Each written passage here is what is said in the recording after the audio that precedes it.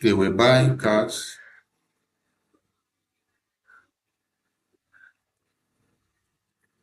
They were buying cars and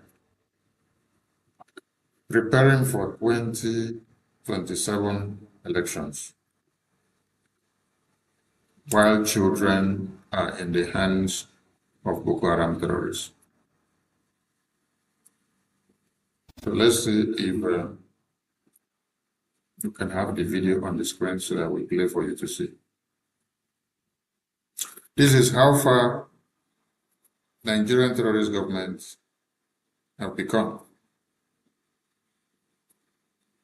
and how useless they have also become by deceiving the people to get the sympathy of the communities. They played no part in the release of these children. And they came out to lie to all of you that they made negotiations to release the children. You know that Nigerian government can never disappoint when it comes to lies and propaganda. So this is one of it. Let's see if we can play the video for you to hear. Posted this on their page, like they have successfully rescued the kidnapped mother and children that were kidnapped at Ngoshi. They posted this, and the thing is going viral, like everywhere. So I saw it and I was like, at first, Nigerians. So the Nigerian army posted this on their page, like they have successfully rescued the kidnapped mother and children that were kidnapped at Ngoshi. They posted this, and the thing is going viral, like everywhere. So I saw it and I was like, at first, I was happy. Congratulations. But then again, I can't look say, how did they manage to rescue these children? Like how my people? And guys, you know the story. If they hide them, the English Alhaji will bring them out. Then I begin to started digging.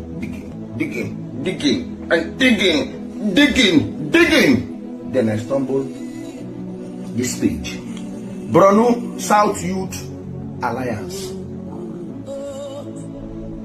This was what he posted even before the children were released. Posted this. Make nobody take our glory. Read it here. Make nobody take our, give us our credit. Just like people will carry person video. You know they give person credit. Give them the credit. Posted this. Then I say, that's what they do for here. Then I was like, broski, what's up? How did it happen? The president of the youth, I contact, talk very well. Nice person. Very sweet guy. Nice.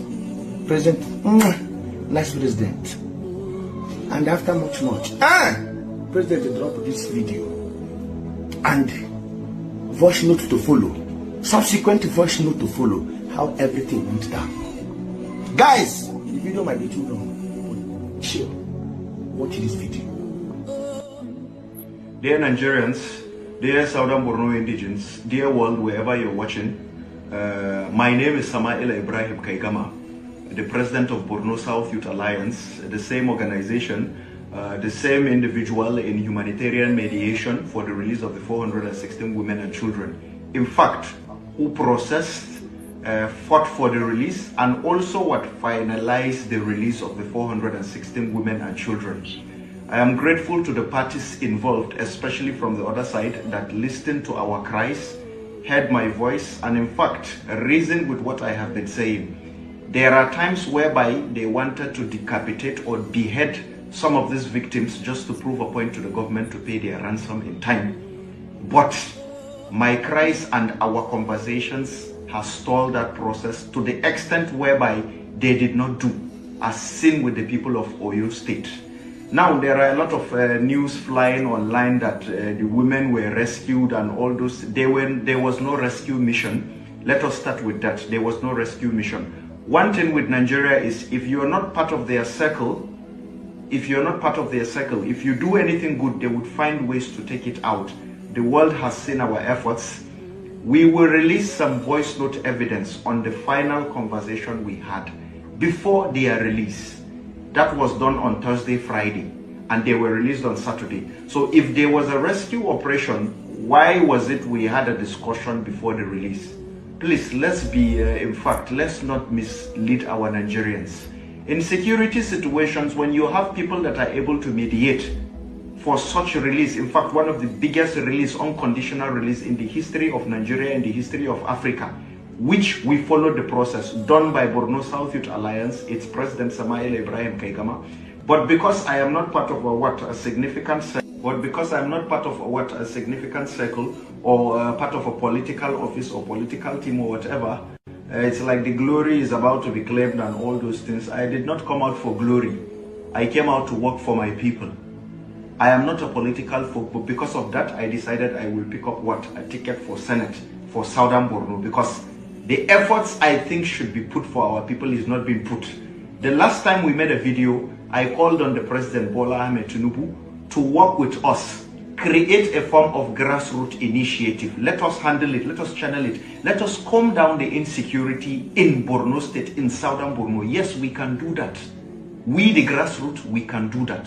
We have ways of doing things, as seen with the 416 women and children. But because we have certain people in Borno State that don't want to see Borno South Youth Alliance because they are not in good terms with them, we always fight for the people rather than for the politicians and for what some of the people that feel they are the most powerful. They will find ways to say no this, no that, and all. All our efforts, they would find ways to what? To destroy it. But our efforts is being seen by God and by Nigerians, by Allah specifically. So our efforts is there, it's been seen, and we are very grateful and excited. In fact, we're in a celebratory mode for the release of these 416 women and children. A lot of media team have been discussing, sending me messages and all, you know, and all that, because I have been in communications with a lot of them. Even before the day of the release, I communicated with a media, in fact, organization, a media outlet, which they knew about it prior, but I told them not to release any statement. In case somebody would come claim glory and say we and all we. Where was the we when Borno South Youth Alliance went to what? Went to Maiduguri, made the necessary connections, got conversation with what? These people holding them, got them to make a video. Where was the we to reach? We did the necessary things, worked towards getting a video. We got the video released in Nigeria. So why was there no any of those conversations we are now seeing online? Please stop misguiding Nigerians, stop misleading them. Our efforts have been seen. What some of the politicians could not do, including some of the federal powers could not do, we did. It is left for the federal powers to do what? To create this initiative I keep speaking about. You created a security for, I think, Iboho, I think Sunday Iboho or something, right? Okay. So that is it. The Nigerian government came to the media. Nigerian army posted and said, these are the children that they just finished the rescue operation. So this is what Nigeria is all about. Federal government of Nigeria is all about blackmail, slander, and propaganda. So you can't get anything truth from the federal government of Nigeria. And I want to remind us something.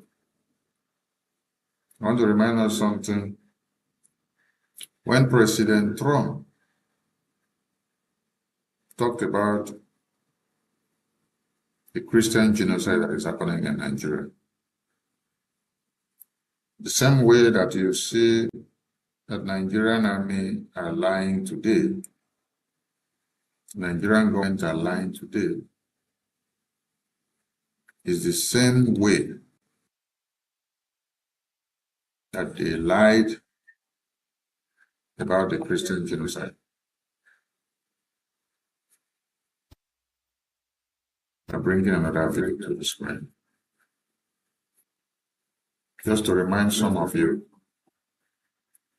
and do this before I go into the main reason why I am here tonight.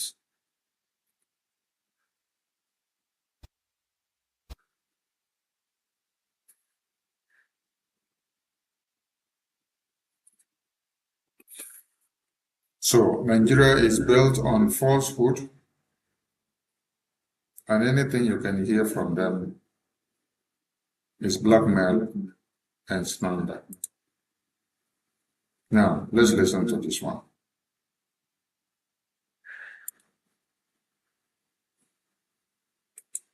This false narrative that there's some persecution or if the Nigerian government continues to allow the killing of Christians, the USA will immediately stop all aid and assistance to Nigeria. If they don't, there's going to be hell to pay. it's unfortunate that President Trump has been misinformed. This false narrative that there's some persecution or a genocide.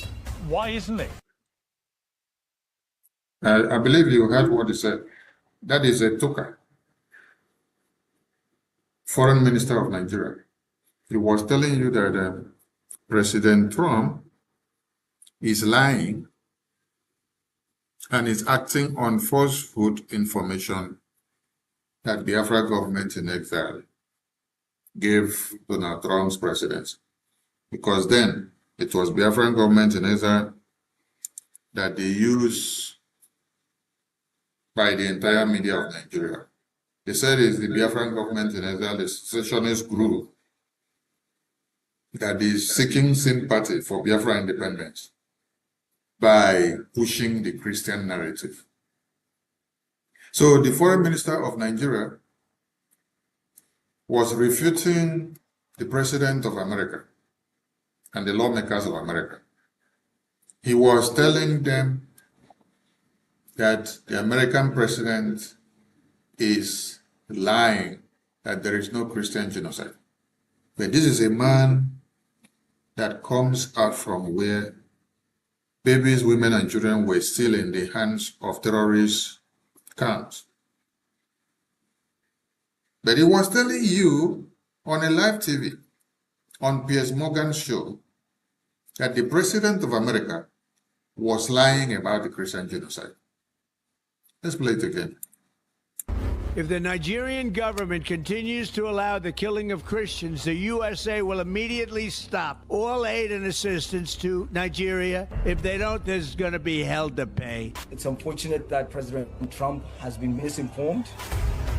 This false narrative that there's some persecution or a genocide. Why isn't it a genocide against Christians in Nigeria? We don't want to be the next Sudan. You dispute the numbers that have been reported to have been killed, but you have no idea how many Christians have been killed. We are not hiding any facts.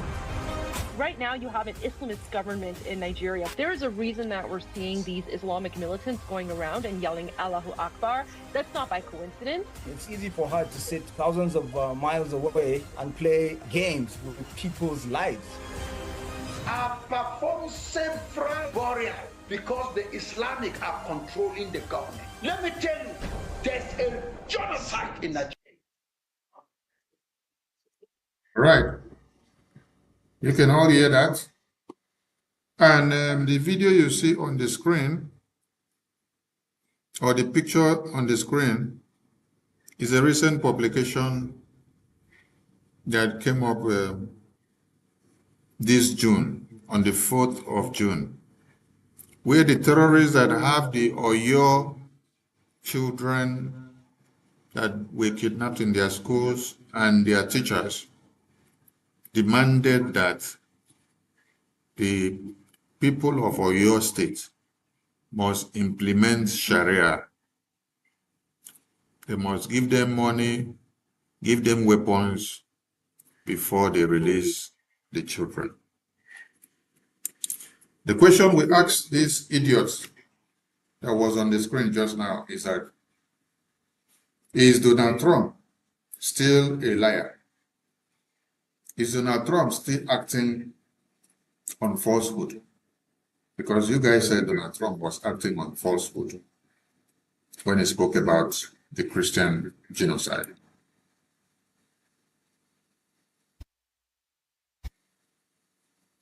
Nigeria is a death trap. Every Biafran that is seated on the fence had better wake up now. We saw in Ogbomosho that people were running away from their communities, while some others were actually making announcements for people to get prepared. For what? For a sit at home. As a way of protest to see to the release of the babies, women, and children that has been in the hands of the terrorists for days.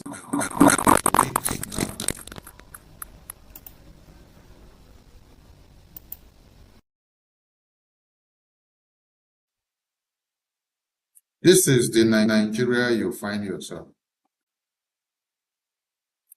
A Nigeria where your safety is not guaranteed. A Nigeria where nobody cares about you.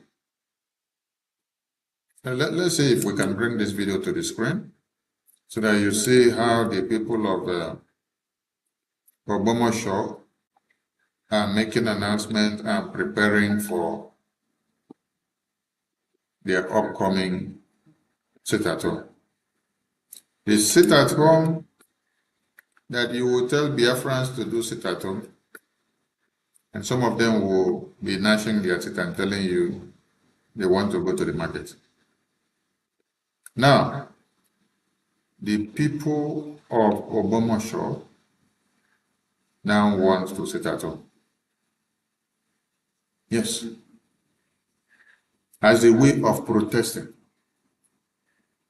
Biafrans have been sitting at home and protesting since 2021. And some people did not take us serious. And some fight us because of the sit-at-home.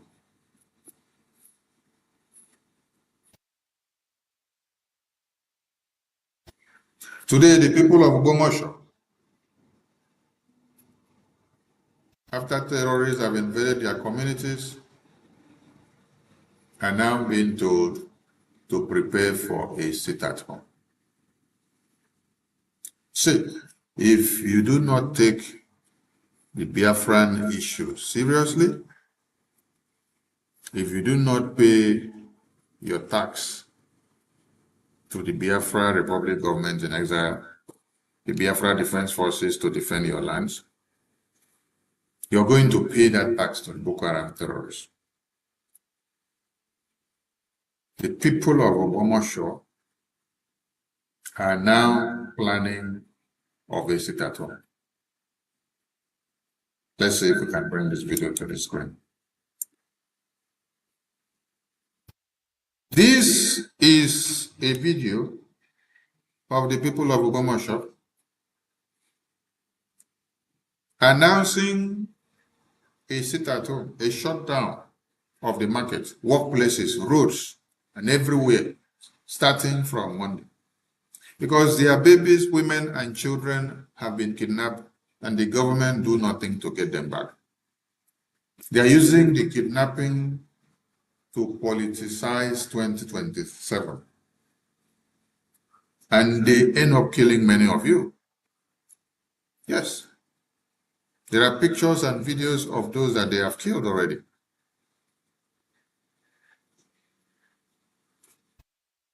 Let's listen to this.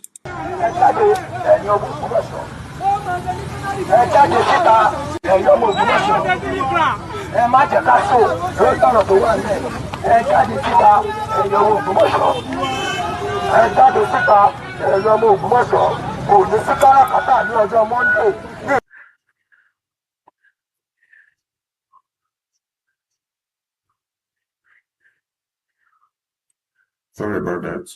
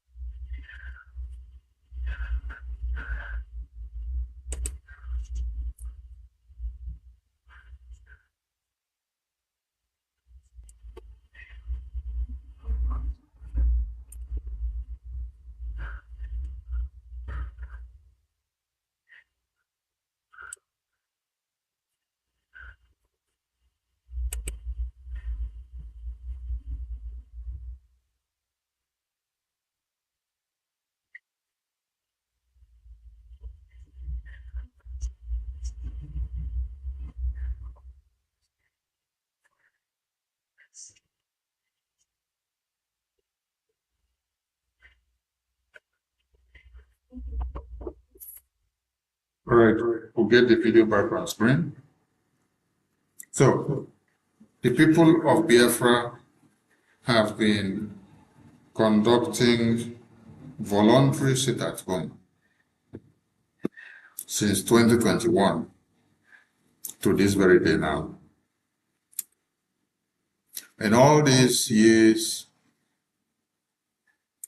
that they've been conducting the sit-at-home, people have been laughing at them. Yes. They've been laughing at the people of Biafra. I think we have the video on the screen now. I want everybody to listen and get the message.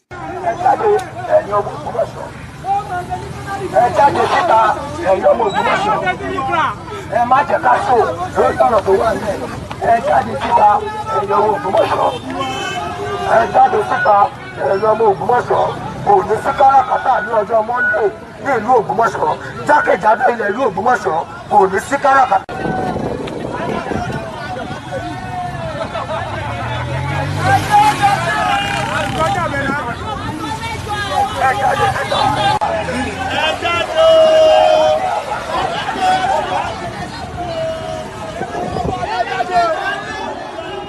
Chisamu, ẹ máa wo fún Monday o.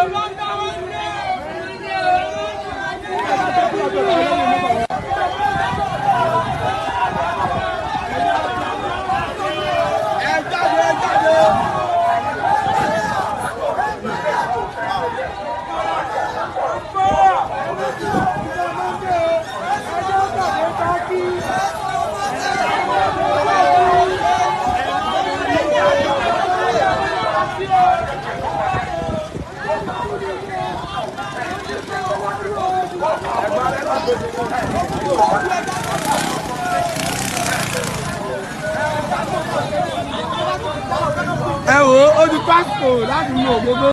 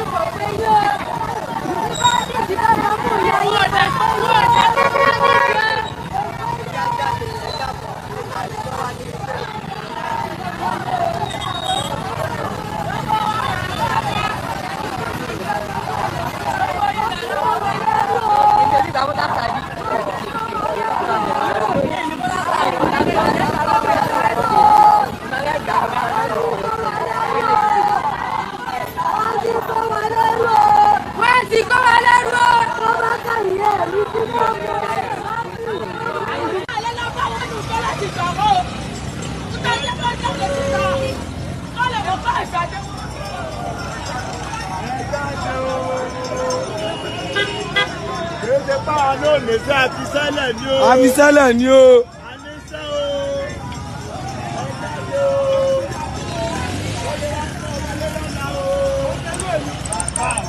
They play.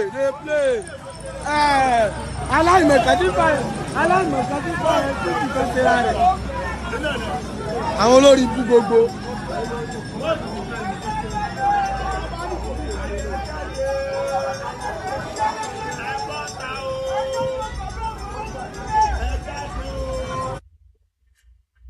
This seems to be the beginning of the show. But we want to see more. Yes. Because the Biafran people have been doing sit at home. And They now call them all manners of names. Right? Because of sit at home, they want to kill them in their houses. When they sit at home, they don't become victims of the Boko Haram terrorists. When they sit at home, they eat their good food and relax while protesting and grounding the economy of Nigeria because of Biafra. We take a short break, and when we return, I will go into the main issue of the day. This is Voice of Biafra.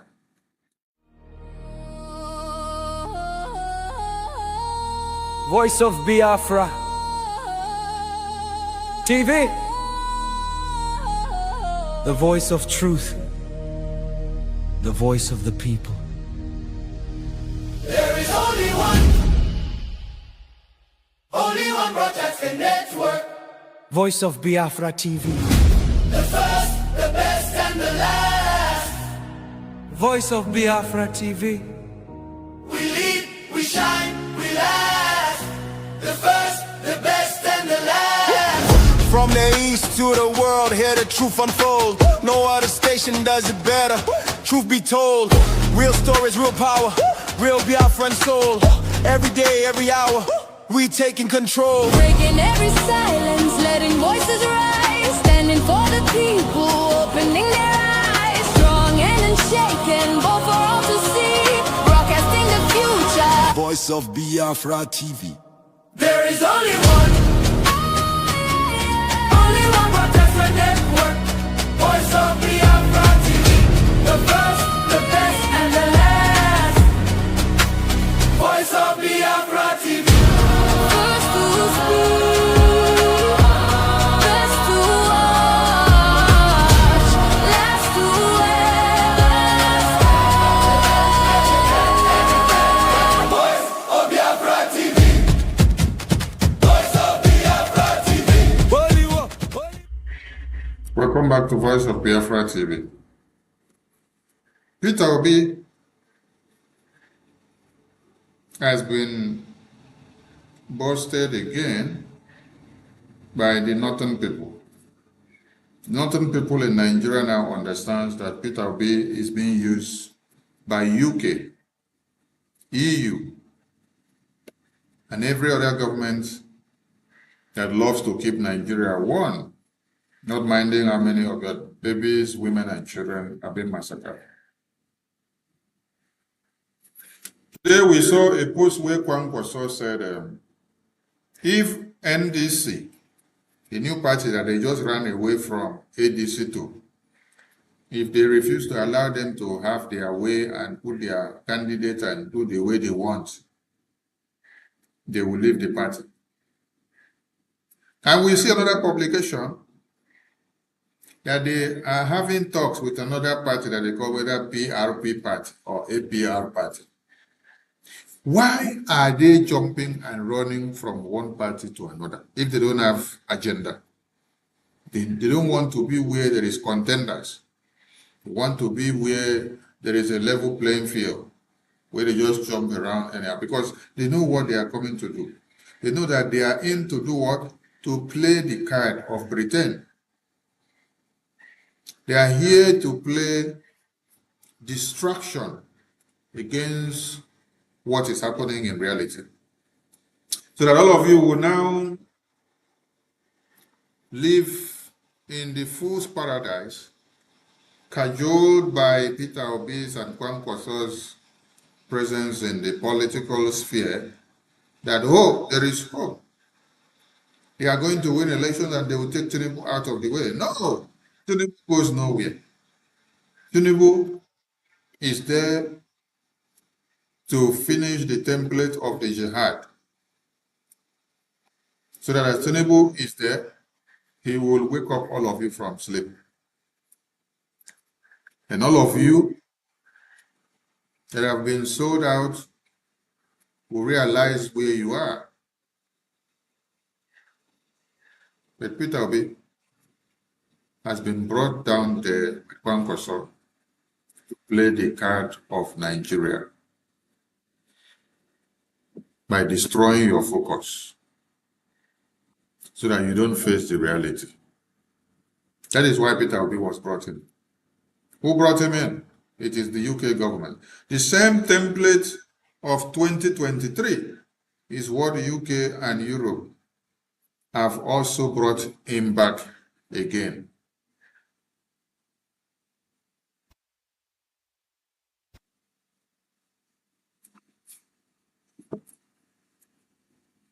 And is here to do the bidding of UK government. So we are calling on all of you that are still also working for the UK. The more you align with Peter Obi, the more you are killing the subconsciousness or the livelihood of the Nigerian people, who are supposed to live up to the reality of the genocide. So, with Obi and Kwankwaso presented to you by UK and Europe, you are brainwashing the indigenous people of Nigeria, whose babies, women, and children are in the hands of the terrorists, with hopeless hope that Peter Obi and Kwankwaso is going to come and change something in Nigeria. It is a very big lie. So you are working for UK, you yourself. You're also working for Europe, you yourself. Because the worst thing that has happened to the Nigerian people is the UK government and the European government. These people want to see that the Islamic jihadist terrorists take over the entire Nigeria. As far as they continue to leak the oil and gas in Nigeria, they don't care about how many of you are being kidnapped. What intervention has the UK government done or the European government done about all of you that terrorists have beheaded your parents, your children, your babies, your women and children? They can't do anything. Because their mind is not dead.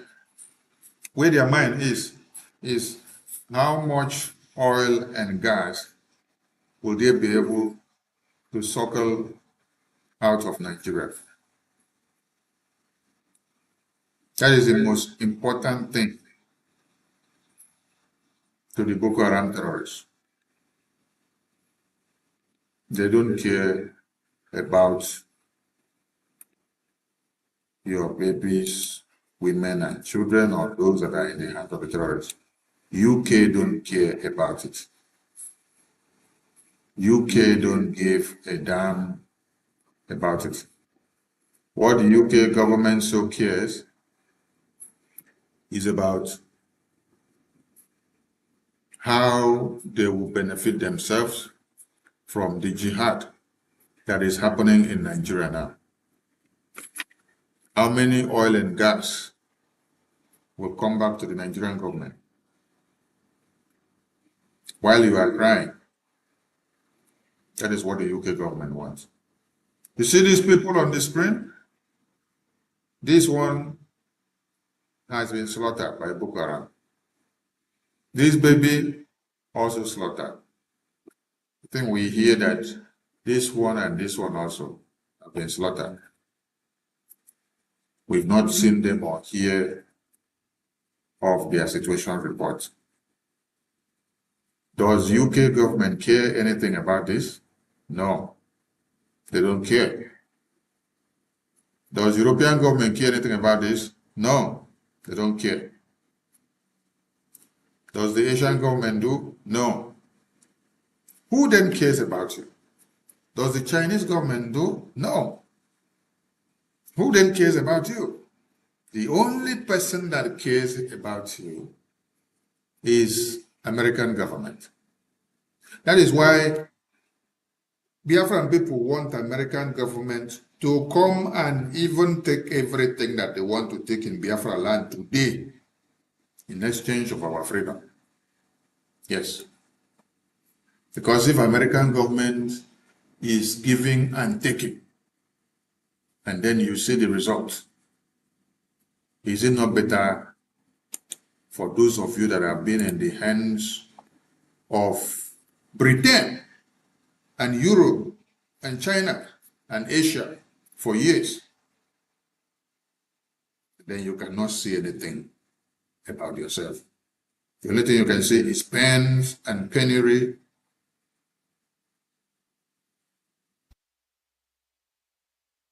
From hand to mouth. Your resources are harnessed by the government of UK, by the government of Europe, by the government of China. The you that claims to own the resources or is coming out from your own community. You don't feel the dividends of democracy. So Biafran people want American government to come and take everything they want to take in Biafra land in exchange of our freedom. Come and support the Biafran people. Take the resources that we have and support our freedom. Give us the assistance that we need so that we can use it to harness our freedom and walk away.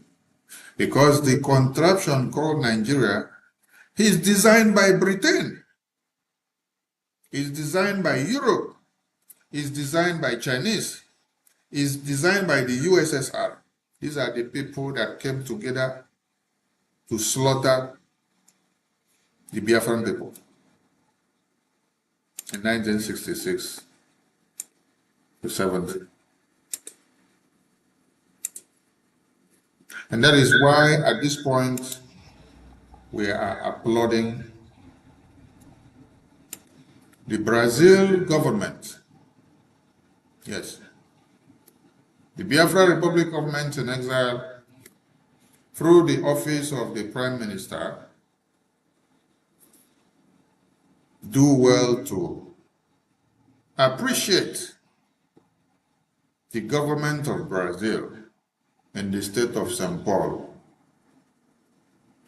What the government of Brazil has done in the state of São Paulo with motion number 186 degree 2026 of São Paulo is a testament of Biafra revival through its diplomatic and political work globally. And we say, God bless Biafra, God bless Brazil, and God bless the state of São Paulo for speaking for the Biafran people. And the world should know and recall how Britain facilitated the massacre of Biafrans in Nigeria to protect its oil and gas interests. This is described as the world's worst humanitarian crisis in the late 1960s.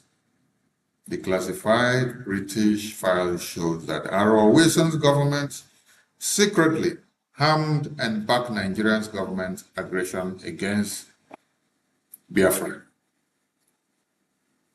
So the Biafra Republic government in exile through the office of the Prime Minister expressed its happiness and applauds the Legislative Assembly of the state of São Paulo in Brazil for their recognitions of the Biafra genocide of 1967 to 1970s, stating that this is a part of the awareness needed of all other countries to call Nigeria, call Britain, call Europe, call the USSR out for the crimes they committed against humanity in Biafra genocide of 67 to 70s.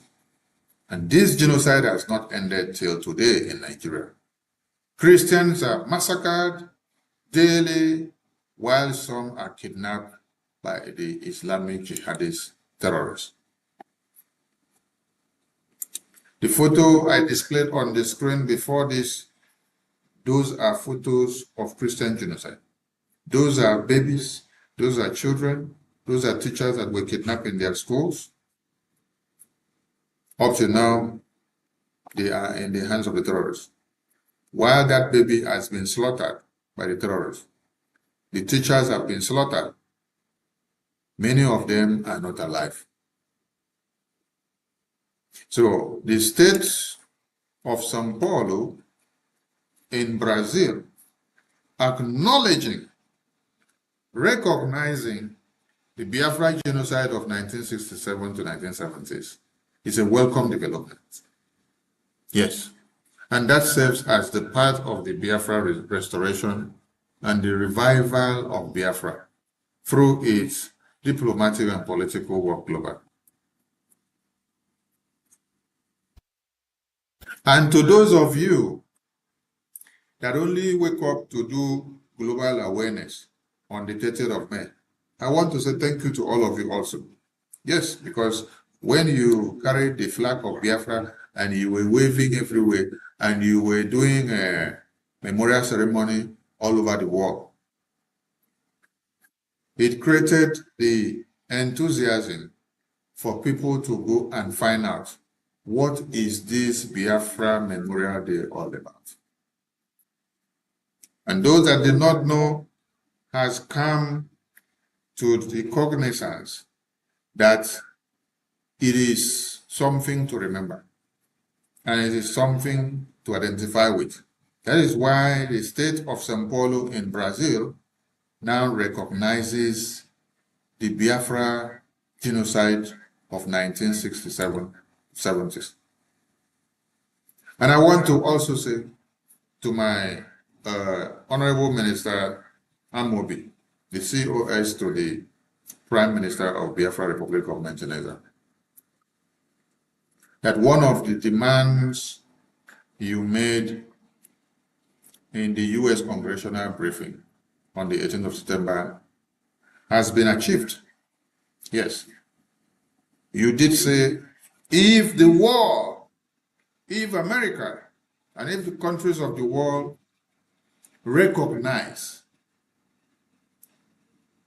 the Christian Biafra genocide of 1967 to 70s, meted upon the Biafran people by Britain and Nigeria, that it will serve a very good deal. Yes, it has.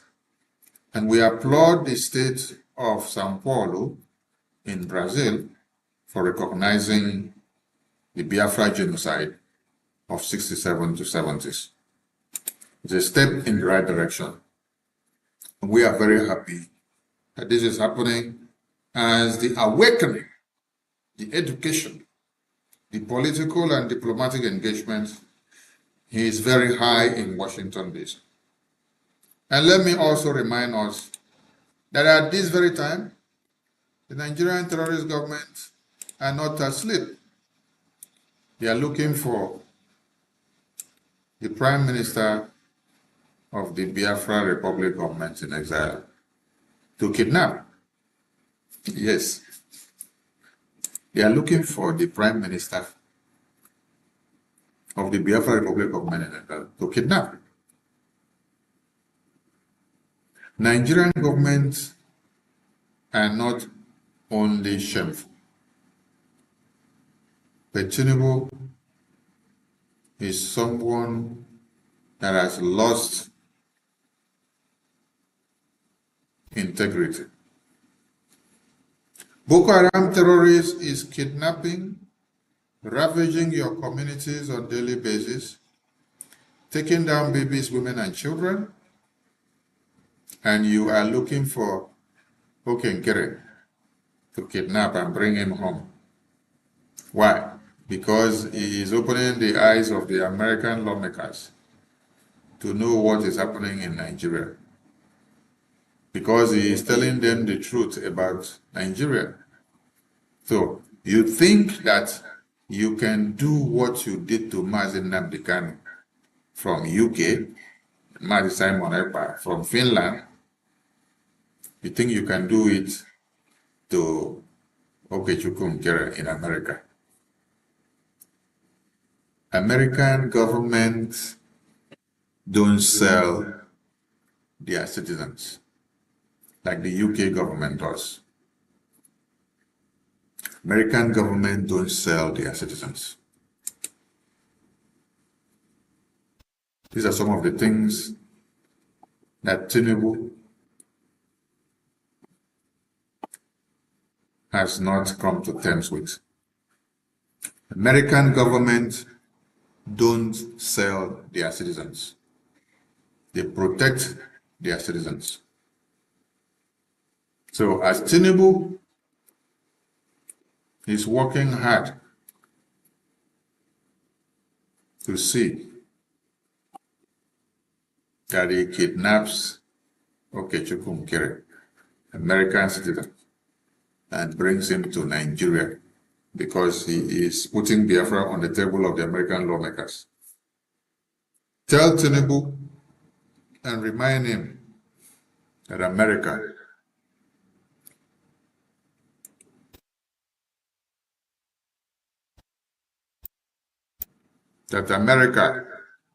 is not Finland. And that America is not the UK, where they were able to bribe many people, both home and abroad, and put them all together to succeed in the kidnap of Mazen Nnamdi Kanu. And also they used the UK government to succeed in the imprisonment of Mazi Simon Ekpa, and also the EU government, and also Finland. America is not Kenya. America is not UK. America is not Europe. America is not Finland. These are the important messages that Tinubu should know. All right, having laid these precedents, now I want us to go into the topic that you see on the screen. There's a topic here on the screen. The topic here says on the headline, Nigeria proposed death penalty for Nnamdi Kanu. Lawyers seek awards. There are two things involved here. Nigerian government are paying Boko Haram terrorists on daily basis. They're signing contracts with them, they're having pacts with them, they're giving them money, they're giving them weapons, they are exchanging their own prisoners, which they arrested, or those that they say they are doing rehabilitation for. When the terrorists kidnap people, they give them a condition as part of the truce for them to release some of their Boko Haram terrorists that are in their captivity, or in their prison, or in their rehabilitation center, because they need to use them to do some work. So Boko Haram terrorists will give them a condition: release these numbers of Boko Haram terrorists, give us some money, give us some weapons, then we will release the school children, the teachers that were kidnapped. This is the kind of deal that is happening in Nigeria. And there's something else I need to bring to the screen. Yes, because if I don't bring this, it will be as if I'm doing myself a disservice. I want all of us to look at what I will be bringing on the screen. Yes. Look at what I am bringing on the screen and look at it very well and ask yourself a very simple question.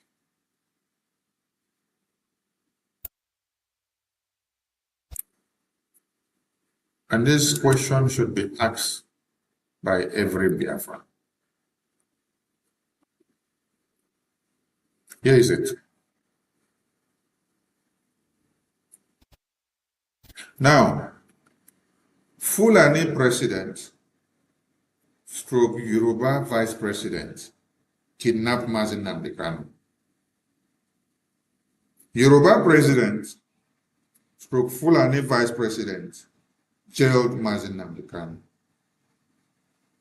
Yoruba President stroke Fulani Vice President jailed Simon Ekpa. Yoruba President stroke Fulani Vice President pays Boko Haram on daily basis. Then I asked Biafran people, have you seen how your self-hatred has become your weaknesses? Yes, have you seen how your self-hatred has become your weaknesses? Because the Yorubas and the Hausas, the Yorubas and the Fulanis, they have come together using the office of the presidency and the vice president to use some of you to imprison your own and to kidnap your own against Biafra. Because they promise some of you Igbo presidency, they promise some of you Senate president, Speaker of the House of Assembly, Commissioner of Police, Inspector General, Minister of Defense, Minister of this, Minister of that, Ambassador. They give you this position, they give you that position, they give you money. You are ready to sell out and to betray those that are fighting for Biafra. Look at the screen again. Fulani president with a Yoruba vice president kidnapped Mazi Nnamdi Kanu for Biafra. Yoruba president plus a Fulani vice president jailed Mazi Nnamdi Kanu for Biafra. Yoruba president and a Fulani vice president jailed Simon Ekpa for what? Biafra. Yoruba president and Fulani vice president are paying Boko Haram terrorists on daily basis. While you allow your self-hatred, your backstabbing, your envy, your jealousy, your evil, your ideology of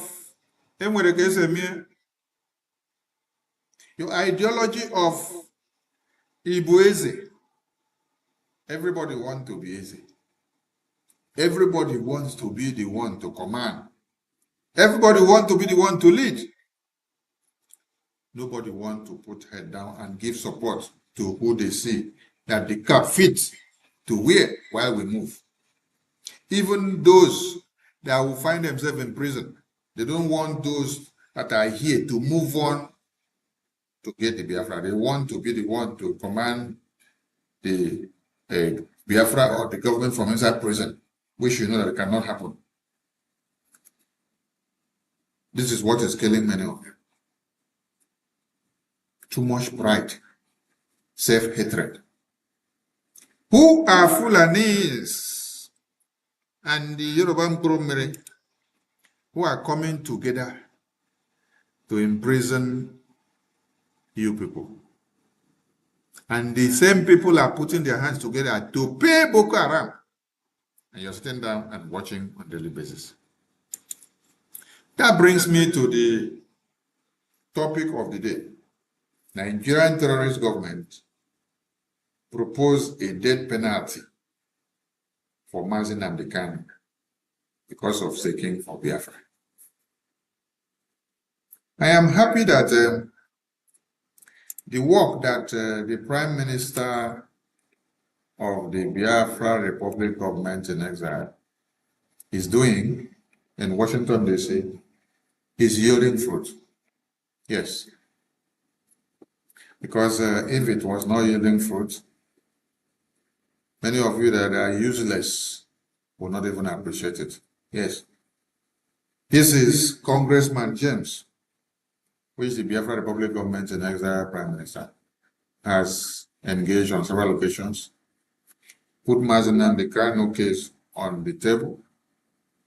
This congressman spoke about Biafra on the 20th of November in the U.S. Congressional hearing floor.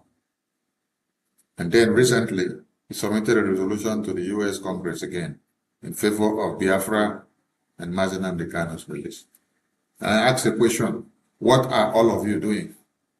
What are the rest of you doing? Who goes to the media to attack and to destroy the work that Okechukwu Nkere is doing with the Biafra Republic government in Ezza? The same Okechukwu Nkere submitted a congressional briefing testimony.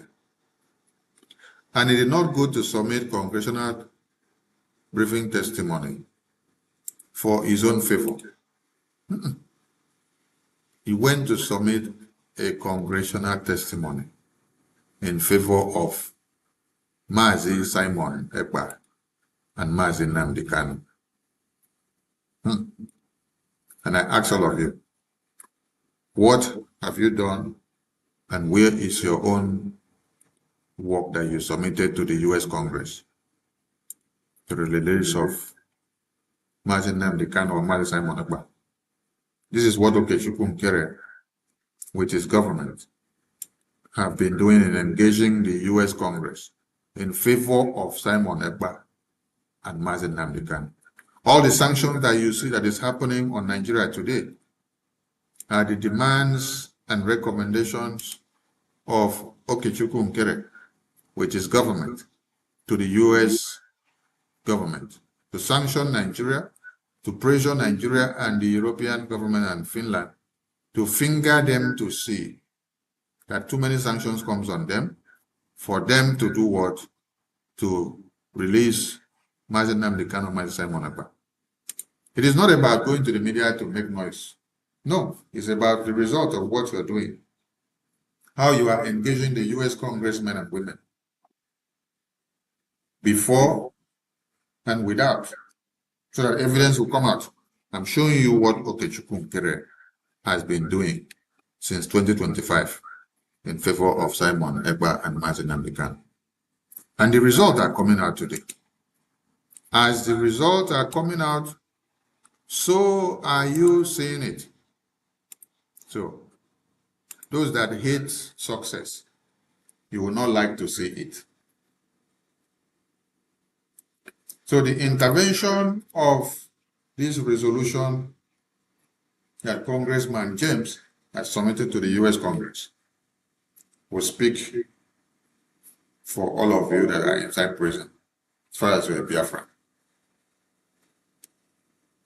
But I am shocked to see that while Nigerian government proposes a death penalty to Mazi Nnamdi Kanu, his lawyer is seeking a reward, is seeking a award. His lawyer is seeking a award to be rewarded while his principal or his client is inside prison. And they have pronounced death sentence for his client. Then the lawyer is proposing and looking for award. Yes, he should be given an award. Your award that your client was kidnapped in Kenya and then detained in DSS detention since 2021 till now. The people have not been able to deliver anything.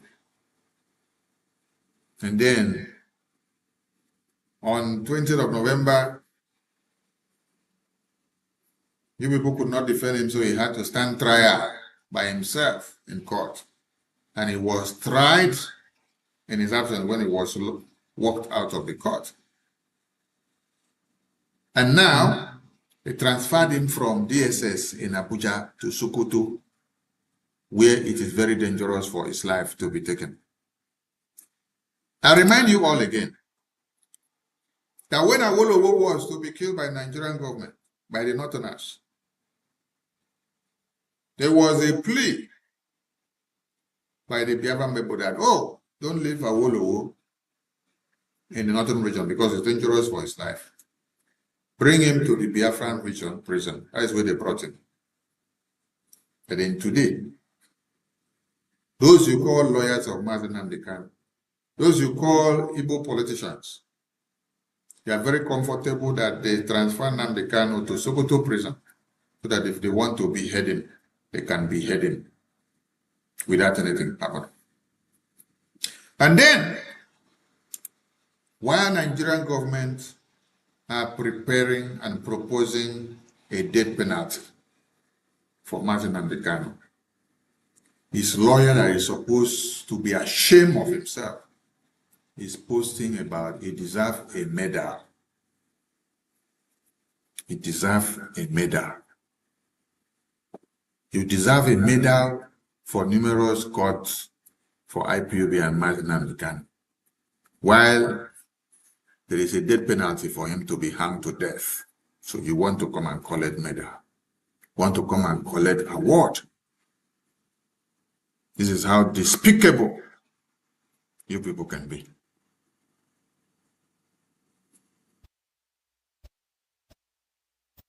And the brother of Mazen Namdekan,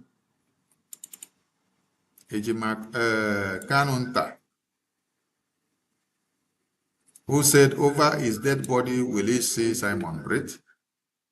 Who says over his dead body will he see Biafra Republic government in exile breathe? They wrote letter with all these lawyers and then they sent it to Finland to prison Simon Ekpa, to imprison all Biafrans who are fighting under the auspices of the Biafra Republic government in exile.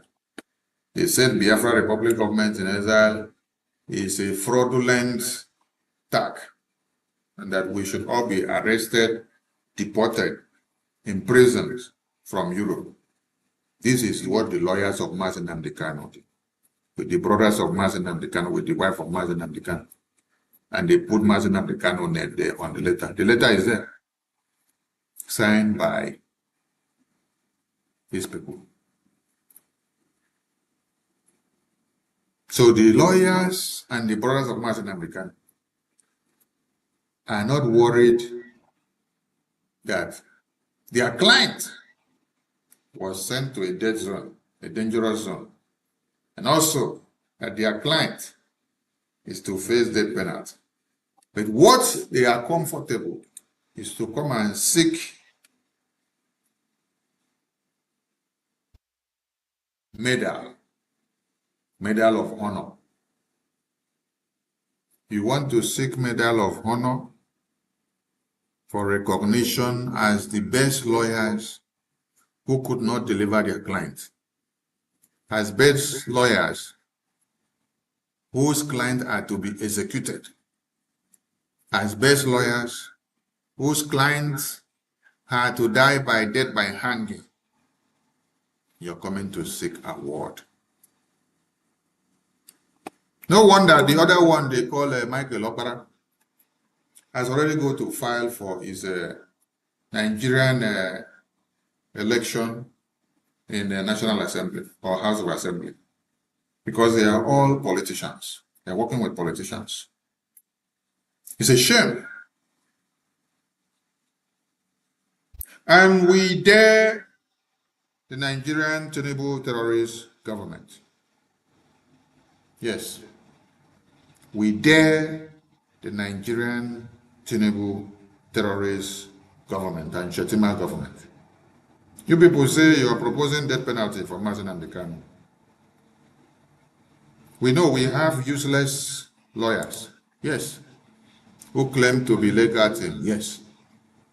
But that aside, we know we have useless politicians, we have useless brothers of Mazen Namdekan, and even the wife, who is part and parcel of the people that wrote letter to UK to imprison all of us, wrote letter to EU to imprison all of us because of fighting for the same Mazen Namdekan.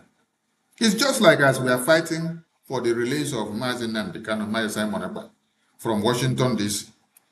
with all this work that we are doing now, engaging the congressmen in America to speak for the release of Mazen and the Ghana Simon Ekpa, then you stay somewhere, you write letter and send to the government of the countries where we are. You say they should deport us. They should lock all of us up, that we are fraudulent because we are fighting to release your brother, your father, your husband, your wife. We are fighting for Biafra. And we are not just fighting and going and abandoning your brother or your husband or your father in prison because he sacrificed for Biafra. We also create a very big space on our congressional testimony, putting them first as purpose for intervention from international community. And then what did you guys pay us back in return? What you guys are paying us back in return is that they should kidnap all of us and lock us up because we have committed a crime of fighting to the release of your brothers and sisters and your husband and everyone that is related to you. Oh, what a very big crime. Okay, Chukwunkere, what a big crime you have committed. Okay, Chukwunkere, what a big crime you have committed by fighting for the release of Mazen Nnamdi Kanu and Mazi Simon Ekpa. Oh my God. You know, when you people are doing some things, it make me laugh for this Biafra, honestly. Somebody that is going to Washington, D.C., sacrificing his life and his money and time and energy is the person that you are sending your government to go and arrest them and lock them up. That means you are comfortable in seeing those your brothers and leaders and fathers and husband and uncle and nephew inside prison. So we that are fighting to their release and taking their case to Washington, D.C., you don't like it. Hello, citing all this lopsidedness and all the effusions that we have in Biafran cause, and all the saboteurs and the backstabbers, and keeping their excesses aside, we are daring the Nigerian terrorist government. When I say when I want hang Mazen Nnamdi Kanu to death, Abi, we are daring you. Yes. You see, Mazen Nnamdi Kanu's case is on the table of America now. We took it there. Yes, okay, Chukwunkere took it there. Mazi Simon Ekpa case is on the table of America now. Okay, Chukwunkere took it there. So, Nigerian government and your groups and those that you are paying and working with, we dare you people. Yes. We dare you people to do that death penalty for Mazen Nnamdi Kanu. We dare you. Tinubu, we dare you. Shetima, we dare you. Federal government of Nigeria, we dare you people to do that death penalty for Mazen Nnamdi Kanu. That an elephant is calm and quiet does not mean it's a timid. You people will understand what the Biafran people are made of. Forget the fact that we have too many saboteurs inside of us. Biafran government in exile, the entire Biafran people, which we speak for, are daring the Nigerian terrorist government. Let them do that death penalty for Mazen Nnamdi Kanu. Let them do that death by hanging for Mazen Nnamdi Kanu. We are daring them. And Tinubu should get the message very straight. that we are daring the Nigerian government for them to do what? To bring that death penalty for Mazi Nnamdi Kanu. We want to see them bring it. Yes. Let them bring it.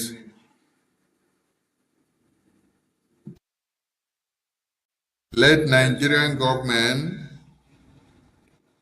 bring that death penalty for Mazi Nnamdi Kanu.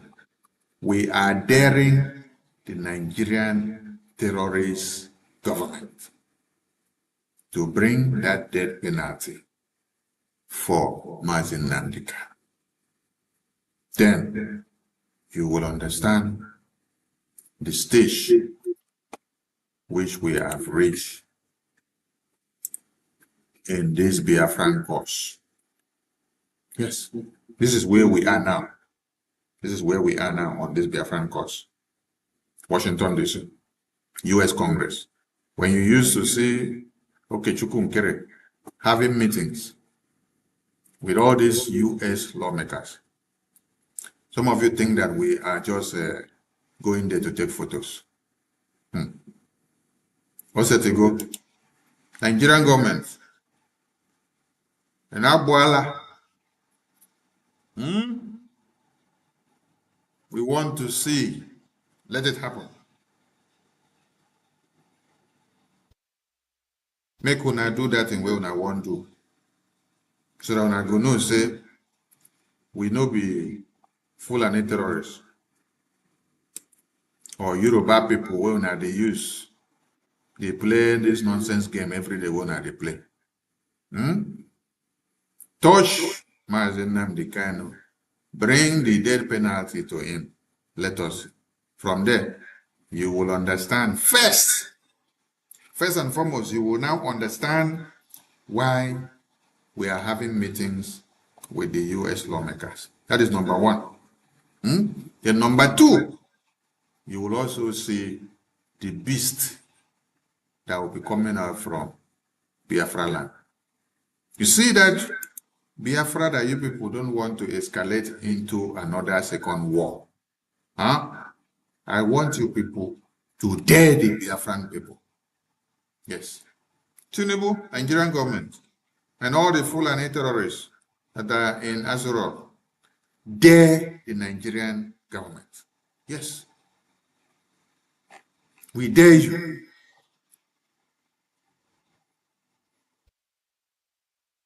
We dare the Nigerian government to try. Let them try. So that they will now understand the reasons why and how we are in Washington, D.C. and in Biafra land.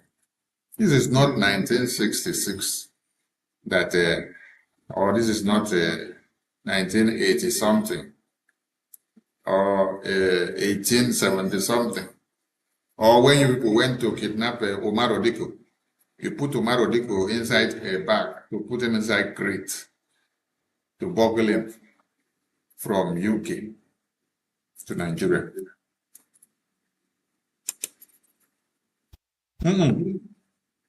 We are in America today. This is America era. As at that time, UK was leading. Today, it's America that is leading. So we want to see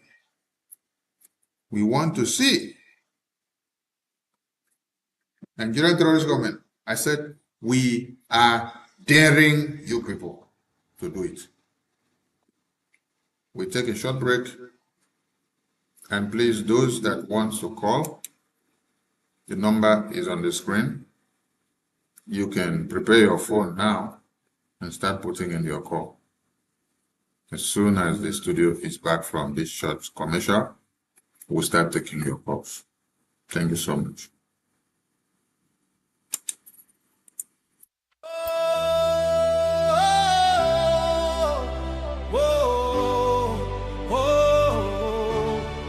Voice of the East, hey, hear our voices rise.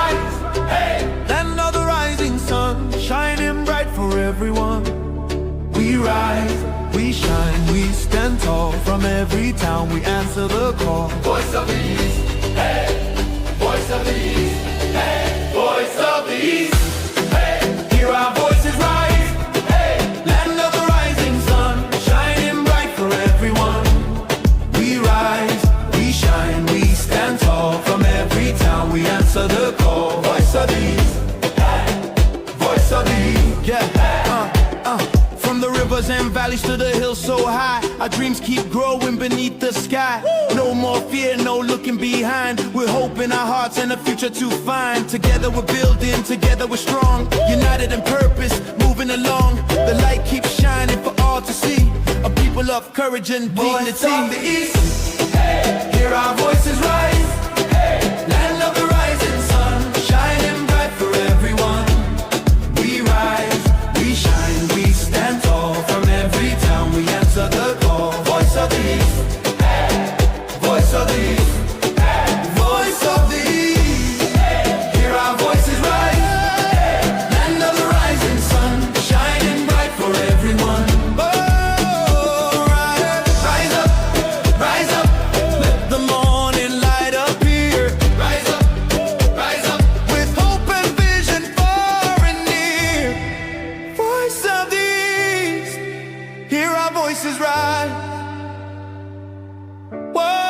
voice of the East, hear our voices rise, Land of the rising sun, forever shining bright. We rise, we shine, a future filled with hope and light. voice of the East, hey, Forever shining bright. voice of the East.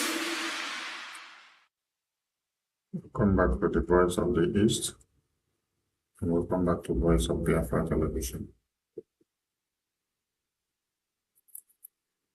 So what the lawyers of Mazen Nnamdi Kanu should have been worried of is that their client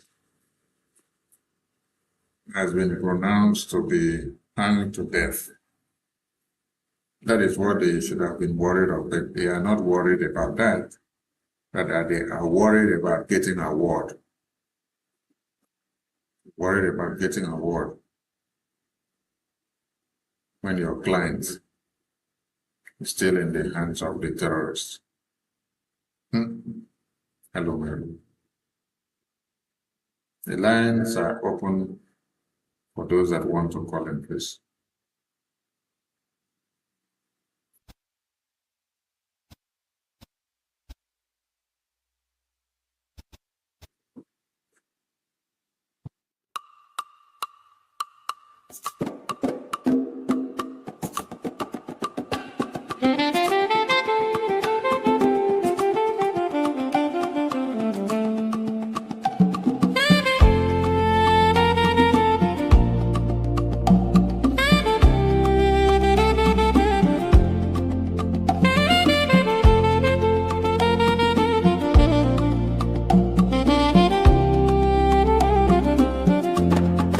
In the rising sun of a new dawn, a nation stood tall on her own ground. May 30, 1967, the flag was raised. Land of the rising sun, freedom proclaimed. All over Biafra land, the people sang and danced, tired of broken promises and iron chains. In July 6, 1967, Nigeria waged a genocidal war against the young republic. The drums of war began to sound. Nigeria turned against us on our own sacred ground. May 30, 1967, We still remember the day hope was born and hell descended. Rivers ran red, children cried for food in the shadow of famine and flying bombs. Biafra, Biafra, Your name we call, though they tried to bury you behind the wall. your spirit lives in every soul that knows The price of freedom and the blood that flows. Hey.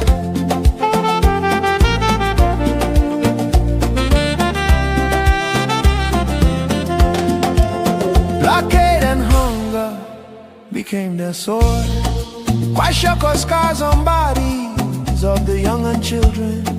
Women buried babies in shallow graves, while the world watched and looked the other way.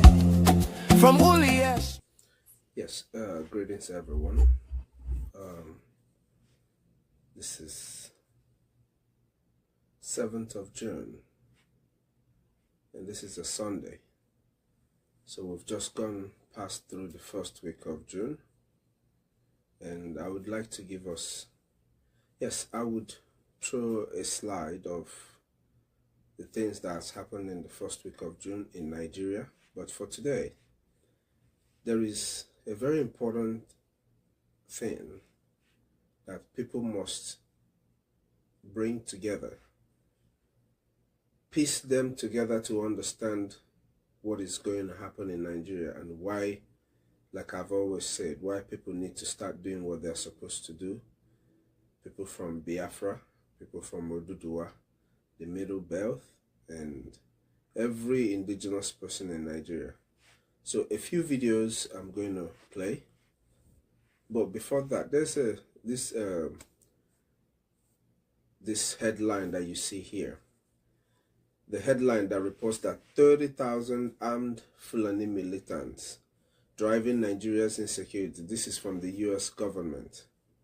From this headline that in the news, which was on May 27th, 2026, to a couple of videos that I will be playing, just take a listen to these videos, and I will bring back pictures of what has happened in Nigeria before I go into saying what I want to say.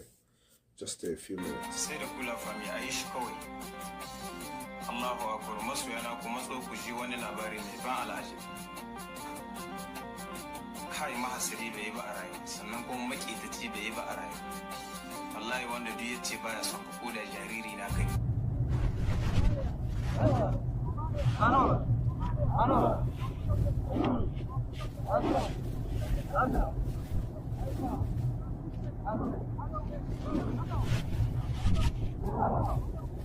وقد حملت تباشيرا فأنوار الهدى ضاءت بليل كان ديجورا تزينه تلاوات تزيد طريقنا نورا بتحقيق وإتقان نحبر فيه تحبيرا رب النشأ من صغر لنترك فيه تأثيرا كتاب الله. So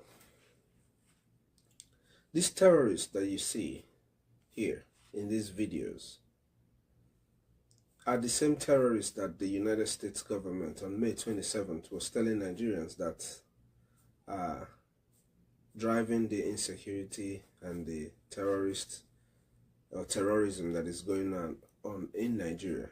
Now, these are the same terrorists that the Nigerian chief of Army staff called prodigal sons, or otherwise known as Nigerian clients. The pictures you see here of burial of Nigerian soldiers, they were killed by this terrorist here. These same terrorists are the same terrorists that are holding these kids that you see their picture up here. These kids that are being tortured all over Nigeria, because people think it's only in Oyo. It's not only in Oyo, it's happening in every region, every corner of Nigeria. There's kidnaps of children, school kids going on in every corner. In Magu, the kids are still in the DSS. I mean the DSS and the terrorists are one. In the terrorist camp, in Borno, the same thing. In all corners of Nigeria, in Oyo, where they just kidnap people. In Kano, where they are running after school kids, the children are still in the terrorist camp. So it's not like it's one place that it's happening. So these kids that you see their pictures here are part of the people that are locked up in the Nigerian custody. These same terrorists that are doing all of this are the same ones that I told you about last week that were requesting that the Nigerian government gives them weapons legally, defend, gives them weapons and you know, and cash, and make them part of Nigerian governance in the House of Assembly. So these are the same terrorists that are killing people, that are, you know, that are doing all of this. Now, the thing I want to actually talk about is very simple. So after seeing this picture that from the beginning of this, and these videos that were played, and you're a Nigerian, and for the longest of time, both the Biafran people who are advocating seriously for the dissolution of the entity called Nigeria, and the, you know, the international body that is weighing in to see that the Christian genocide and the jihad that is going on in Nigeria is recognized. I want to ask you, as a Nigerian, what are you doing to make sure that this thing that is happening in Nigeria now comes to an end? How are you pitching in, besides coming out on the social media to talk about how so much there is, you know, you hate what is going on and people are being slaughtered and being kidnapped? Outside of that, what are you doing to make sure that the disintegration of Nigeria is a success? A lot of you are very much aware that the Nigerian government spent over $11 million lobbying against the Biafra Republic government in exile in Washington, D.C. This lobbying activity is a proof that the Biafra Republic government in exile is the government that is making sure that Nigeria is held accountable for the crimes that they are committing against the indigenous people and against Biafrans at large. A lot of you know that. A lot of you have come into contact with the Biafran people, asking people to support their freedom and for Biafrans to fund their freedom. Now I want to ask people a question. The videos that you've seen here and the report that says that over 30,000 armed militants are inside Nigeria, and you've seen this video. There's another video that I will put up here too of them receiving weapons with a helicopter. These are believed to be Turkish helicopters who are supplying them arms.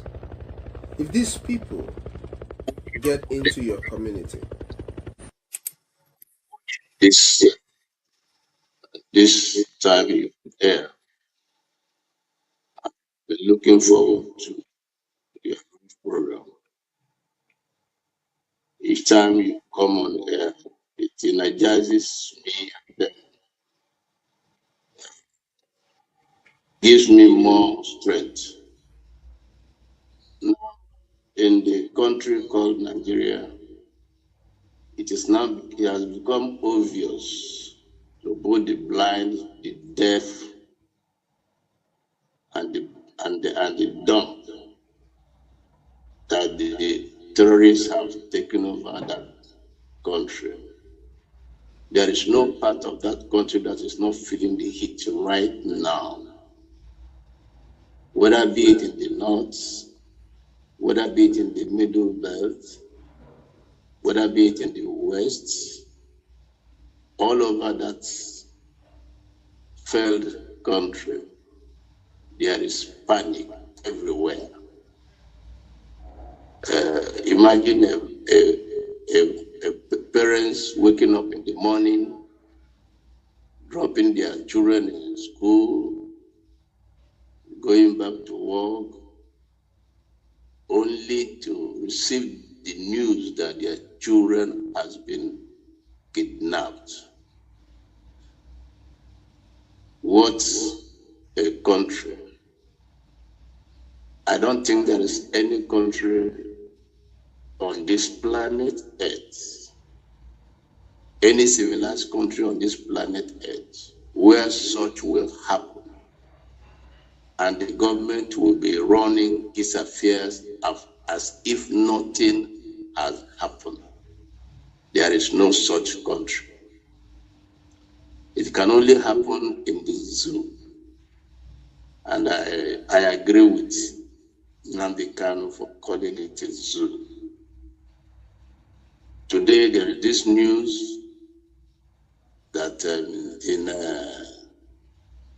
in Mowe area of Lagos and Ogun State, which is very close to Lagos, that the kidnappers, the terrorists killed a soldier and also adopted some civilians. And the other day we learned that soldiers were beheaded and their heads are being displayed. You go to TikTok, you see the terrorists boasting and displaying their blood money. The government have totally lost control. I think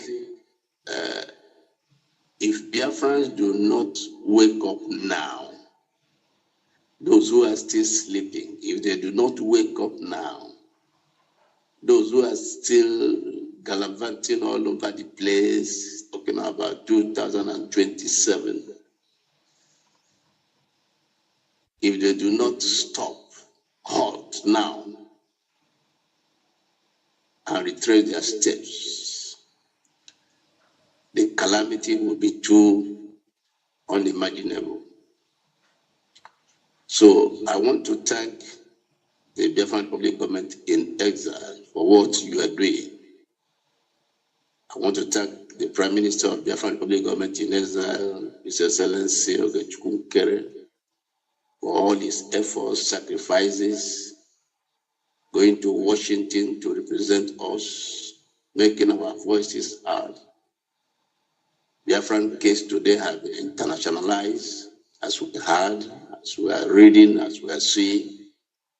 Even in Brazil, it's being echoed. So our march to freedom is unstoppable. I want to thank all the cabinet members, every one of you that is doing what we are doing to make sure that we are free from these enclave that consume citizens, where the government only cares for the terrorists. They don't care for the citizens, but they only cares for the terrorists. Billions and billions of money are being given to them as a ransom. And like their leader, Gumi said, he said it is to equip themselves to buy their war machines. So all the indigenous people in that enclave called Nigeria, if they don't wake up now, it will be too late. We have been shouting about this for a very long time. But now the Yorubas are having the heat. They are shouting. Even the sit at home, we were talking, everybody was they were shouting, they were condemning us. I think we are now hearing that, in Osun State, they are asking the markets to close, banks to close, schools to close. That is it. When we said it, when our leader, Martin Nnamdi Kanu, was shouting and talking and speaking and shouting at the top of his voice, all they could reward him was to imprison him. And today we are even hearing of a threat to sentence him to death, to hang him. And like you said, that is impossible.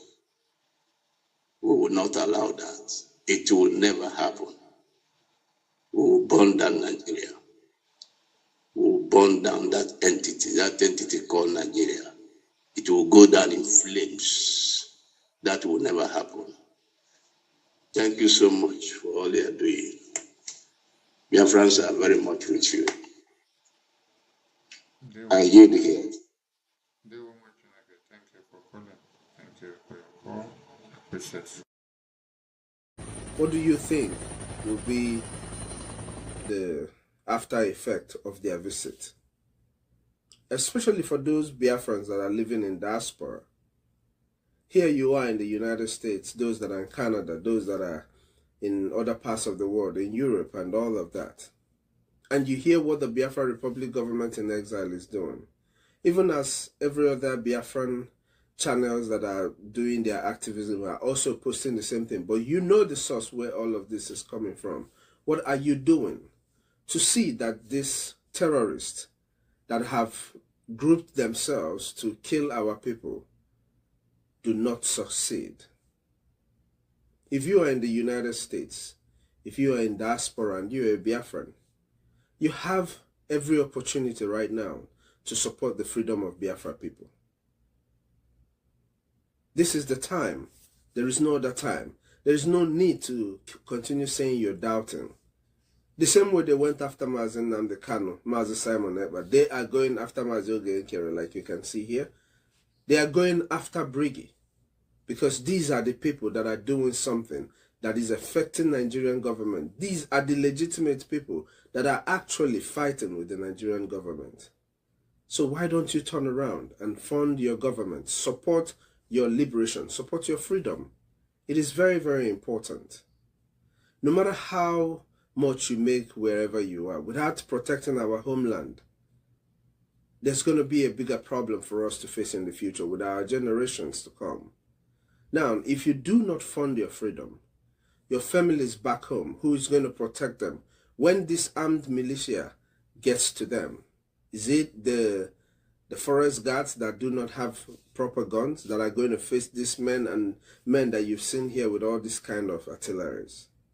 Please, bring out your time and understand Biafra Republic government in exile and fund your government, fund your freedom.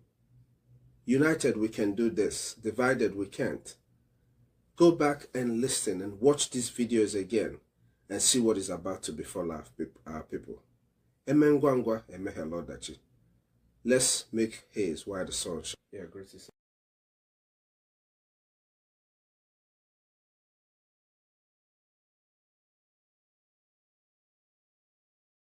Everyone, it's another day to talk about Nigeria and what you need to do. Today I've got a couple of things I would like to read out, headlines from today that I would like to read out for you Nigerians and those of you who believe that Nigerian government or your president has some kind of interest in helping to rescue your abducted kids in Oyo. First of all, I want to make it very clear. The abduction of school children has become a norm in Nigeria. The fact that you don't know about it does not mean that it's not happening. I want to read out a couple of things for you so that you will understand exactly where I'm going to. In Magu up north, 25 students were abducted. These kids that were abducted in Magu, the terrorists.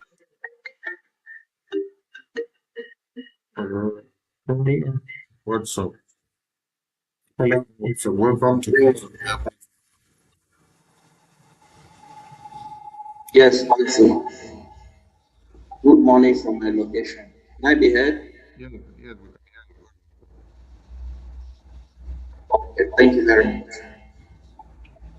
Greetings, dear fans, all over the world. Greetings to all the entire Republic government, director, ministers. Greetings to Honorable Prime Minister, His Excellency Udik Kiru. I really want to thank you especially the Communist Office Commission for your commitment to your people, freedom of greetings to the entire Biafran Defense Forces, especially the Biafran Navy, for the exploit their for taking back control of our land, of that passes. That is the way to go. You know, Biafrans, we must understand that if ROPI is for the government, Voice of Biafra TV is our voice in the international community. If you are wise, when what is happening in Nigeria today, you will understand that there is every need for this government. Because at the end of the day, this so-called Nigerian government is not here to defend of innocent, helpless, indigenous citizens. This is why you can see that right under their nose, cookies, little school children, by their parents took to school to be kidnapped, and nothing is done about it. That is a sign of a total collapse of the government and the total failure of the state. Nigeria is a complete state. How long is it going to take to understand that? Are you waiting until your baby is adopted from the school before you realize that Nigeria is a safe state? Before you realize that the Nigerian government is behind all the crimes that are happening? Just imagine to me the spokesperson of the terrorists advising Nigeria that instead of Nigeria to have defense partnership with the United States of America, they should go and have defense partnership with Turkey. And in less than a month, Nigeria went to Turkey to have defense partnership with Turkey. And as you can see, Turkey is not friendly with Christians. We all know the history of Turkey, which used to be a very powerful Christian state. And as a result of their hatred for Christians, they eliminated all the Christian families today an Islamic state. How long is it going to take us to learn? And today you can see Turkey supplying weapons to Nigeria. These weapons are not being used to go after terrorists, but to pump people. Those that are volunteered, that our baby's head, our witness head cannot be talked of. Our babies cannot be adopted in the school. These are the people that Nigeria use to get company. How long is it going to take for you to realize that this Nigerian so-called government is not there for your protection, it's not there for the baby female like that. Rather, it is a stool in the hands of the enemy. It is a stool in the hands of this president. Who wants this foreign entity from Nigeria that is used to kill the indigenous? The Nigerian government is just a stool in the hands of this foreign, which is guilty. This is how you see that Nigeria is a foreign entity owned by a foreign. Most of the managers of Nigeria, they are also foreigners. And the few indigenous people that are part of the managers who happen to be the government managing this foreign entity called Nigeria, also stooges to silence you when you cry. Are also stooges to kill you when you try to speak about your religion under this so-called our people. The time has come for us to unite against this oppressor. The time has come for us to unite against this Islamic terrorist government of Nigeria. The time has come. So we story one thing that the enemies are united. You can see in their Shambo election, and they say coming up in 2027. You can see that the enemies are united. The entire North are united in the name of Atiku. Then look at how they keep dividing us. From Sansa and Yasser, we all know they brought people who go out and a village, Biafra. Peter Obi is a Biafra. They brought was there so as to divide us, so as to cause fight amongst us.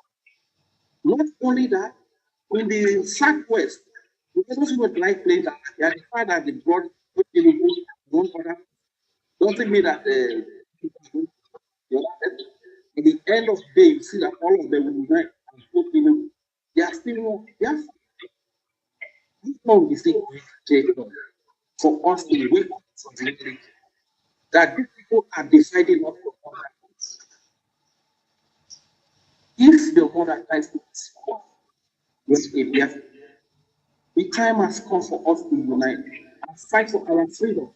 A nation that we can be proud of. A nation that the primary assignment of the government, the protection of life in our territory.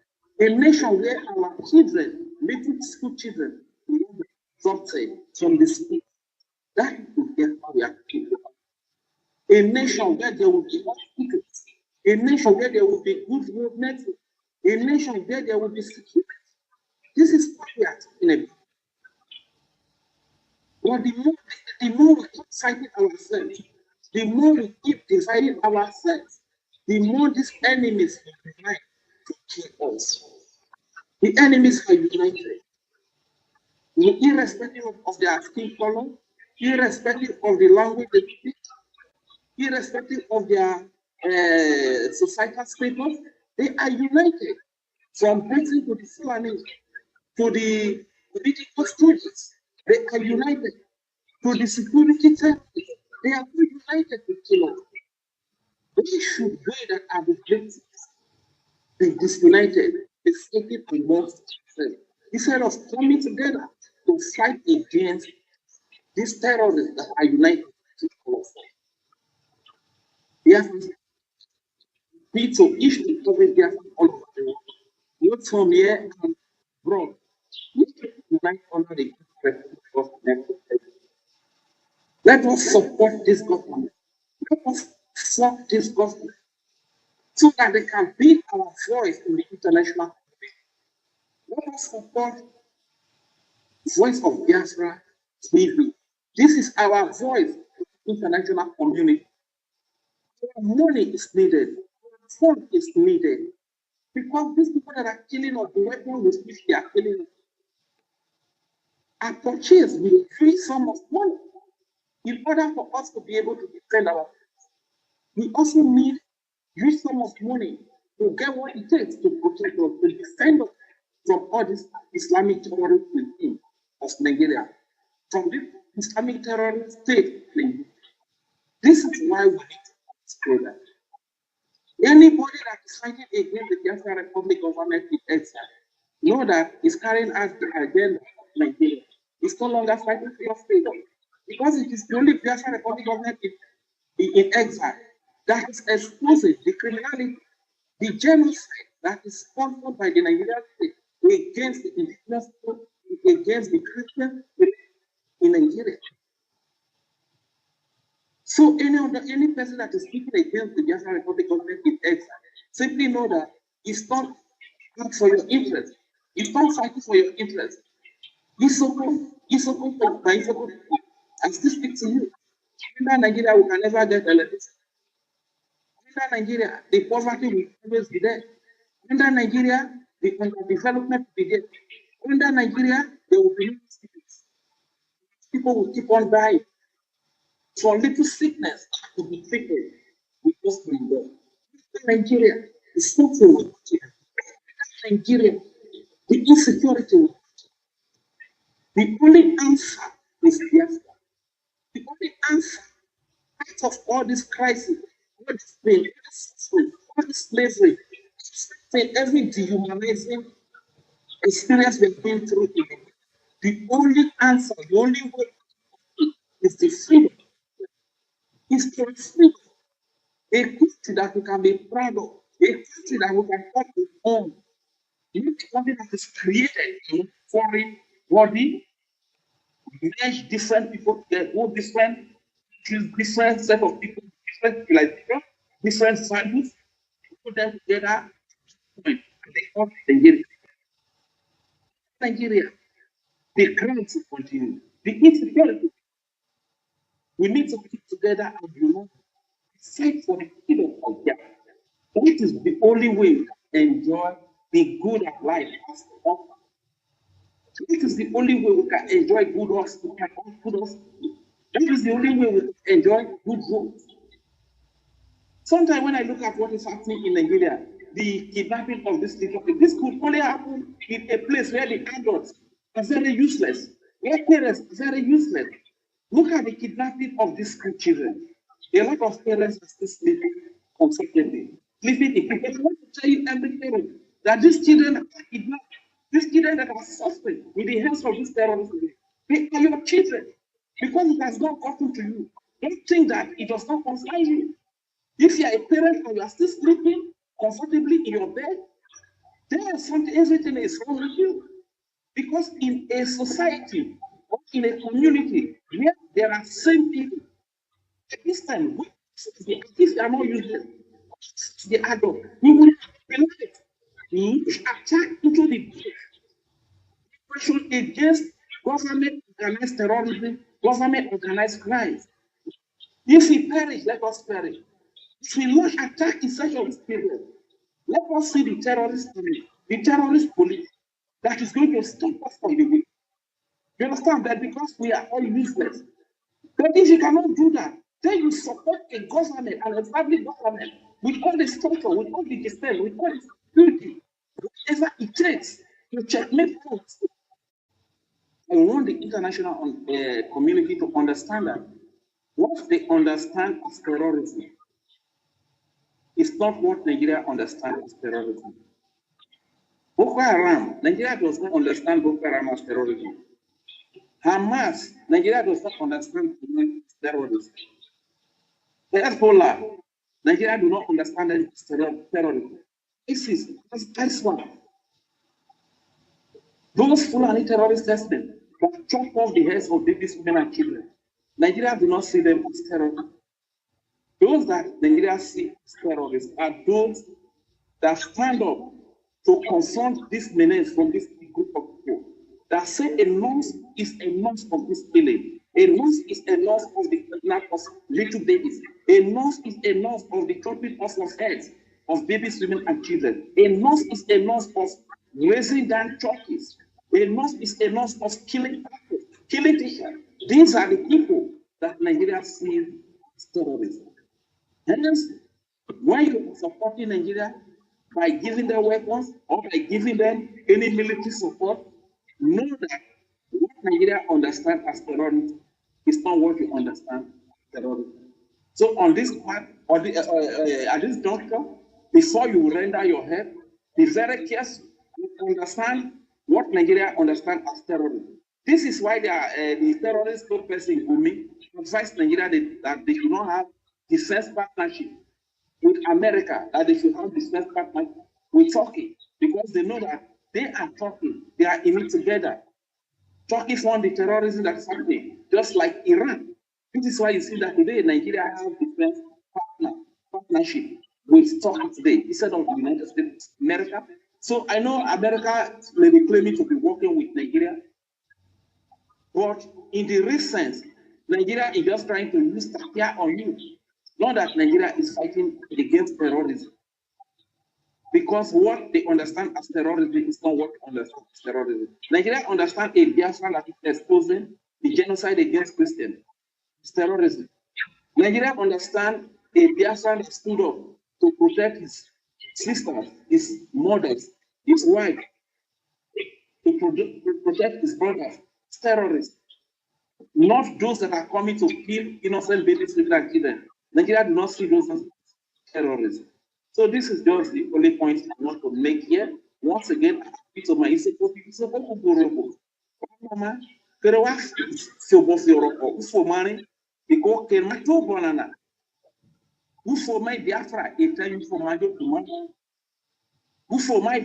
it's a majus leader.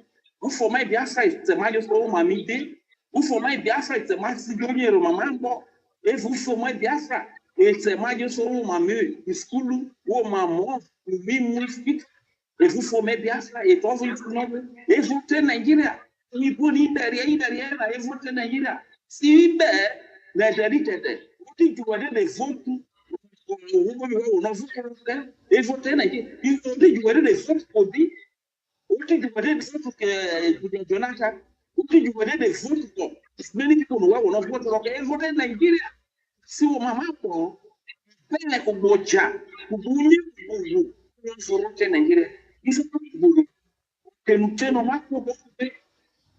Na ya lo mata start sumane sasato. Koni mwana niza. Koni magiwo enough not for. Koni magiwo west hey. Koni magiwo east This South. Give me a young mark, but we go, we caliber, we car, we go, we get it, and we go to me go to the side, brilliant. Mobile, give me in the manner, he pray his eye and we for. You must see what could be Keremawo, for money, what Nigeria is a just for man, a train, they do to a train, Mamma, he did to Mamma, a train rally, who did that, who did to Mamma. The time has come. Let us rise up and unite to fight for freedom. Thank you very much, Mercy. I yield the mic here.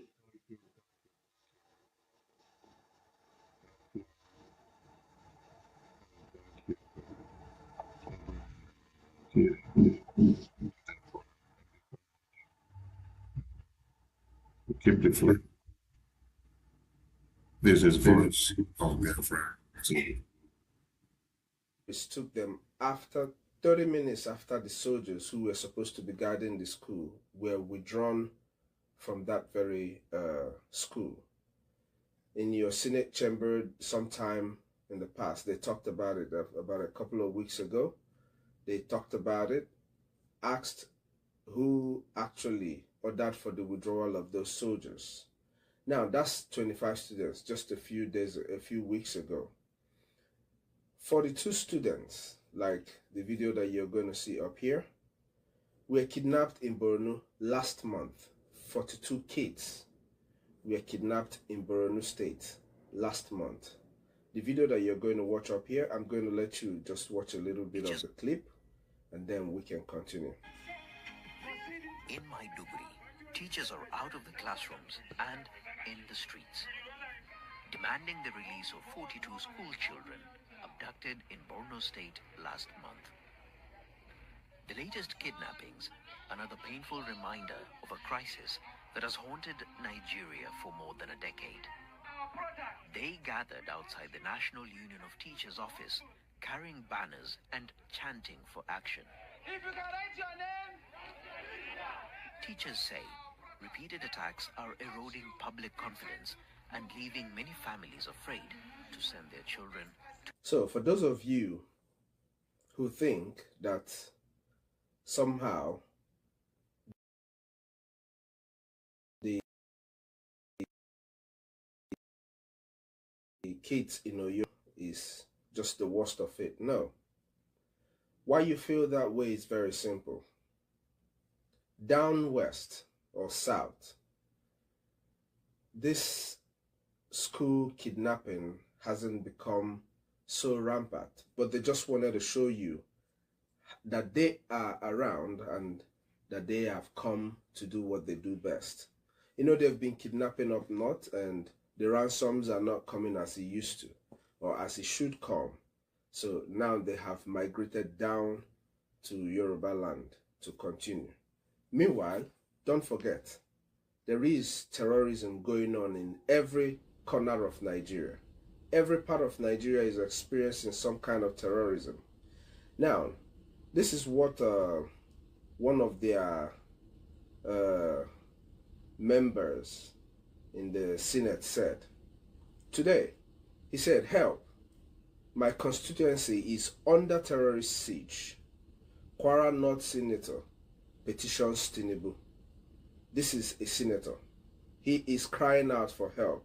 For those of you who think that somehow, you know, the Nigerian state really cares about you, you know, not only that, I want to tell you a few things that these terrorists are demanding for before they release the kids that have been kidnapped in Oyo.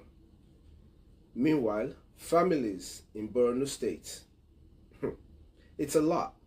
I don't even know which one to talk about right now. Families in Borno State are worried that infants and 12 others abducted by Boko Haram have spent 50 days in the captivity, in the camp of the terrorists. You know, I refer to it as camp because the government knows where they are. They keep them safe there until they get money from the government to be able to let the kids go. So these camps where they have kept people, you just heard now, in Borno State, they have spent 50 days in terrorist camp and the government hasn't done anything. The same government that is telling you that they're going to recruit 1,000 forest guards, like I spoke about in my previous video, to come and help you free your school kids. Now, what are these terrorists requesting of from the government before they will free the kidnapped students? This is what these terrorists are asking of the government. The terrorists said, the terrorists demand weapons, money, concession on future Nigerian laws to release abducted Oyo school children. This is, and others. This is the National Assembly Speaker saying this. This is what these terrorists are requesting for before they can release the students. And from everything that I've put out here for you today, you will see that it is not just happening in Oyo State. The reason why you hear so many of the celebrities and all the people who are turning on their cameras and crying on camera is because in this case in Oyo, if you do not talk, the people come at you that you're not being patriotic, that you're sitting back while these things are happening. Because it's been going on up in the north. I've not heard any of these people cry. Or are you not one Nigerians anymore? I mean, I'm just saying, because I know you guys claim to be one Nigeria, but you don't speak when it happens to the others. That's why they never take you serious. As all of this is going on, I want you to know something.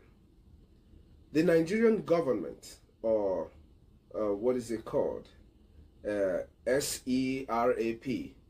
They are probing the Tinubu government over missing 145 billion save school funds. And they are threatening the Tinubu government with lawsuits. This is money that is supposed to be for the school kids. It's missing. Guess where this money is? That's the money they are giving to the terrorists to acquire arms. You just heard the terrorists saying that for them to release your kids, you have to give them guns. You have to give them money. And then you have to let them in on the laws that are being made in Nigeria. That doesn't surprise me. I know to some of you, you might be surprised. Some of you will also think that, oh, these things can be true, but you will have them all up here. You have them up here. You can look at them and you can also go on your own and research. Now, I'm not going to take too long because Nigeria, like I said, is synonymous to bad news. So whenever you hear Nigeria, you're thinking, what is the bad news today? Now, I want to address a few things. There's a video up here. I'm going to give you a second to just listen to just a few of what this lady is saying.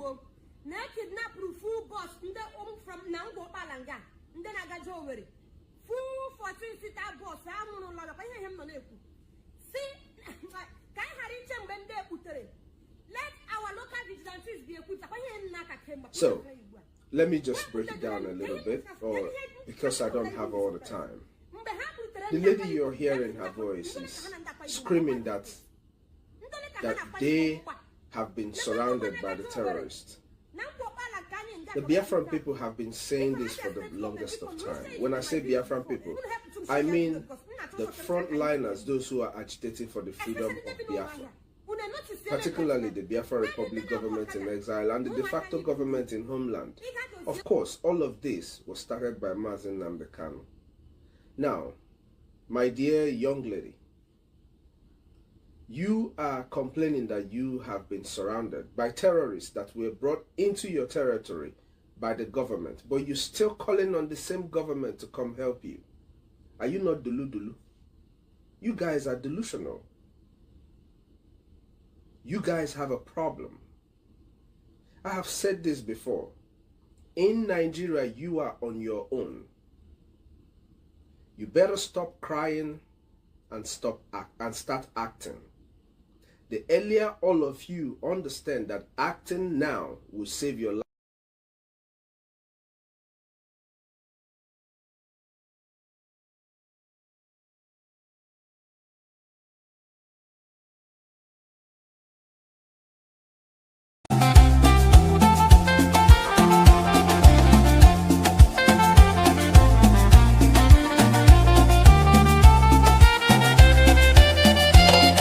Biafra independence is not negotiable.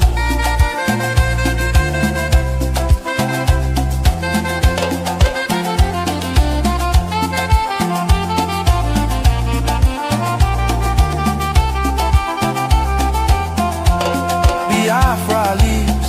Today Nigeria is in confusion. Jihadist terrorist killings everywhere in Nigeria. Biafra leaves. Retreat and surrender is dead for us. Therefore, no retreat, no surrender. God bless Biafra Republic, government in exile, under the leadership of Prime Minister.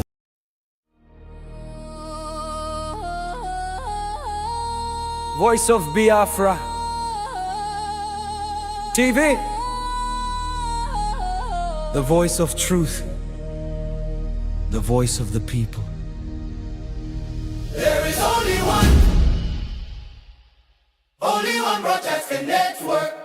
Voice of Biafra TV, The first, the best, and the last.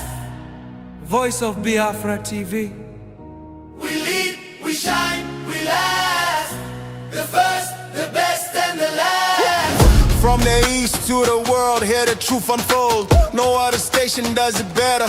Truth be told, real stories, real power, real Biafran soul.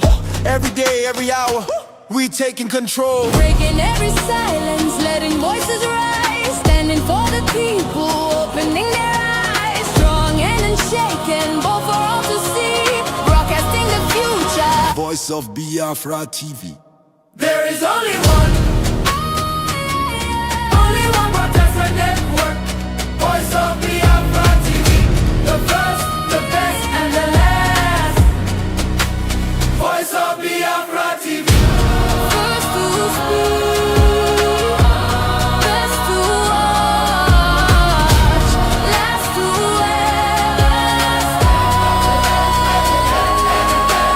Voice of Biafra TV.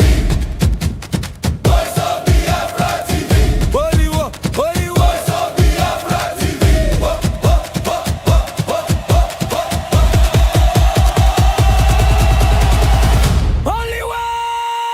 no, only one. Only one. Voice of Biafra TV. Only one.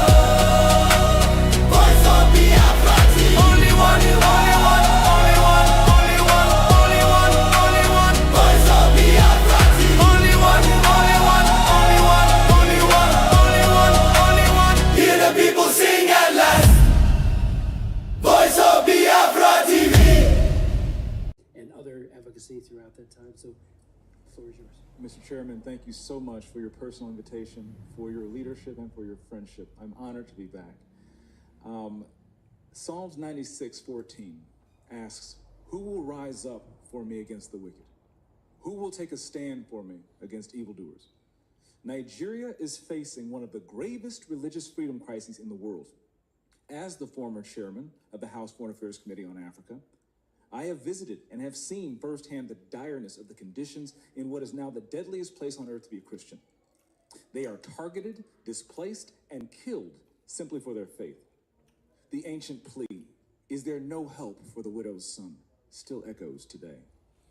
Since 2019, nearly 17,000 Christians have been killed. In the first 7 months of this year alone, hundreds more were murdered. On June 13th, during the Yellowwater Massacre, more than 280 Christians were slaughtered in a single day. These are not isolated tragedies.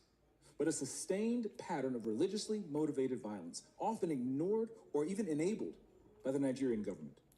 Extremist groups like Boko Haram, Fulani militants, and ISIS West Africa attack often without any meaningful intervention from authorities. The lack of response has created an atmosphere of impunity where Christians continue to live in constant threat and fear.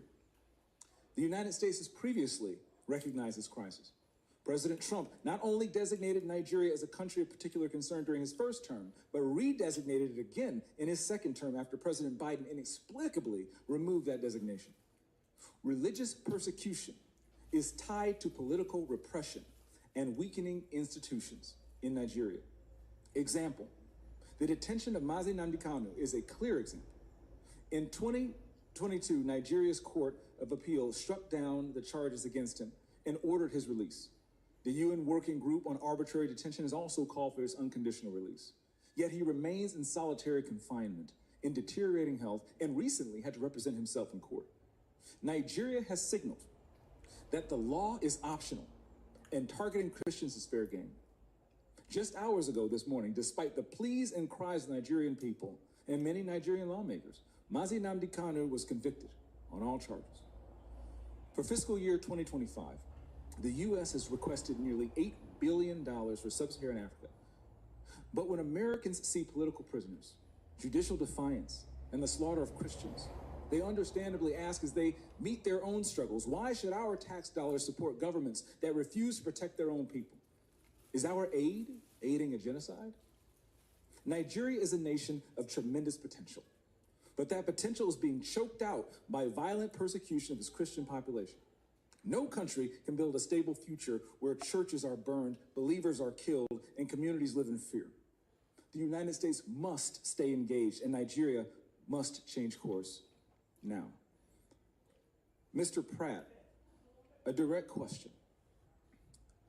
Do you believe, in your professional assessment, that the government of Nigeria has been infiltrated by jihadists? I do not believe that the government of Nigeria has been infiltrated by jihadists. Okay, because when you look at the selective enforcement of the rule of law, one might question if there are any favoritism or looking the other way when groups are being specifically targeted, despite the fact, as my colleague Mr. Moore mentioned, not enforcing the rule of law with regard to weapons.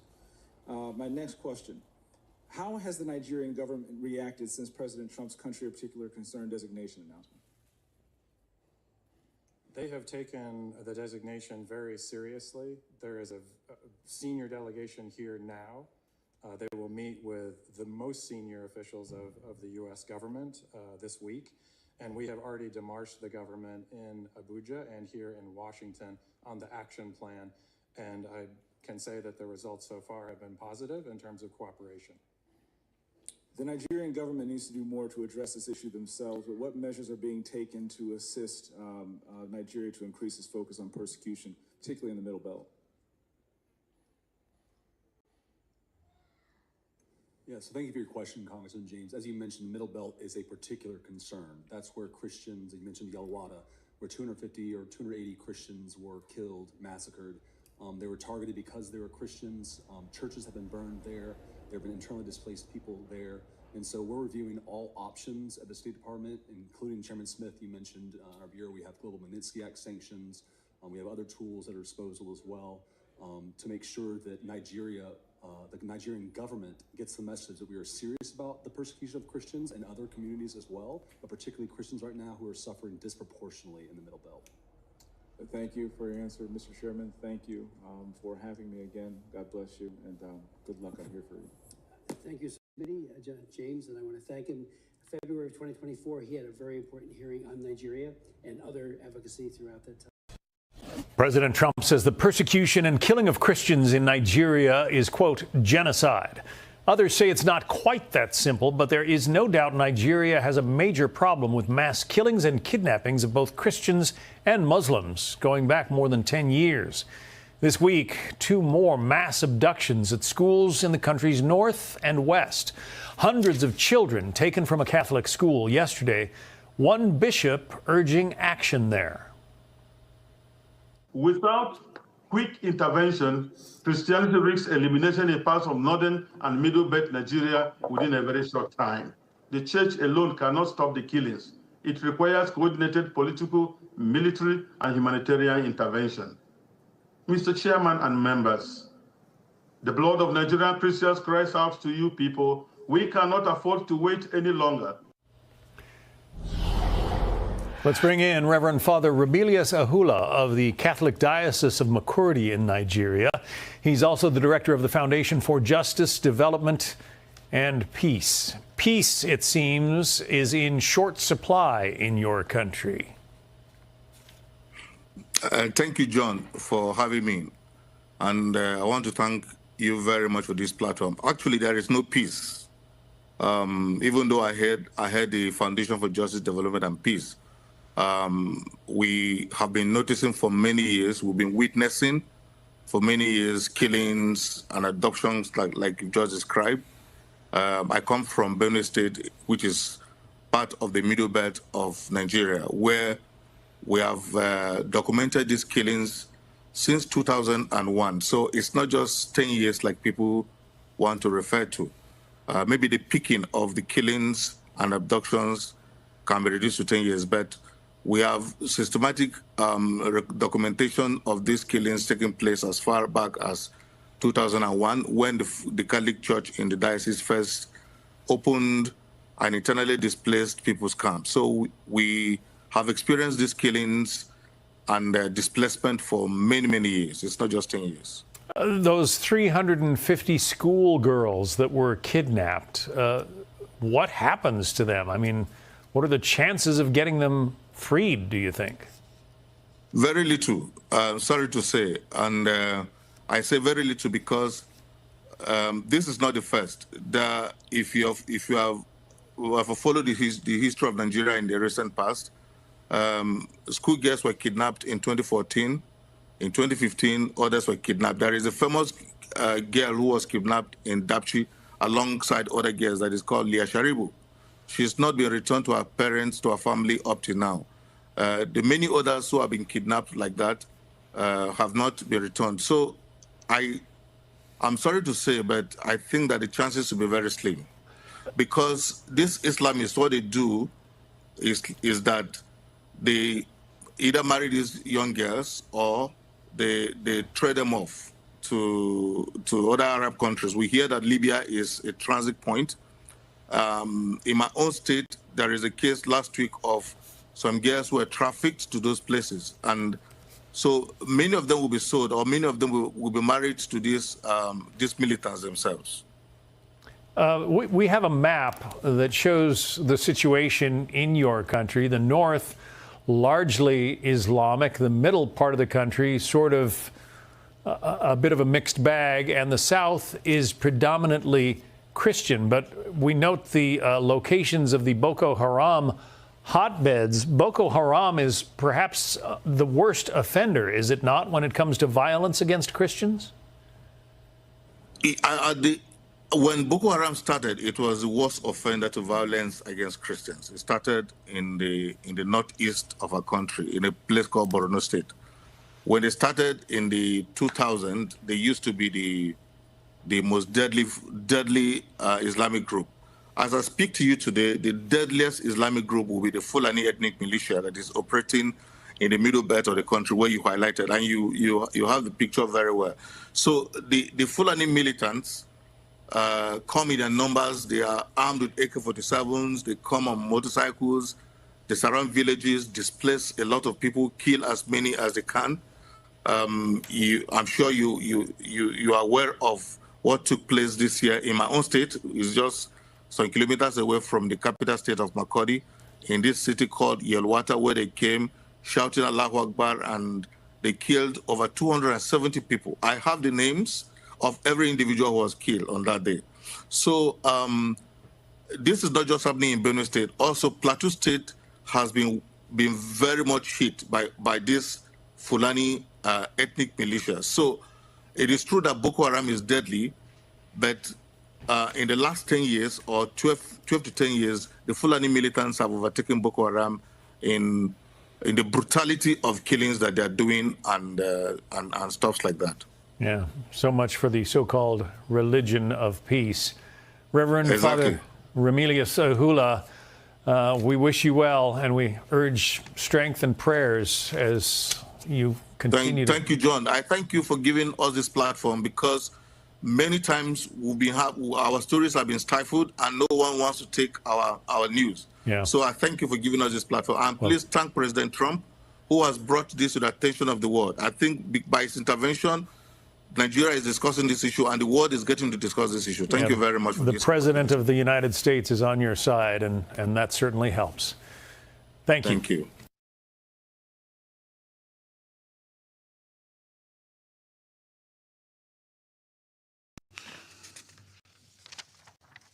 I resume my function as President of the Council.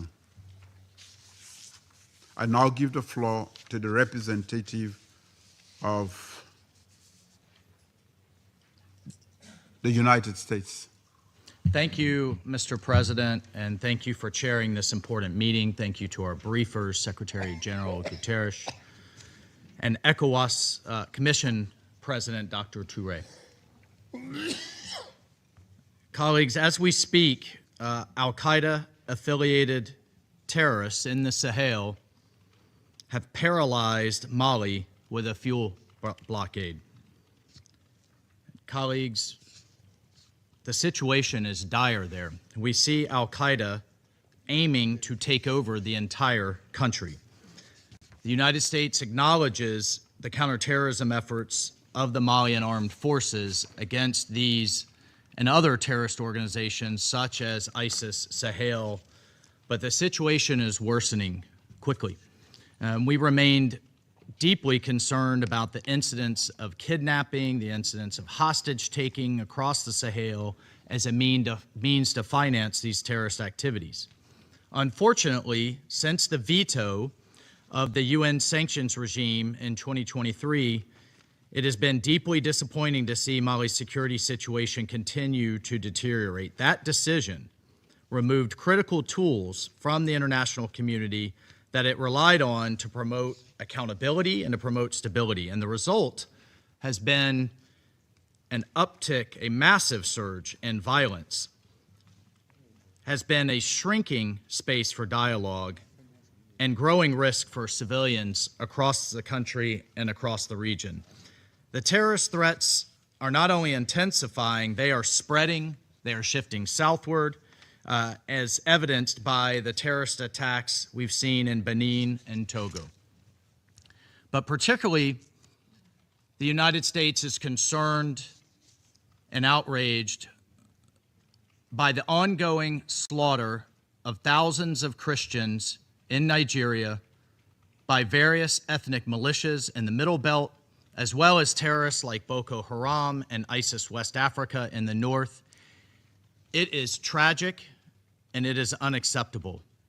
Churches are burning, villages are being razed, thousands are killed, clergy murdered simply for wearing a cross, for being a Christian, for daring to say they worship Jesus as Christ. Just yesterday, 25 little girls were kidnapped from their school, and one school official murdered trying to protect them, from MAGA Comprehensive Girls Secondary School in Kebbi State. Colleagues, this is happening. It's undeniable, and it's unacceptable. The United States condemns these attacks in the strongest terms, and it demands accountability. And as President Trump has made clear, we will not stand by while such atrocities are happening in Nigeria. The government of Nigeria must take immediate steps and do more to increase security, respond to early warnings, end impunity, and address the drivers of violence. And colleagues, we need to see African leadership on these matters, and we need to see a coordinated response among all countries in the region. The situation is critical. The United States will continue to work with regional partners to counter these common threats. Thank you, Mr. President. I thank the representative of the United States for the statement. I now give the floor to the representative of China. You decided to use Christians in place of Biafra to catch President Trump's attention? Well, I won't say in place, but rather in connection with, because the Biafra issues both has ethnic undertones, but also it's a religious. There are religious connotations to it as well, because the Biafrans are predominantly Christian, and so we have advanced the Biafra issue in conjunction with the issue of Christian persecution in Nigeria, because those are connected issues and related issues. It's just the Biafra issue also has some specific nuances to it beyond also the Christian issue as well. So you're saying that you added Biafra and Christian advocacy to catch President Trump's attention. Am I getting that clear? That's correct. And those are related issues. Cameroon on October 12 had presidential elections. The Constitutional Council declared Paul Biya the winner, that is the incumbent president. Issa Chiruma on the other side published results from the polling stations, and those results showed he won. But the Constitutional Council and the Elections Management Body have not published the results polling station by polling station. Well, what I would say is, and again, these are things that I already highlight in my capacity of representing the Amazonians, but Paul Biya has been a longtime dictator in Africa. He's 93 now. He wants to be president until I think he's 100, which I think will be a record. And Cameroon, under his tenure, has not had free and fair elections. They've been Cameroonians, whether they be Amazonians or other Cameroonians, have had a history of being oppressed under the Biya dictatorship. And I think someone.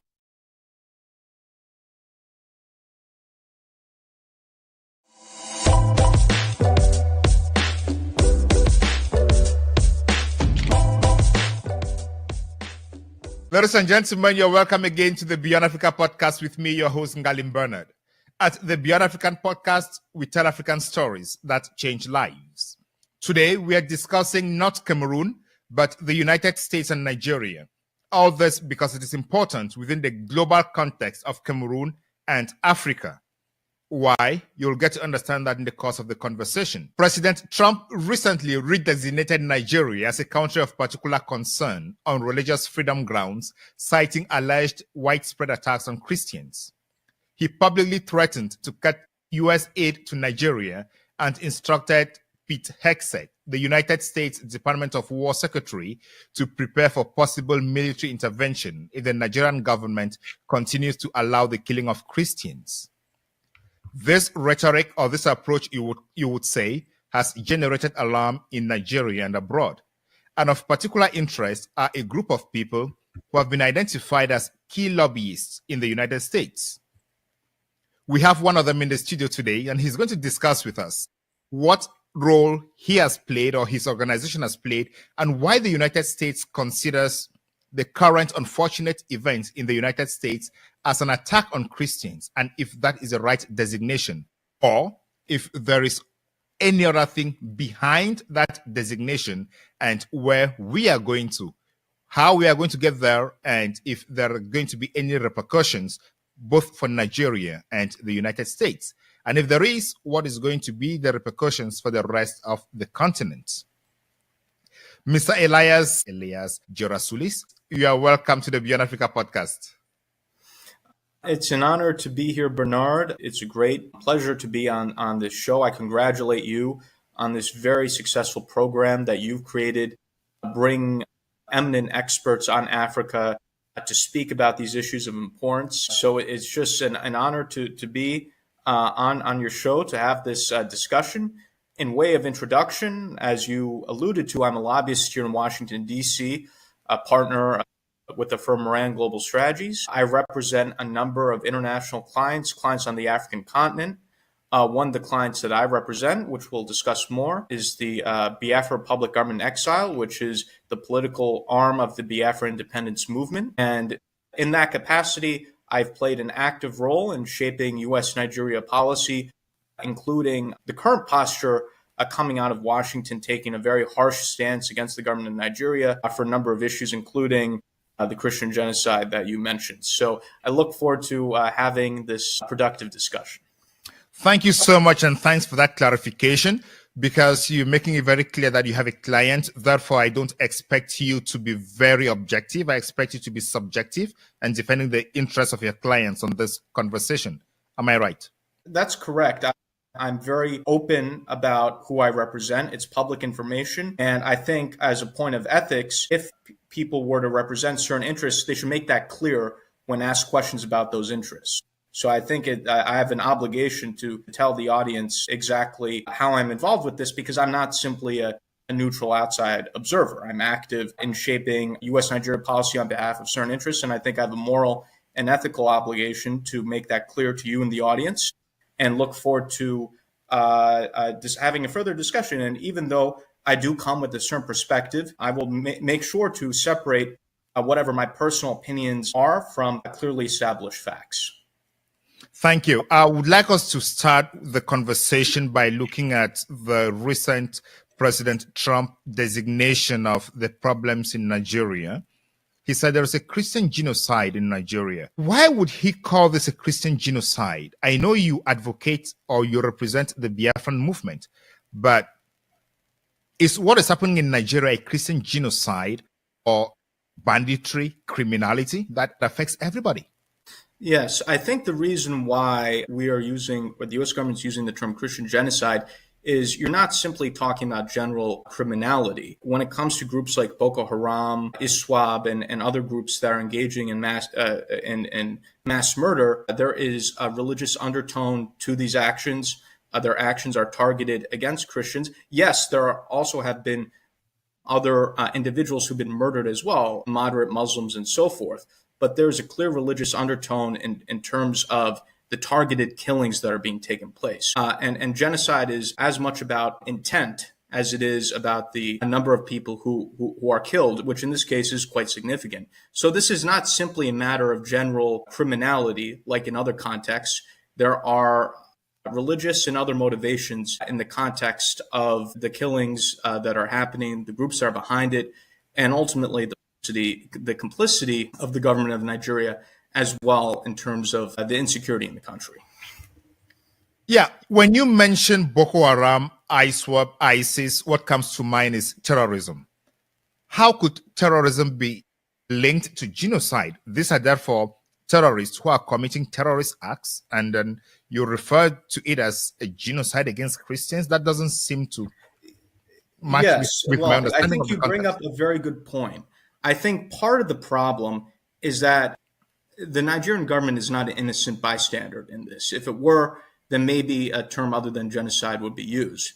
But the problem is that the government of Nigeria is complicit in what is happening, and you have elements of the government of Nigeria that are tied to these terrorist groups. So if we look at the current government of Nigeria, the vice president of the country currently, Shettima, has deep ties to Boko Haram. Some have called him the co-founder of Boko Haram. But regardless, everyone, and this is a public fact in Nigeria, he has deep ties to this terrorist group.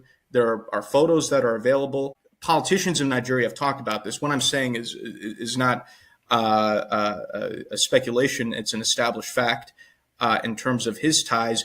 You have elements of the Nigerian military that also have ties to the same terrorist groups. And there have been famous instances of this. For example, back in 2014, there were plans between the U.S. and the Nigerians to rescue the Chibok schoolgirls. And one of the plans was foiled because elements of the Nigerian military leaked the planned operations to the terrorist groups. So the reason why the term genocide, or you've also heard the term Christian persecution, is being used is that you also have complicity of elements. I'm not saying the entire Nigerian government, but at least elements of the Nigerian government that are sympathetic to these same terrorist groups or who have relations with the same terrorist groups. And I think that's a fundamental part of the problem. And in a way, it's almost, to use an American phrase, asking the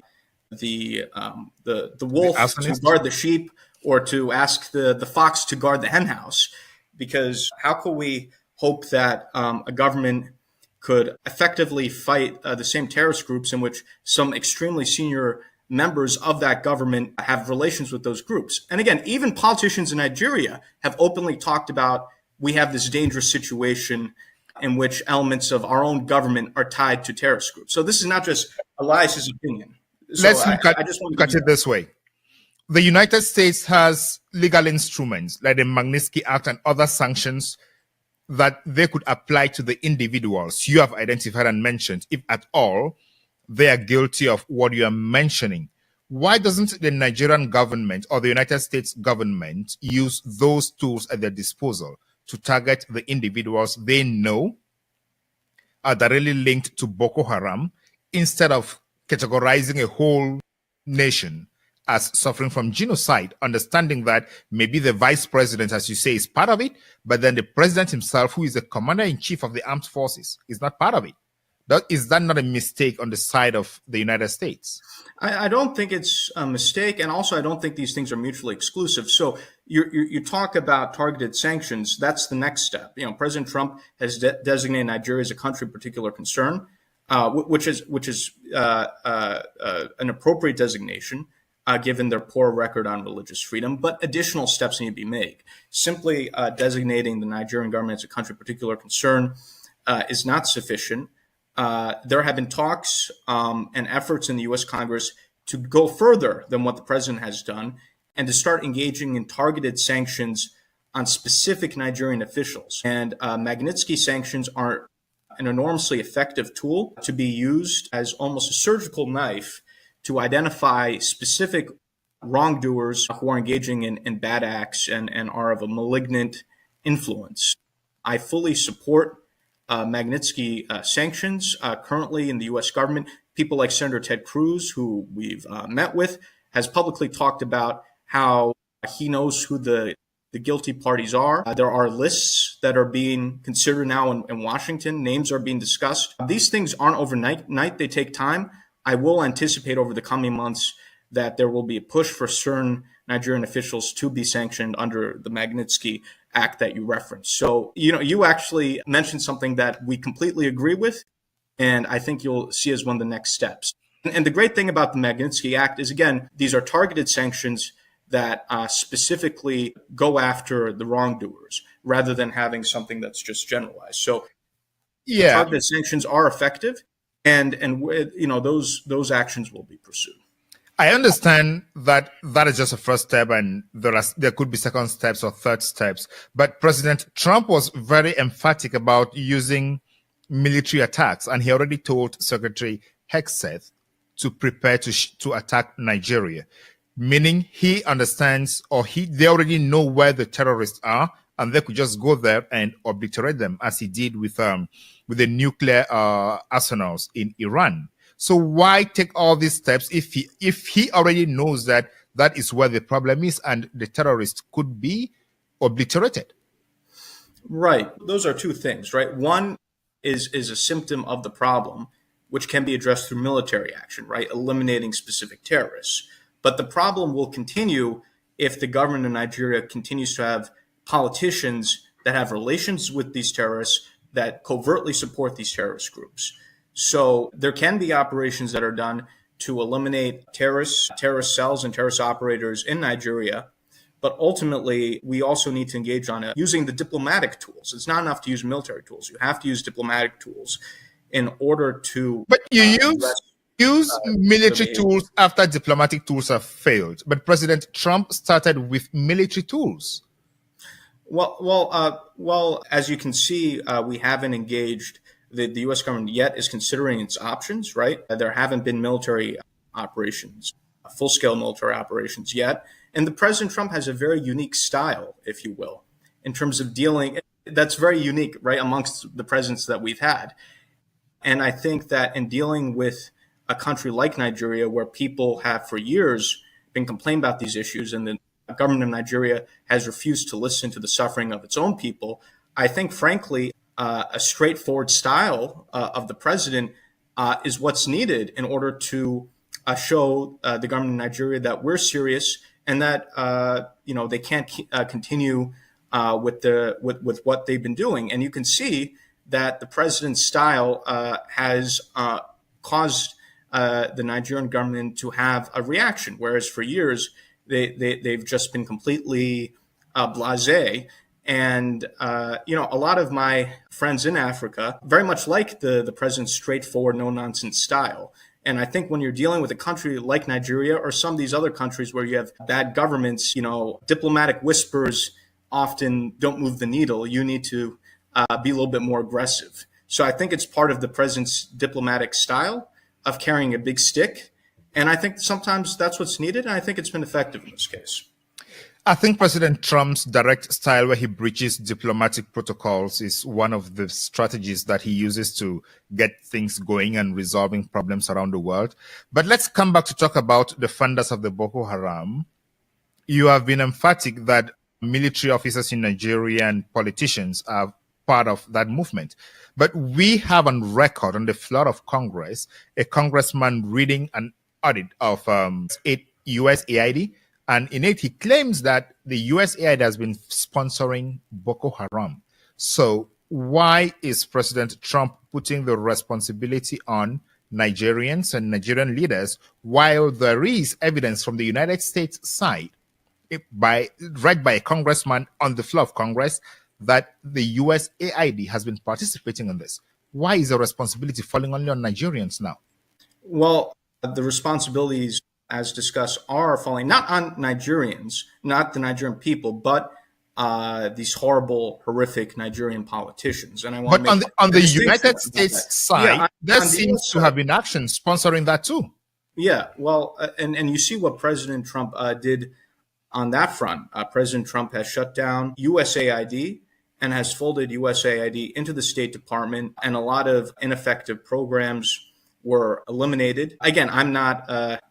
I try to work to influence U.S. policy in directions in which I think they are the right directions. That doesn't mean that everything the U.S. government has done has been correct. Sometimes mistakes have been made. And I think the president made the right choice in terms of deciding to make reforms within our administrative state. So again, the same USAID that you're mentioning that the congressman talked about is the same USAID that the president has shut down, and it's now been folded in the State Department. Programs like that. Those programs have been closed. And there have been other programs, too, that have made absolutely no sense whatsoever. We've, unfortunately, USAID, which had, started with good intentions, had a variety of programs that just didn't make any sense, that were a waste of taxpayer money, sometimes even working against our interests. So I think that that's a perfect example in terms of why there have been reforms. But nonetheless, the primary responsibility is for the problems in Nigeria is the government of Nigeria. Yeah, thank you. I just want to make a clarification here.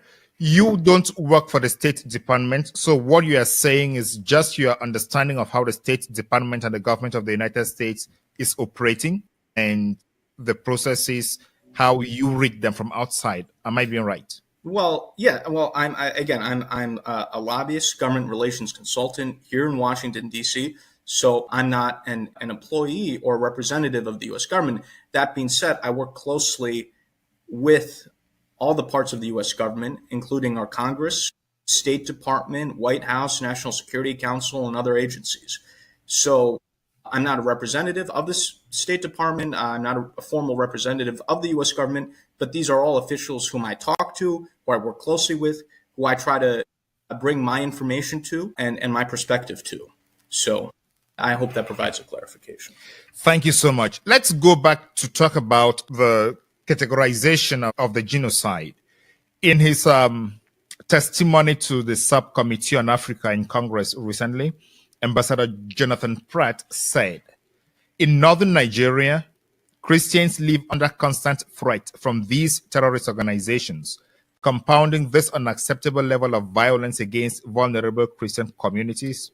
Nigeria continues to prosecute blasphemy cases, which my colleague will discuss in more detail. This claim of genocide against Christians and Christian persecution, is that based on what is happening to Christians only in the north of Nigeria or everywhere across Nigeria? Yeah, this is a broader issue, and let's bring this beyond the issue of simply terrorism. I think some context is needed here. Nigeria is almost evenly split between Christian and Muslim for a period of a few decades.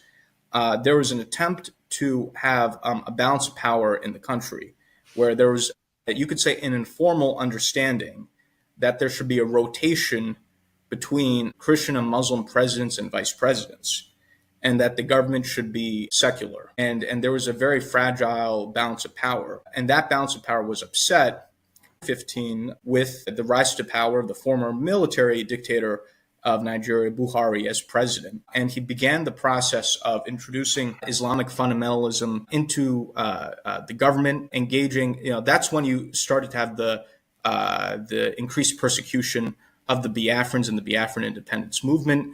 You start to have policies about reintegration of quote unquote repentant terrorists into the Nigerian military.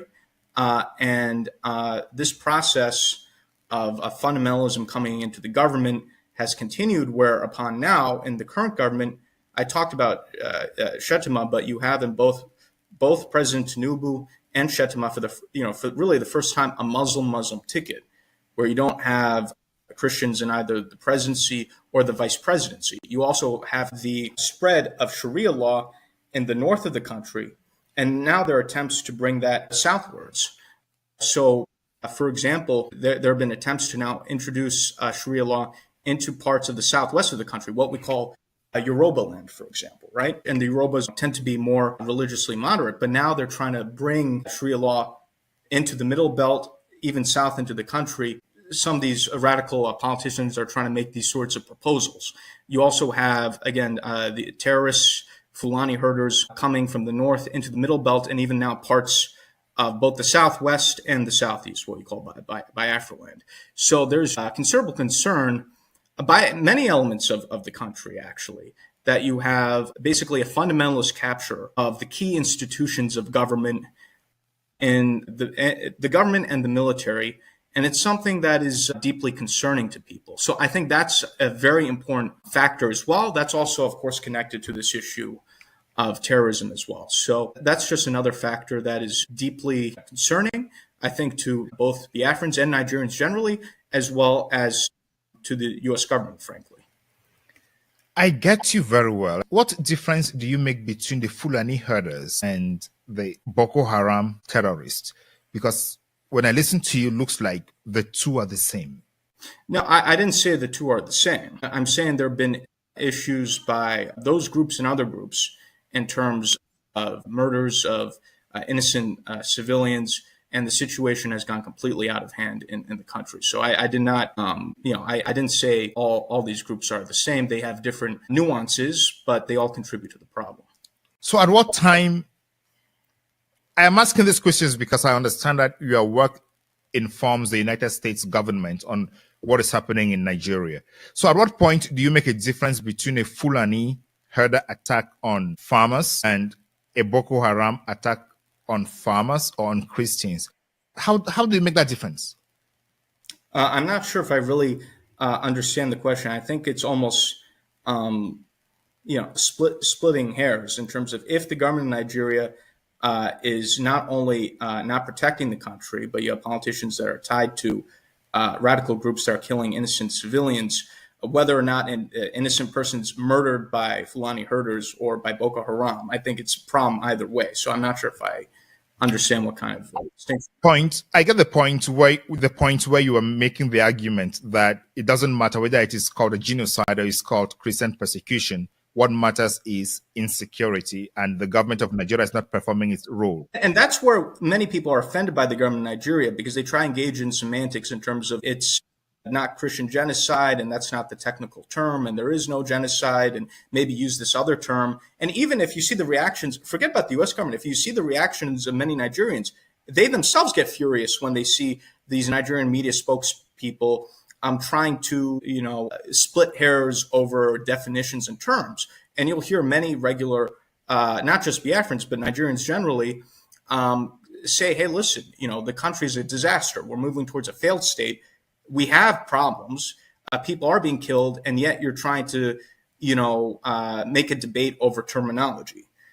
So, I think this is something where, even people in Nigeria are very, very upset, and they want their own government to be held accountable for what's happening. Okay, so I'm happy with that clarification. So at this point, from your understanding of what the United States Congress and White House and State Department are thinking, what would be a solution that the United States would say, okay, the Nigerian government is doing everything now to protect Christians? What is going to happen for them to say that that is happening? Yeah, I think when you're dealing, again, with the country in Nigeria, with the types of people that are running the government, the best tool to use is really sanctions, including targeted sanctions. When these corrupt Nigerian politicians, for example, are no longer able to, let's say, launder their money in the U.S. and other places, if, let's say, their assets are seized, because also many of these officials are completely corrupt in outrageous ways. And there have been a number of stories about the corruption of Nigerian officials. So if we were to go after officials who are complicit, who are part of the problem, sanctioning them and holding them accountable, I think that would be the best way to change their behavior. Simply trying to nicely ask the Nigerian government officials, oh, please do something. People have been asking the Nigerian government to do something for years. Clearly, they've not cared to do anything, and the problem's only gotten worse. So I think when you're dealing with a conundrum like Nigeria or any other, and these other governments too, I think, a tough approach is what's needed, frankly. And the same goes to, for other governments in Africa as well, where, let's say, and especially with more autocratic regimes. But, that's a separate discussion.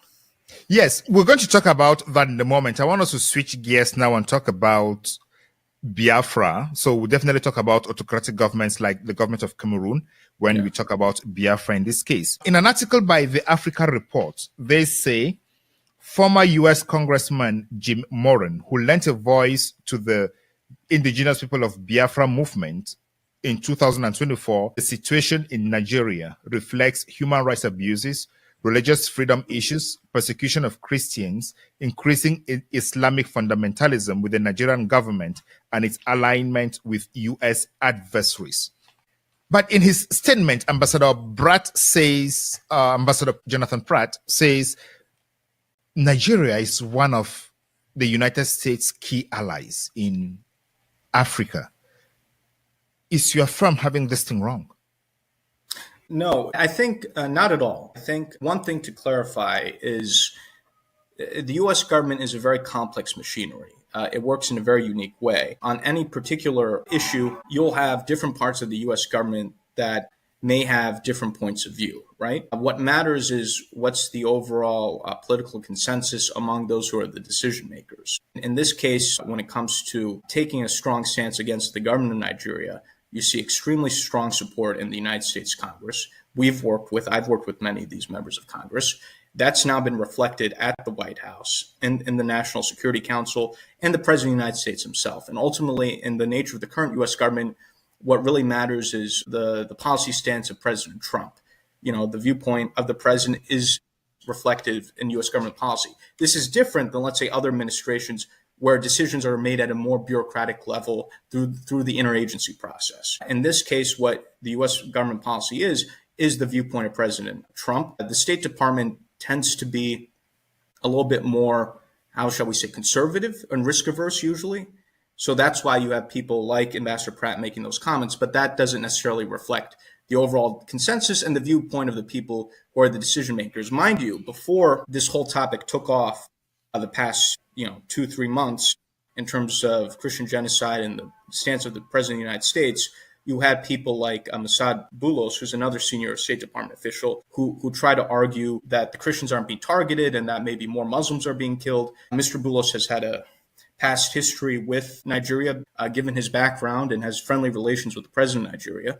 But then the president of the United States decided to take a different stance, given the mood in Congress and other parts of the government. I guess what I'm trying to say is the stance of the U.S. government is very clear through the opinion of the president of the United States. President Trump has even made comments saying Nigeria is a disgrace. So with due respect, what really matters is the viewpoint of President Trump his influential people in the White House and his allies in the U.S. Congress. And Ambassador Pratt, I think, is speaking in diplomatic terminology, but that's not really driving the U.S. policy right now. Yeah, so I just want to give you that. Yeah, that background was necessary. And somebody who's listening to us now, it's definitely asking, how did you get to President Trump's ears, whereas his own ambassador could not convince him on these issues? Well, that's why lobbying is important here in Washington, D.C. It's to engage in an education campaign. For the past year, we've been very proactively lobbying members of the U.S. Congress, educating them on these issues, building alliances. And again, we can't take all the credit. You've also had some pro-Christian evangelical groups that were very active and also lobbying on behalf of similar issues, Christian persecution in Nigeria. And some of those groups we've allied and worked with and cooperated with in terms of our lobbying efforts. And because of the alliances we built in the U.S. Congress, and you had people like Senator Ted Cruz, who are extremely influential, who introduced legislation calling for sanctions on Nigeria, that penetrated into the White House, into places like the National Security Council, which is very influential in this particular White House. And eventually that percolated to the president, and the president decided to take action on the issue. So lobbying is systematic. You build alliances, and if you build enough alliances with influential members of Congress and other individuals who speak directly to the president, that can influence the viewpoint of the president of the United States. And also, too, I think this was very natural for the president because many of his supporters are people who are evangelicals or pro-Christian and so forth. So I think this was a very natural decision for him to make. Am I understanding you very clear that in your lobbying and advocacy, you have decided to use Christians in place of Biafra in order to catch President Trump's attention? Well, I wouldn't say in place, but rather in connection with, because again, the Biafra issues both has ethnic undertones, but also it's a religious. There are religious connotations to it as well, because the Biafrans are predominantly Christian, and so we have advanced the Biafra issue in conjunction with the issue of Christian persecution in Nigeria. Because those are connected issues and related issues. It's just the Biafra issue also has some specific nuances to it beyond also the Christian issue as well. So you're saying that you added Biafra and Christian advocacy to catch President Trump's attention. Am I getting that clear? That's correct. And again, those are related issues. It's just that the Biafra matter also has some additional elements and nuances to it. What are those additional elements and nuances? Well, when it comes to the persecution the Biafrans have faced, part of it, there is a religious element to it because the Biafrans are a significant bulk of the Christian population of the country. But there's also an ethnic element because Biafrans, one of the major tribes in Biafra land are the Igbo people who've suffered significant persecution in Nigeria in the 1960s. Of course, you're aware that there was a civil war where the Biafrans tried to establish their independence, and they had their own state for 3 years, recognized by some countries. Unfortunately, they were re-annexed by Nigeria, and unfortunately, they were never really fully accepted back into society. They faced discrimination and marginalization since the end of the Civil War. They haven't been able to get, for example, the Nigerian presidency. And there's, for example, a lot of that part of the country, Southeast Nigeria, the Nigerian government has purposely neglected to invest in that area, develop the infrastructure of that area. You have Port Harcourt, for example, that's still been completely undeveloped. This is all intentional to punish the people of what we call the Southeast Nigeria or Biafra. So there's been very unnecessary persecution and marginalization, which has only gotten worse with the recent governments in Nigeria. And this is something that needs to be I hear all those points, but one point came to mind, or one point struck me more. Did you say Nigeria re-annexed Biafra? What I was trying to get at is, after the Biafrans declared independence in 1967, there's a 3-year civil war, and then Nigeria unfortunately won the civil war. That's what I was trying to convey. Okay, so Nigeria won the civil war, and Biafra became reintegrated into. That's Yeah, that's what I was saying. Yes. So what is the basis for the Biafran movement of independence right now? Is it a historical base or an economic? I think it's a combination of a lot of things. I think a fundamental part of the problem is Nigeria is really an artificial amalgamation of the British, where they put together disparate peoples under colonial borders. In 1914, you have the Biafrans in the southeast, you have the Yorubas in the southwest, and then you have the Hausas and Fulanis in the north.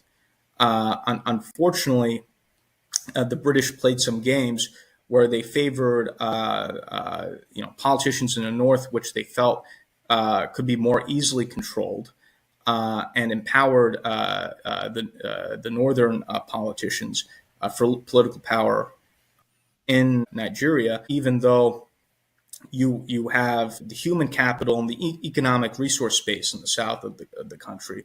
The Biafrans or Igbo people are incredibly educated, entrepreneurial, and also the Yorubas in the southwest. You have Lagos. They're also very educated. A lot of the Nigerian professors that you see are of Yoruba background, for example. And also that's where you have considerable natural resources, and let's say in the Biafra territory in terms of oil and gas and so forth, which unfortunately they don't get the benefit of that. So the country was put together, and again, when there was an attempt of having a balance of power between Christian and Muslim presidents and vice presidents, the country was kind of barely holding together in this dysfunctional way. But now that the balance has been upset, the country's totally spiraling into a failed state, because ultimately you have different competing value systems, within the same country. You have parts of the north, again, that are under Sharia law. You have, again, the Biafrans who are completely different in terms of being westward, westward oriented, Christian, highly educated population. So the whole system is disintegrating. And we've seen this in this happen in other cases, in other contexts, like, for example, the breakup of Yugoslavia and so forth. So, unfortunately, we're at a situation now where, given just how dysfunctional the country is, other options have to be considered. And what I'm talking about is not radical. Many people throughout Nigeria have talked about we have to really reconsider this whole arrangement. Even people in the Southwest, the Yorubas, some of them have called for their independence because they're just concerned that the whole system is becoming dysfunctional and collapsing. So given the state of that country and just how dysfunctional it is and how the system is at odds with itself, I think a lot of people are saying, okay, this is the time to sit back and potentially rethink how Nigeria should work and if parts of the country should have, let's say, greater autonomy or even their own independence. So this is not a radical point of view, and this is not just a perspective of the Biafrans. Different people in different parts of what we call Nigeria are seriously reconsidering this entire arrangement. So based on these factors you have just outlined, what is your client's final objective? Is it independence or greater autonomy within Nigeria? Yeah, so the eventual goal is independence. But that being said, the Biafra government also is very sophisticated. They understand how international diplomacy is. That's why they're working closely through me with the U.S. government, and we're working on seeing how we can achieve the goal, because it's going to take some time, and there are going to have to be transitionary processes as well as we work towards the eventual goal of independence. The creation of entities that are autonomous or newly independent states. These are things that take time, and it's something we want to be very thoughtful about. So the Biafra government, through my efforts here, is having close dialogue with the U.S. government. And this is a process that we're working on, but it's going to take time. And we're making sure that we're working with the U.S. and other necessary stakeholders to work towards the eventual goal. Let's talk again about the religious persecution and genocide as it's being presented. The Nigerian government has refused those claims and said they are gross misrepresentation of the reality. But when President Trump made his statement, supposedly Biafran diaspora was celebrating and jubilating. Do you think the Biafran diaspora is considering this as a win for their advocacy? The president's actions are absolutely a win. And again, what the government of Nigeria is talking about is just complete nonsense. I mean, we see this recently in the life sentence of Mazi Nnamdi Kanu, who's a prominent Biafran activist that was illegally kidnapped by the government of Nigeria in 2021 from Kenya. He's the Nelson Mandela of our time. He's been a peaceful activist for an independent Biafra. The government of Nigeria kidnaps that gentleman, drags out his trial for years, gives him a life sentence. Meanwhile, you have the president of Nigeria pardoning drug traffickers, murderers, and convicted Islamic terrorists. So a lot of not just Biafrans, but even other Nigerians, when they look at what's happening, they say, "Hey, how come the Nigerian government, in the case of Mazi Nnamdi Kanu, is giving him a life sentence through this clearly politically motivated court case, and meanwhile the president of Nigeria is pardoning criminals, drug traffickers, and former terrorists?" So it's just when you have contrasts that are so stark, one can't help but come to the conclusion that there's a bias against both Biafrans and also Christians generally in Nigeria, because what else could possibly explain these type of discrepancies? So you're saying that... And this is not just my view, too. Recently, congressional hearing that you alluded to, a member of Congress, John James, highlighted the example of Mazi Nnamdi Kanu as the double standard Nigerian government example of Christian persecution in Nigeria. So again, this is not just my point of view, but the point of view of people in the U.S. government and point of view of people in Nigeria, both Biafrans and non-Biafrans. A lot of Nigerians, again, non-Biafrans, think that the Nigerian government's prosecution and life sentence of Mazi Nnamdi Kanu is completely ridiculous and absurd.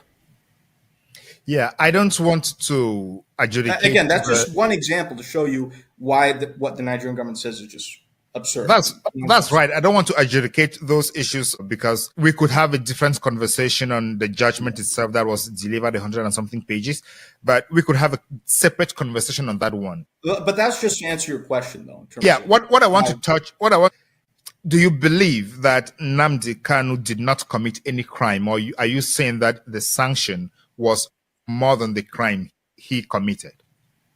He did not commit any crime. He was agitating for the independence of Biafra. He had an organization, the indigenous people of Biafra. He was a peaceful activist, and the government of Nigeria has not presented any convincing evidence regarding any crimes that he committed. It seems that from the perspective of the government of Nigeria, simply having the viewpoint of supporting Biafran independence is a crime in and of itself. And I think that's just, again, completely absurd. People should have the right to free speech and the right to have different political viewpoints. So what is the main leverage right now that the Biafran movement has as compared to the Republic of Nigeria, to the Federal Republic of Nigeria? Because the Biafran movement is actually advocating for independence, as you said, but at this material moment, it looks like President Trump is rather focused on bringing in sanity as regards Christians.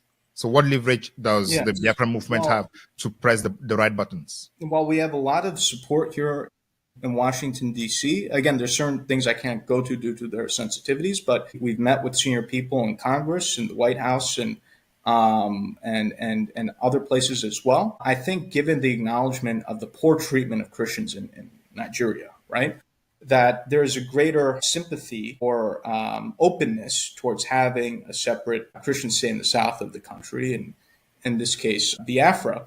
And the Biafrans, and I'll speak generally again because I can't go into private conversations, have a lot to offer the United States. The Biafrans have, as I'll talk about what's been mentioned in press reports, have offered military bases to the United States in the Gulf of Guinea. There are immense oil and gas deposits in Biafra. That's actually majority of Nigeria's oil and gas. The Biafrans will be more than happy to renegotiate more favorable contracts with U.S. oil and gas companies, cooperation with the U.S. government on counterterrorism, and other benefits. And the U.S. government is very much interested in having greater presence in West Africa.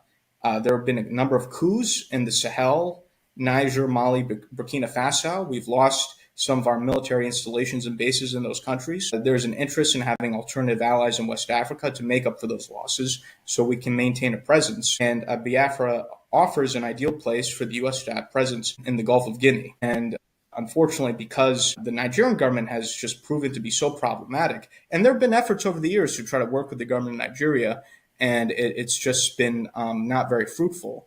There's an openness now to alternative allies. I'll give you another analogy in a different part of the continent. We have in East Africa, Somalia, which has been a failed state for a long time. You have the separate de facto state of Somaliland, which is self-governing, but they're not recognized yet by the U.S. or the international community as an independent country. That being said, because Somaliland is developing good relations with the U.S., they've made open offers to the United States in terms of bases, port deals, natural resource deals. You've had key people in the U.S. government, especially in the U.S. Congress, advocating for the recognition of the independence of Somaliland. President Trump has talked about him looking at Somaliland, and I think it's very likely that the U.S. government will make a deal and recognize the independence of Somaliland sometime during President Trump's term. So there is currently, with the existing administration and Congress, an openness to engage in deal-making in Africa, which presents an opportunity for, again, depending on the right circumstances, independence movements in Africa, depending on, again, the circumstances and what they're willing to offer the United States. Yeah. So why do these deals leave African states their sovereignty and the economic development? Because from independence till today, we've seen African states losing all their natural resources and their wealth generation to superpowers. And it sounds like these countries are offering all this to the United States to come continue the journey. So where do we stand? Look at Niger. All the uranium is gone, but there is no electricity in Niger. Nigeria, the oil and gas is all gone, but there is no consequential development. And then what I'm hearing from you is that is going to continue with the United States? No, that's not what I'm saying. You make a good point in terms of, I think a lot of Africans have been exploited by what we could call neocolonialism, where even after, let's say, countries become quote-unquote independent, they're still under undue influence by former colonial powers. I think one of the most controversial being France. And oftentimes the issue with some of the former European colonists, whether it's the French or the Belgium or some of these other powers, is they do business with their former colonies in a way that's exploitative, oftentimes trying to prop up puppet dictators, engaging in economic deals that are bad for those countries that are exploitative. That's not what I'm advocating for, and that is not what the U.S. is advocating for. In fact, I think a greater U.S. presence can offer an alternative for African governments to both kind of these neo-colonialist former powers, as well as an alternative to both the Russians and Chinese. And the way that the U.S. is, it's not this exploitative colonial model, but rather a business style model in which the U.S. can come and say, hey, how can we help make investments in your country such that we could both deepen our relations and we could both make money and prosper together. So the viewpoint is not in exploiting the countries or its natural resources, but rather having investments in these countries in which both the U.S. and those countries, whether it's the Biafrans or other places in Africa, where there can be a mutually benefit, where it could be a win-win situation. So I want to say, the problem is when I listen to you talk, you say the Nigerians or the Biafrans and the Somalis and the Somalilanders are willing to offer the oil and gas, natural resources and ports for the U.S. to come in. But I didn't hear the other part where they are coming to invest in those countries so they can generate the wealth within those countries and create that's exactly jobs. What I'm saying. For where the U.S. can come in, but to make investments to help the Biafrans or to, let's say, help Somaliland take advantage of their natural resources in such a way that the U.S. benefits, but those countries also benefit. And that's a much better model in terms of, let's say, what the Biafrans currently have, where their oil and gas are exploited by both these companies as well as the government of Nigeria, and none of the benefits of that wealth benefits the people of the area. So, we have I think we can have a situation where Biafra, that can determine its own destiny, can have friendships with countries like the United States, that can make investments, right, in its oil and gas industries and other industries where the people of Biafra can finally benefit from their own wealth, their own natural resources. Of course, it'll be of a benefit to the United States as well. So it's a win-win situation. Yeah. So far, what is the blueprint from the Biafran side that they're offering to the United States? Because, as you say, I understand President Trump's foreign policy is driven by national security and investment, which he considers to be economic security, both for the United States and for the foreign countries. But at this point, what is the kind of blueprint? If it is not confidential, tell us, what is the blueprint that Biafra is offering? Do they already have some numbers? Do they have what they're looking at and saying, okay, if we do this, Trump comes in and offers this, then our country is going to benefit by this? If not, wouldn't they be falling back into the situation that we find in Nigeria today? Yeah, so we do have a blueprint. I'm just telling you the generalities of the blueprint, right? In terms of the areas in which we're already having discussions with the U.S., in terms of the oil and gas investments, U.S.-Biafra defense relations, and in terms of potential bases and also counterterrorism cooperation and other areas. So I could speak generally in terms of this is what we're offering. There are some more specific things, but again, I can't go into those particular details due to sensitivities, but I'm just telling you what the general items are, which some of this is in the news and public reports. We are having some more specific conversations. I can't go into those specifics. All right. So what is the advantage of having a lobbyist in DC instead of doing or talking to these people yourselves? Because the senators, their doors are open to the public, open to their constituents. They listen to their constituents and receive them. Why should someone be hiring you to go talk on his behalf? Yeah, so the way I would explain lobbying is similar to how you have a professional attorney that you hire to navigate you through the political process, through the legal process. You hire a lobbyist to help you navigate through the political process. And I think there's a term in law that any client who tries to represent themselves in court is foolish, right? There's this phrase for attorneys. And I know you have the legal background yourself. So someone can represent themselves, let's say, in court or at trial, but they're better off having a professional attorney helping them through that process. The same thing goes for the political process, where the U.S. government is extraordinarily complicated to navigate, and people like myself have the knowledge and expertise as to how to navigate the U.S. government, and we provide advice and counsel to our clients in terms of how to best navigate through the U.S. government, who are the right people to meet with, and also how the information should be conveyed and what the message should be. So we act similar in a very similar way as attorneys do.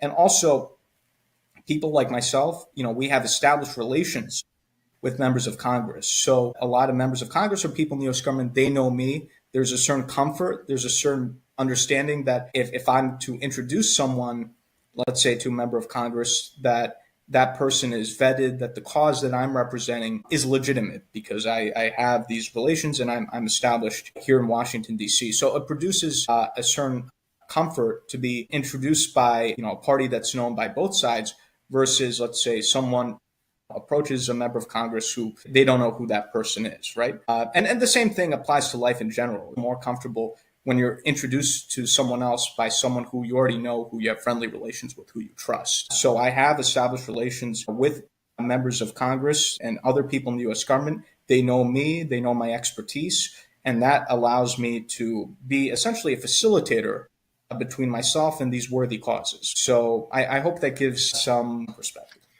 It does give the perspective, and but it's expensive to hire a lobbyist to do this work in DC on your behalf, not being sure of the outcome. It's an investment that I think should be viewed as a political investment, and it's something that's very effective. That's why so many countries and international causes hire lobbyists.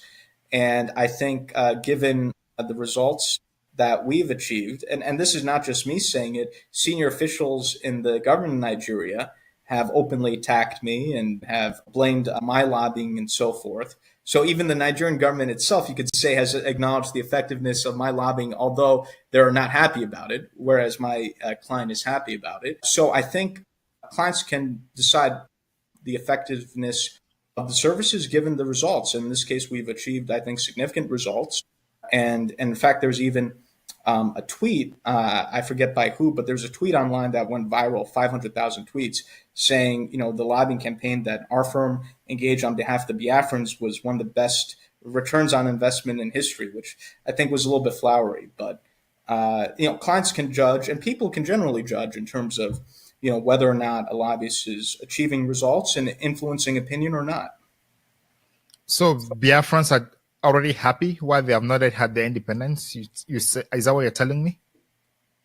Well, Biafrans are happy about the results we're achieving, but we're still working towards the goal. Achieving a newly independent state in Africa or anywhere takes time. We've engaged in our lobbying campaign. I've been involved in representing the Biafrans for a little bit more than a year now. In the cases of some countries, it's taken decades for them to obtain their freedom and independence. So we've achieved a lot in a short period of time, and we're working towards the goal. These things don't happen magically overnight, and anyone who says that they're going to achieve a newly independent state overnight is not a serious person, in my opinion. These statecraft takes time, especially if you want to do it the right way. I don't want to go so much into that. That was not the focus of our conversation today. But you've mentioned the Biafrans and Somaliland that are advocating for independence. And the Ambazonian movement is linked with the Biafran movement. And the leaders of the Ambazonian movement and the leaders of the Biafran movement are in jail. Do you have any relationship with the Ambazonian movement?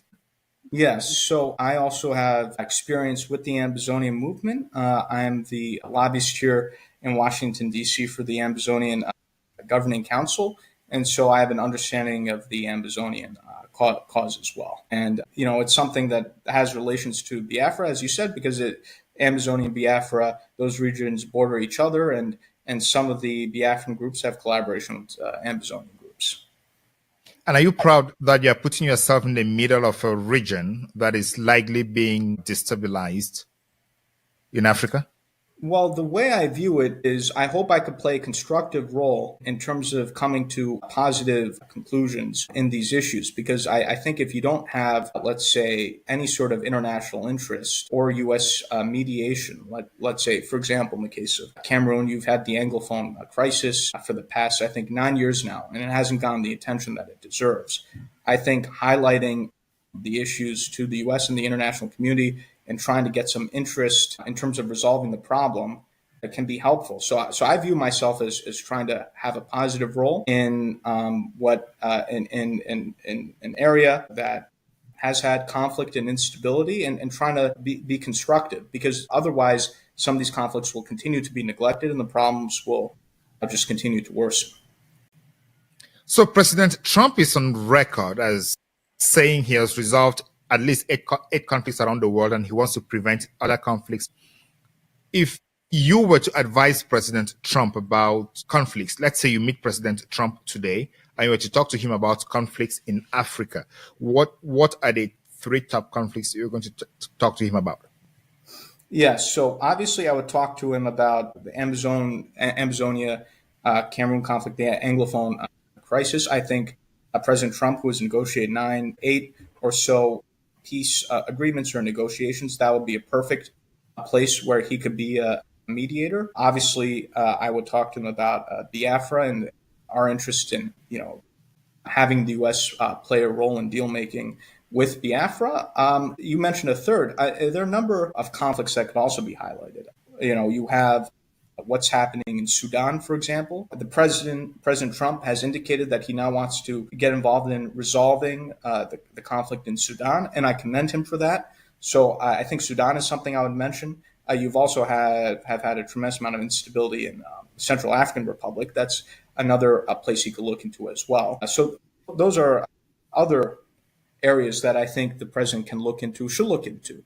And again, I'm very pleased now that President Trump, in a tweet or Truth Social, the president enjoys social media, has finally mentioned what's happening in Sudan, which has been, again, one of those areas that has been neglected. A big part of the problem is some of these conflicts just receive absolutely no attention, and people are suffering. And I think just having some attention to these issues is so important. So I think if the president can play a positive role in negotiating the situation in Sudan, I think that'll be a great win for his administration. He's already, the President Trump has already tried to broker deals between Rwanda and Democratic Republic of Congo. So I commend these efforts and engagements, and they should continue with these efforts and engagements. All right. You say you are the lobbyist and you speak to these people. What about a situation where one side has a lobbyist and the other side has a lobbyist? How does that play out? Because I don't think it's like a situation where you go to court, you have the prosecution and the defense, and they argue following specific laws, specific procedures, and then based on the law to have an outcome. So if there are two different lobbyists on the cause arguing two different stories, how do you play that out? That's a very good point, and it happens quite often here in Washington, D.C., where you have lobbyists, let's say, representing the opposite sides, right, of a particular issue. And what's needed in that situation is to present the better argument.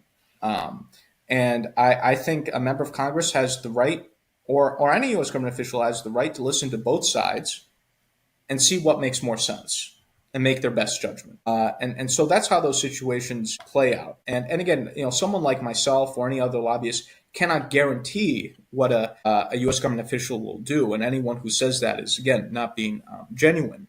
But what we can do is present our best arguments to the decision makers, make sure they have the information. They could then process information from possibly the opposing side, and then make their own judgments and come to their own conclusions. So again, this sometimes happens here in Washington, and I think that's perfectly fine. I think we should have a healthy competition of ideas, and then U.S. officials can make their own best judgment. All right, I want to give you a hypothetical here. It's a practical example, and I hear how that plays out. Cameroon on October 12 had presidential elections. The Constitutional Council declared Paul Biya the winner, that is the incumbent president. Issa Chiruma on the other side published results from the polling stations, and those results showed he won. But the Constitutional Council and the elections management body have not published the results polling station by polling station. Now, if you are hired to represent Chiruma to make a case to the United States Senate and government, what would be your best strategy? Well, what I would say is, and again, these are things that I already highlight in my capacity of representing the Amazonians. But Paul Biya has been a longtime dictator in Africa. He's 93 now. He wants to be president until I think he's 100, which I think will be a record. And Cameroon, under his tenure, has not had free and fair elections. They've been Cameroonians, whether they be Amazonians or other Cameroonians, have had a history of being oppressed under the Biya dictatorship. And I think the Cameroonian opposition, individuals such as Chiruma, can make the argument that a democratic Cameroon will be better for the people of Cameroon and will also create a situation of a healthier Cameroon that will be a better partner for the United States that can help stabilize the situation within Cameroon. Part of the reason why you've had instability in the country, whether it's the Anglophone crisis or other problems, is because of the mismanagement of the Biya government. And I think Cameroonian opposition can make the argument to the United States that many of the problems in Cameroon could be resolved if you had a friendly, democratic government which can resolve the problems of the people instead of the situation with the Biya regime where there's suppression and then you have revolts and all these other problems that have come as a reaction to that. So I think there's a persuasive case at this moment that the opposition could make, and you have members of especially members of Congress like the Senate Foreign Relations Chairman who are skeptical of the Biya regime and others. Yeah, the Biya regime has many critics in the U.S. for their lack of democracy and many other problems. And if Bia's lobbyist comes in and says, we have a stable government that has stabilized the country for the last 43 years, and we are critical for the stability of the Gulf of Guinea, if we change the system, there is a high probability that the country may go into full-blown crisis, considering the case of the Northwest and the Southwest and the North and the East. And if they say they have held some balance for all this while, and that is what they need for the country right now, how would you counter such an argument? Yeah, I'm sure that's what they would say. But what I would say is, again, the situation has completely come out of control. Under the Biya regime, the situation in the country is not stable, as we've seen with the Anglophone crisis, and that's because of policies of the Biya government. And also, too, he's 93 years old. He doesn't have much more time. You know, his end is inevitable given his age. Regardless, there's going to be a change because at some point, So if he's going to amend the constitution because he has a majority in parliament and appoint a vice president who takes over from him to ensure continuity, what would you say? Well, what I would say is there are many people who are dissatisfied with this style of the Biya regime, which is autocratic in nature. And there are many people in Cameroon that would like to experience true democracy. And so I think that's something that should be given a chance. And I think it will be a beacon of hope, especially a country that's important like Cameroon. If it were to have a transition to democracy, I think that would be a positive development in the region. So I think there's an argument that can be made and should be made there by the Cameroonian opposition. Thank you so much, Elias, for coming to the Beyond Africa podcast. Do you have any last word for our viewers? Yeah, well, it's a pleasure to be here with you. What I say is this is a very interesting time in the continent. I think some of these liberation movements, like the Biafra independence movement and other pro-democracy causes in the continent, should be receiving more attention. I'm glad that some of these issues are receiving attention, but I think more attention needs to be paid to Africa. Africa is often overlooked, even though it's so critical and so important. And so I appreciate the role that your program has in terms of creating additional awareness and appreciation for Africa. And it's a pleasure to be on your program. Thank you so much. We seek to give in-depth time to actors who are discussing and managing issues on Africa because traditional media does not give that amount of time. And we want to have all perspectives on the news. So we share those views. For example, the news would go on saying there is no genocide in Nigeria. But irrespective of the term that has been used, what is important is there is violence and there is need for security because the government is failing. And when we have such conversations, we have a different view of what is happening around the world. And that is the essence of the Beyond Africa podcast. We are here to tell African stories to change lives in Africa. And thank you again for coming to the Beyond Africa podcast, Elias Jorasulis. Ladies and gentlemen, thank you so much for watching. What a time to be alive and what a time to follow African politics. I have been your host, Ngalim Bernard. See you in the next episode of the Beyond Africa podcast. I resume my function as President of the Council. I now give the floor to the representative of the United States. Thank you, Mr. President, and thank you for chairing this important meeting. Thank you to our briefers, Secretary General Guterres, and ECOWAS Commission President Dr. Touré. Colleagues, as we speak, Al-Qaeda-affiliated terrorists in the Sahel have paralyzed Mali with a fuel blockade. Colleagues, the situation is dire there. We see Al-Qaeda aiming to take over the entire country. The United States acknowledges the counterterrorism efforts of the Malian armed forces against these and other terrorist organizations such as ISIS, Sahel, but the situation is worsening quickly. We remained deeply concerned about the incidents of kidnapping, the incidents of hostage-taking across the Sahel as a means to finance these terrorist activities. Unfortunately, since the veto of the UN sanctions regime in 2023, It has been deeply disappointing to see Mali's security situation continue to deteriorate. That decision removed critical tools from the international community that it relied on to promote accountability and to promote stability. And the result has been an uptick, a massive surge in violence, has been a shrinking space for dialogue and growing risk for civilians across the country and across the region. The terrorist threats are not only intensifying, they are spreading, they are shifting southward, as evidenced by the terrorist attacks we've seen in Benin and Togo.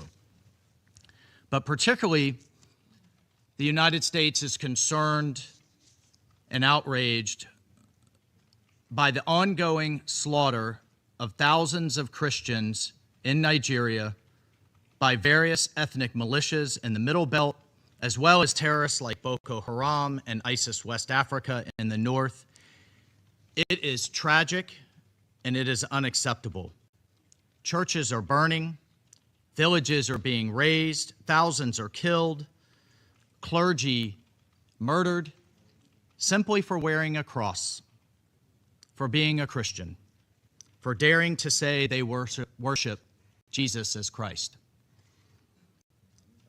Just yesterday, 25 little girls were kidnapped from their school and one school official murdered trying to protect them from MAGA Comprehensive Girls Secondary School in Kebbi State. Colleagues, this is happening. It's undeniable and it's unacceptable. The United States condemns these attacks in the strongest terms, and it demands accountability.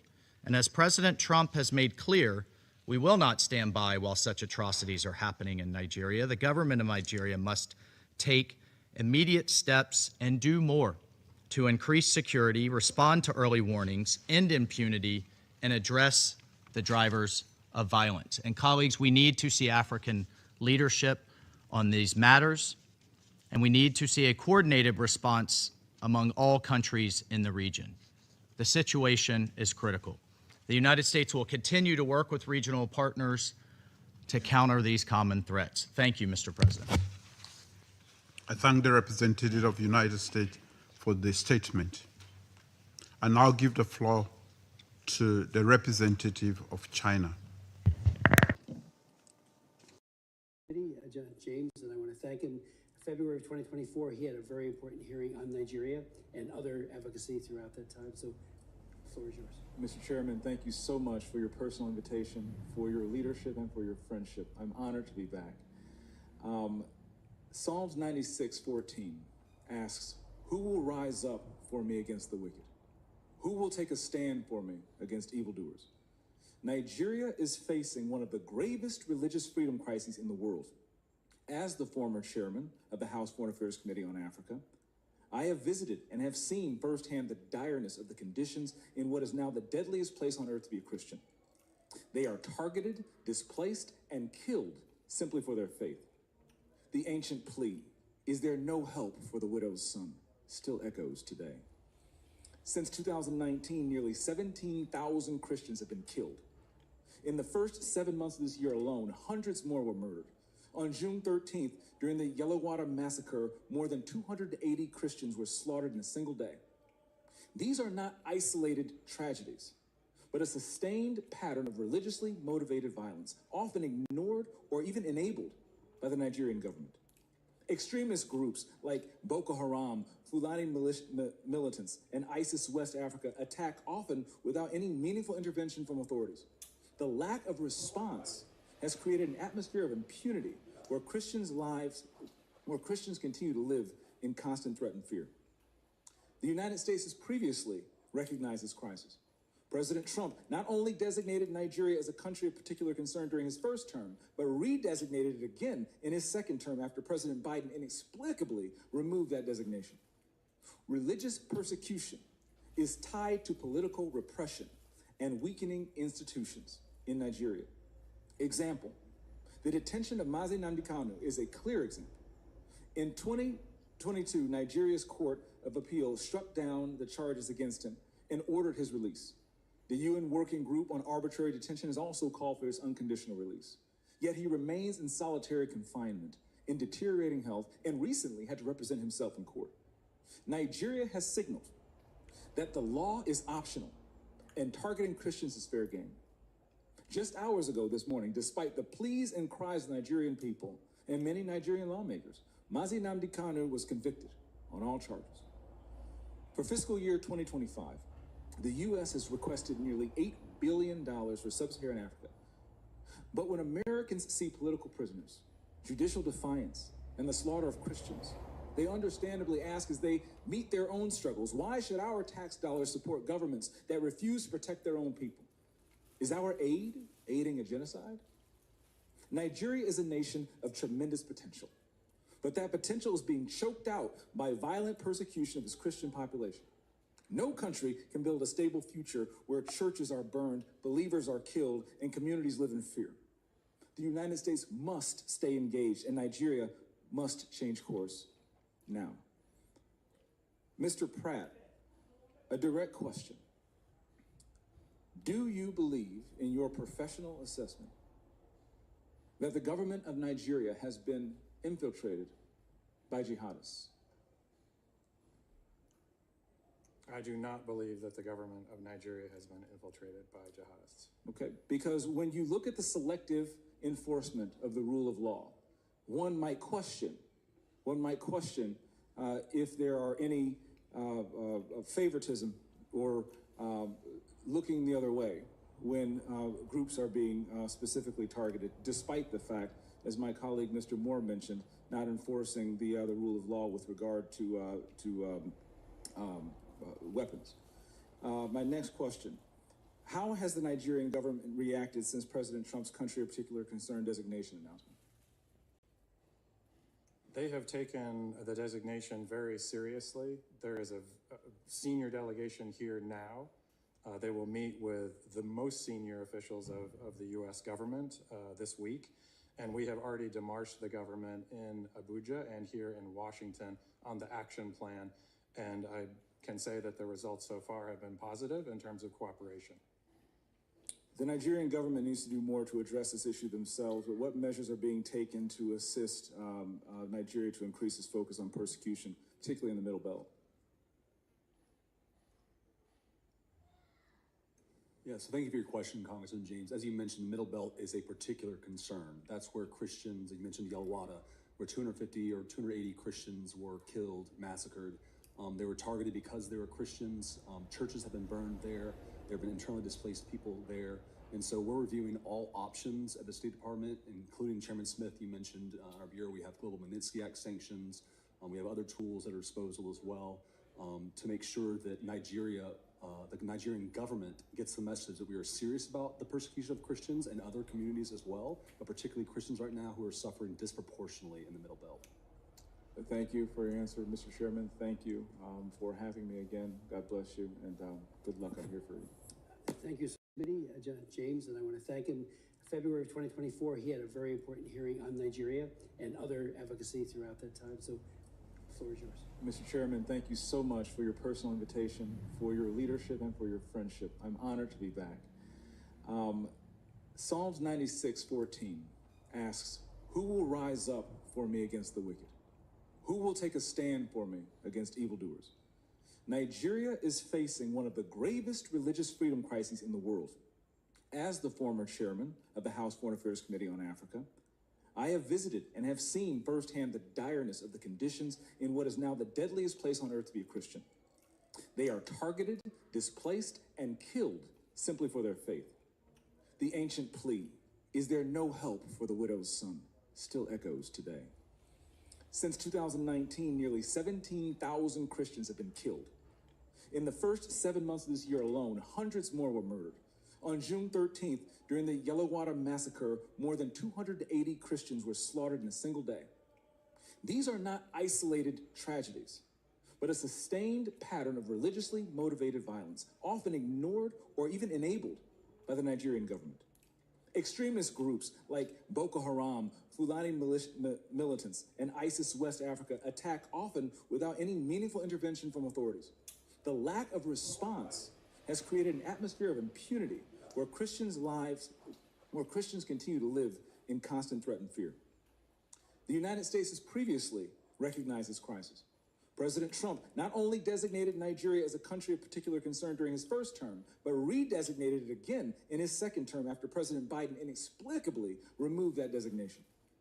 Religious persecution is tied to political repression and weakening institutions in Nigeria. Example, the detention of Mazi Nnamdi Kanu is a clear example.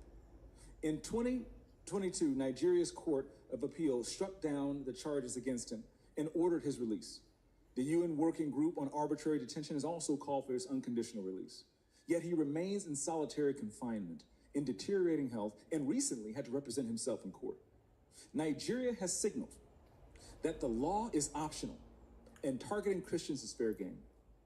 Just hours ago this morning, despite the pleas and cries of the Nigerian people and many Nigerian lawmakers, Mazi Nnamdi Kanu was convicted on all charges. For fiscal year 2025, the U.S. has requested nearly $8 billion for sub-Saharan Africa. But when Americans see political prisoners, judicial defiance, and the slaughter of Christians, they understandably ask as they meet their own struggles, why should our tax dollars support governments that refuse to protect their own people? Is our aid aiding a genocide? Nigeria is a nation of tremendous potential, but that potential is being choked out by violent persecution of its Christian population. No country can build a stable future where churches are burned, believers are killed, and communities live in fear. The United States must stay engaged, and Nigeria must change course now. Mr. Pratt, a direct question. Do you believe in your professional assessment that the government of Nigeria has been infiltrated by jihadists?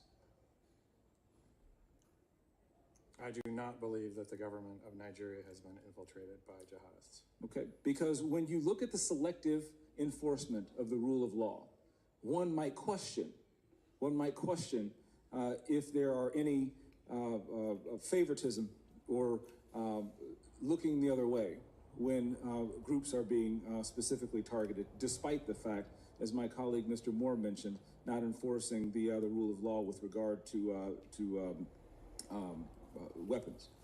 My next question, how has the Nigerian government reacted since President Trump's country of particular concern designation announcement? They have taken the designation very seriously. There is a senior delegation here now. They will meet with the most senior officials of the U.S. government this week. And we have already demarched the government in Abuja and here in Washington on the action plan. And I can say that the results so far have been positive in terms of cooperation. The Nigerian government needs to do more to address this issue themselves, but what measures are being taken to assist Nigeria to increase its focus on persecution, particularly in the Middle Belt? Yes, thank you for your question, Congressman James. As you mentioned, the Middle Belt is a particular concern. That's where Christians, you mentioned Yalwada, where 250 or 280 Christians were killed, massacred. They were targeted because they were Christians. Churches have been burned there. There have been internally displaced people there. And so we're reviewing all options at the State Department, including Chairman Smith, you mentioned our bureau, we have Global Magnitsky Act sanctions. We have other tools at our disposal as well to make sure that Nigeria, the Nigerian government gets the message that we are serious about the persecution of Christians and other communities as well, but particularly Christians right now who are suffering disproportionately in the Middle Belt. Thank you for your answer, Mr. Chairman. Thank you for having me again. God bless you, and good luck. I'm here for you. Thank you, James, and I want to thank him. February of 2024, he had a very important hearing on Nigeria and other advocacy throughout that time. So, the floor is yours. Mr. Chairman, thank you so much for your personal invitation, for your leadership, and for your friendship. I'm honored to be back.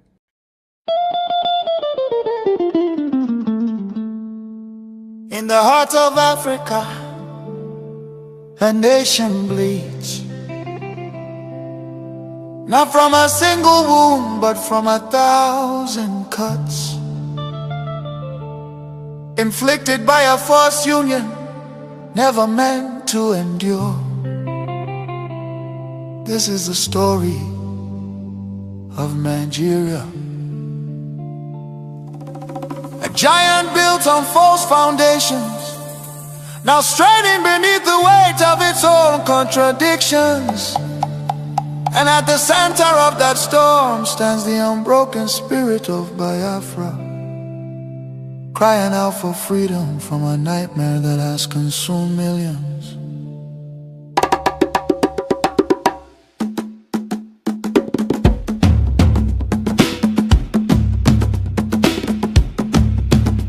It began with the rivers of blood in 1966. Thousands of Biafran men, women and children, professionals, traders, students and families who had built lives across the Federation became targets in the northern city, fueled by ethnic hatred and religious hostility. Mobs descended upon innocent civilians. They were slaughtered in their homes, in crowded markets, and aboard trains carrying desperate families back to the east. Streets were littered with bodies, rivers choked with corpses. Survivors returned to the east carrying trauma, grief, and the painful realization that they were no longer wanted in the Nigerian Union. Biafra, Biafra, voice of truth and freedom. Biafra, Biafra, the rising sun will rise again. Then came May 30th, 1967. A desperate act of survival. What followed were 30 months of unimaginable devastation. The Nigerian military, armed and backed by foreign powers, including Britain, Russia and Egypt, surrounded the young republic. A total blockade was imposed. No food, no medicine, no escape. Starvation became a weapon of war. 5 million, mostly civilians, many of them children, perished during what was not just a conflict but genocide against Biafra. Bombs fell on markets, hospitals and villages. Communities were razed. The world watched in silence while famine hollowed the faces of innocent children. Some nations spoke out, but many turned away. The war officially ended in paper in 9Geria Nti, under the declaration, no victor, no vanquished. Yet for Biafrans, the suffering did not end. Their properties were confiscated, careers destroyed. Biafrans were given only 20 pounds, regardless of how much they had. Entire families struggled to rebuild shattered lives. The promise of reintegration faded into disappointment. Marginalization deepened in Nigerian government appointments. Infrastructure and control of resources from Biafran land. Oil flowing from the Biafra land enriched the center, while much of the east remained neglected. Roads deteriorated, industries collapsed. Biafra, Biafra, voice of truth and freedom.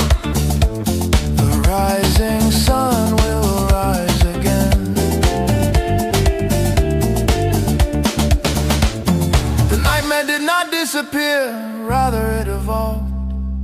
Across Nigeria today, violence and insecurity continue to devastate communities. Armed attacks by Fulani herdsmen terrorists have left villages destroyed, farmers killed, women violated, children orphaned and churches burned. Boko Haram and its offshoots have unleashed terror across multiple regions in the southeast. Demands for Biafra and self-determination are often met with military crackdowns, arrests and bloodshed. Protesters have been killed, fear and tension continue to rise. These tragedies reflect the deadly consequences of forcing vastly different peoples into one political structure. Through the 1914 British amalgamation, distinct ethnic nations, religion, traditions, ideologies, and systems of governance were merged without consent and without a shared national vision. The North's feudal and religious conservatism can never blend with the South's entrepreneurial drive. And the East Republican individualism attempts to hold the Union together continue to be at the cost of innocent blood. Why does Biafra matter? Biafra means self-determination. Biafra represents dignity, survival, and the rights of a people to life and choose their future. Biafra symbolizes resistance, innovation, enterprise, and hope. The vision is of a nation with secure borders, focused development, protection of its citizens, and economic engagement with the world of future, free from oppression, fear, and perpetual conflict. The solution is not endless political conferences, military force or federal quota system, but a peaceful separation based on shared values and voluntary association. History shows that artificial unions often fracture violently, while honest separation can allow wounded nations to recover. Biafra is not dead, Biafra lives. It lives because the desire for freedom cannot be extinguished. Nigeria's ongoing crisis, corruption, insecurity, poverty, and division are proof that one structure cannot hold people with dangerous diversities together. For the million already lost, for the children yet unborn. Biafra, Biafra independence is non-negotiable. Let Africa remember that true unity cannot be sustained by force. The world must listen before more lives are lost. Biafra, Biafra live, freedom calls. God bless Biafra. God bless the land of the rising sun. God bless Biafra Republic, government in exile, led by Prime Minister His Excellency Okechukwu, for standing tall in the pursuit of Biafra independence. Biafra, Biafra.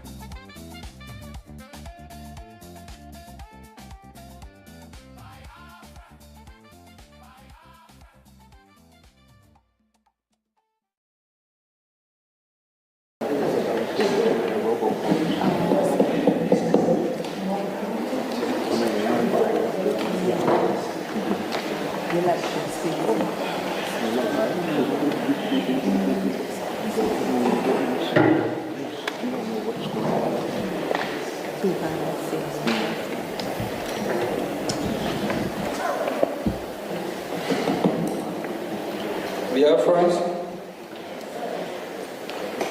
am I coming out? Yes.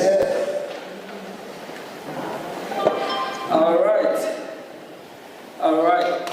The hour is here, and we all know the reason why we are here today.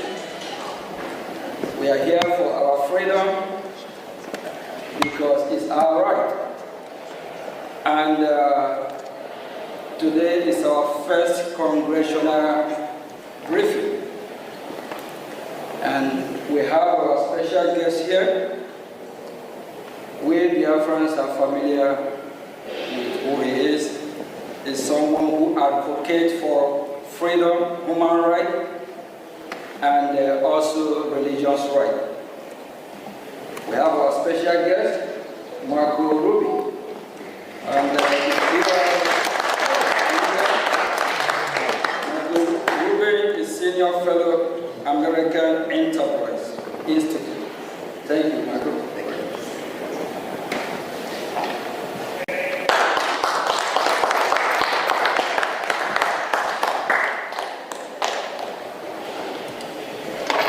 Thank you very much, Mr. Acting Prime Minister. I don't need, first of all, it's good to see Biafra represented so well in Washington, D.C. Unlike in Nigeria, and unlike in Finland, we're not going to arrest dissidents.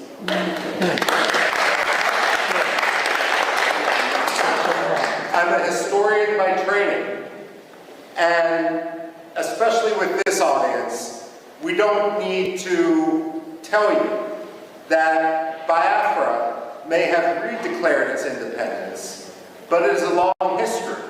And if we count the maps that European merchants, geographers, and other travelers made dating back to the 17th century, then Biafra is actually older than the United States of America.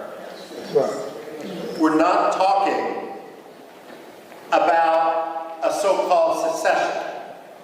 We're talking about decolonization. And when we look at Africa today, we must recognize that the problem of colonialism is no longer based in London and in Paris. It's based in places like Abuja and Lagos. The fact of the matter is, and for that matter, Yaoundé as well, the fact of the matter is that we are witnessing a second wave of decolonization in Africa right now. Biafra, Amazonia, Somaliland are at the front line of a struggle for freedom. Religious freedom, as well as simply personal, economic freedom, political freedom. The fact of the matter is, though, when we talk about that front line of colonialism, Biafra, Amazonia, Somaliland, we're also talking about a response to genocide. The fact of the matter is, when we look at the modern history of Biafra and we see some of the key figures represented on this podium, and it's so appropriate that we're sitting here in a room dedicated to Veterans Affairs, to honor the veterans of the Biafra struggle. The fact of the matter is that they did not start the struggle for Biafran rights. Nigeria did. Nigeria has agency. They have decision-making. No one forced Nigeria to undertake the pogroms of 1966. That was a decision that was made in Lagos. And what we have seen, the struggle for freedom in Biafra, is a natural response to the repression, which is now more than 60 years old inside Nigeria, especially with regard to Biafra. Now, we can talk about genocide, and unfortunately, what has occurred in Biafra in the late 1960s and so forth, isn't the only case of genocide that the 20th century has seen. But what makes the history and the recognition of the Biafran genocide so important is this. When the Jews suffered the Holocaust, Germany afterwards acknowledged the Holocaust. The ideology that led to Nazism became stigmatized. Yes, there are still Nazis today, but it is an ideology which is outside the realm of acceptable belief. The problem with genocide denial isn't simply a denial of fact, a denial of history. But when you don't acknowledge the genocide, then what you're actually doing is throwing a life raft to the ideology upon which that genocide occurred. So when you have someone like the late Muhammadu Buhari, whose hands were covered in blood from the events of the Biafra genocide, rise to the presidency of Nigeria without anyone acknowledging his role, that simply perpetrates and legitimizes that genocide. Now, when it comes to genocide denial, I also have this to say. When people debate foreign policy in the United States, one of the progressive slogans that we hear time and time again is no blood for oil. Well, I have a message for Alexander Stubb. no genocide for oil. Finland has been a disgrace. Stood has kowtowed to Turkey at the expense of the Kurds, at the expense of other dissidents, for the sake of getting Turkey to lift its de facto veto for Finland's NATO membership. Now he's kowtowing to the Nigerian government by arresting Simon Ekpa for the sole reason of advocating against genocide and of providing, frankly, at this point, the only reasonable way forward given the actions of the Nigerian state. Now, we can't engage in wishful thinking, and unfortunately that has been the problem in the United States. I would argue that Europe is more engaged in a cynicism, where they simply want Nigeria's oil, and let's be frank, it's not Nigeria's oil. It's Biafra's oil, the Delta region and so forth. The fact of the matter is they feel it's easier to have a relationship with a dictator, and they're going to look the other way. Never let the Europeans pretend that they stand as a representative of human rights when they act in such a cynical, racist, and way that is so contrary to life, liberty, justice, freedom, political rights. The fact of the matter is the Europeans need to be called out each and every day for that. Finland, especially. Now, I would go so far as saying Finland doesn't deserve the plaudits that so many people, Amnesty International, Human Rights Watch, tend to ascribe to Scandinavian powers. I would today argue that through its actions behind the scenes, by laundering the Nigerian government, by allowing, by cynically using this mantle which it had developed over decades as a protector of human rights, that Finland has become one of the most cynical promoters of human rights abuses, on par with Russia, with China, and with others. The only difference is Russia and China are much more open about what they're doing. Finland thinks they can have it both ways. Now, when it comes to the United States, however, the United States isn't blameless. We have two problems here. The first is the problem of the American perception of history. Whether you're Republican, whether you're Democrat, I don't care. And the fact of the matter is Biafra, like Cyprus, like India, should be a bipartisan cause. There's nothing partisan about freedom and liberty. And I say that as someone who personally is a Republican, but I was a Congressional Black Caucus Foundation fellow working for the late Congressman Bill Gray, who was a Democrat. So I say this not just as wishful thinking, but someone who truly believes in the importance of principle and its triumph over cynical partisanship. But let's face it, both the Republicans and the Democrats have a problem, and American society in general, and that's our general ignorance of history. In our own political culture, whether it's a Republican coming in after years of Democratic power or a Democrat coming in after years of Republican power, there's a tendency to believe that history is only 4 or 8 years long, and that every president who enters the Oval Office or Secretary of State who enters that 7th floor of their office of the Dwight D. Eisenhower building in Foggy Bottom, that they can somehow have a tabula rasa, that the past doesn't matter. Well, let me set the record straight. The past does matter. The past can't be forgotten. And we wouldn't be here today if it weren't for repeated efforts to work within the system, only to be crushed by Nigerian corruption, Nigerian dictatorship, and Nigerian cynicism. And if I may, Nigerian religious animosity on the parts of some sectarian communities.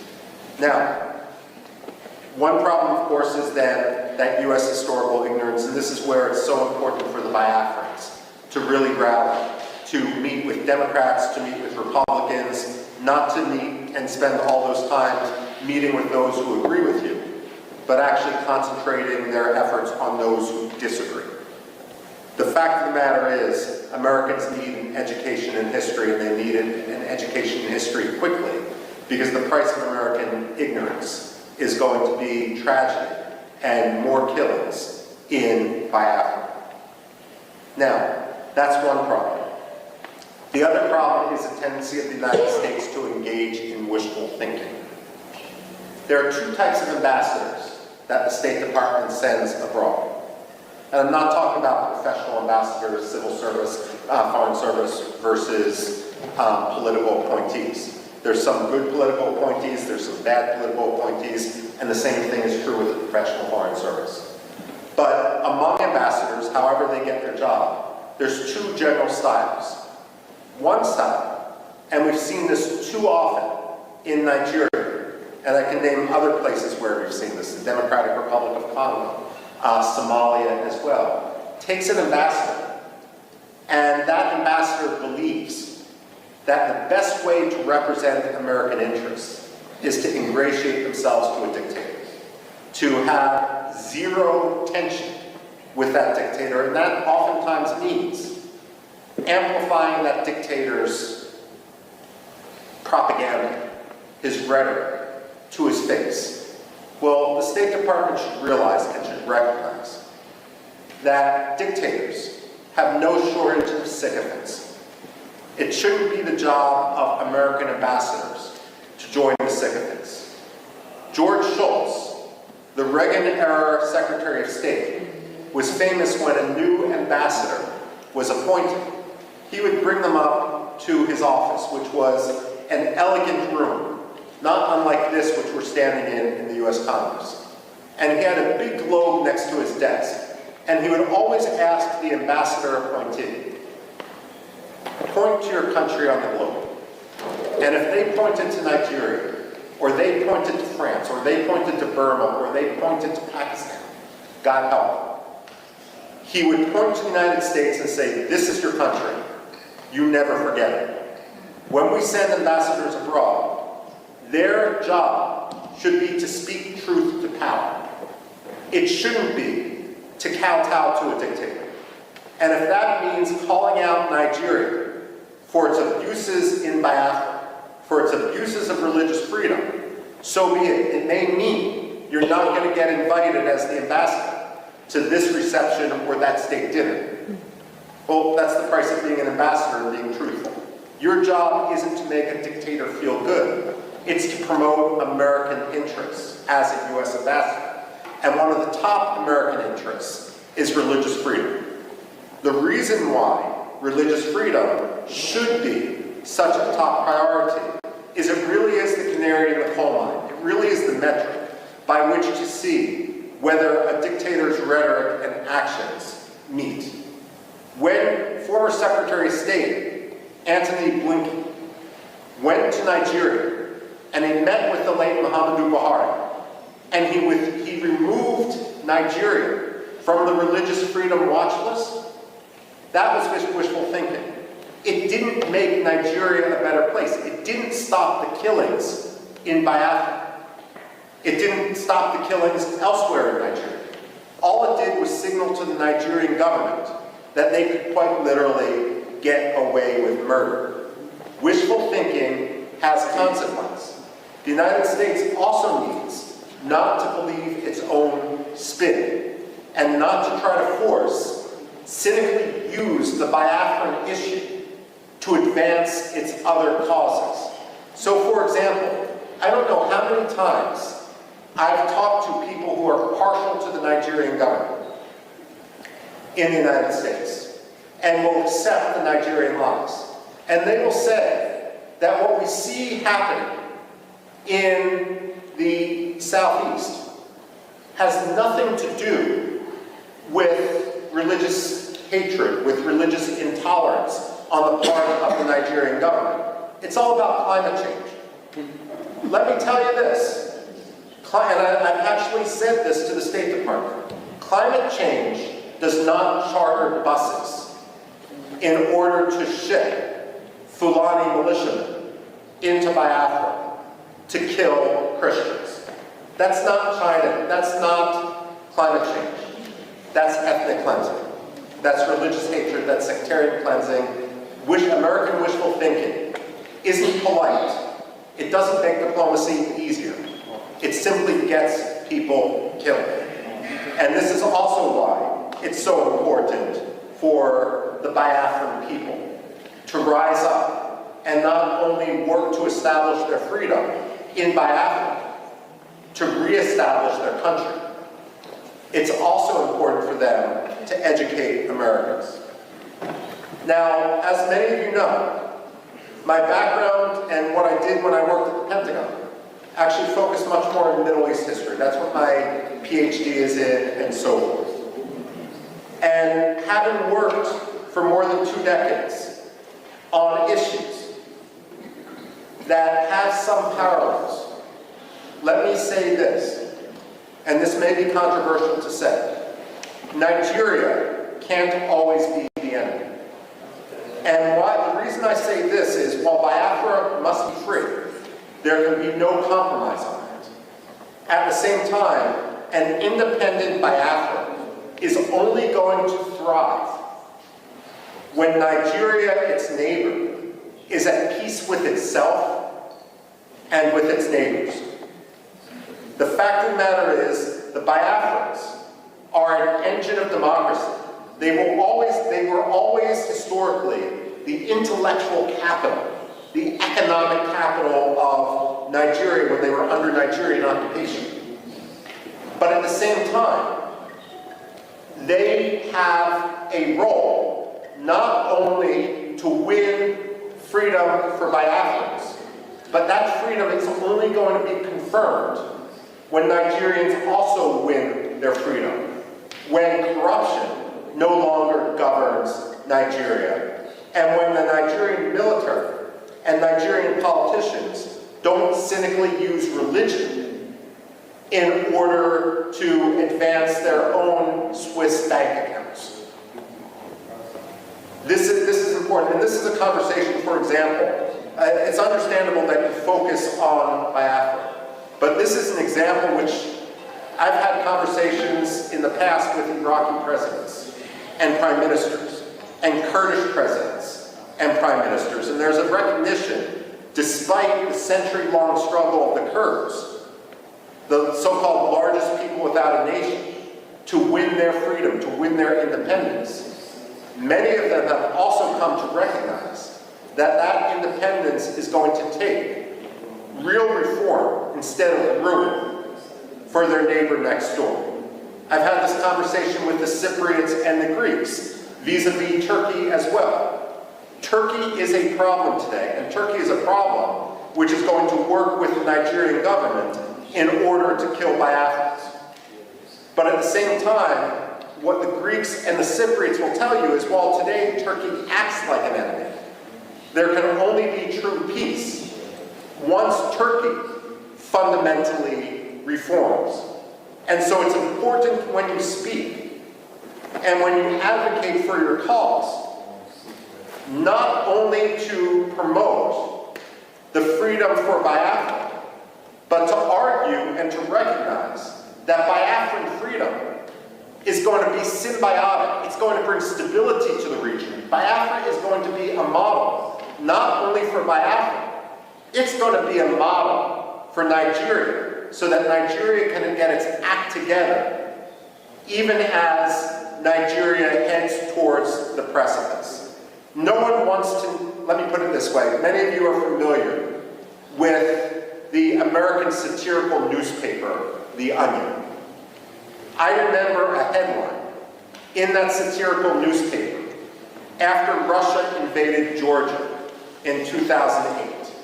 It was a fake announcement by Condoleezza Rice, the Secretary of State, who was arguing that the U.S. position is that no American allies should border Russia because it was just too difficult.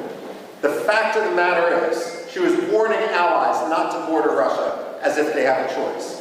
The fact of the matter is, it's in no one's interest, it's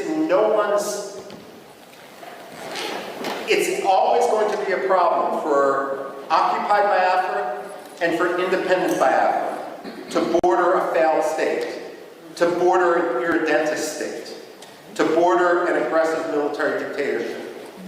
Independent Biafra is going to need to recognize that as Nigeria fails, and let's face it, today it's a failing state. It's a building, it's a 10-story building that's ridden with termites. The fact of the matter is that every military leader inside Nigeria is going to try to distract their own Nigerian public by trying to whip up a frenzy against Biafra. So on one hand, you need to be prepared for that. And you recognize this because this is your history. But on the other hand, if there can be fundamental reform in Nigeria, then ultimately you will thrive and be the most prosperous country in Africa.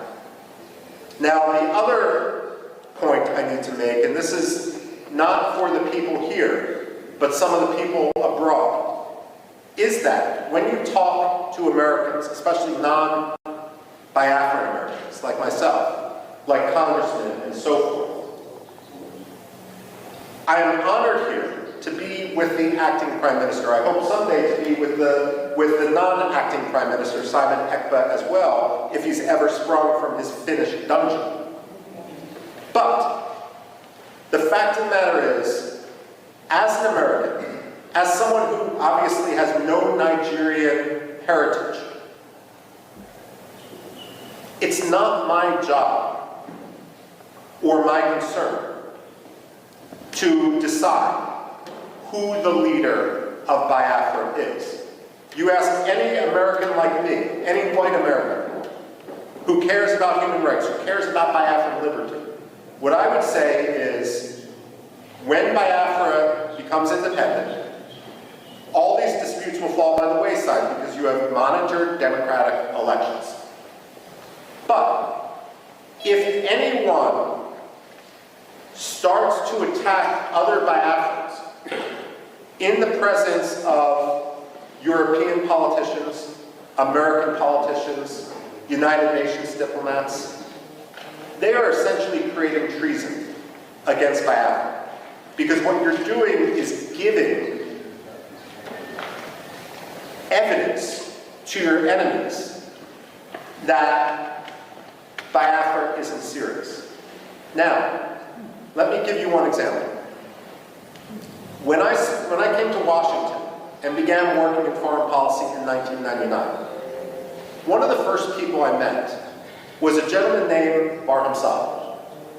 He was the Washington representative of the Patriotic Union of Kurdistan. Now, the Kurds, I've referenced before, they're split between 4 different countries, so Biafra's a little bit luckier than this. At the same time, the Kurds in Iraq, in northern Iraq, are divided between 2 major political parties. One was Jalal Talabani's Patriotic Union of Kurdistan.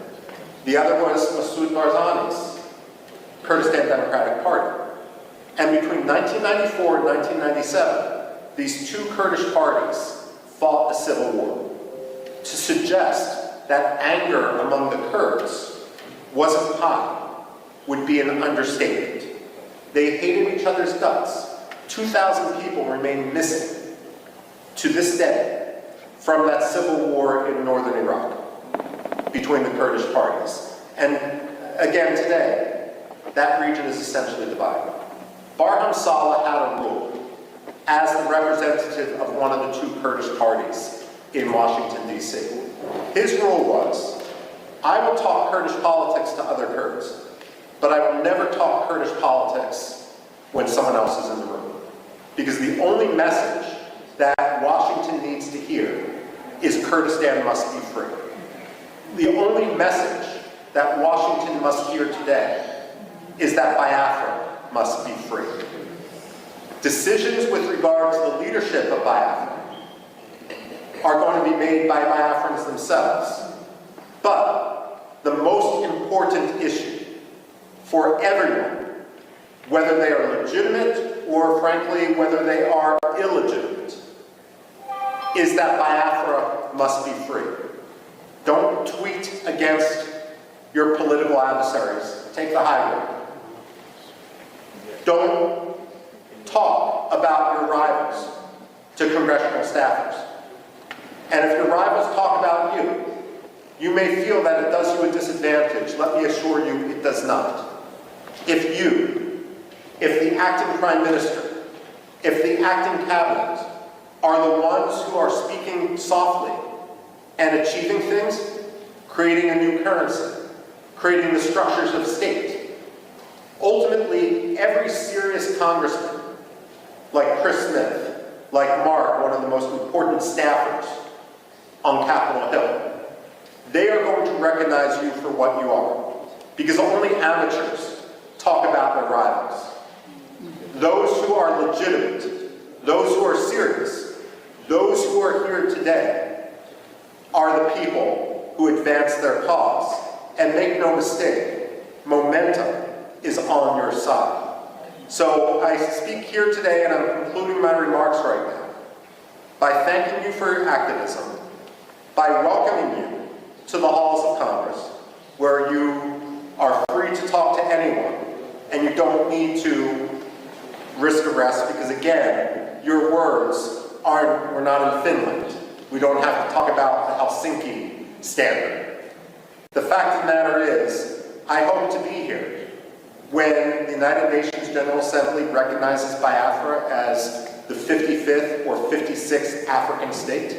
And I have absolutely no doubt that I am sure about the acting prime minister.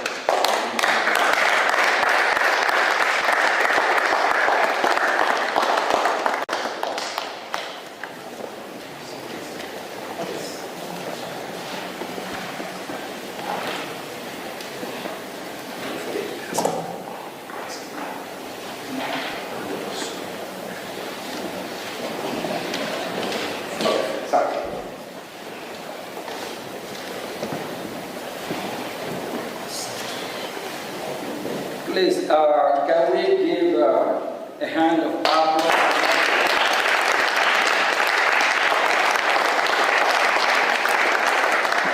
He is a true friend of humanity, not just Biafra. He fights for me, he fights for you, he fights for the global community. And he is a kind of one we need, so that we can have a safer world and a better world, a world that will be great again. Thank you.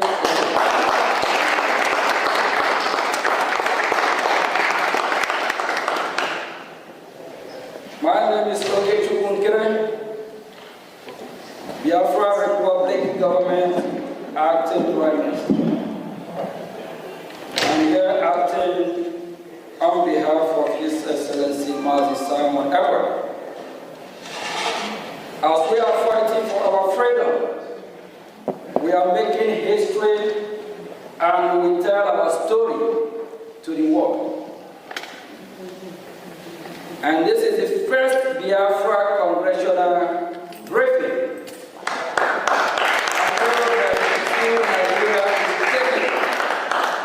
If I tell you, you won't believe. Nigerian government, they protest to stop this hearing today. They protest. They have not started protesting. Thank you all for being here today. Thank you. It is an honor to speak today during this historical congressional briefing on Biafra, the first in modern times. I want to thank Michael Ruby, which we are just giving hand of applause now before, of the American Enterprise Institute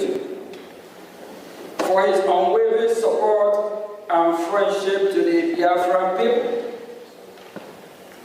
Today, I will provide a broad overview of Biafra issue for all those watching. Nigeria is oil-rich country. When we say Nigeria, it's Biafran oil. Marco just on his speech, he made it clear. It's Biafran oil and a continent power in Africa. It is a multi-ethnic, multi-language, and multi-religious country with a population of about over 200 million people. There are three major ethnic groups: the Igbo, the Yoruba, and the Hausa Fulani, and 250 other smaller ethnic groups. The Hausa Fulani are predominantly Muslim and live in the northern Sahara of part of Nigeria. The Yoruba who live in the southwest are split almost even between Muslim and Christian. The Igbos, along with related tribes, whom we refer to as Biafras, the interface of this submission, inhabit the southeast part of Nigeria, which is Biafra, and we are no longer Nigeria. We don't identify ourselves as Nigeria, we are Biafra.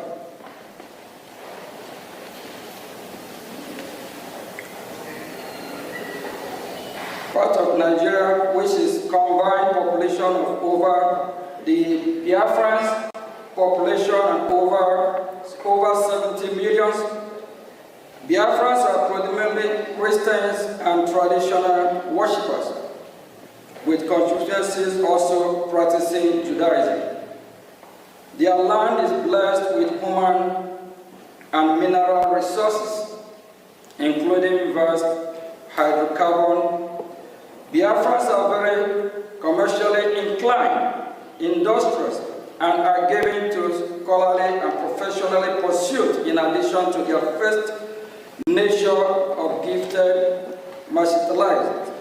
They have an established grassroots democracy order known as the Omunna system, which is still practiced to this day, before the advent of colonization.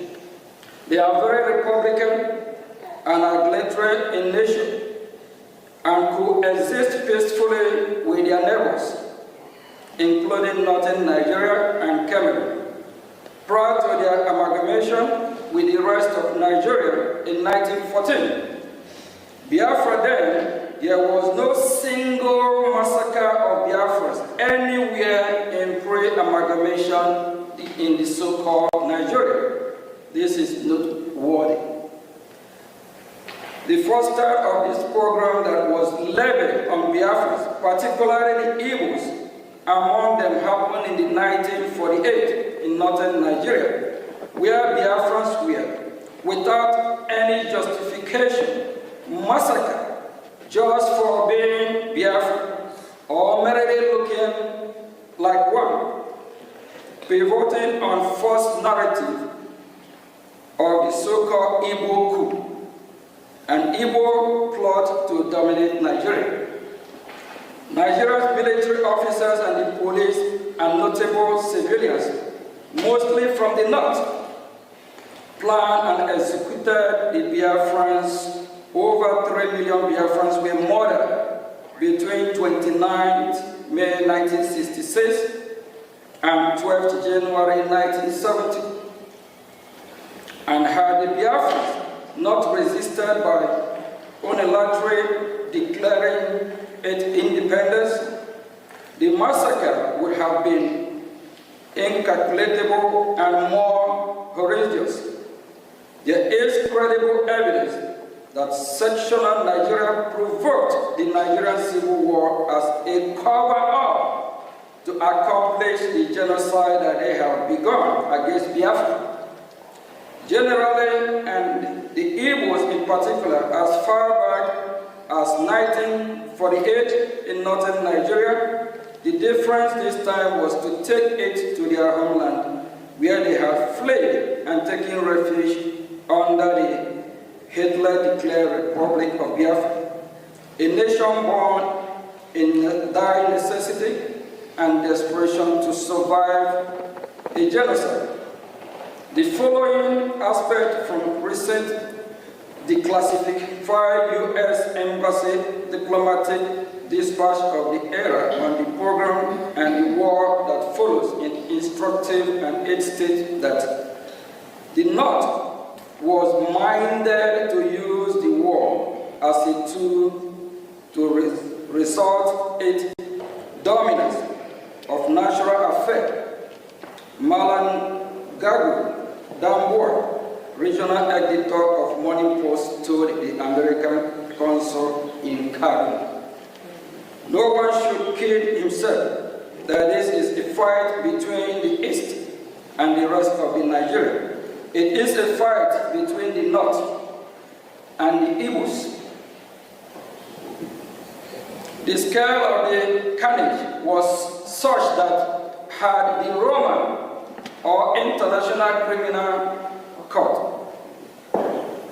status been enacted, Nigeria's entire military leadership and its top civilians enablers would have been prosecuted for genocide and crime against humanity, for orchestrating the destruction of Biafrans in whole or in substantial part because of their ethnicity. And to make it worse, those that oversaw the genocide and their natural political successor continue to control Nigeria and thus ensure that no accountability was exacted for a crime of such shocking scale. And to date, no apology or remorse has emanated from official Nigeria or any of the prime state actors. It is this state of affairs and the post-war political suppression of Biafra that grandfathered the insurgency of Biafra agitation in recent times. The modern-day Biafra independent movement surfaced in 1999 with the creation of movement of the actualization of sovereign state of Biafra Mazur in 1999 by Chief Owazurike, in 2012 by Mazi Nnamdi Kanu, a protege of Chief Owazurike, then created the Indigenous People of Biafra, IPOB, in 2012, which became the predominant Biafra independence organization. Post-war agitation for Biafra and support for IPOB accelerated in late 2015 when former President Muhammad Buhari systematically embarked on widespread anti-Igbo policies, coupled with his open toleration of Fulani Islamic terror that was breaching the northern reach of the Igbo land. It was in the face of this that the indigenous people of Biafra IPOB and the idea of Biafra government in exile gained much traction as protector and defender of the people that have been detained by the government of the day of Nigeria. It is to be noted that virtually all of us present at the vanguard of pursuing for Biafra were born after Nigerian Civil War ended in 1970. So in our renewed quest for Biafra, we are not driven by any sense of personal loss of the war, revenge or bitterness, but by instead a sense that our people are being mistreated badly and are vigorously in again becoming the victim of another crippled genocide. Vast majority of the Biafrans share the same view, even so, quietly because of fear of retribution by the Nigerian government or other non-state actor in alliance with the government. Amnesty International reports that since the advent of the former Buhari administration in 2015, Nigerian insecurity forces have killed more than thousands of Biafrans and wounded many more while they held peaceful protests against the killing and for self-determination. Amnesty International says that many of those pro-Biafra protesters were shot and killed in their sleep, and others while they gathered in churches to pray. Many of the protesters were shot and killed from behind while they tried to escape. Contemporaries country report released by the United States Department confirmed such of this, particularly the Nigerian government declaration of IPOB as a terrorist organization in October 2017, which gave a dubious legal cover to Nigeria's security forces to resort extrajudicial killing of Biafra perceived by self-determination agitator or members of IPOB. As such, as you are reading this, the other killings of Biafrans by the Fulani Islamic terrorists is ongoing as we speak. The killing have not stopped to date, especially in the northern boundary of Igbo land, such that several innocent villagers were murdered in Ebonyi State in February 2025. Igbo communities to bury their brothers, sisters, fathers, mothers, sons, and daughters almost every month. And after times, the violence is maliciously and falsely attributed to unknown government or faceless Biafran separatists. In the face of all this, and in the perception that rogue elements of the security forces are complicit, the Biafran government in exile emerged as a beacon of hope for Biafrans that have become distrustful of the government. It bears mentioning that when the agitation for Biafra accelerated in late 2015, the response of Nigerian government was disappointingly non-pragmatic.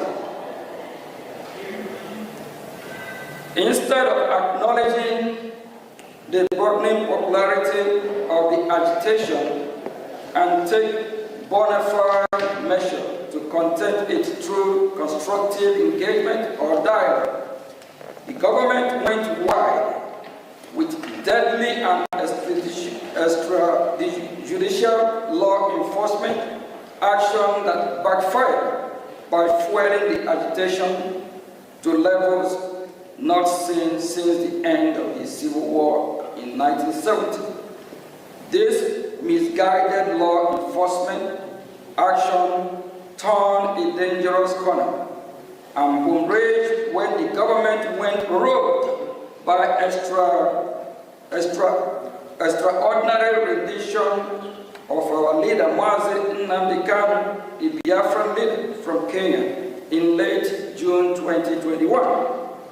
No doubt this is an avoidable overreaction that has composed Nigeria's legal system, triggered the international legal order against Nigeria, and bettered the government driving insecurity that have brought Southeast Nigeria, which is Biafra, to this day.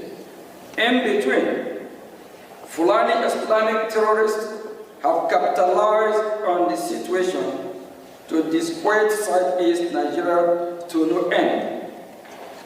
After Mazi Nnamdi Kanu illegal kidnapping, one of Mazi Nnamdi Kanu proteges, Finland-based Biafran activist, His Excellency Mazi Simon Ekpa, took charge of the Biafra independence movement and created the Biafra Republic government in Brgie, of which he is the Prime Minister. As the next illustration of the Biafra independent movement, the Brgie has galvanized the support of the Biafran population and has engaged in high-level dialogue in Washington, D.C. with U.S. government officials. Furthermore, Brgie organized a self-referendum in which more than 950 million Biafrans voted in favor of independence. Brgie held an independence convention in Lahti, Finland, which started November 29 to December 2, 2024, in which Brgie declared the independence of Biafra on December 2, 2024. December 2, 2024, Biafra was redeclared. The government of Nigeria, according to Mr. Ekpa, has orchestrated 5 assassination attempts against his life. After allegedly failing to assassinate Mr. Ekpa, the government of Nigeria successfully pressured the government of Finland to arrest Mr. Ekpa in November 2024 on political motivated charges. The government of Finland then issued an indictment against Mr. Ekpa, as well as subsequent conviction, which demonstrates the political nature of the persecution at the instigation of government of Nigeria.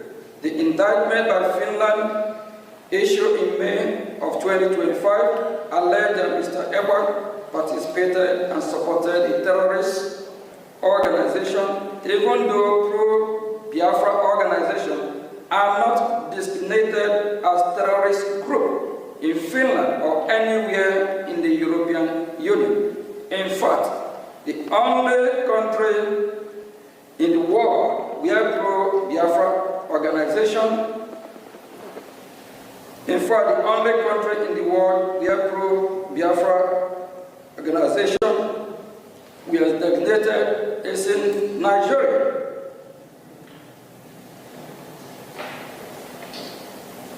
For the government of Finland to accept that the Finnish citizen holding political position regarding internal policy matters within Nigeria is somehow a criminal offense in Finland is a nonsensical and absurd, and demonstrate that Finland is engaging in a political motivated prosecution.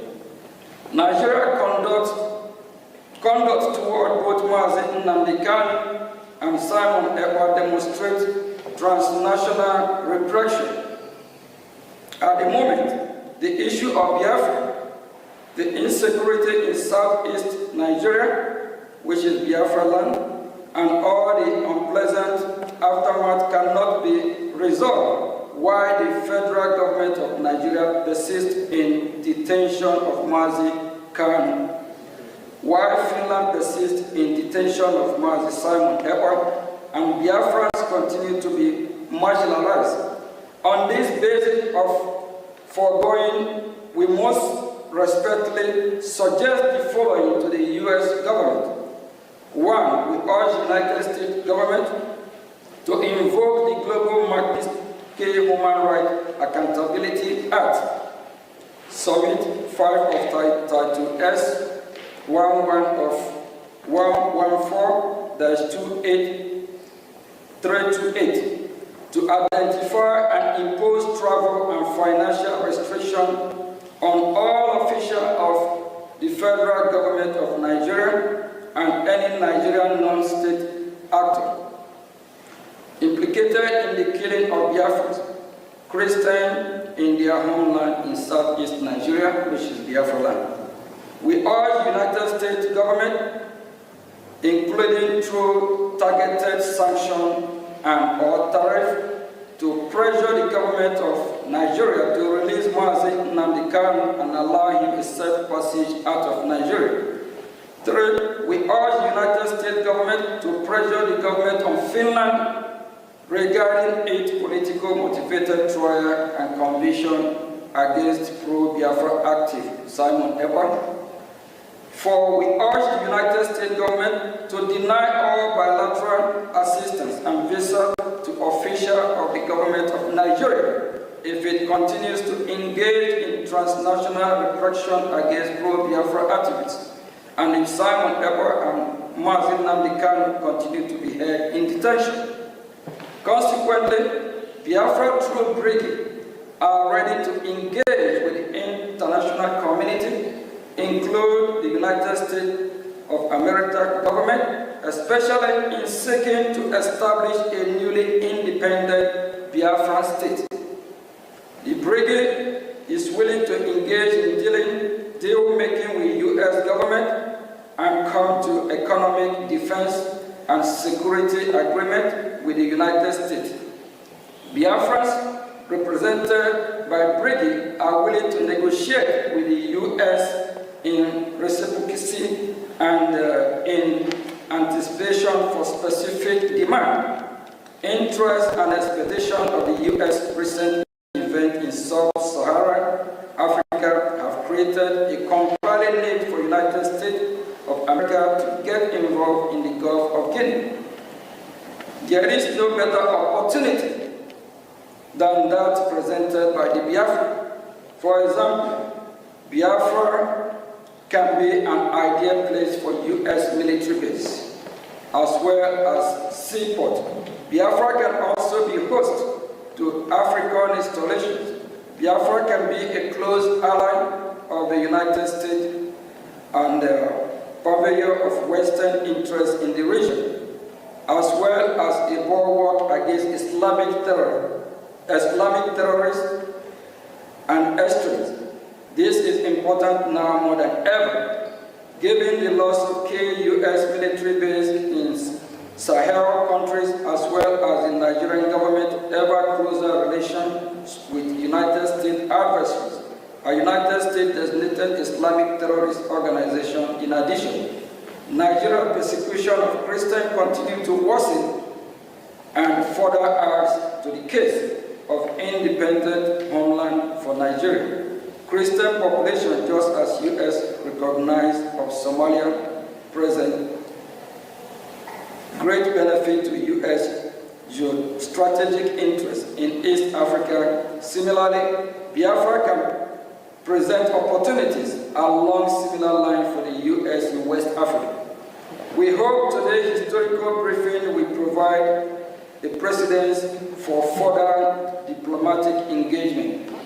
And before I say thank you, we believe that we have sent our message, and we are damn serious for our freedom. We'll continue fighting. Our freedom is our right. No one else can do it better for us than us. And we are sending message to the world, especially the United States of America. We appreciate the opportunity and the privilege they have given us to voice out so that they can do what is right. We believe they are listening. We believe very soon we'll be having more diplomatic engagement with the United States of America, the leader of the free world. Thank you.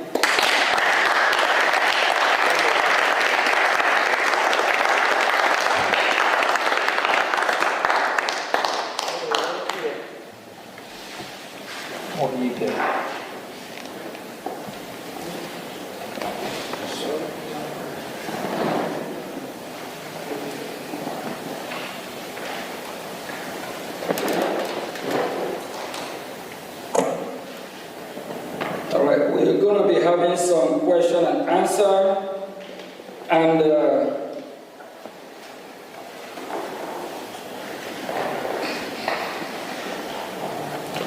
we have some witnesses that will be asking questions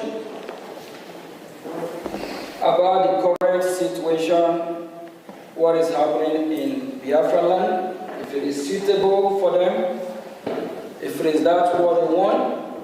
Do they deserve to live better than what is happening here today?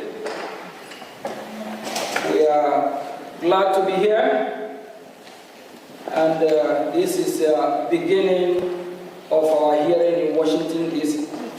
We believe that U.S. government, they are watching, they are listening, they are following, even if the members of the Congress, the ones that are not here, they are watching, so they know what we are doing and what is going on. I will call on Mazia Mobi.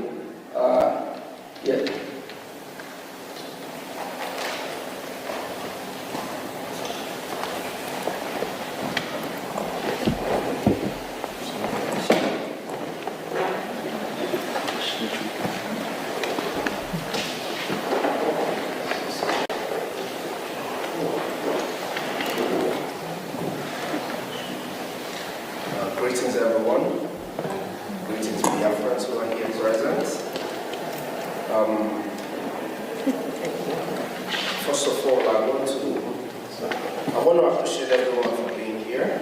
It's not easy. It is only a man who seeks for freedom that goes knocking on all doors. Because every locked door against each and every one of us is a locked door against millions of Biafrans. Especially millions of Biafrans, yourself, myself, who are witnesses, and over 50 million people who gave the Brgie government their vote for a self-referendum conducted in Finland. It conducted back home and ratified in Finland by over 517 Biafrans. So I appreciate each and every one of you who are here. And we thank the United States Congress for giving us this opportunity, for calling us to hear our voice at this time. It is of utmost importance that the Biafran people in general speak up now to stop the killing, to help the world, to help those who cannot speak for themselves, and the entirety of the people who live in the geographical location known as Nigeria, to regain their freedom. The freedom that we seek today is not just for the Biafran people, but for over 230 million people who exist in a place where they are all in a cave. Most of the people who exist there do not know themselves no more, cannot, for some reason, stand up and defend themselves. Of course, we know fear is part of terrorism. With me here are fellow Biafrans who are witnesses to the ongoing genocide in my land, Biafra. The ongoing genocide is a continuation of 1967 to 70, as we all have heard the acting Prime Minister of Brgie speak to us who are Biafrans and to the rest of the world who are listening. So I would like to ask my brothers and my sisters a few questions so that in their own words they can explain to the rest of the world, those who are watching, and to the congressmen and women who have given us this opportunity, who I'm sure would hear everything that we are saying here today, either today or tomorrow or in the nearest future. And whatever we say here will help them make decisions quick and act fast to save lives of Biafra, to save lives of women, children, and even unborn. Because in our case, we lose children in the mother's wombs due to Nigerian terrorism. Now, first of all, I would like to call on my sister, who is a witness, Love Akobondo. I would like to ask you, Love Akobondo, how would you describe the persecution and marginalization of Biafrans from your own personal observation and experience? What are the root causes of this genocide?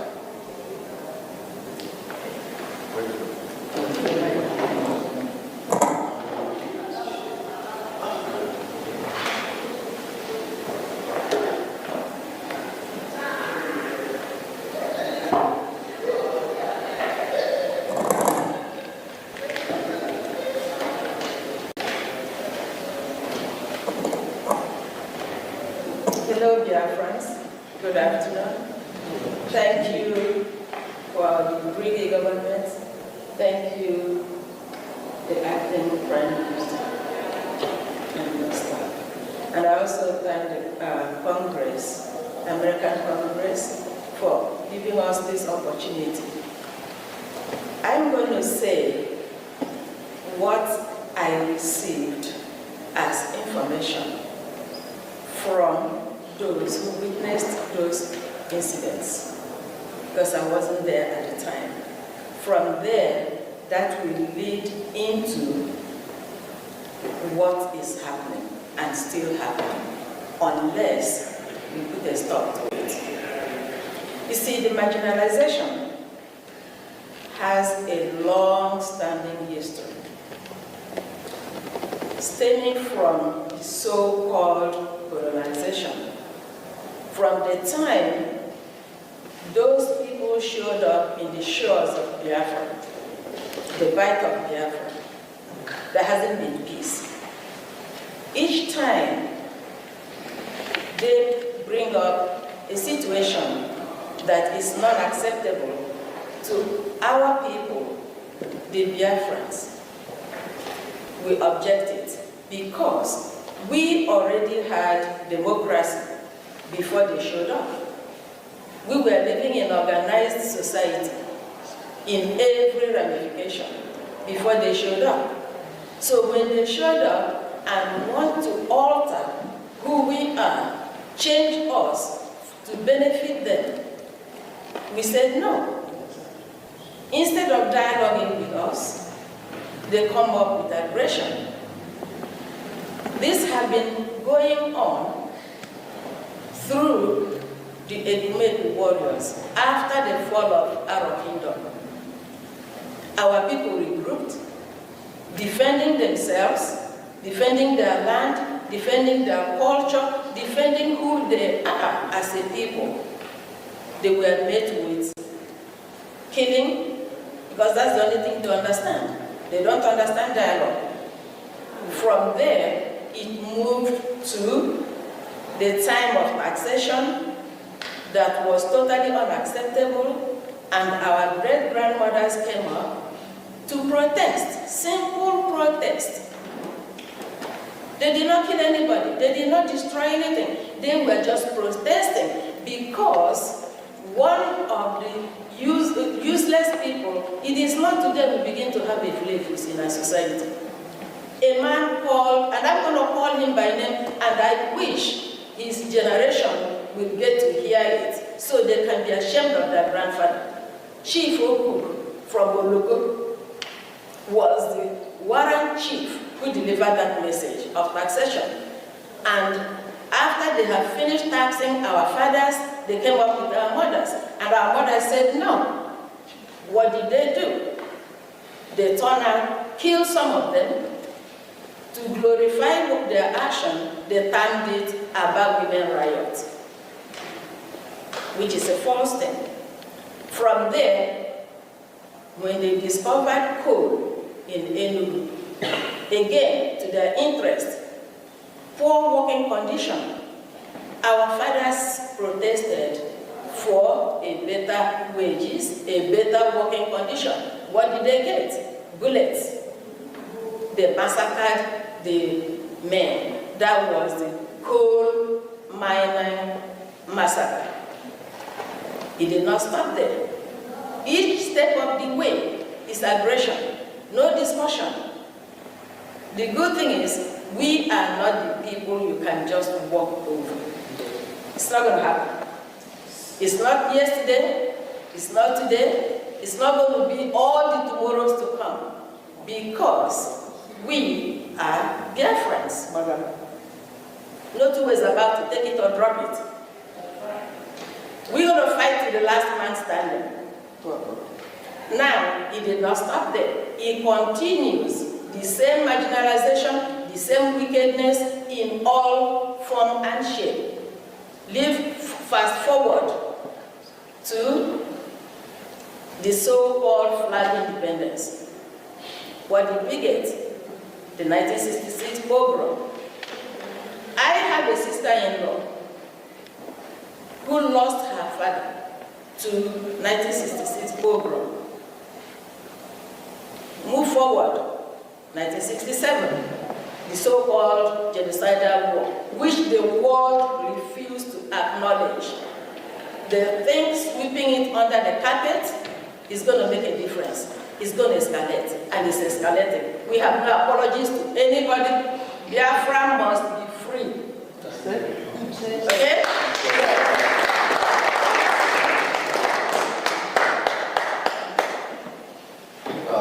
Thank you so much, my sister Love. You heard it all. Now, I will ask another question to another sister of mine, Ms. Nonya Chimasari. We know how the United States government categorizes certain countries as state sponsors of terror. How do you rank Nigeria, given their killing of Biafrans? And should the US government designate Nigeria as a state sponsor of terror?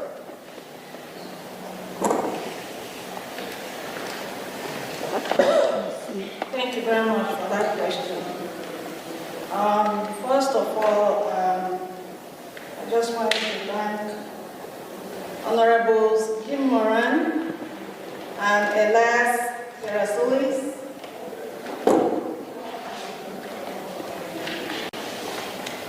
and the U.S. Congress for giving us the opportunity to inform the world of what has been going on in Biafra land for decades. So for the question, these are some of the reasons why United States government should designate Nigeria as a terror organization.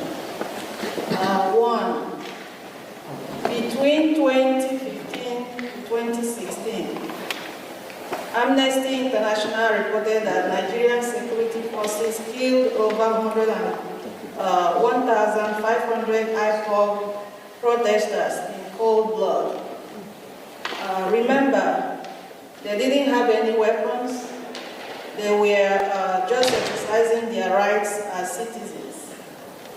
And in 2017, there was what they called Operation Python Dance, which targeted the Southeast residents who are Biafrans, with soldiers invading communities, shooting civilians, and committing extrajudicial killings, which led to about 28 young men and women in our leader, Mazi Nnamdi Kanu's house.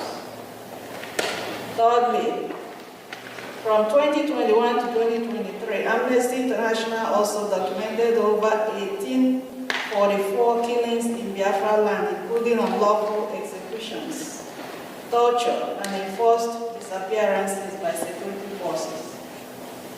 And one might ask whether these killings or these killers have been apprehended and brought to justice, and the answer is no. No one has been held accountable for these killings. In fact, when locals apprehend any of the killers, there is always an order to free them. Up till today, the killings continue, and the painful thing is the fact that Biafrans are killed simply because we are Christians, simply because of the crude oil in Biafra land, and because they want to Islamize us by force, which we are resisting. So I call on the global community to pay attention to what's going on in Biafra land and elsewhere where there is a genocide going on. Thank you all so much. Thank you so much. That was wonderful. That's what we expect from every Biafran to always carry in their heart. The fact that our people are dying every day. Now, I want to ask my brother Emmanuel Ugo, how would you describe the hatred of Biafrans or Igbos within the Nigerian by the political establishment, which has traditionally been controlled by the Muslim North? Would you say this is an important part of why there is support for the Biafran independence movement? Thank you all. When we talk about Biafran hatred, the hatred of Biafrans in Nigeria by the political establishment, that goes deeper. Some of us came into this world and we live with this hatred, and we keep asking ourselves, why? Why us? What have we done? Then we hear them after everything we have gone through. The hatred runs deep in the Nigerian establishment, in their blood, both the political establishment and people from other parts of the country. We see this hatred every day. We have this economic jihad that has been going on. Our businesses are being born in Lagos, in the north. We are not allowed to scale when it comes to political positions as in the presidency of the country. And now we are seeking for Biafra. We want to be on our own so that we can be able to live in peace without facing this hatred every day. The Fulani Caliphate are the ones controlling Nigeria, and with this economic jihad, They have continued to display this economic jihad on the Biafrans, day in, day out, in every aspect of life. And we are tired of it. And we say this is the reason why over 80 million Biafrans, over 50 million Biafrans voted for the Biafra self-referendum, because they themselves are tired of the hatred. Every one of us can see it, even the young ones. And that is why there is maximum support for Biafra, so that we can have our own independent state and live in accordance with our own values. So that's what I will say about that. Thank you.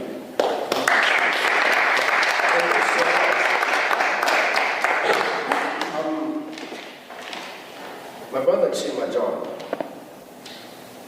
for those amongst you who lived during the first Biafran Civil War, it's called a civil war, but we know it's a genocidal war against the Biafran people, 1967 to 1970.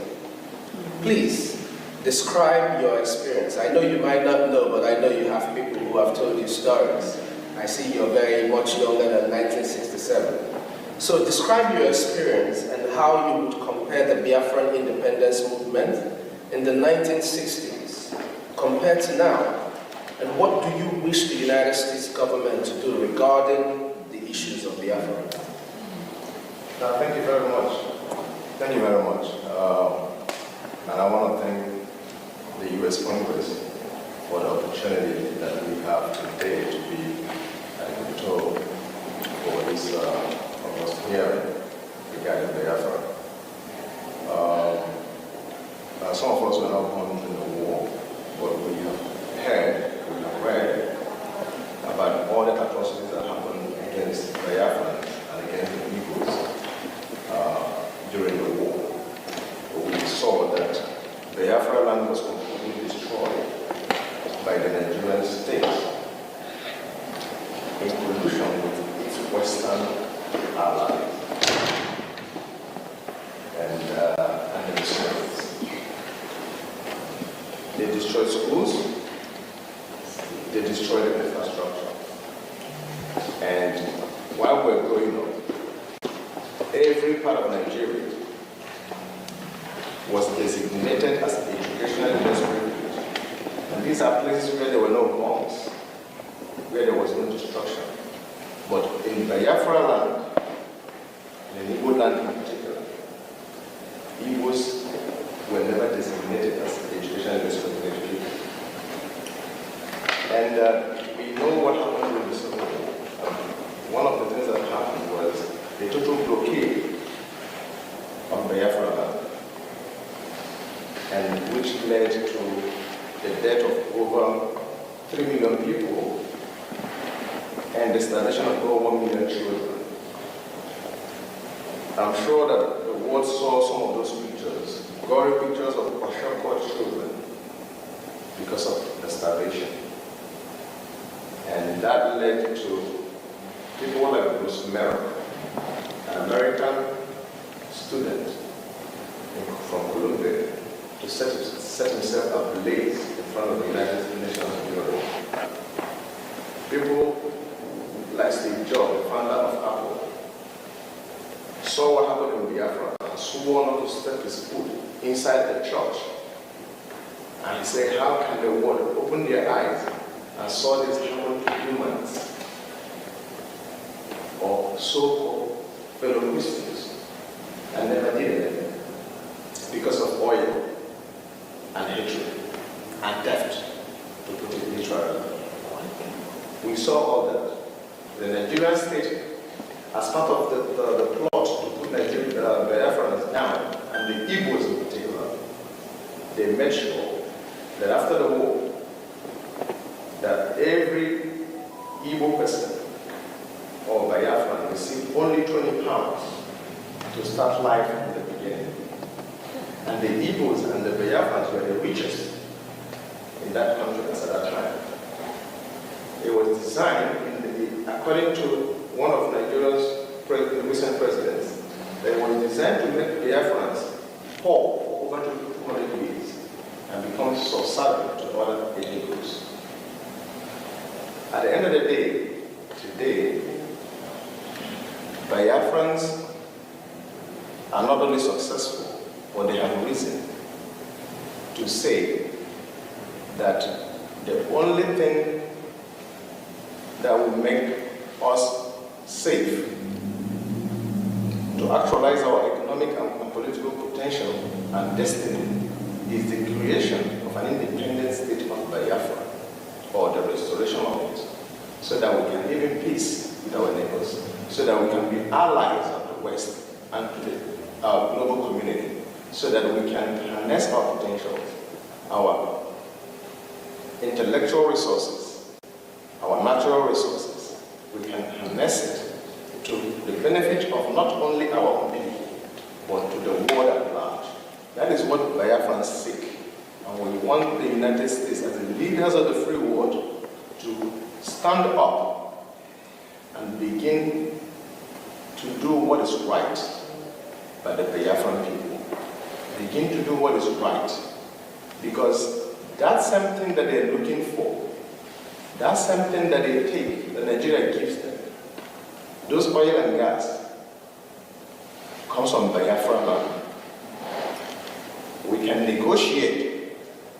We can reach a deal with any country, America in particular, so that we can have our independence, a place we can feel safe, and to live in freedom. Thank you very much.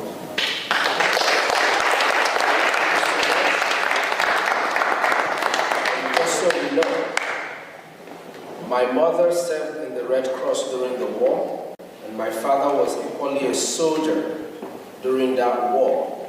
So, just like himself, and like many of us here, I have so many stories of what happened and why we need to be free. It's not just because of the resources, but for our children to be able to see tomorrow. Now, I want to call on my brother, our brother, Mazikelo Israel. Mazikelo Israel, please, as we are in the Capitol Hill building, speaking to the United States Congress and to everyone who cares to listen to the Biafran people, I would like to ask, what would you recommend, or what would be your recommendation to the United States government to hold Nigeria accountable and to assist Biafra? Thank you. Thank you very much, Honorable. First of all, let me thank our great friends, Elias Grasolas, and of course, Honorable Dr. Michael Rubin, who spoke earlier on, and Ogen Kerry, who has been leading this struggle since our leaders have been incarcerated. Talking about Simon Emba and Nandekan. And I want to thank the U.S. Congress for allowing us this opportunity to come here. Again, they are demonstrating that they are the leader of the free world, as against other nations where they don't want to talk about this. As our Honorable Michael Rubin has said, here you are free to talk and nobody will arrest you. And so we are here requesting that U.S. government to come and stop the killings that is going on in Nigeria. We are talking about the genocide that happened 1966 to 1970. Right now, that happened mainly in the southeast. Right now, the entire Nigerian state is a killing zone. It rivals what happened during the Civil War. And so we are pleading with the U.S. Congress to come to us quickly, not to delay, by doing these following things: to officially recognize Biafra genocide of 1966 to 1970, which has continued up to today. As our Honorable Minister said, Michael Rubin said, because those who committed the genocide have not been charged, instead they seem to have been congratulate them by lifting them to be the presidents of that place. This has empowered them to continue with the genocide. So we are pleading with the U.S. government to live up to their moral standards as the free world leader, to come immediately to this aid of Biafrans. We are also pleading with the U.S. government to condemn immediately, because that will save life, condemn immediately the abuses that is going on there, which is quite obvious. It's not hidden. You have terrorists that are being recognized, giving a peace deal, while those that are speaking the truth to save the country from the killings that is going on are being incarcerated, like Mazen and Kano and Simon Eber. Just yesterday, they agreed on a plea deal with terrorists, a peace deal. And they are walking free. We are asking the U.S. government to invoke the Global Magnitsky Act, identify all those criminals. The Canadian government have declared the political organizations in Nigeria as terrorist organizations. We are asking the U.S. government to go further, identify the individuals themselves, and invoke them and put heavy sanctions on them. That is what we are asking, to further what the Canadian government has already done. We are asking the U.S. government to demand, with immediate effect, to the release of Nnamdi Kanu, a man that has been even acquitted in some of the courts in that Federal Republic of Nigeria. Several courts have discharged him and acquitted him, and in fact requested that the government compensate him. Outside UN have already also requested that he be released immediately. Kenyan government has come out openly to say that he was extraordinarily rendition. He was kidnapped from Kenya, that he should be released, and on no basis should he be tried for anything because of the illegality that they practice on him and abuses.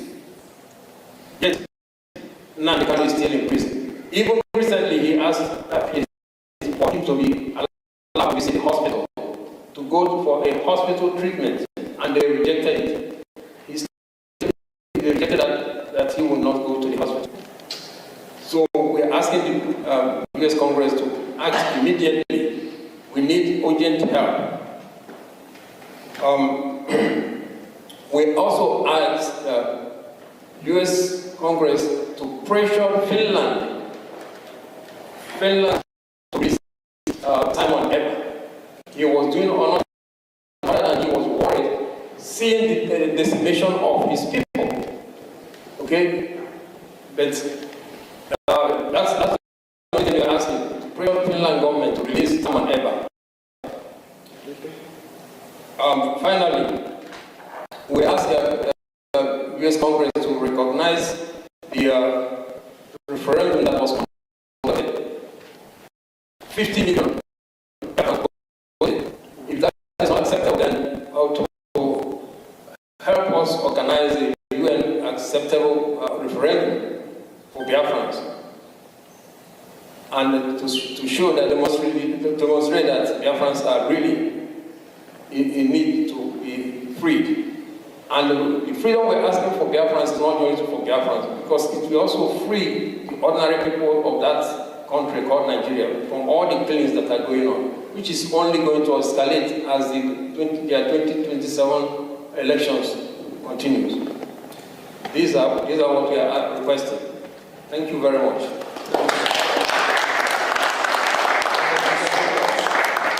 Just to add one single thing to what he said, something that is very dear to me.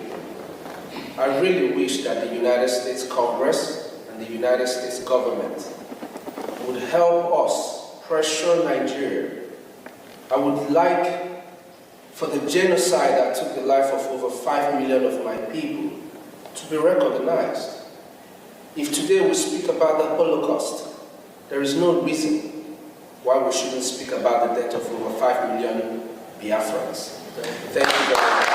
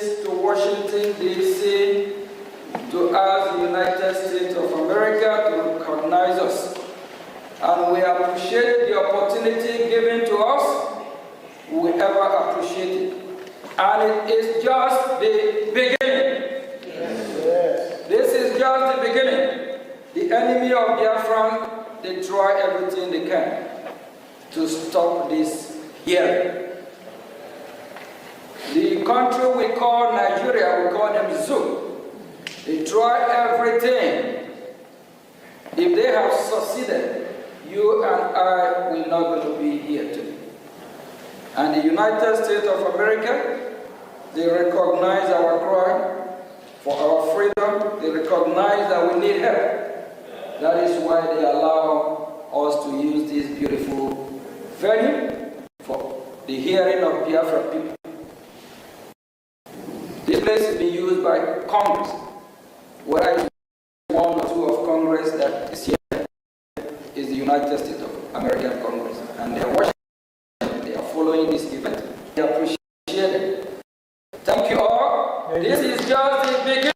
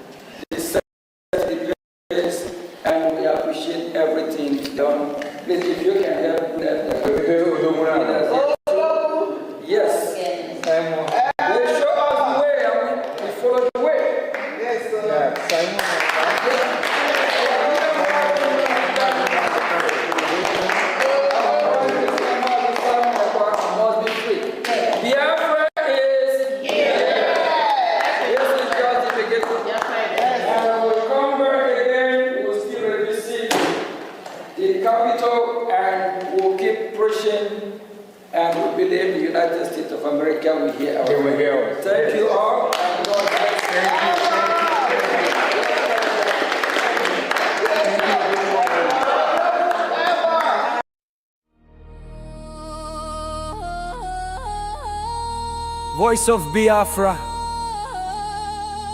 TV,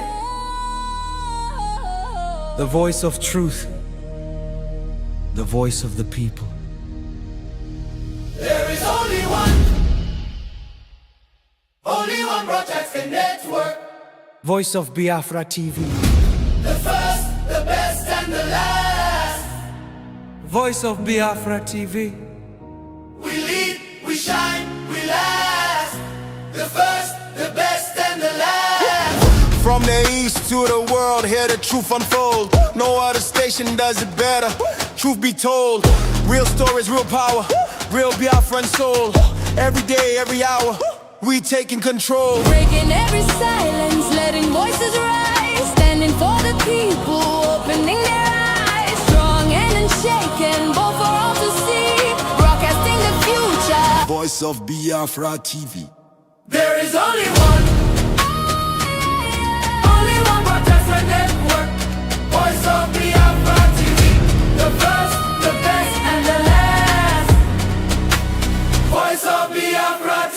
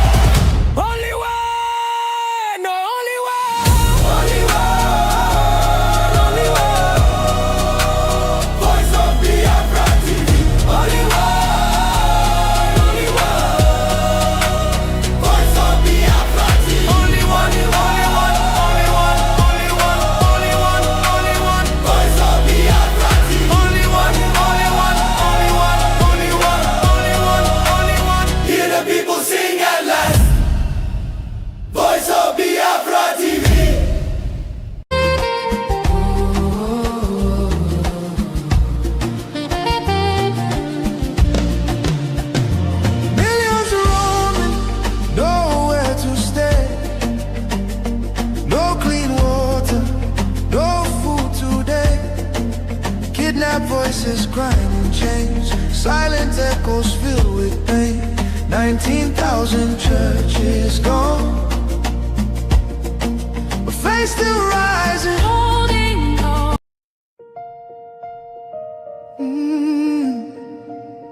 Can you hear the cry from the broken land, from the wounded hearts? Nigeria, they bleed. People, Nigeria, they bleed. People, they cry. Tears for the ground. Nobody asks why. Over 7,000 souls don't fall. Every single day, we still there call. Churches burning, hope fading fast. Since 2009, the pain don't last. 50,000, maybe more. Heaven they count every single soul. Children without home tonight, mothers praying through the night, fathers lost no strength to fight. Who goes stand for what is right? Oh, stand for love, stand for life. Be the answer in this time. You can have to wipe their tears, you can calm their fears. Give a hand, don't turn away. Be the light in darkest day.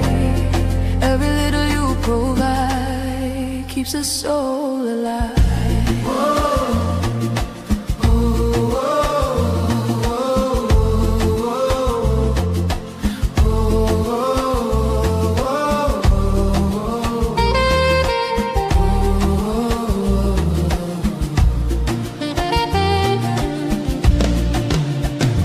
Millions roaming, nowhere to stay. No clean water, no food today. Kidnapped voices crying in chains, silent echoes filled with pain. 19,000 churches gone, but faith still rising, holding on. In the ashes, hope remains.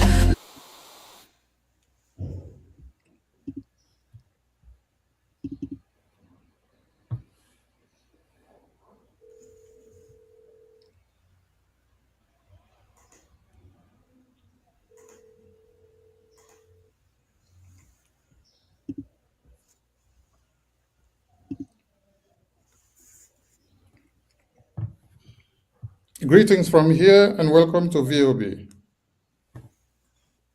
Are we coming out loud? Yes, Mr. Information Minister. Okay, thank you, and welcome to Politics Insight on Voice of Biafra Television. And we are sorry for the break in transmission and the technical issues that has delayed us this far. And with us in the studio today, we have our honorable guest from America, and I would be the one to make the introduction. I will bring in the Prime Minister of the Biafra Republic Government in Exile, and he will take it over from here. Honorable Prime Minister, His Excellency Honorable Okechukwu Nkere, welcome to the show. The floor is yours, sir. Thank you from here, and greetings, lovers all over the world, Biafrans and friends from Biafrans. So we have our guests in the studio here, and we also have our lobby, Honorable Elias. Honorable Elias, please, you have to be the one to introduce and bring the one and only special guest we have today. Thank you. Thank you. So I'll just do a brief introduction of the ambassador, and then you and the ambassador will go straight into the interview. So Ambassador Tibor Nagy is one of the most highly respected State Department officials and career diplomats in Washington, D.C. It's a pleasure to have benefited from his friendship and his guidance and counsel. I've said this before. I've known many State Department officials both current and former. But Ambassador Naj is truly unique. He's someone who not only has a passion for Africa, but a passion for justice, which is quite extraordinary. And it's an honor to have him as a friend and someone who I've learned a tremendous amount from. So it's an honor to be here with the ambassador to give just a very brief, abridged version of his biography, because I know we're short on time. Ambassador Tibor Naj held the position of Undersecretary for Management between June to April of 2025 and Assistant Secretary of State for African Affairs from 2018 to 2021. From 2003 to 2018, Ambassador Naj was Vice Provost for International Affairs at Texas Tech University. He also lectured nationally on Africa, foreign policy, and U.S. diplomacy, and advised 2 presidential campaigns during his tenure. He was the U.S. ambassador to Ethiopia from 1999 to 2002, a period which included the Ethiopia-Eritrean War and a robust anti-terrorism campaign. Previously, he was ambassador to Guinea after serving as deputy ambassador in Nigeria, Cameroon, and Togo. He also had assignments in Zambia, the Seychelles, Washington, D.C., and an earlier tour in Ethiopia. Ambassador Naj arrived in the U.S. as a political refugee from Hungary and received his BA from Texas Tech University and MSA from George Washington University. His U.S. State Department awards include commendations for helping prevent famine in Ethiopia, supporting the evacuation of Americans from Sierra Leone during combat, supporting efforts to end the Ethiopian-Eritrean War, and managing the U.S. Embassy in Lagos, Nigeria during political and economic crises. He was selected as runner-up for Deputy Chief of Mission of the Year in 1995 and knighted by the President of Guinea in 1999. Ambassador Naj contributed periodic op-ed pieces and co-authored the nonfiction winner of the 2014 Paris Book Festival on managing difficult international environments, Kiss Your Latte Goodbye. So without further ado, I turn it over to Ambassador Naj and you, Mr. Prime Minister, who will be interviewing the ambassador. So thank you. Thank you very much, Elias, for that fine introduction. And Ambassador Nagi, welcome to Voice of Biafra. Let's go straight to the question. I know we have a lot of questions for you, and we appreciate your time. Ambassador Nagi, what have been your history of engagement with Nigeria throughout your storied multi-decade career? You have been Deputy Ambassador of Nigeria during a tumultuous time of Nigerian history in the 90s, and then dealt with the country as Assistant Secretary of State of Africa Affairs between 2018 and 2021. Yes, thank you very much. And I am just honored to be on this broadcast. Thanks very much again, Elias, for the introduction. I've been interested in Nigeria actually since I was a student back at Texas Tech, because the Biafra War was going on when I was a student, and I followed the events there very, very closely. Then, since all of my career was dedicated to Africa, we say in the American diplomatic service that you are not really an Africanist unless you have a tour in Nigeria. So I was very honored to be picked as the deputy ambassador back in the early 1990s, and I served a very distinguished American ambassador, Ambassador Walter Carrington, who many Nigerians still remember as being a champion for freedom. During my time in Nigeria, it was the military dictatorship, and because I got to know the country, I fell in love with the country and the people. I've been following Nigeria very closely ever since.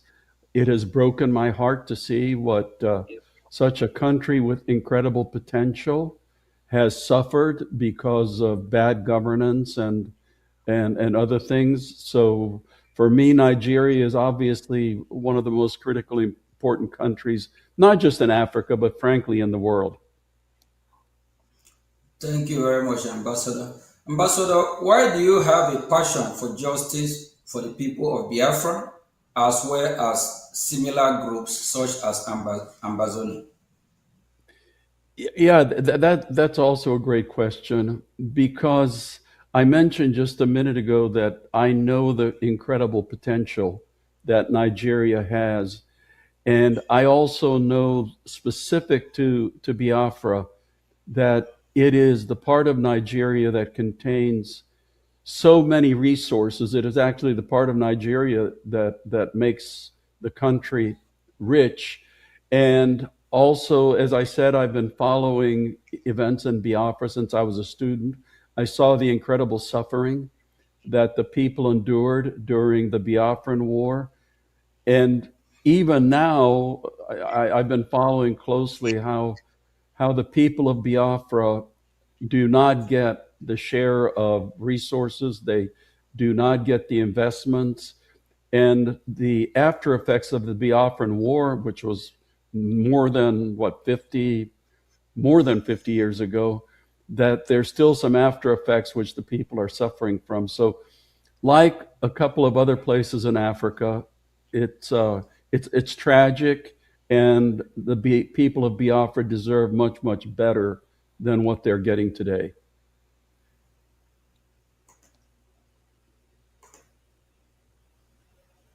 Thank you very much, Ambassador.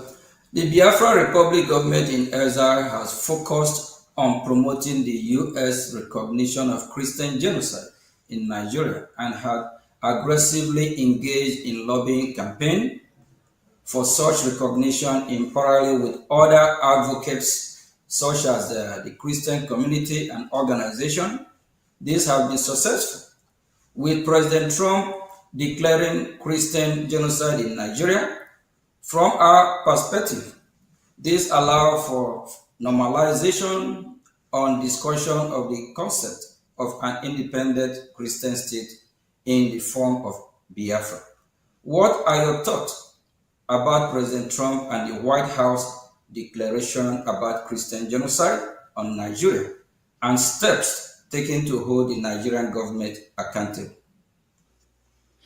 Yeah, the whole issue of Christian suffering in Nigeria, as you know, has been quite controversial in the United States, has gone back and forth. And the people who deny Christian suffering use an argument which I would label as plain sophistry, because people say, people who object to the concept of Christian suffering say, oh, you know, if you look at Nigeria, there are many more Muslims who die because of terrorism and violence and extremism than Christians. And what those people refuse to admit is that there are several consecutive crises going on in Nigeria at the same time. Because you can look at what's going on in the Northeast, which is absolutely, it's a heavily Muslim area. So the violence that's going on in the Northeast is between terrorist organizations and the Muslim population.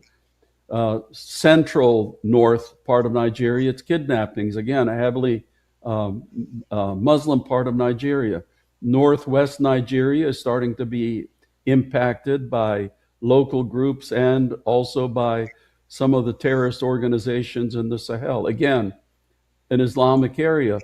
But if you look at the area where the Christians are being targeted, which is central Nigeria and now in the southeast, the overwhelming number of victims are Christians, and the victimizers, the people that are perpetrating the violence, happen to be Muslim groups.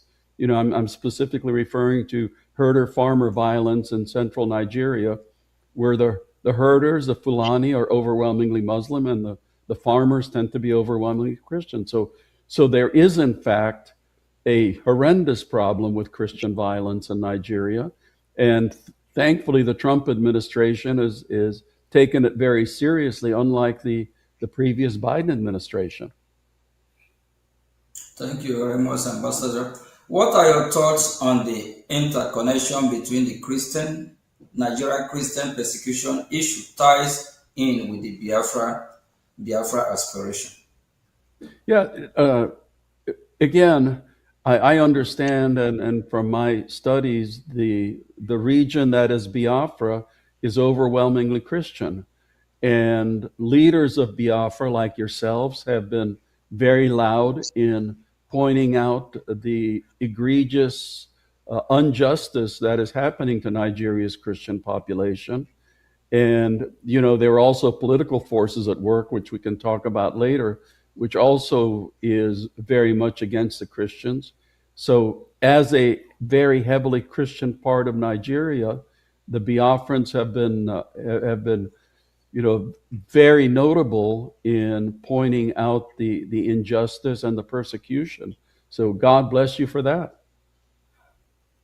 Thank you, Ambassador. The Biafra Republic government in exile, Brgie, heavily invest in time and energy on lobbying and advocacy in Washington, D.C. We have retained a professional lobbying firm, while the Neo Biafran movement has existed since the late 90s. A professional Biafran lobbying campaign led by Brgie in Washington, D.C. is very recent phenomenon, being less than 2 years old. Due to this change in strategy, in some ways, we have more success in the past 2 years than the previous 20. We have two questions relating this to ask. Can you explain to Biafran people why high-level lobbying and educating U.S. officials on the Biafran issue is critical? Sure. Number one, I am not a lobbyist. I have never been a lobbyist. I don't get any money for the causes I support. But causes like yours, to get the kind of attention in Washington that it needs, in my view, really does need a professional lobbyist. And I'll tell you why. Let's be honest here. If you were to survey most of the members of the U.S. Congress, people who work for the president in the White House, even people in the State Department, very, very few people would ever have heard of Biafra. Obviously, everybody has heard of Nigeria, given its size and importance, but very few people would have heard about Biafra. Not too many people even know about the problem of Christians in Nigeria, although recently there has been some publicity. So to get people, especially policymaking important people, to pay attention to your cause, to your issues, there needs to be a sophisticated, strategic, and high-level information and education campaign. And frankly speaking, in the American system, to get that kind of education, to get that information around, you need somebody with influence amongst American policymakers. That's why hiring somebody, engaging somebody like Elias's company makes absolute sense for, as I said, a cause like yours. African countries don't necessarily need a lobbyist because they have an embassy, although many African countries do engage lobbyists to promote their particular causes. So for you to have people pay attention to what's going on in Biafra, it makes absolute common sense for you to engage a lobbyist.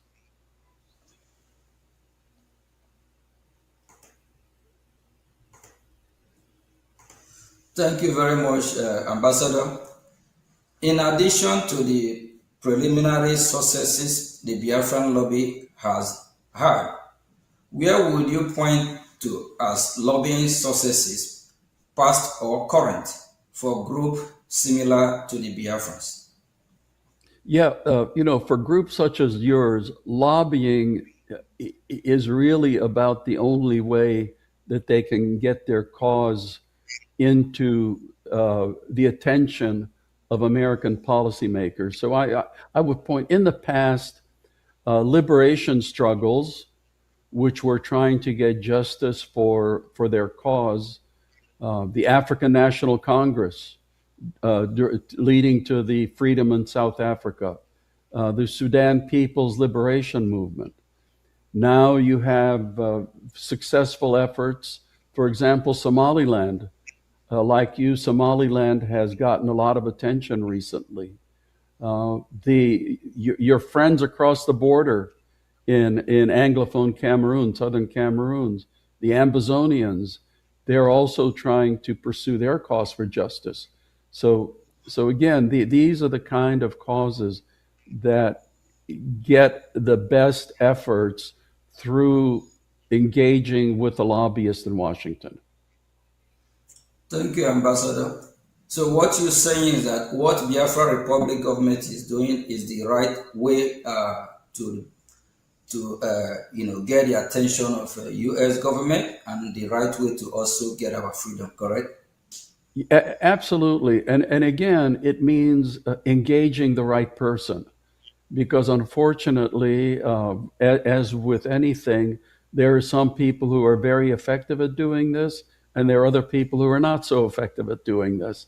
So it's essential for you to have engage somebody who knows the people in Congress, who knows the people in the White House, who knows who does what at the U.S. Department of State, to make sure that your cause is promoted the way that you want to promote it.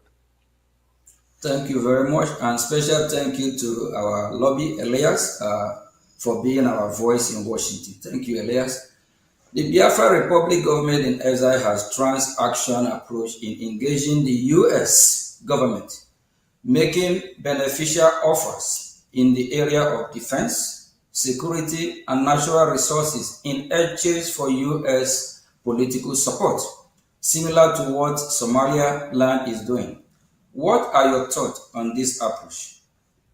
Okay, so I am not now speaking for the U.S. government. That's very important to say. I am no longer working for the U.S. government. I've now retired 4 times, so currently I'm retired.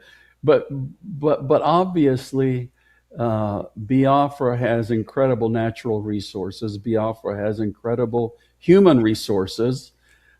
So if you're offering that kind of a transactional deal, then in my view, that would be looked at positively, from especially people in the Trump administration, because as you mentioned, President Trump has been a very transactional president.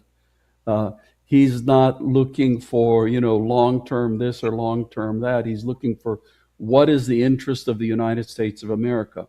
And as Secretary of State Marco Rubio himself says, whenever the United States engages overseas, it should meet one of 3 qualifications.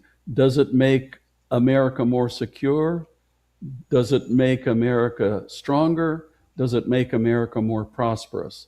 So what you are wanting to offer obviously would meet, I think, all 3 of those criteria. Thank you, Ambassador. But Ambassador, we believe that your voice matters. You might be retired, but you're still ambassador. And we believe that U.S. government is still listening to you. Thank you very much. As a follow-up for the previous question, Biafra Republic government in exile, which is Brgie, I think you already answered that question. So let me just go on. And for years, the Nigerian government has used terrorism in the country as an excuse to ask for arms sale to Nigeria. Instead of using the weapon to fight Boko Haram, either the Nigerian government will use the weapon to engage in military action against Biafra, or provide those weapons to so-called reintegrate terrorists. Now, there is a shift towards direct U.S. counter-terrorism action in Nigeria, perhaps reflecting concern about the Nigerian military intention. So the question goes, what are your thoughts regarding arms sale to Nigeria?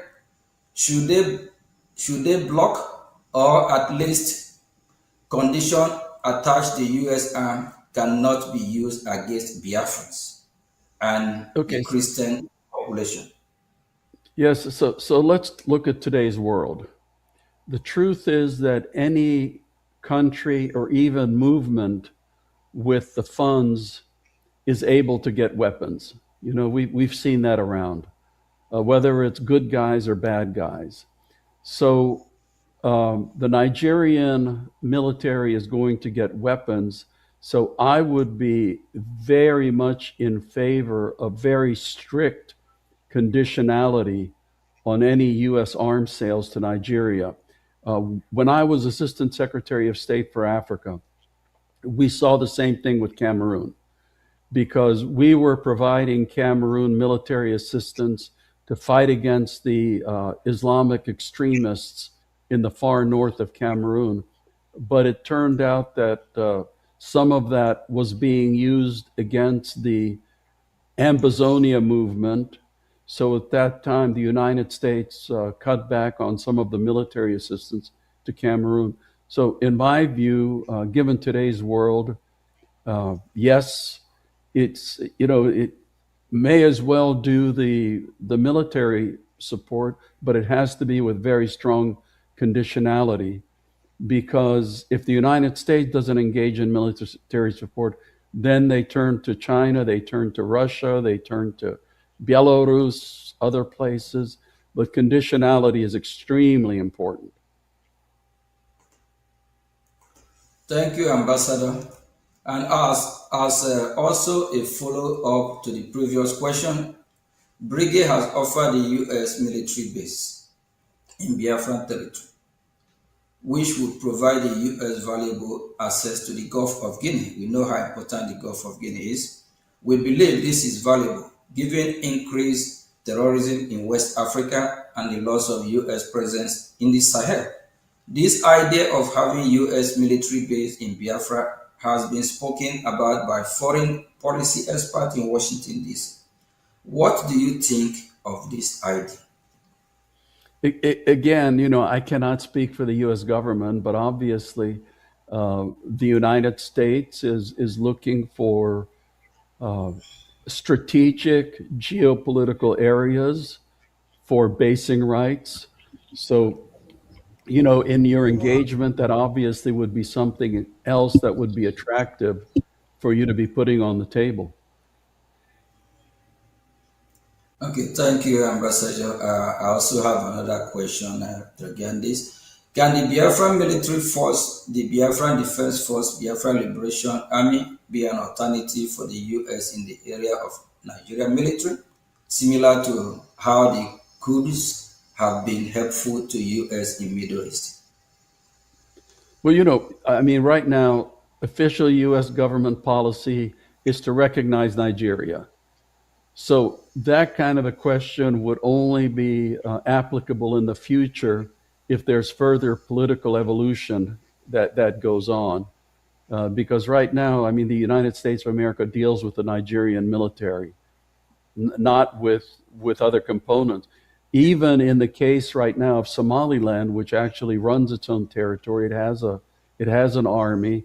And I know that our own Pentagon would be very open to engaging with them, but their engagement is limited because the United States policy is still to view one Somalia instead of individually recognizing Somaliland. So, you know, your situation probably would be similar. So it would depend on future evolution. Thank you, Ambassador. Why our focus is achieving self-determination for Biafra, we do follow the event in broader Nigeria as well. Many have observed that Nigeria is no longer a democracy and is moving toward a one-party rule and is looking to rig the 2027 elections. What are your thoughts on this, and what should the U.S. reaction be if the 2027 election do end up being rigged? You may have a unique insight into this, given your time as U.S. Deputy Ambassador to Nigeria during the annulment of the 1993 election and the rise of Sani Abacha. Yeah, you know, I mentioned I was there when Bashir and Abiola actually won the election. I got to know him pretty well. And, he was an extremely frustrated man because I think the results were obvious to everybody, but Sani Abacha, Sani Abacha made himself the ruler of Nigeria. So Nigeria's had a very precarious political past, and it it is in very dangerous territory again. You gentlemen all know that there was an understanding, not formal, but an informal understanding, that Muslim presidents would be followed by Christian presidents. And there was also an understanding that if the president was Muslim, the vice president would be Christian, and vice versa. And we also know now that that agreement has been broken. We've had Muslim presidents now, I think, for, if I'm right, for over 10 years.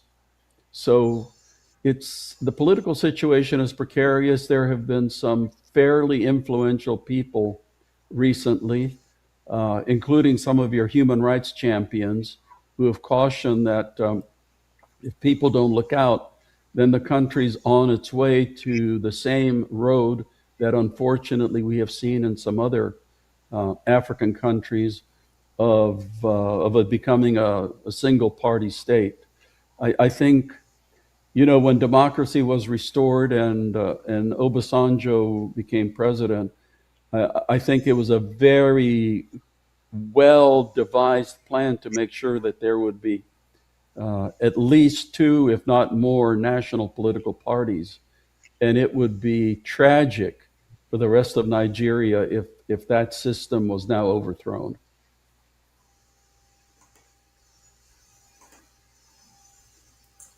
Thank you, Ambassador. Would a turn of Nigeria to one-party rule also provide even greater reason and justification for Biafra aspirations? Well, that's obviously up to the people of Biafra and the people of Nigeria. That's not the kind of decision that anybody outside can make for you. But, that's definitely something that I'm sure that your leaders would put into the equation, because I understand that the whole thrust for what you're wanting to achieve is coming because the people feel marginalized. They feel like second-class citizens. They feel like they have not been getting their share of the national treasures, even though they are providing much more than their share to the nation. So, that's the kind of frustration that leads people to look around and say, there must be a better way to do this. Thank you, Ambassador. I know because of time, we still have a few more minutes left. From our conversation in Washington, D.C., U.S. officials are open to exploring possibility with us, which by their own admission, they will not have even considered just one or two of these years ago. We suspect that this is not only due to our education campaign, but also U.S. dissatisfaction with the Nigerian government. What are your thoughts on the performance of the Nigerian government, as well as how we can keep pushing the envelope forward? You are absolutely right. It's almost like a demand and a supply factor, because on the one hand, you have American policymakers who have become extremely disappointed in Nigeria. The victimization of Christians has been probably the most dramatic recent issue which has popped up, which American politicians and policymakers of all parties are looking at and saying, this is absolutely wrong. But as we all know, sitting here, that Nigeria is undergoing a series of extremely difficult and very serious crises. Most countries, any one of which would be existential, but somehow You have to say the Nigerian people are extremely tough because they always get through these crises one after the other. But now they're going on at the same time. And with all of the crises going on, with all of the disappointment in Nigeria, all of a sudden you have your group, which is stepping forward, which is educating people and informing people about this solution that might be right in front of their eyes if they were to follow it or if they were to support it. So you have the interior factors and you have the exterior factors. And all I can say is that you are making your push at a very timely moment of history. Thank you very much, Ambassador. And we always are going to be grateful for somebody like you with your voice, and also our lobby here, Elias. We have already pushed a lot in Washington D.C. A lot have happened. A lot of education meeting after meeting, just like throughout last week. Even we traveled far and wide, all the way to even Florida. So it's just a lot. And the people of Nigeria, those that identify themselves as Nigeria, are crying. They are tired. They can't afford food to eat, no road, no electricity, nothing is working. Everything is just falling apart. The people themselves are tired. Thank you very much. And and can I just can I just say one thing? One thing I have noticed: Nigerians who leave Nigeria end up doing extremely well. When I was vice provost at Texas Tech, I was in charge of all the international programs, and we had quite a few Nigerian students. So among the international student groups, the top grades were received by the Chinese students, but the second group were the Nigerian students. And most of them were in engineering or business. And I've always said, when Nigerians do so well outside of Nigeria, why in the world cannot it be one of the greatest countries on earth? Nigerians should be able to do just as well inside Nigeria as they do outside of Nigeria. And unfortunately, what has been stopping them has been the government. Yeah, you're absolutely right on that. Just because of the foundation of Nigeria, is built on faulty foundation. The division is just too much. That brought me to a former president called Goodluck Jonathan. Goodluck Jonathan quote from former president before him, like Nnamdi Azikiwe, Tafawa Balewa, and other before him, that they said that Nigeria, that the British government is trying to make it work, but the people are not making it work because the people are different. So they always like if the Yoruba today happen to be the president, from the southeast Biafrans, they're not gonna like it. If the North happen to be the president, both the southwest, southeast, they have problem. Then if it just don't just work. So I think the best thing is us to go our separate way, and that's where it's heading to. Thank God that the US is doing what they're supposed to do as leader of the free world now, and I'm so happy because going to Washington for the past 2 years, Elias have really taken me on the journey. We have a lot of meet a lot of US. Actually, we have met with you, I believe, 3 or 4 times too. Mm-hmm. So, and what we hear coming from Washington, they are now beginning to shift, move from how they think about Nigeria before, because now they find out it's not going to work. Thank you very much, Ambassador. And just one thing I want to add, Prime Minister, too. I think another timely aspect, and Ambassador, you might find this interesting, is that unlike in the 1960s during the first Biafran civil war, when you had a strong sense of Nigerian nationalism, because so many communities throughout Nigeria had been marginalized, unlike in the 1960s, a lot of Nigerians outside of Biafra, people from other tribes and other regions of the country, are not opposed to what the Biafrans are doing because they themselves have been victims of either bad governance in Nigeria or have been victims of terrorism and these general plights. So if you in monitoring and speaking with non-Biafrans, the mindset of a lot of not the government but the Nigerian people is, okay, if the Biafrans want to go, let them go, because we're also suffering a lot of the same issues. So I think the good thing is I don't think we're going to have a repeat of the 67 to 70 war, because a lot of people throughout the country see the flaws in the system and now personally relate to many of the things that the Biafrans have gone through. Granted, the Nigerian government is, of course, vociferously opposed to the to what the Biafran aspirations are. But putting the government aside, I think in terms of the general population, even outside of Biafra, there's a lot of, if not sympathy, at least understanding. And I don't think the Nigerian government will even have the moral support to engage in a heavily militarized conflict against the Biafrans. I think what they're doing against the Biafrans is already unpopular throughout the country. Even many non-Biafrans have criticized the Nigerian government for their heavy-handedness in dealing with the Biafrans. And I think from a population perspective, I think many things are moving our way. Of course, the Nigerian government has its vested interests, and they'll be much more aggressive towards the Biafrans for the foreseeable future. So I just want to add that perspective as well. Thank you very much, Elias. And Ambassador, I know we have thrown a lot of questions on you. You just have a few more to go.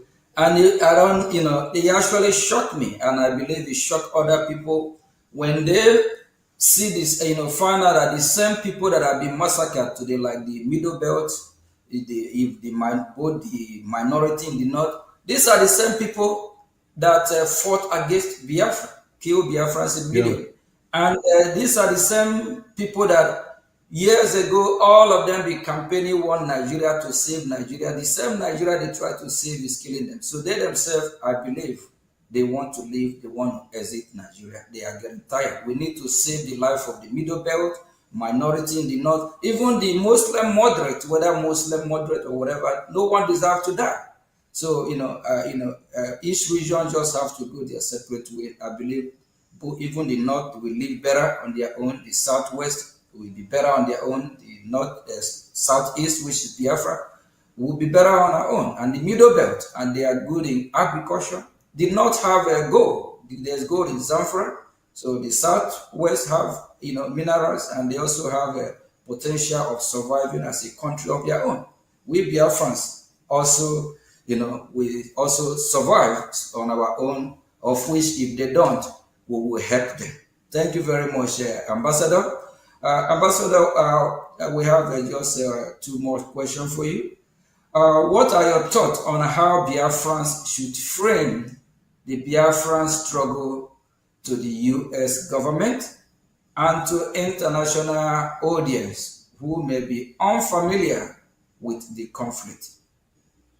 I personally think that Elias is eminently qualified in that regard, because the way to do it is to present very much what you were just saying, is that Biafra, I think, historically, the term was used in the 17th century, in the 1600s.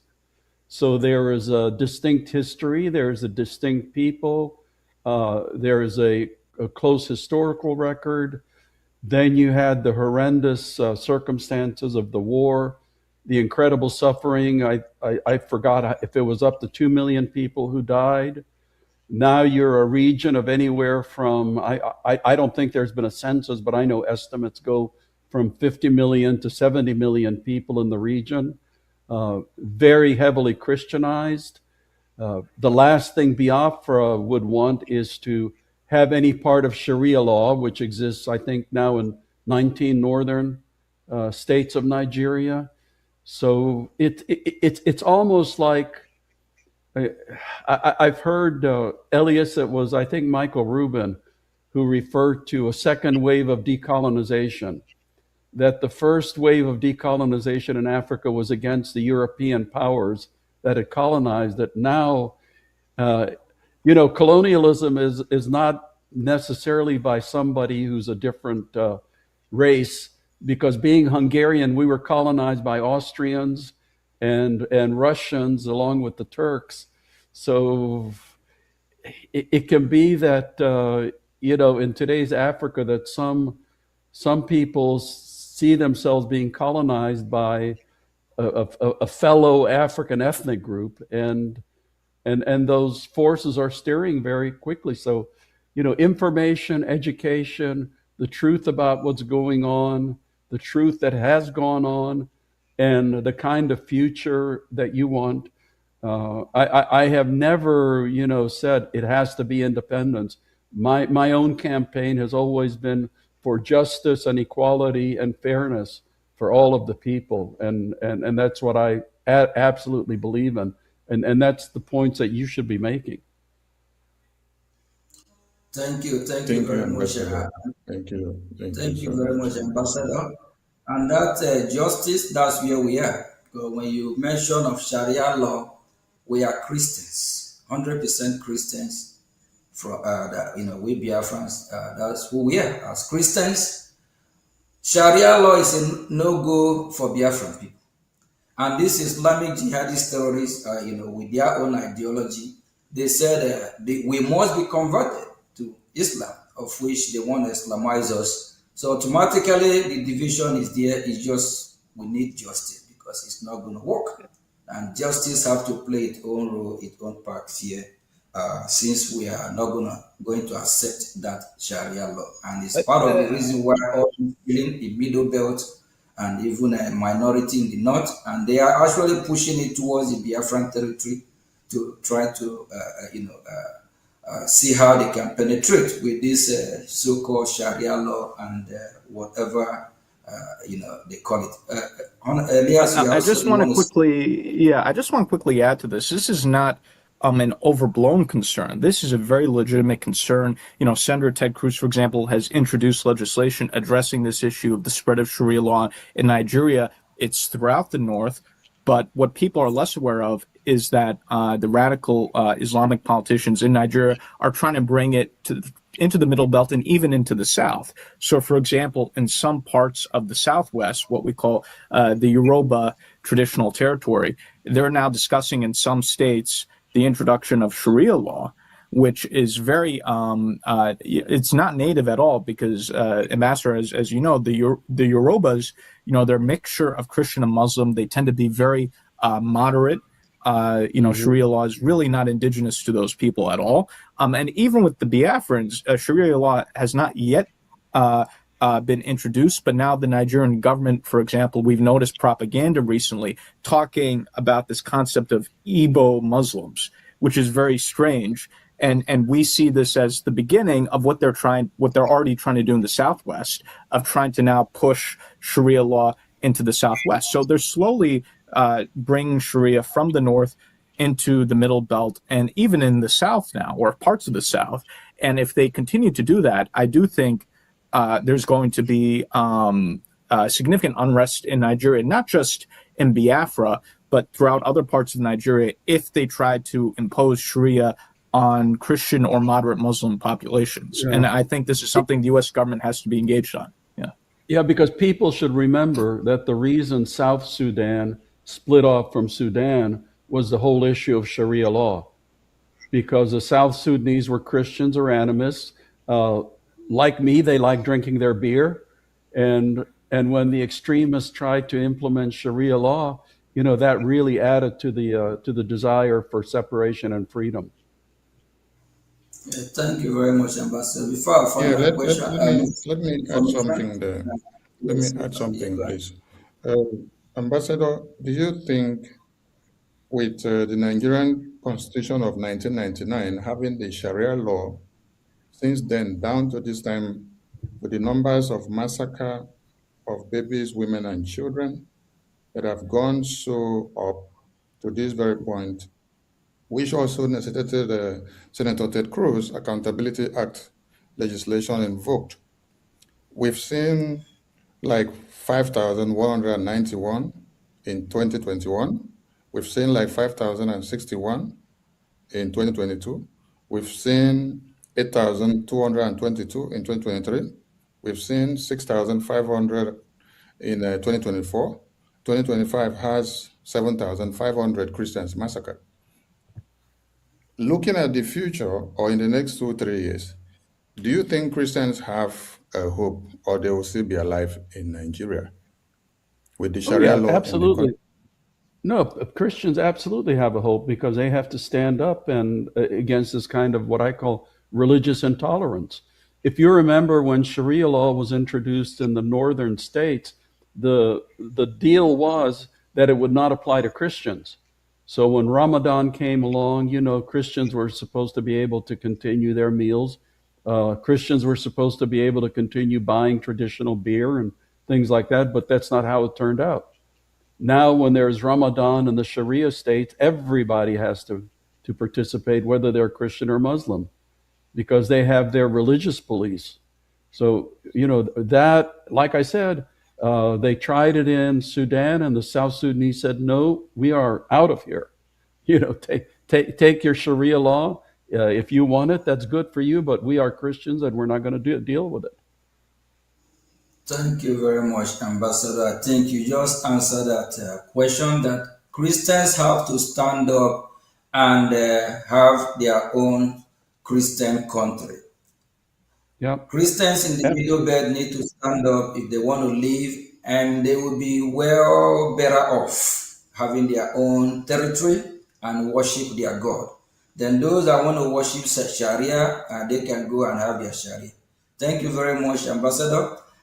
Finally, what message would you like to send to the Biafran people and supporters around the world regarding international advocacy and the path forward?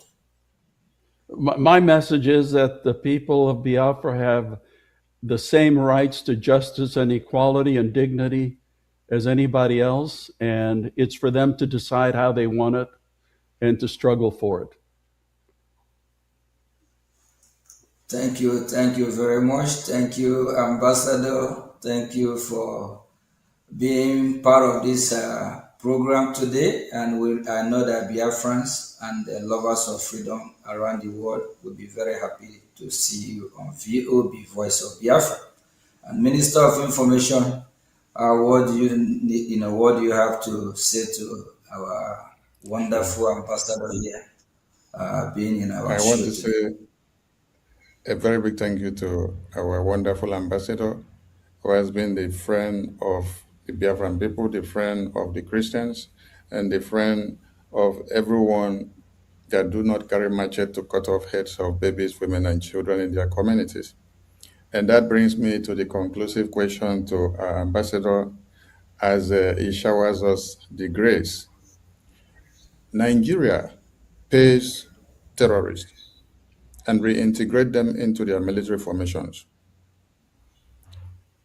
Some people may be asking, if Nigeria wants to emulate America, where are they copying this kind of habit from? Is it okay for Nigerian government to pay terrorists and reintegrate them into the military formations? When I went through some documentaries the last time, they said they are trying to use the terrorists by reintegrating them into their military formations to go after another terrorist. And these are the same terrorists that ruined their plan before they go out to attack the other terrorists. What do you have to say about this? Because I would have loved to hear if America is reintegrating the ISIS or the Al-Qaeda into the U.S. Department of War. Thank you, sir. So do you turn the hyena into a guinea fowl by bringing the hyena into the guinea fowl house? I don't think so. Ambassador, what is that not the same playbook of Afghanistan by Taliban, right? Yeah, no. Anyway, listen, thanks so much for having me, and God bless you, and God bless your struggle. Thank you very much. Thank you. Thank you. Thank you. Bye-bye. Thank you very much for having you. Thank you. Thank you. Okay, Biafrans, we just, is this not wonderful? Having somebody like Ambassador Tibunage, is that not wonderful? And on the 4th of May, 9 a.m. Eastern Time, 2 p.m. Biafran time, we'll be having Marco Rubin on our show. So please tune in as well. And, Marco Rubin is someone who we're really familiar with. And, he advocates for freedom of religion. He also advocates for freedom for oppressed one. So it's somebody that you will want to hear from him. Before we conclude, Honorable Minister of Information, I think you can take it from here. We have few, still have very few time. Then Elias, Elias, you go first before Minister of Information. We are he's the information minister, so he can wrap it up, and he will be the one to say we should stay or continue, because we are here in his territory. Thank you very much. Well, thank you, my honorable ministers. This was indeed a very historic and enlightening interview with Ambassador Tibor Nagy, who's a very storied diplomat here in Washington, D.C., who's played a critical role on U.S. policy in Africa. This was indeed an extremely historic interview, and I'm very proud of both of you and appreciative to the ambassador for his generosity in participating in this program. Thank you very much. Minister of Information. Thank you so much. I don't know how to express my appreciation, because every day we are making it work and we are making it better. I want to appreciate Honorable Elias for your good work for Biafra, and also our Honorable PM for doing what God has ordained you to do, because the tempo is getting high. So if ambassadors of America are telling you that reintegrating a terrorist into your military formation is a no-no idea, then it means Nigeria got this recommendation from a madman. Because it's only when you have some kind of recommendation from a madman that you will be tilting your head downward, and that will land you in the lagoon. And Nigeria has landed in the lagoon because that is what we are seeing today. Their military formations are overrun on a daily basis. And there is no day you sleep and wake up without hearing that babies, women, and children have been slaughtered, communities invaded. And the worst has happened that field marshals, generals, and commanders of the Nigerian military formations are taken down daily by the notorious Boko Haram terrorists. The list goes on and on. But like we said, Biafrans have hope, because we have created the space for that. And Biafra Republic Government in Exile has done it. So I appreciate all Biafrans. Please key in to our next upcoming Politics Insight. It was good having our lobbies in the show, and having our PM, and having Ambassador Tibor Nagy. Thank you all from here. It is Voice of Biafra Television. Bye for now. Thank you very much. Thank you.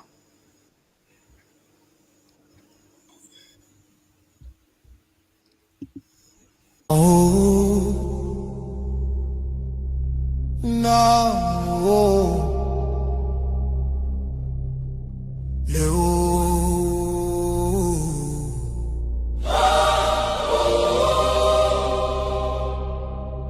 From every village, every city, from homeland to diaspora, hope is rising again.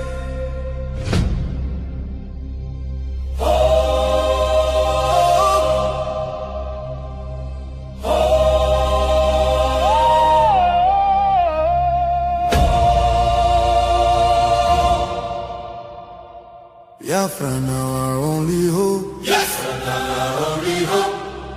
Hope for today, hope for tomorrow. No more pain, no more sorrow.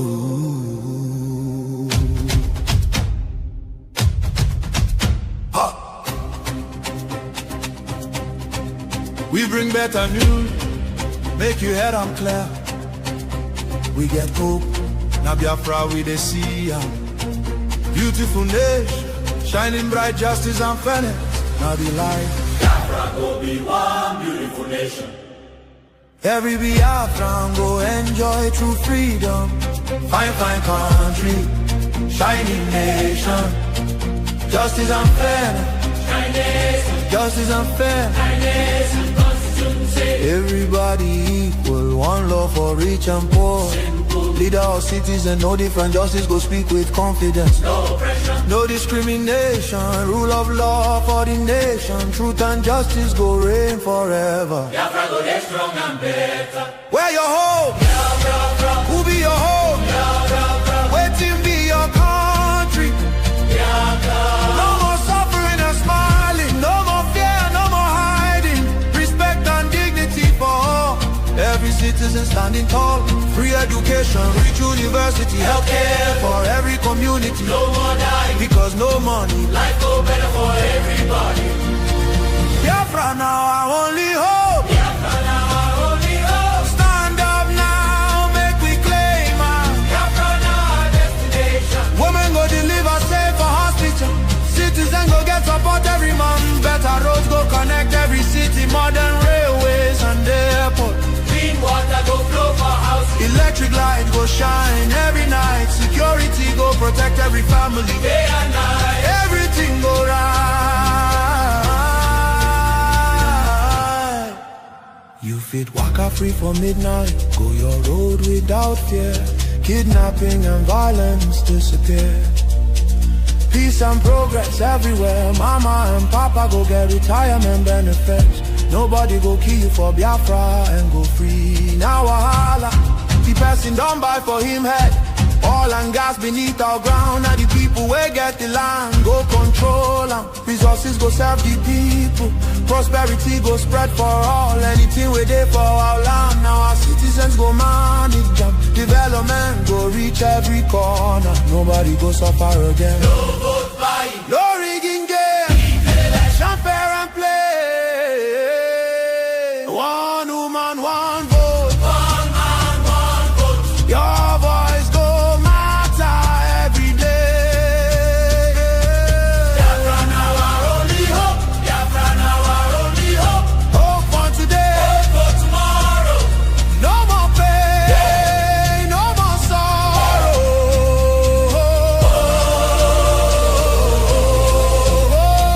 Biafra now our only hope. Biafra now our only hope. Hope for today. Hope for Hope for tomorrow. No more pain, no more sorrow. Biafra. our home. Our country, Our future. our future. Biafra now our only hope.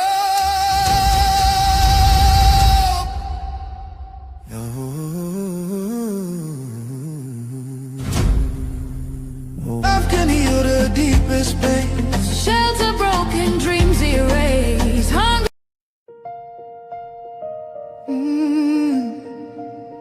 Can you hear the cry from the broken land, from the wounded hearts? Nigeria, they bleed, people they cry, tears for the ground. Nobody asks why. Over 7,000 souls don't fall. Every single day, we still there call. Churches burning, hope fading fast. Since 2009, the pain don't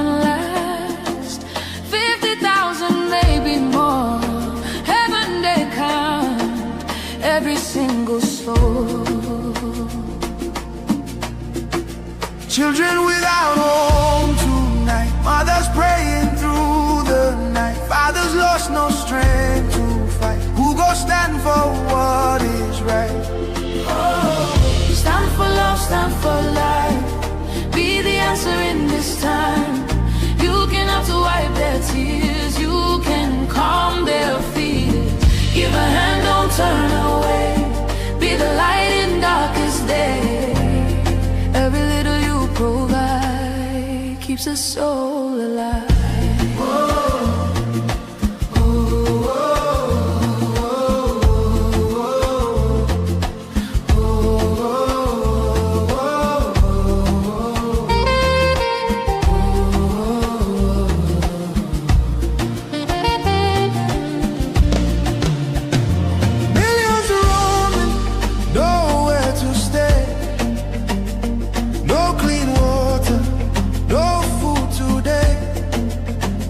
Voices crying in chains, silent echoes filled with pain.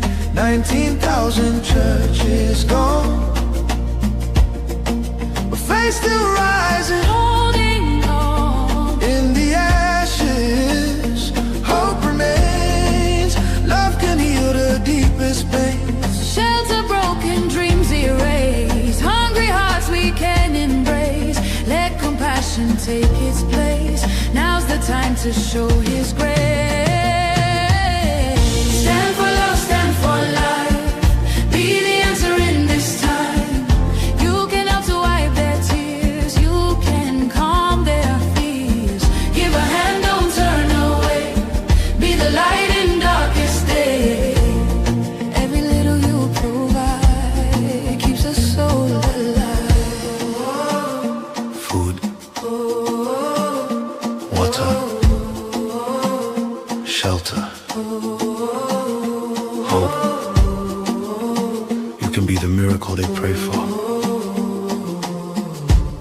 You can change a life today. No matter how small it seems, your love can rebuild their dreams. Together we can make a way. Keeps us all alive.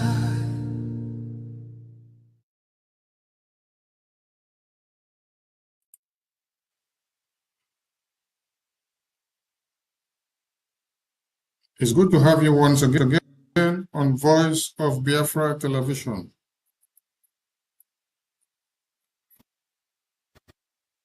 And you're all welcome to this very evening. I bring you warm greetings from the Biafra Republic government in exile to the entire world and the lovers of Biafra. This week has been a week of success to the Biafran people. First,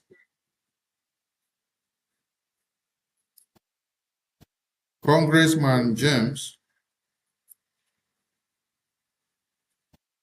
a key and a leading figure in U.S. Congress, who have had series of diplomatic engagements with the Biafran people, represented by the Brgie Prime Minister,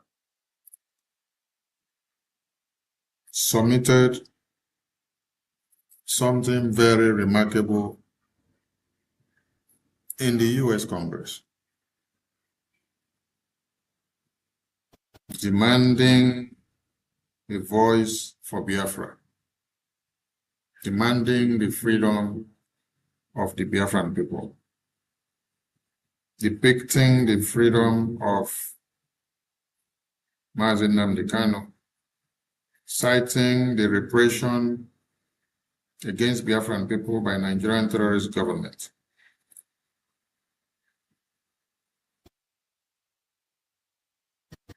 The intervention of the U.S. government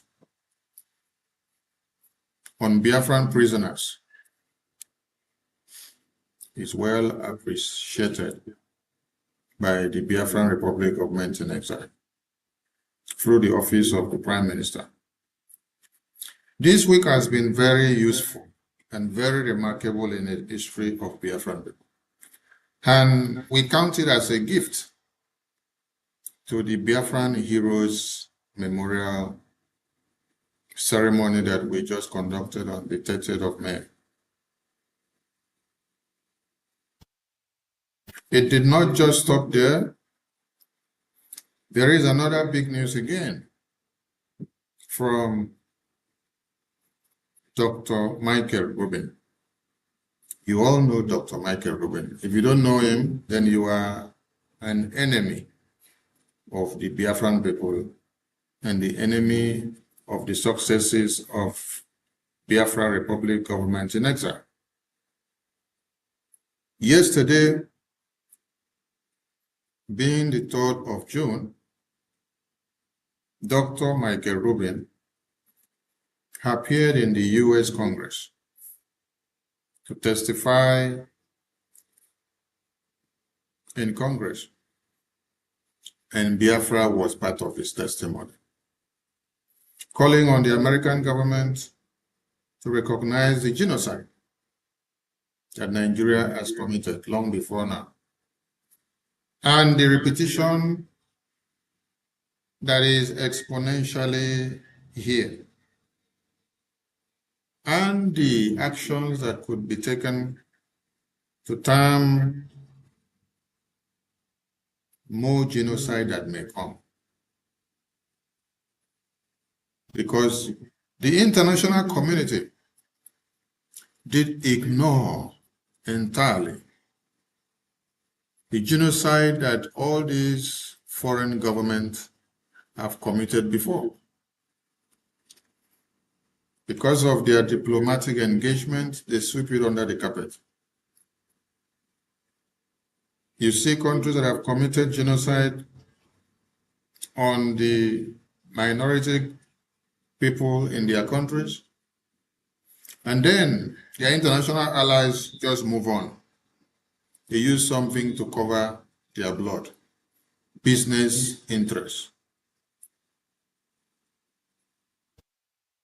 Honorable Dr. Michael Rubin, yesterday in the U.S. congressional hearing, testified and called on the American government to the reasons why they have to recognize the Biafran genocide, the Biafran quest of independence,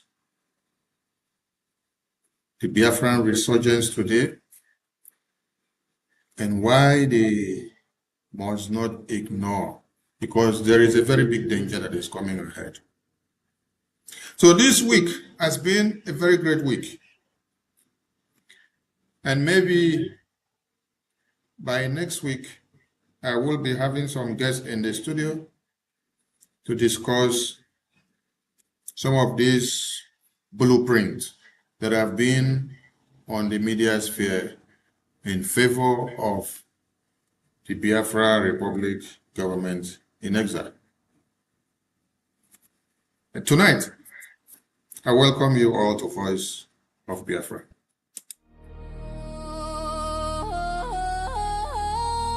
Voice of Biafra TV,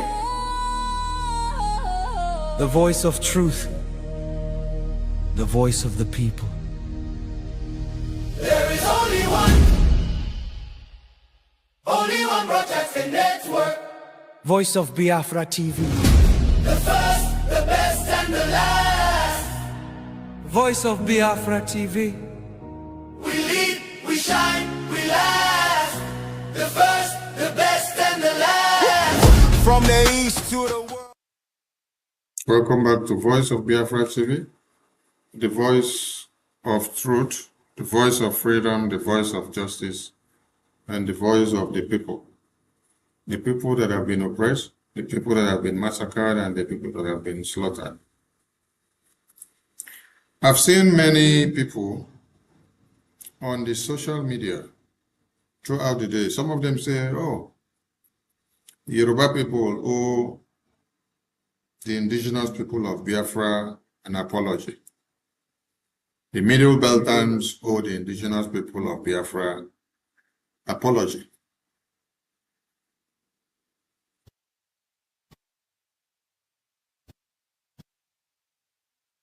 Some of them say the Yoruba people owes Mazi Nnamdi Kanu apology. Your apology does not change the fact that you laid the path to destroy innocent babies, women and children of Biafra, who were slaughtered in their mother's womb. Your apology cannot bring back those babies. Your apology at this time is not very important. It is useless to the Biafran people. What is of more essence is for you to pick up arms to defend yourself against the Islamic jihadist terrorists that are in your communities. So, it is no more about the Biafran people, because you all made it look like a case of Biafra in Nigeria. We took the stand to preach the message and to call on the subconsciousness of everybody to wake up and to face the reality that was coming to consume their babies, women, and children. But you all betrayed our call and our cause. You took it to be just a call. You rejected the message and you trampled on the messenger, which happens to be the Biafran people. Today, when Nigerian government brings out statistics of insecurity in Nigeria, they see that the Biafran territory is more and most secure territory in the contraption of Nigeria. This has been the sacrifice of the Biafra Republic government in exile. You all mocked at us. You sent many of us to prison. And you are still working to even send our prime minister to prison. Tinubu is canvassing in America, writing letters, hiring lobbyists, going to the Department of Justice in America, going to FBI, going to all the bodies in America for them to kidnap or to send Mazi Okenkere to them in Nigeria or to push him into prison so that the Islamization agenda in Nigeria can prevail. Because Okenkere has come and become very stubborn and stood on the way after they kidnapped the previous leaders that were leading Biafra. And many of you are facilitating and giving more information that Nigerian government needs to bring us down because of the Biafra that we are fighting for everybody. Then some of you will come out and then start doing crocodile tears of, oh, we owe IPOB apology. Oh, we owe Mazi Nnamdi Kanu apology. Oh, we owe indigenous people of Biafra apology. Oh, we owe Kechukwu Nkere apology. Crocodile tears, lip services, backstabbers, evil people, jealousy people, people that have been invested with maggot mindset, who is only to deteriorate everything that you try to make better. Your apology cannot save any situation because the terrorists have surrounded all of you. Yes, they have surrounded all of you. I'll do well to show you some of the photos tonight and they have surrounded all of you. Your shouting and lamentation cannot save you this time. It's not about shouting and lamentation. It's about your ability to face the terrorists. Are you ready to face them? If you like, come and be doing apology to Biafra government in exile, or Biafra, or indigenous people of Biafra, or our PM that you want to send to prison because of fighting for Biafra, because of fighting for the release of other Biafrans that are inside prison, or come and do apology and turn your head upside down. That does not change the mindset of the Fulani terrorists. You know what? What you should be doing is to brazen up. Be ready to face the real terrorists, because they are here and they are looking for all of you to take out.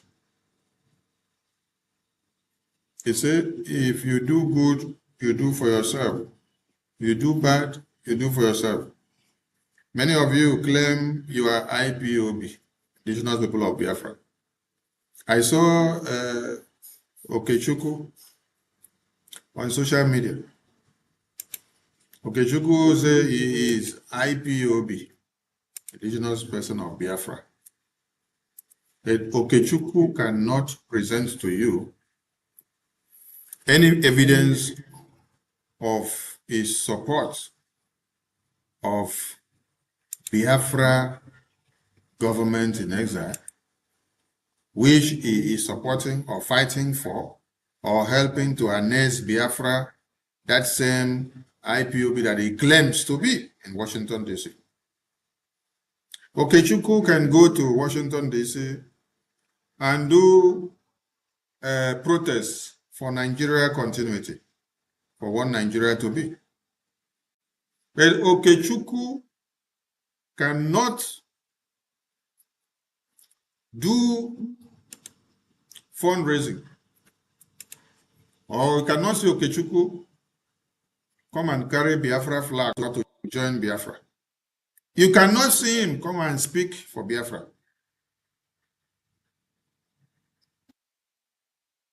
His appearance in Washington, D.C., which you saw here, was for one Nigeria.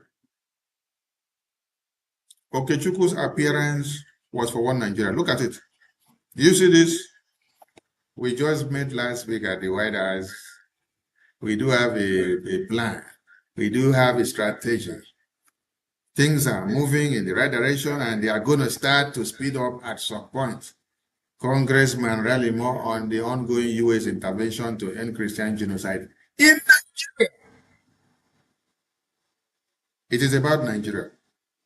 You cannot see them come and meet Okechukwu Nkere and say, how are we doing to add up to support the Biafra? He's in the USO. When he see where Okechukwu Nkere is going, and when he's coming for congressional briefing that will have to talk about Biafra, anything that will have to spotlight, you will not see him there. Any day there is anything that has to do with Nigeria, for the posterity of Nigeria and for Nigeria to continue, you see him. But when you go to social media, he's the one claiming to be more IPOB than you. You see, these are the things that we said. After the congressional briefing of Christian genocide, you see all of them, they gather there because it is about Nigeria. After the 30th of May, you all saw them. They carry Biafra flag. They claim to be more Biafra like you during the 30th of May. Now, can you see them come up to say they want to support Biafra in any way? No, it is just lip services that they do to make noise during that time of the 30th of May. While Okechukwu Nkere and BRGIE, the lobbies and the attorney, Dabiri, and carrying Biafra on their head, preaching to the US congressmen and women, moving from one meeting to another.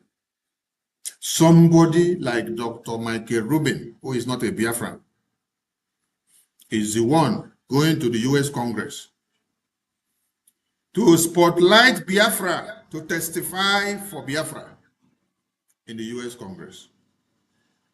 Yet you have thousands and millions of Biafrans in America who ignores the Biafran call. But on the day of the 30th May of Heroes, you saw all of them exhumed from the graveyard. They made noise everywhere in the media. They created the highest of awareness. The entire world was seeing Biafra flag everywhere. Everybody claimed Biafra. They claim Biafra, they pay tribute to Biafra, they make noise about Biafra. But now, we need people to actually come out to support Biafra financially.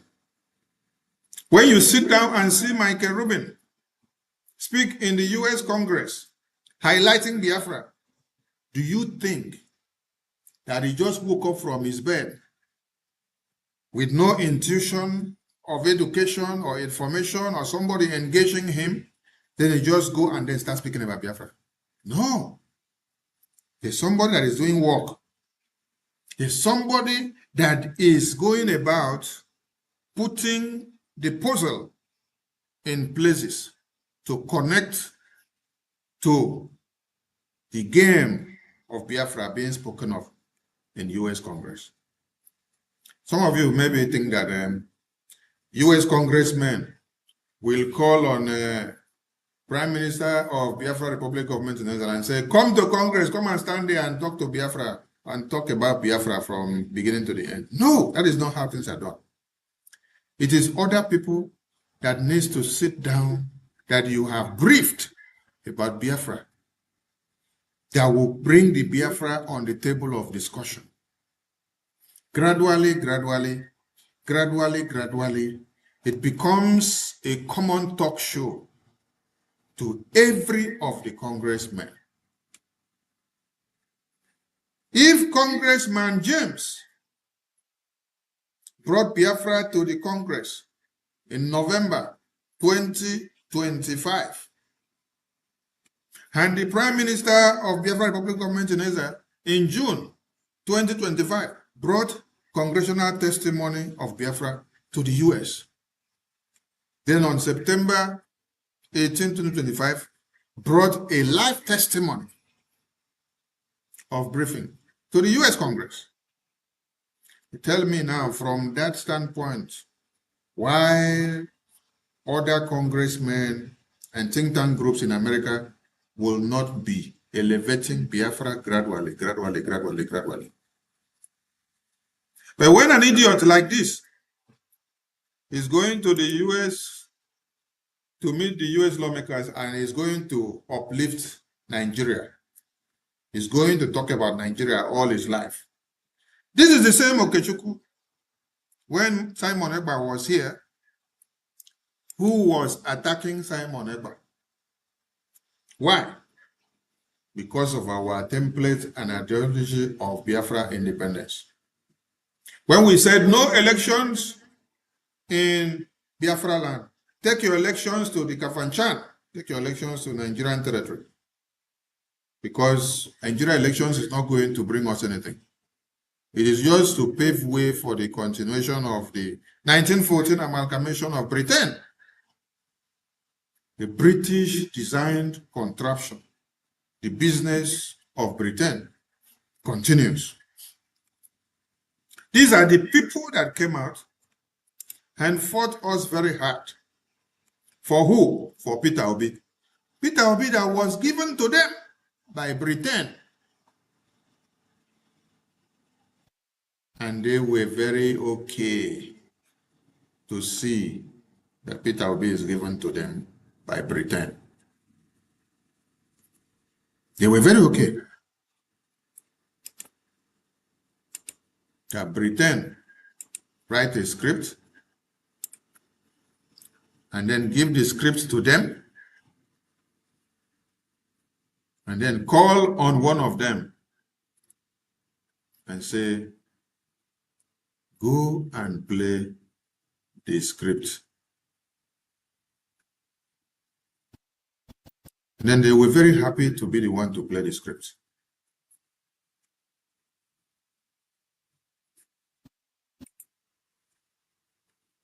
None of them cares about how you will do or what you are doing in Washington, D.C. for Biafra to come. But on the social media, they claim that they are the real Biafrans.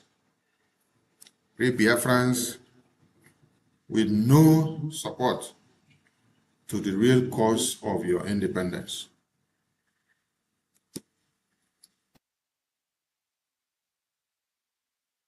Few weeks ago, he was in Abuja to celebrate Nigerian Nollywood actors' nonsense.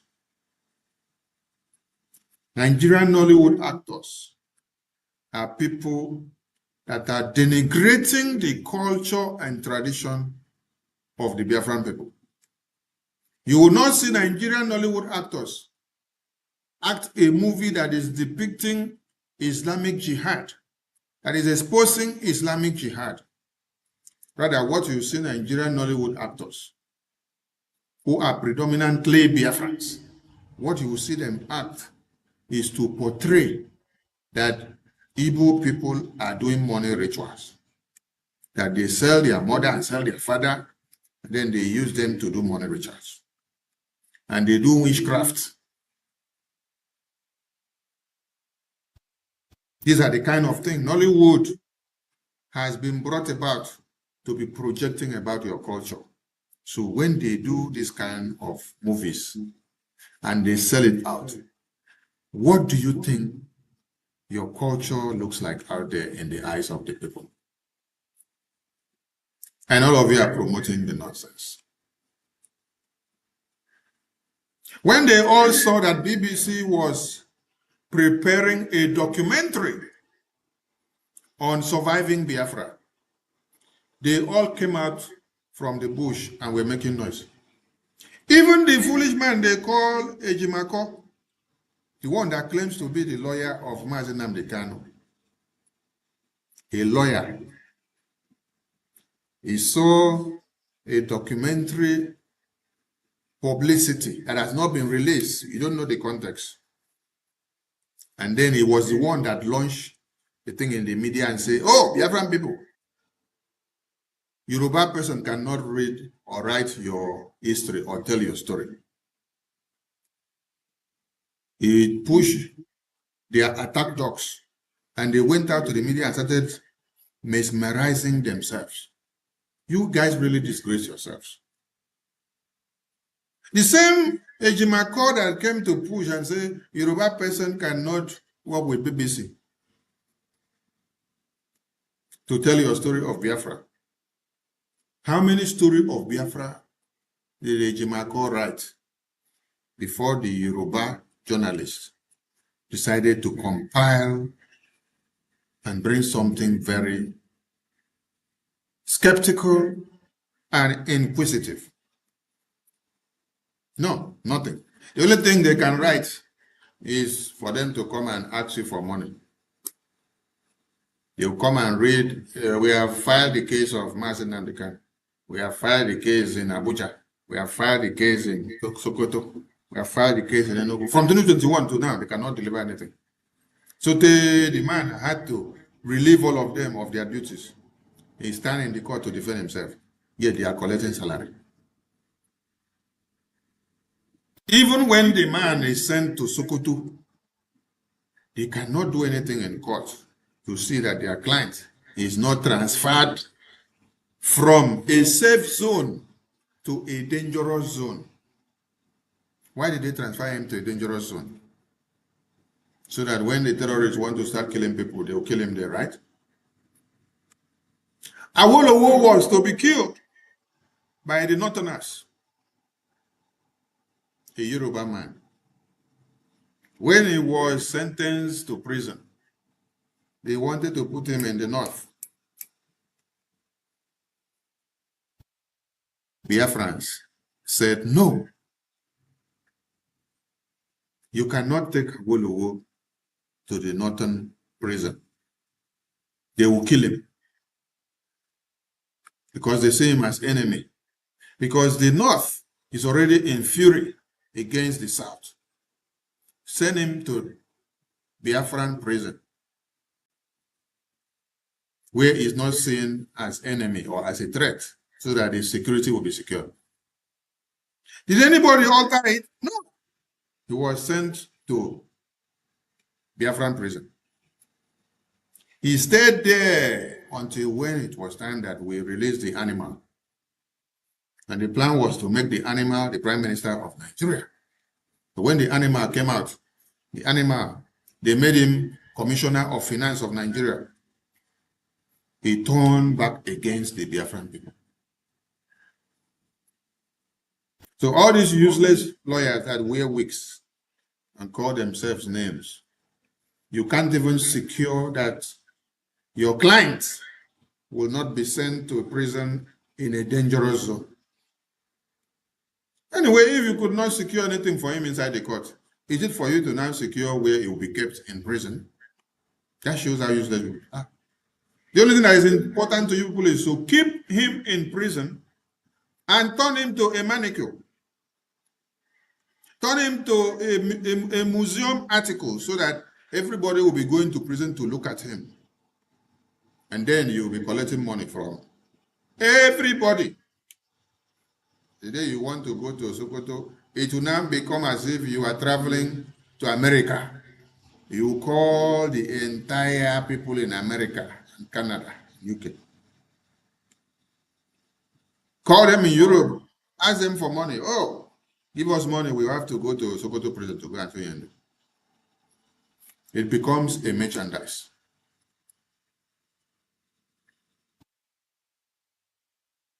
I've not seen any of you write a story about Biafra. The BBC was to release a story about Biafra, and all of you started making noise in the media.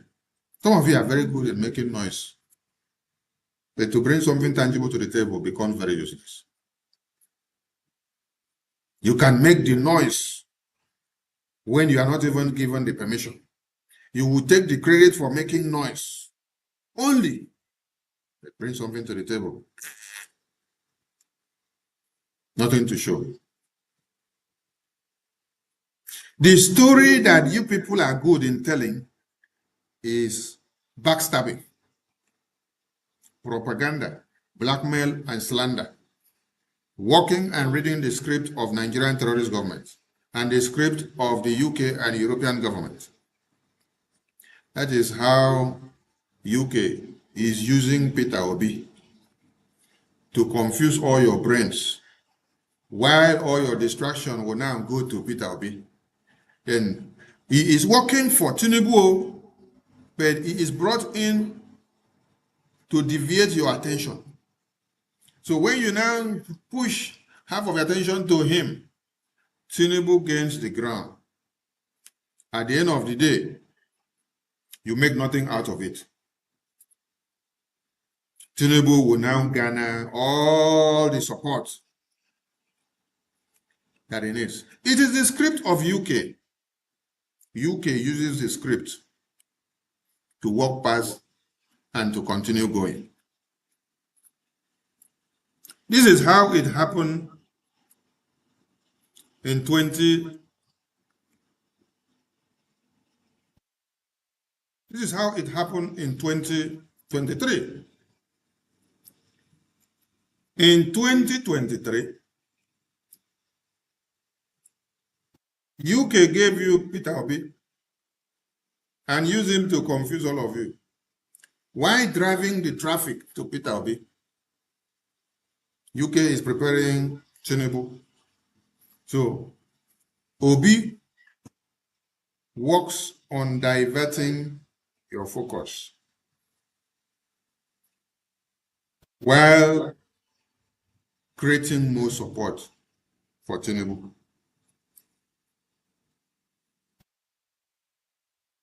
Few weeks ago, who is the person that hosted Tinubu? Is it not the UK royal cast? They hosted Tinubu. The same UK is where the Prime Minister called Peter Obi and gave him a handshake and gave him a mandate, go and become a distractor to the Nigerian election. Do it to destroy the brains and minds of the Biafran people, so that some of them will not go and support Biafra. So that at the end of the day, Nigeria will be shrunk in percentage and APC will be declared as the winner of the elections. The same Chatham House that all of you go to before you become president of Nigeria is where Obi goes to be grilled, is where Tinubu goes to be grilled. You did not see UK invite Tinubu the same time they invited Peter Obi. That is to show you the disparity in what they are doing. They invite them openly, they invite them through the back door. So the one that they invite openly and show you the video, oh, all of you will go crazy. While they play the underground game with the other one. Today, where are all of you? I don't know why you are all crying today. You don't need to be crying, because Nigerian terrorists have not started yet. Nigerian terrorists are just preparing the ground. In 2024, who had thought that it would degenerate to this point now, where you are? In 2022, that was when the U.S. files of Tinubu narcotic crimes surfaced on the media. You were all informed not to.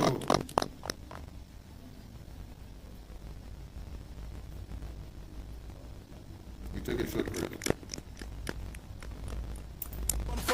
No other station does it better. Truth be told, real stories, real power, real Biafran soul. Every day, every hour, we taking control. Breaking every silence, letting voices rise, standing for the people, opening. Thank you so much.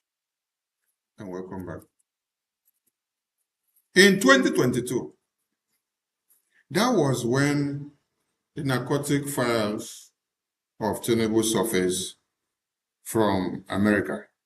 And you were all warned not to vote Tinubu into power. Nigerian citizens, were you not fighting the Biafran people because of cautioning you not to make Tinubu your president? Were you not fighting the Biafran people when we canvassed for no elections of Nigeria in Biafra land?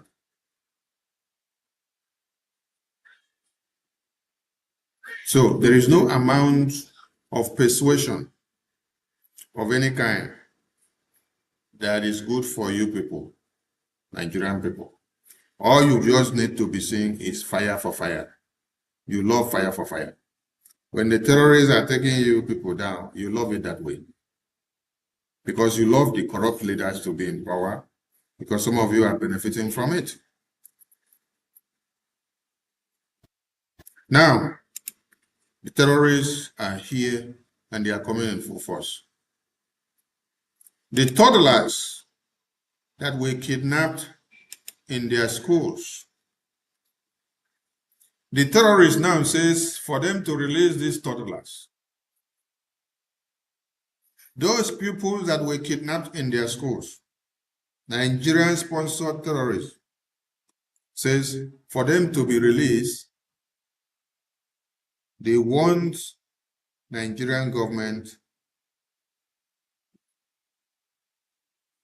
to implement Sharia law in Nigeria. And after they implement Sharia law, they should give them more money, and then they should give them more weapons,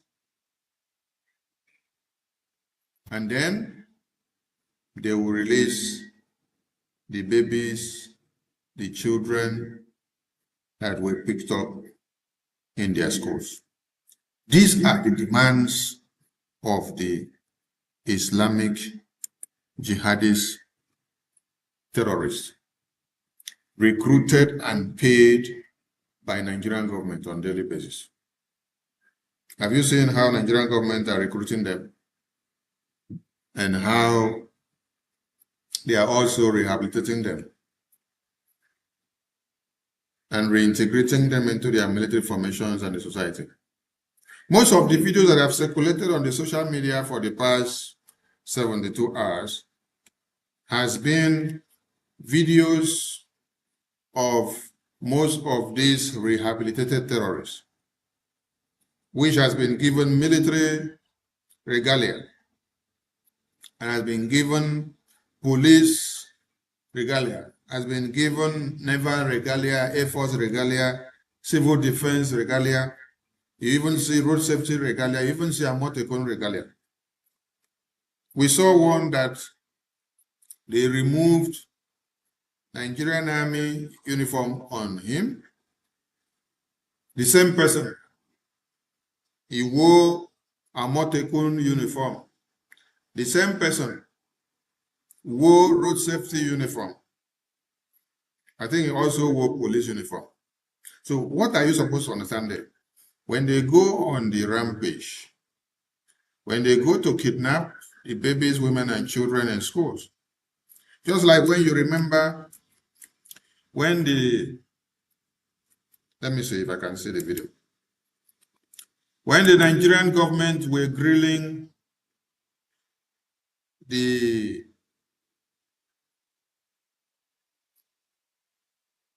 chief of staff or minister of defense, when they were grilling the minister of defense in the Senate, they were asking a question. Who orders the withdrawal of the military personnel from the school where our children were kidnapped? And the military personnel were ordered to withdraw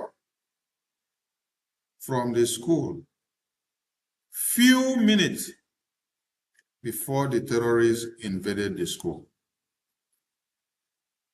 These are some of the questions that were asked inside that Senate grilling that day. I'm looking for the video. I want to bring it to the screen. Even if I don't find it now, I'll look for the video and bring it later. Yes. This is the Nigeria that you find yourself. When terrorists are wearing military uniforms, tell me, on that very day when they are asking this question and say, who ordered the withdrawal of the terrorists from the school before the real terrorists invaded and kidnapped the children? It's very simple to answer now. You know how simple it is to answer.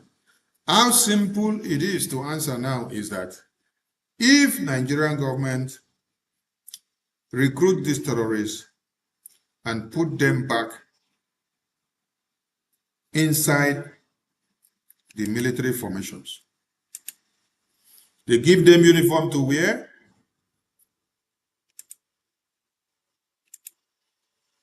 they give them ranks and they pay them salary. Now the question is, why wouldn't these terrorists be posted on duty? Why wouldn't these same terrorists be posted on duty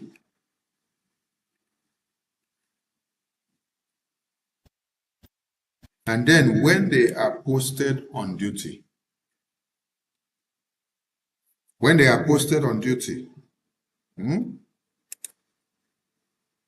When these terrorists are posted on duty in the schools where our babies school on daily basis, these terrorists now in uniform will now be working as informants to the other terrorists that are actually coming to kidnap our children in the school. So on the other end coming, they will communicate together. So the ones that were sent to come and mount here as officers on duty, this is how they will discharge. They will discharge few minutes before the other ones that are to come to launch the attack will now invade the school. Do you now understand? I'm also going to look for that video and bring it. But let me play the video from the Nigerian Senate first. Should have asked had been asked. But it's to say to you, based on where you're coming from, the commendations and accolades that you've gotten from my colleagues, is to say to you that I will be requesting the Senate to give you like what had not been done before. You will be approved, but in principle it will be probational. If within the first 6 months these sensitive questions are not brought to bear in the affirmative, where is Brigadier General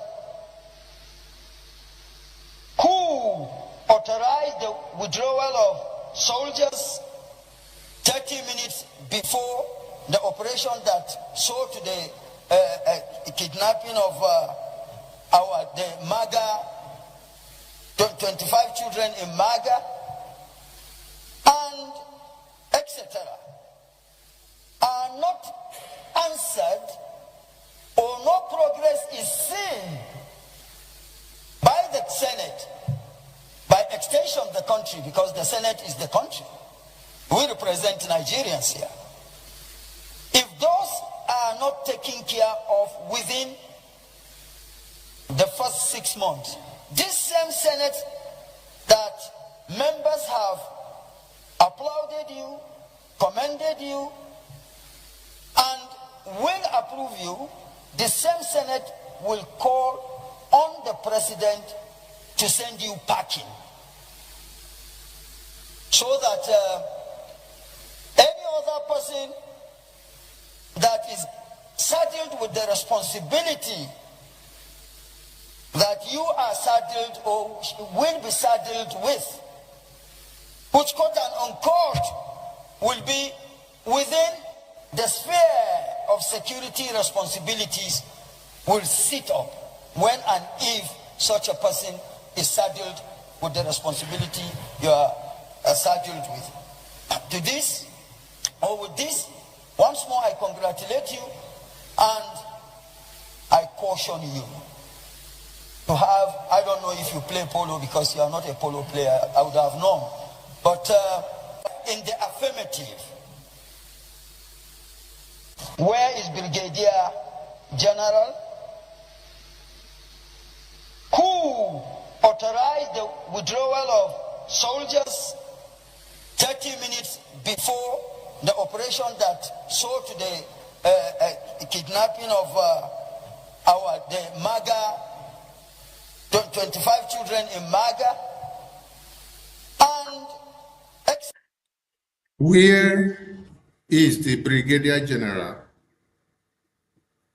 that withdrew the military troops from that very school where our children were kidnapped? Few minutes before the real terrorists that were to carry out the onslaught came, the ones that were posted there, who are recruited and rehabilitated Boko Haram terrorists that now serves the Nigerian army, had communication, and those ones withdrew, while the real ones that are to come and carry out the onslaught came in 30 minutes before. Where is that brigadier general. Up to today, Nigerian government have not brought out that brigadier general. This same Senate said they are going to have Musa on probation. I want to ask all of you, is it not over 6 months now? They said it's going to be 6 months. You will listen to Senate President, he will also be crying and lamenting also. After I finish the cry and the lamentation, you will also see him singing the praises of Nigeria. He will sing the praises of Nigeria today. You will see. I will also play the video. I think our COS to the Prime Minister is the one that spotted that video in the video that he made earlier today. I'll play it here today so that you will see what is happening.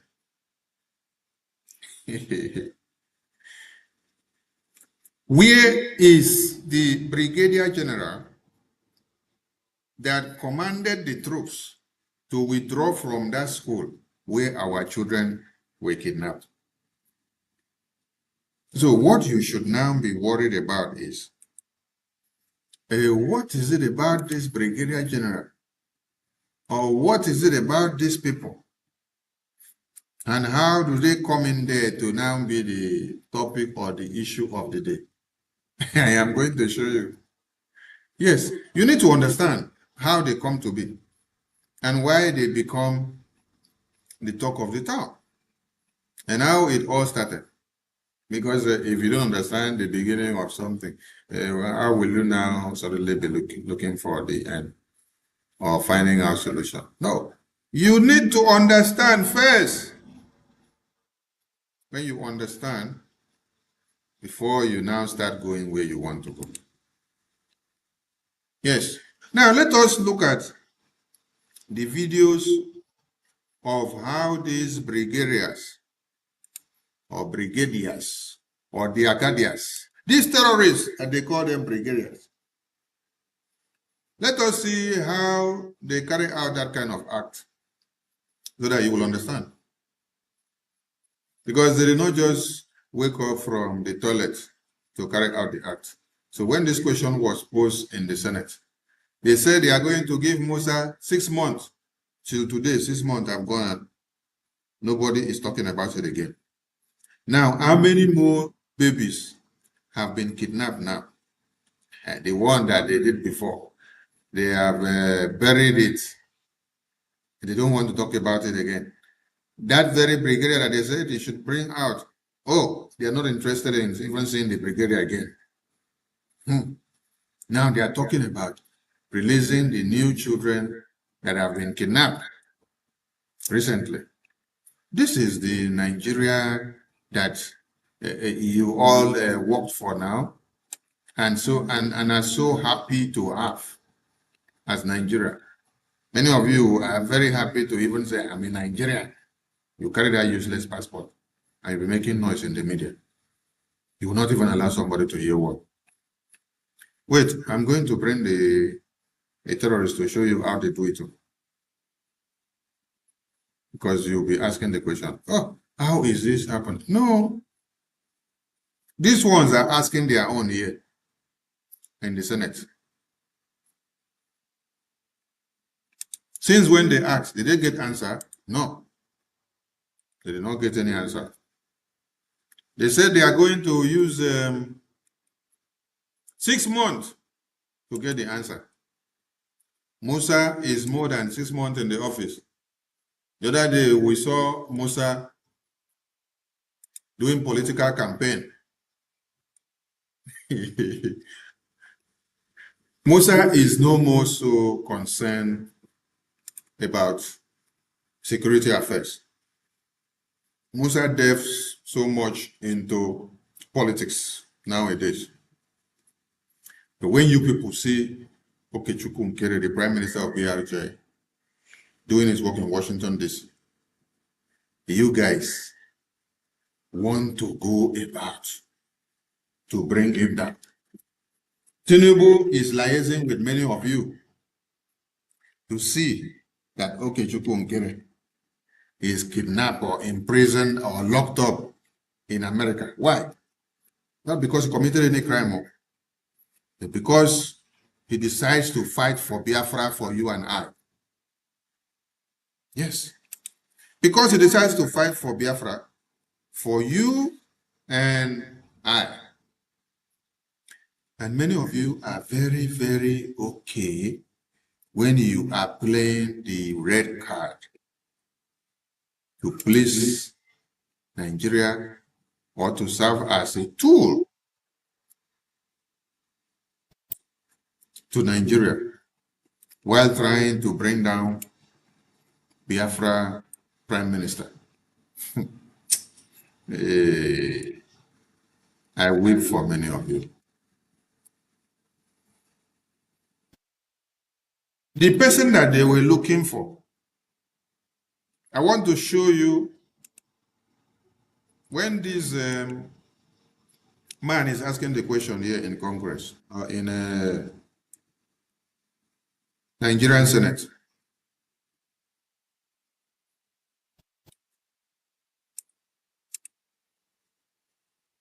This is how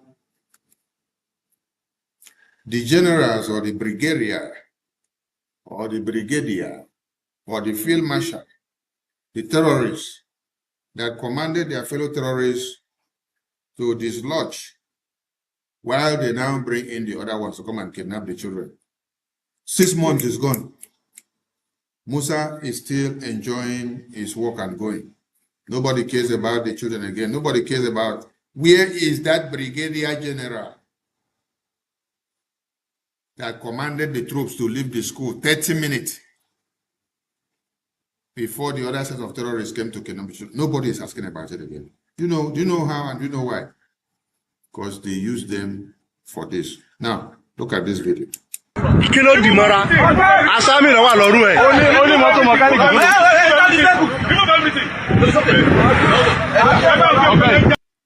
Now, you are wondering what is happening here. Let me explain what is happening here. This is a terrorist that has been captured,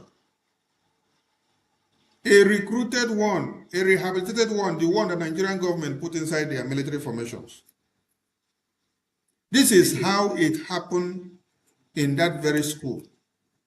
When they say in the Nigerian Senate, where is the military general or brigadier general or the terrorist commander that withdrew the troops in the school 30 minutes before the babies, the children, were kidnapped in that school by another invasion of another set of terrorist groups? When they are asking, where is that brigadier general? None of them is giving the answer. Musa is not giving the answer. They cannot bring the person out. Because it is like this. It is like this that they come about those brigadiers, those generals that were supervising that school. The question is, why were those generals in that school in the first place? They said they were there to train the children. The same school that they were there to train the children is while they are training, when they now dislodge in 30 minutes, then their other hand of terrorist groups, they came to that very school to now kidnap the children there. Since when the Nigerian terrorists in uniform did not go to that school to go and train those children, the terrorists did not come and kidnap them. The same day, the minute they now came to say they want to train them, after they trained them, after 30 minutes, their terrorist foot soldiers came. When these other sets dislodged, the real one that had to come and carry out the onslaught invaded and captured the children. When that senator was now asking, where is that military commander or general that withdrew the troops from this school 30 minutes before? I want you to understand how it happened. This is how it happened. When you have some of the military uniforms being worn by these same terrorists. So this is how they were in that school. Same terrorists, they dressed and came. They wore military uniform given to them by Nigerian army. They stayed there while making the ground very secure and comfortable for the ones that they later gave signal to come and kill. So when this one now finish with the Nigerian military uniform that is wearing, they will now go remove the military uniform. When the other terrorists finish kidnap the children, they will now come back with another uniform of maybe police, which he is still wearing. Or he will come back with another uniform of Amotekun, or he will come back with another uniform of a civil defense. You will see, you will say, no, these are Nigerian security personnel. You don't know that they are one and the same thing. One of them wears 3 different uniforms to come and disguise and carry out terrorist attack.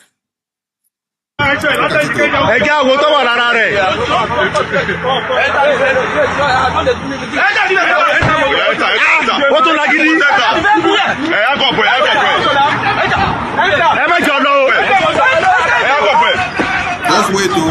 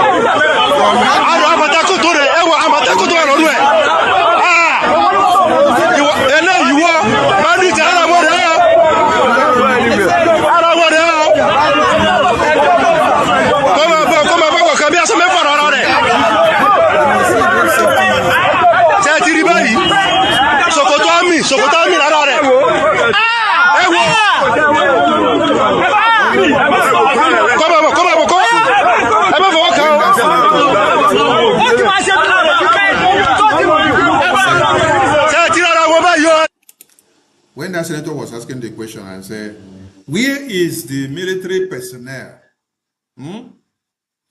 that withdrew the other terrorists from this school? Hey, can you see another uniform? Hey, how many uniforms are you seeing? This one never finish. Oh, they go see pull another uniform from his body again. More uniforms are going to come out from one person's body. Now we are going to go back to the Nigerian Senate video so that we explain to you when the Nigerian senator is asking, where is the general, the brigadier that called off their fellow military personnel that were there 30 minutes before? This is how it happened. All of them that wore the same Nigerian military uniform to come down there, they were the same terrorists because they are all wearing the military uniform. So when they wear the military uniform, they come and disguise as if they are the real military that time. So they are giving them training. They are securing the environment to see that there is no threat of invasion. After they have secured and gotten guarantee, they now send signal to the other ones that will come to do the attack. Then they will now dislodge. All of them will now disappear. As they now disappear,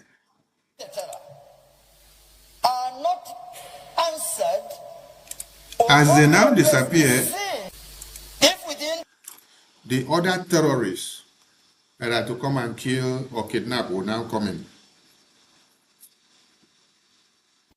Some of them that even disappeared and left the place, they will still go and mix up with the other ones and come back to carry out the attack. I want to ask a very simple question. When these Fulanis come out and wear military uniform, sometimes maybe they wear marks on their face. They only wear their dog tag or they wear their name tag and you see the name. It is possible that when they go to join their group, they remove that name tag and put another name tag and come back with them and come and attack. Do you know them? You will not know. So when this senator here is asking, where is that military personnel that withdrew the troops? Let's listen to me The again. first 6 months, these sensitive questions are not brought to bear in the affirmative. Where is Brigadier General? Who authorized the withdrawal of soldiers 30 minutes before the operation that saw to the kidnapping of the MAGA, 25 children in MAGA? Where is the Brigadier General? I have just shown you the Brigadier General.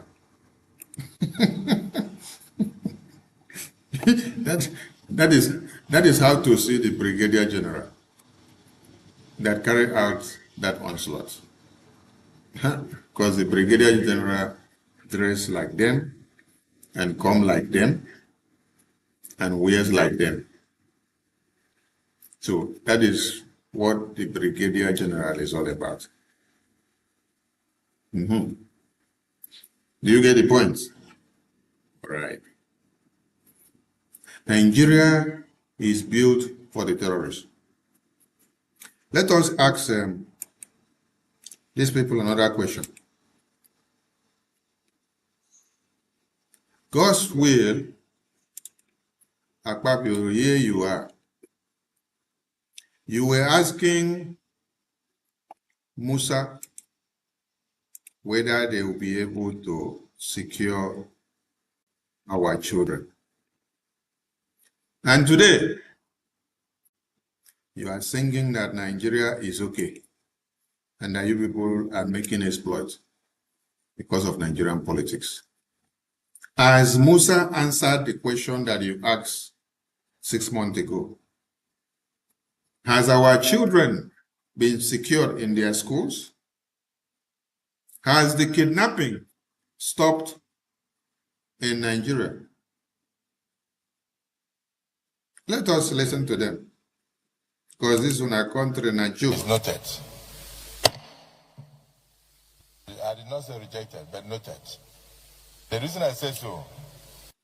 When you saw them grilling Musa over seriously and overzealously, you thought that, oh, they are very serious and there is going to be a change. No, foul. They were just acting drama. So that you people will say, oh, there is proactiveness in the Nigerian Senate. Today, you will see Senator Babio telling you that Nigeria is okay and he's singing for Tinubu, while you have your toddlers in the hands of Boko Haram terrorists inside the bush. The terrorists which they themselves created and brought for political campaign in 2014 and 2015 is the danger that all of you are suffering today. And they don't feel any remorse about it because they are using them again in 2027 and 2026. You know, one thing I love about President Trump, when he is handling these Nigerian terrorist issues, he doesn't rush about it and he doesn't pour all the flames on the terrorists once and for all. He does it like you are doing anointing in an Anglican church. You know, when you are doing anointing in Anglican church, you will put the oil inside a small cup or basin. Then you will let me remind some of you. Some of you that used to go to morning mass and morning prayer and evening prayer, especially on a Friday night, when they say Friday night prayer. When you go, pastor will put the olive oil inside small tray or inside small plate. Then he will dip his finger like this and then do like this on your forehead. That is how President Trump is doing this Nigerian terrorist thing now. How he's dealing with them. He will just dip his hand inside the oil and then put small on the terrorists, and then the terrorists will explode. He will now wait until that oil where he put on your face dry, finish. You know, so that oil where they put for church, for tarry night, when we go tarry night, when they put that oil, you go want make that your oil day till the next morning, so that make it no dry come out for your face. Because you believe that it is this oil that will keep you from witches and witchcraft. That if witches and witchcraft come to attack you in the night, on them seeing the oil on your forehead, they will run away. So you don't want anything to clean the oil away. You want that oil to remain there. Some of us, when we wake up the next morning to go to school or to go to work, when we are taking bath, we don't want to wash the oil off. We want that oil to be there so that it will serve as good luck to us. That is the way President Trump is dealing with these terrorists. He will drop the small drops of the oil on their forehead and then wait for it to dry. You will now see the reaction of all these terrorists and all those that are sponsoring them. The first drop of the terrorist bomb was in December 2025. Just calculate. December 2025, January, February, March, April, May. After 6 months, before he drop another one.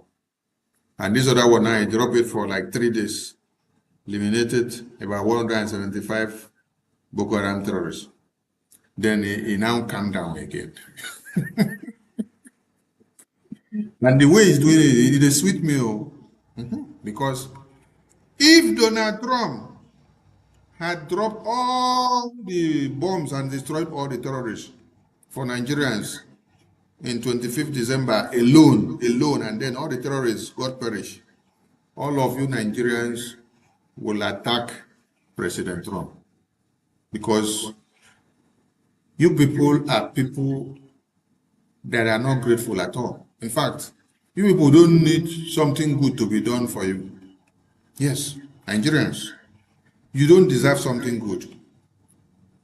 Because the one that President Trump did, you did not appreciate him on that 25th of December. So the way the terrorist is rampaging now is good for all of you. Yes.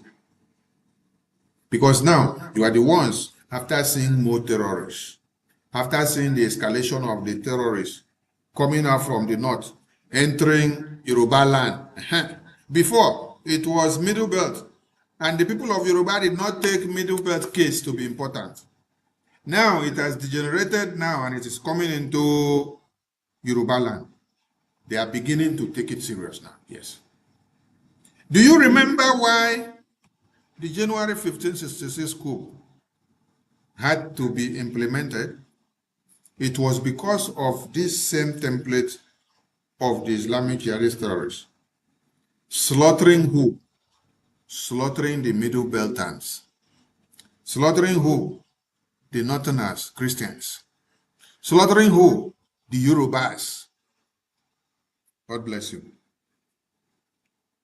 Were they slaughtering Biafrans before then? Is it because of Biafrans that the coup of January 15, 1966 had to be carried out?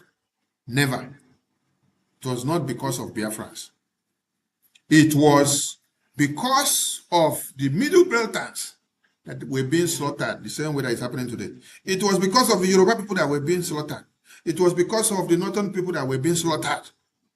Then a coup had to be organized to end that jihad, to end that Sharia plan, and also to end the corruption that is happening, same way it is happening now.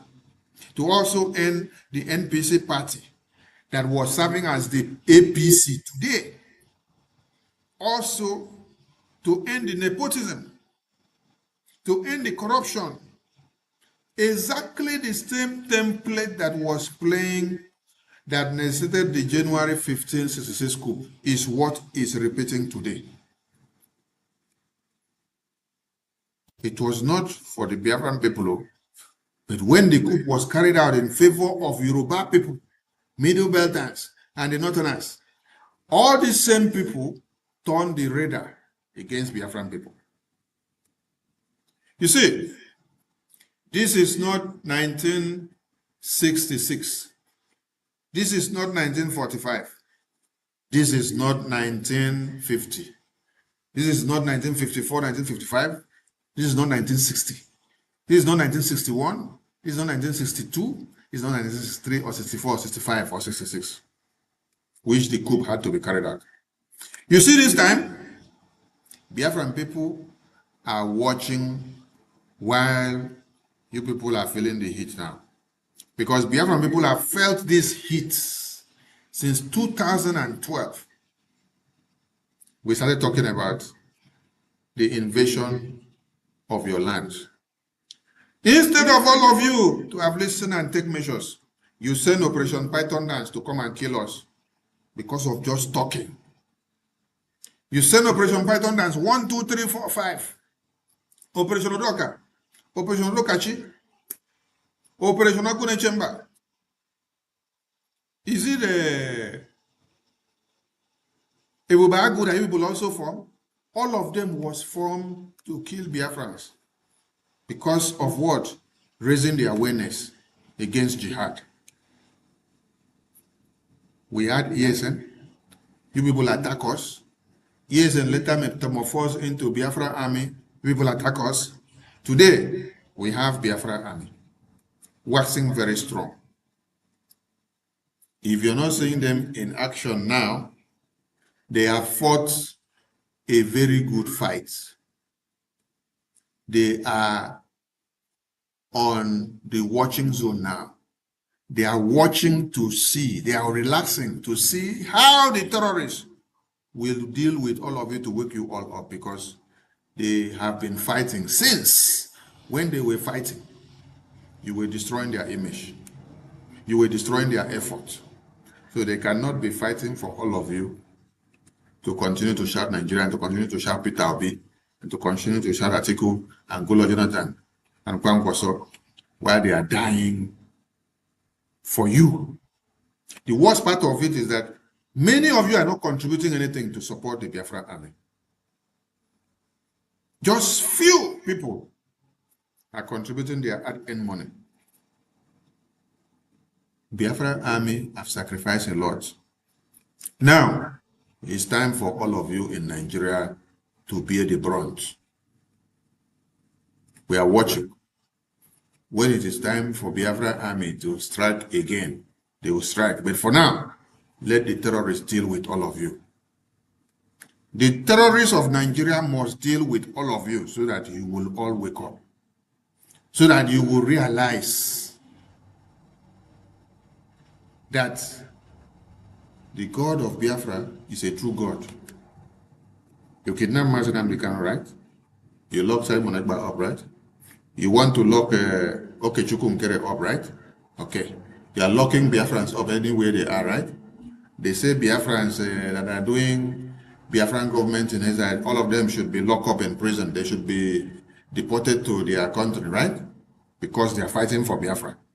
Because they identify with the Biafra Republic government in Israel. Yeah. When I go see the thing never starts.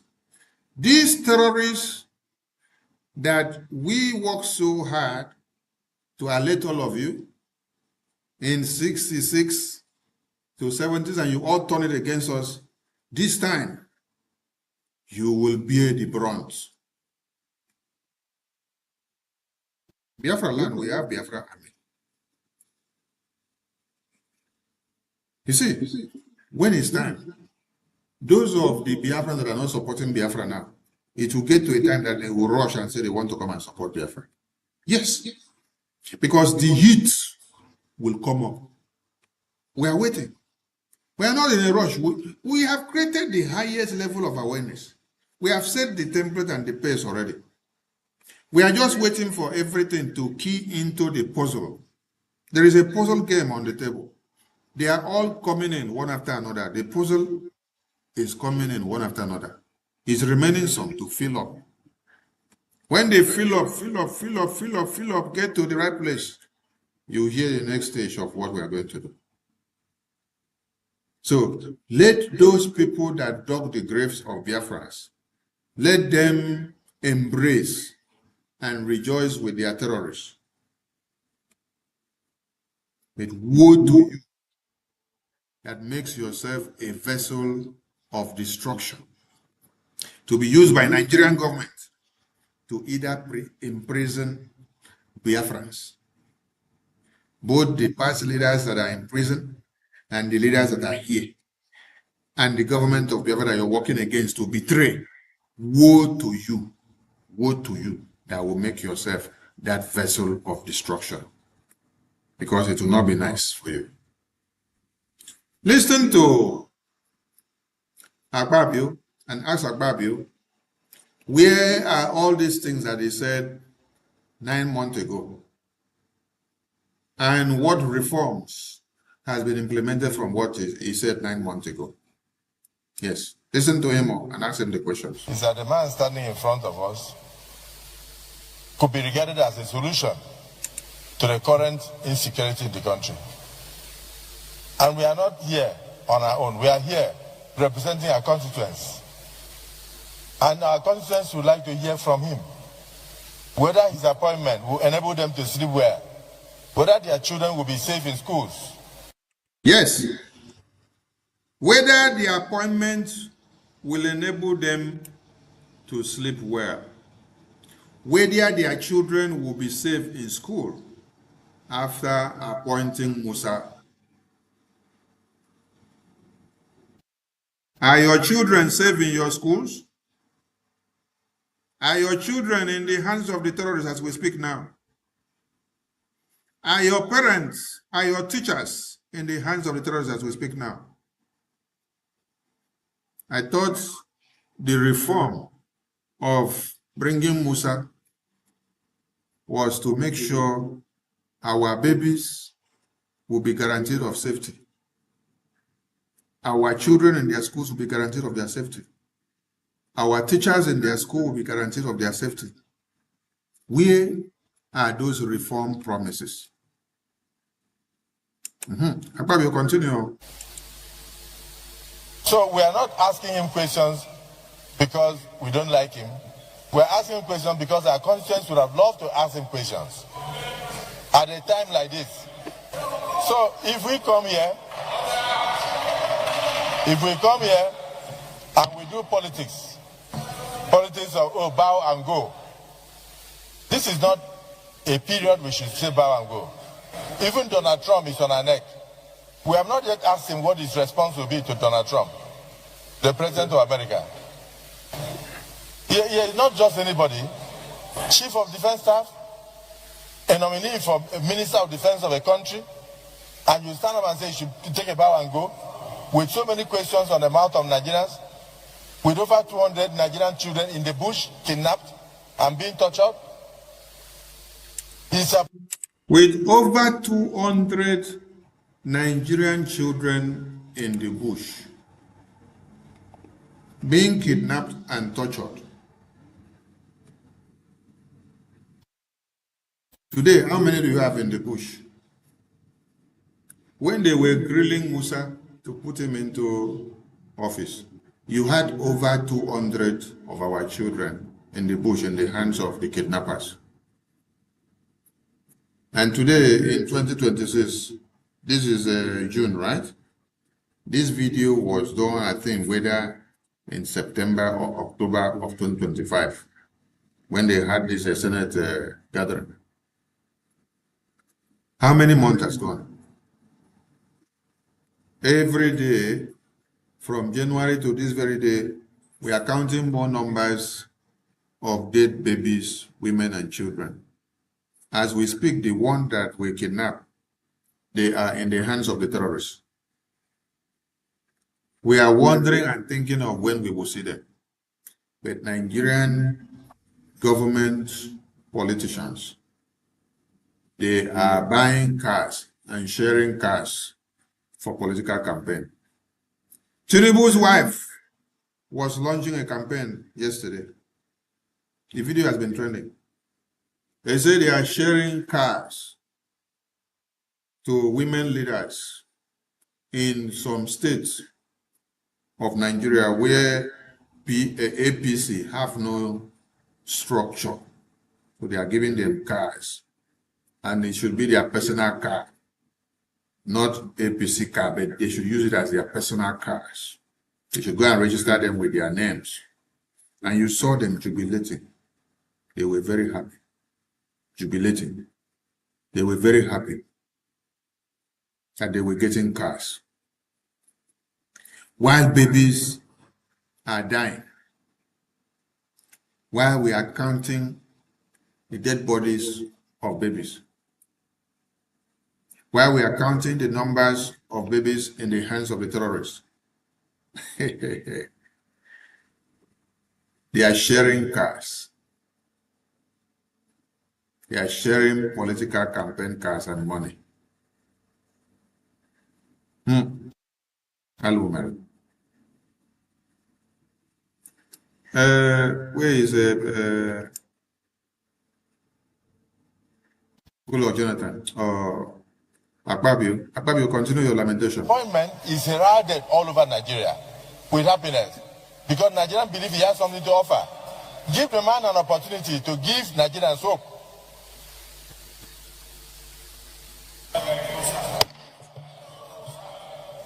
Akpabio, don't talk finish,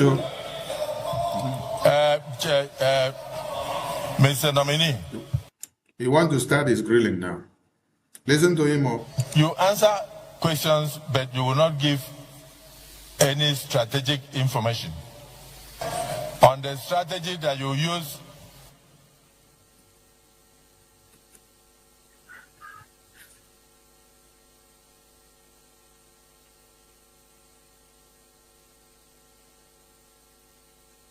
You muted your mic, Abby.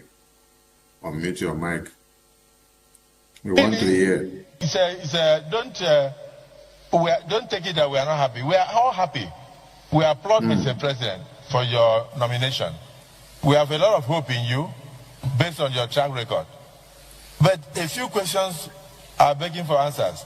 The Senate has just set up a committee to find out from the cry of the governor of Kebbi who gave the order for the soldiers who had prior information that kidnappers were coming to the school. Is it St. Mary's School or where? Maga. And they went there and they even took the students to the field and taught the students what they would do when the kidnappers come. But are you getting the point? They got there, they were giving the children orientation of what they would do when the kidnappers come. How did they know that kidnappers were coming that same day, that they must come and give children kidnappers anti-orientation that same day? So that is the thing I was playing before in that video, that the same terrorists in uniform had the same terrorists that works with the one that will come to do the kidnapping. Some of them were sent to come and give drill to the children. And when they finish the drill and step aside, they now give order to the other ones to come in. Question was, where is the military officer or general commander that gave the order? They refused to reveal or tell us. Till today, we have not got to know the person that gave the order to withdraw them or to deploy those terrorists to this place. And later interchange the terrorists with another set to come and carry out the attack. Minutes before the kidnappers arrived, somebody gave 30 order for minutes. the soldiers to withdraw from the school. 30 minutes before the other kidnappers, the other ones that wear military uniform and say they are kidnappers. 30 minutes before, they gave order, they withdrew them, while these other ones enter to carry out. So it is a proper arrangement. And this is the kind of Nigeria you will have, and all of you are enjoying it. But you want to go after Okechukwu Nkere in Washington, D.C. to kidnap him, to come and lock him up. You want him to be imprisoned by American government because he's fighting for Biafra. The same way you did to Mazi Simon Ekpa. The same way you did to Mazi Nnamdi Kanu. People are coming to America to tell American government kidnap Okechukwu Nkere and all the officials of Brgie in America. Because you know that it is those that are in America that are making things happen. All of us in other places cannot do or don't have the influence that is deposited in Washington, D.C. It is those in America that have the influence that is deposited in Washington, D.C. that is making something to happen. So now, you say you want to go to Washington, D.C. and make sure, Okechukwu Nkere and the entire BRGI officials in America, that they are packed and locked up. They will stop us. They cited fundraising. They cited our town hall meeting. They cited our global engagement and meeting and how we gather and how we talk, and even the broadcast that I am doing. They said this is how we do our awareness and our campaign. So they are launching a network to go after the Biafra government and as a prime minister in America. Because they are done with Simon Ekpa in Finland. They are done with Mazi Nnamdi Kanu in UK. Now they are coming to Okechukwu Nkere in America. Hey, hello, Meru. And some of you that are looking for the downfall of Biafra Republic government in Israel, when you saw it, you clap your hands, you say, yes, Tinubu is coming after Okechukwu and the Biafra government in Israel officials in America. You are jubilating over the downfall of Biafra. Yet you claim that you are a Biafran.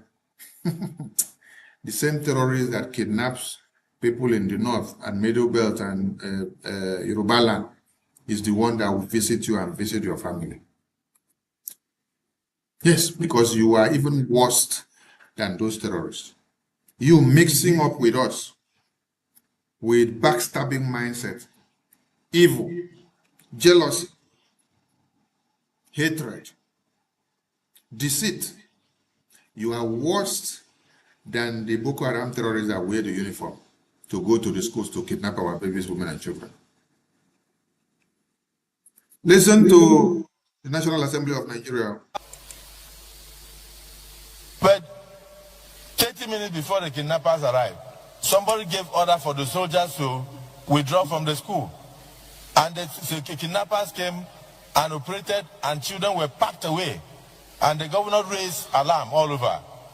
As the chief of defense staff, former, now a nominee for the office of Minister of Defense, I want you to know that this senator has set up a committee to investigate who gave that order and why they withdrew to give access to kidnappers to take those children unhindered. I want to ask now, Nigerian Senate, Musa and Senator Babio, you said the Nigerian Senate has set up a ad hoc committee to investigate and to unravel the military personnel that gave the order. So since September 2025 down to June 2026 now, Nigerian Senate have not completed the investigation or unraveled the Nigerian military personnel that gave the order for the personnel to withdraw and to deploy the terrorists to come and kidnap the children. Up till now, how many months? You see why Nigeria is a scam? See why Nigeria is a Nollywood movie?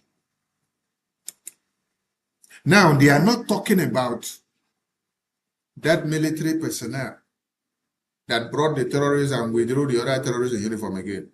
Now they are talking about the children that have been kidnapped 3 days ago and 4 days ago and 5 days ago.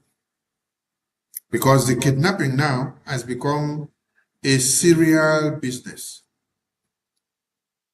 that happens in a serial form, in a series form. That is how it is going now. Today you will hear it in Sabongari. Tomorrow you hear in Kafanchan. Next tomorrow you hear in Kwara. Another day in Plateau. This time now you're even hearing in Oyo and inside Ibadan. You're also seeing it in Lagos. You're seeing it in Osun State. It is going down. Till now, Nigerian Senate have not unraveled the people that did what? That sent the terrorists. And also withdrew the other terrorists that was acting as the commanding officer. Up to now, we never see. We are still watching. We are still waiting to see. This is the kind of shambolic Nigerian government that all of you are projecting in the international community. It's something that people would like to hear from you. And as we speak now, Brigadier General Oba has not been found, whether he's killed or not killed. He made a phone call to disclose his location. Who gave those coordinates for the kidnappers or the terrorists to go and pick him? Another good question. If the terrorists are not part and parcel of the army, of Nigerian military formation, how did they know the coordinates? How did they intercept the call? How did they know where that Major General Oba was? To intercept the coordinate to go and then kill him. Because the terrorists have infiltrated and they are working with Musa from the military intelligence unit down to the field marshals. So when they are going there, they give them information from ground zero to the intelligence unit. When you are sending a returning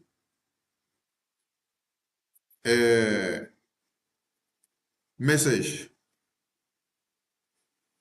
to the intelligence unit for call or emergency, Mayday, Mayday, Mayday, Mayday, man awol, Mayday, Mayday, man awol. Who is intercepting the call? If it is not someone that is not in the intelligence unit, how did you get the call when a man is giving order, Mayday, Mayday, man awol? Mayday, Mayday, man awol. Alpha Syria awol, and is giving you the coordinates. And then as he's giving you the information, you are tracking his coordinate on the system so that you can be able to locate where he is for rescue. After you track and get it, you now send it to your terrorist brothers to go and eliminate him because he is alone there. Questions unanswered because they're working together. You see, as you people have come out and you want to kidnap all our Biafran leaders and to imprison all of them, America is the last bus stop.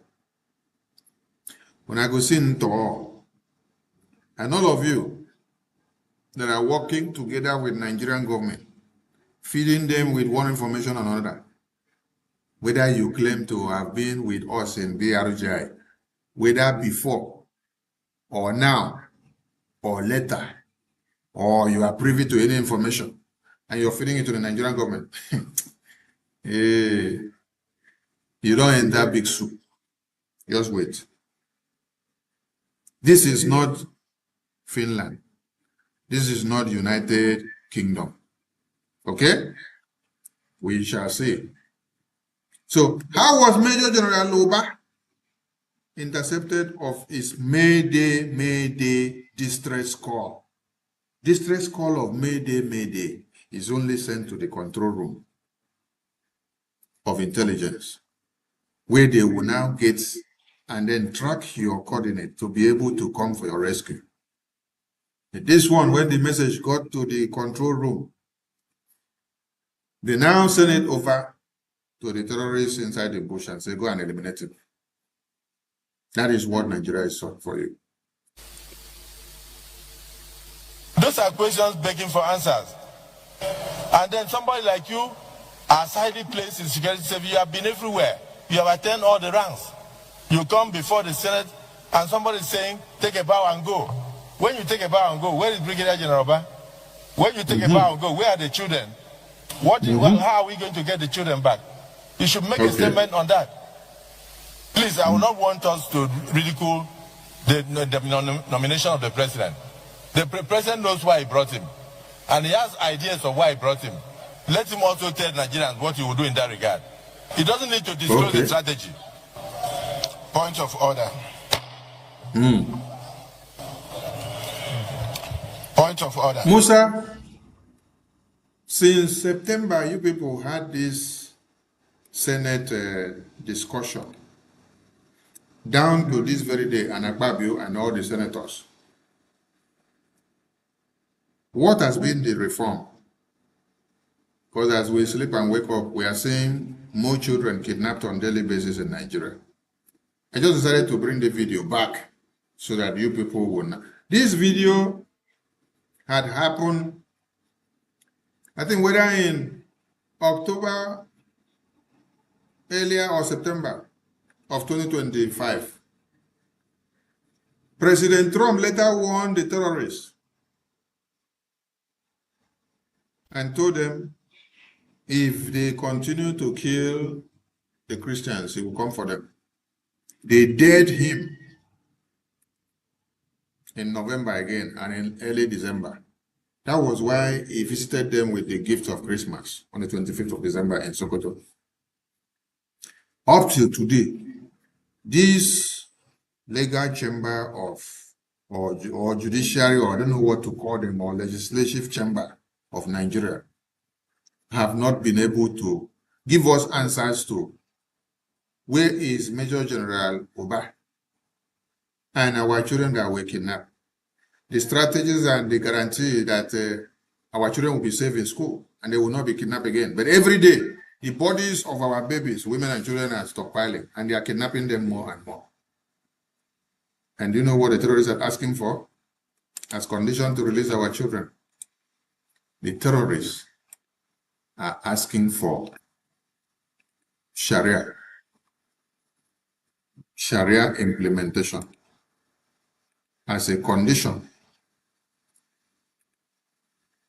They are asking for Sharia implementation as a condition before they release the toddlers, the children that are inside the hands of the terrorists. They ask for Sharia implementation. Do you all understand and see what Nigeria is all about? No, all of you will not understand. You will be shouting Peter Obi. You will be shouting PVC. You will be shouting Atiku Abubakar. You will be shouting Goodluck Jonathan. None of these people have your solutions. Peter Obi cannot help you. Goodluck Jonathan cannot help you. Atiku cannot. I think Atiku may help you. Yes, Atiku would be able to help you. Yes. Atiku could be able to help you.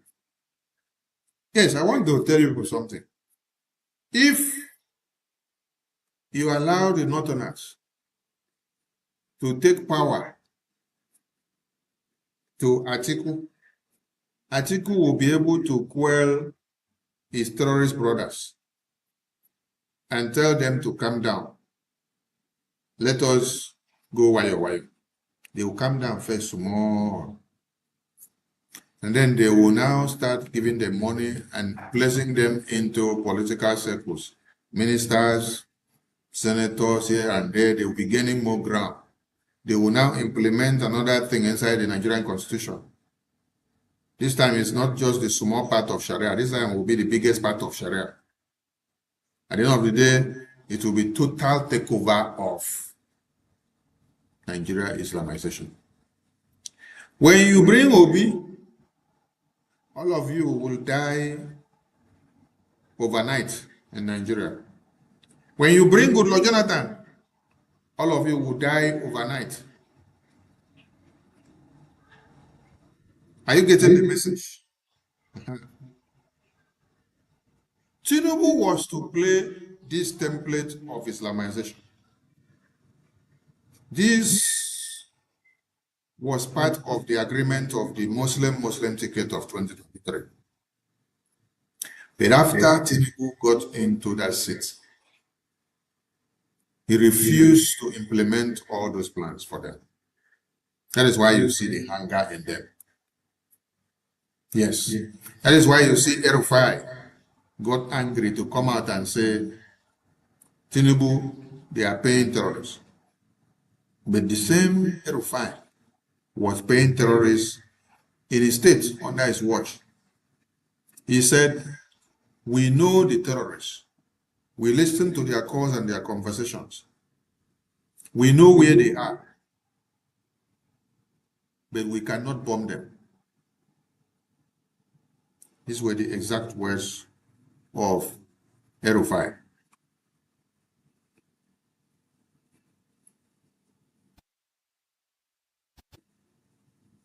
But now, under Tinubu,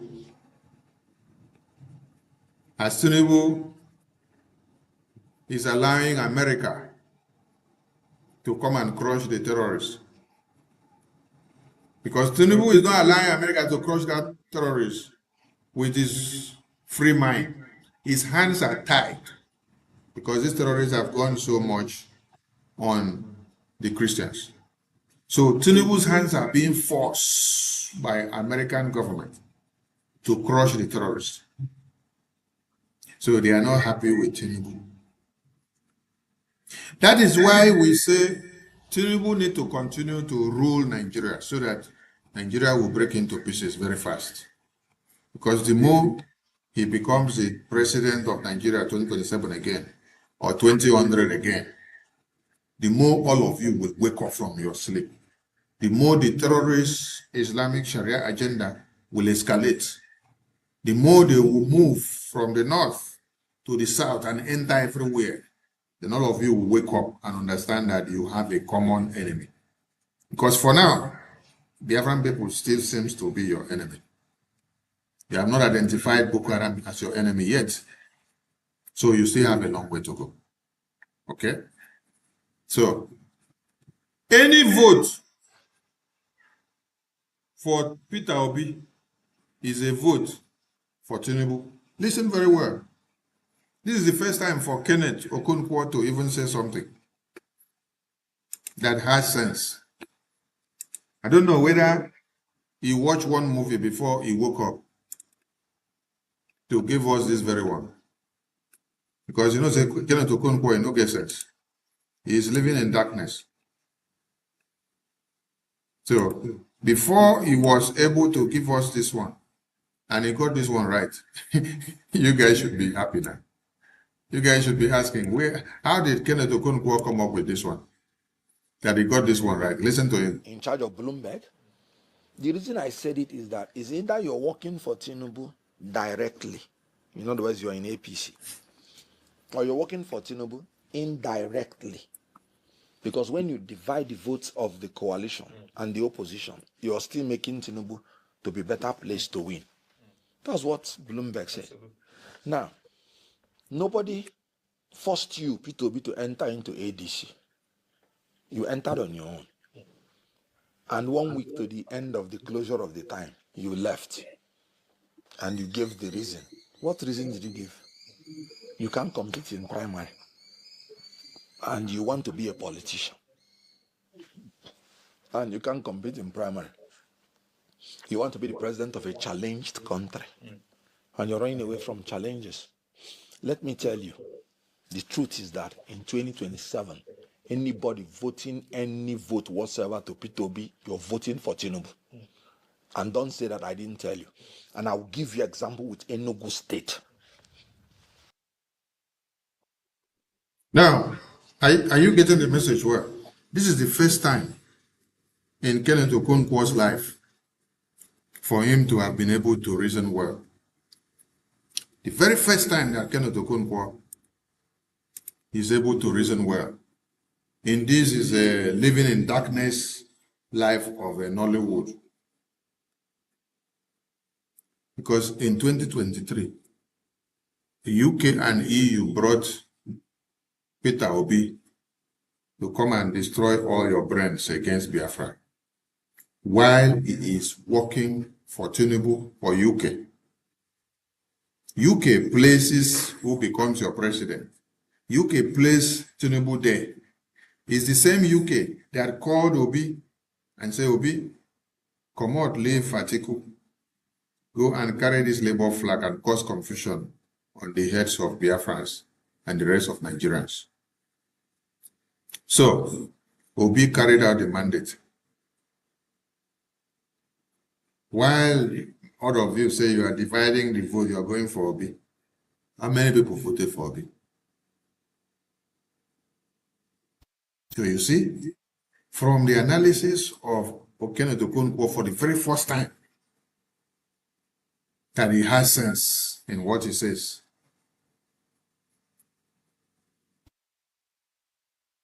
Obi is working to destroy your mind from reality of how you should have been standing to resist Nigeria continuity. So while you now see Obi, you now continue singing One Nigeria. And as you are singing so, you are singing it to the progress of Tinubu APC. Because Obi does not have the structure. It is not all of it that make noise in social media that makes a difference in politics. The numbers is what counts on that day.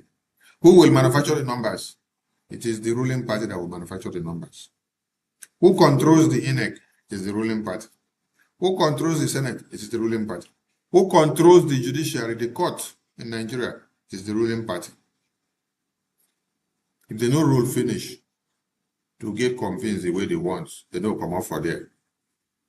So when Obi is being used to play the card for the same people that is in opposition, who is working to keep all of you in one Nigeria for the next 100 years while the Boko Haram terrorists are preparing to Islamize all of you, you are helping Tinubu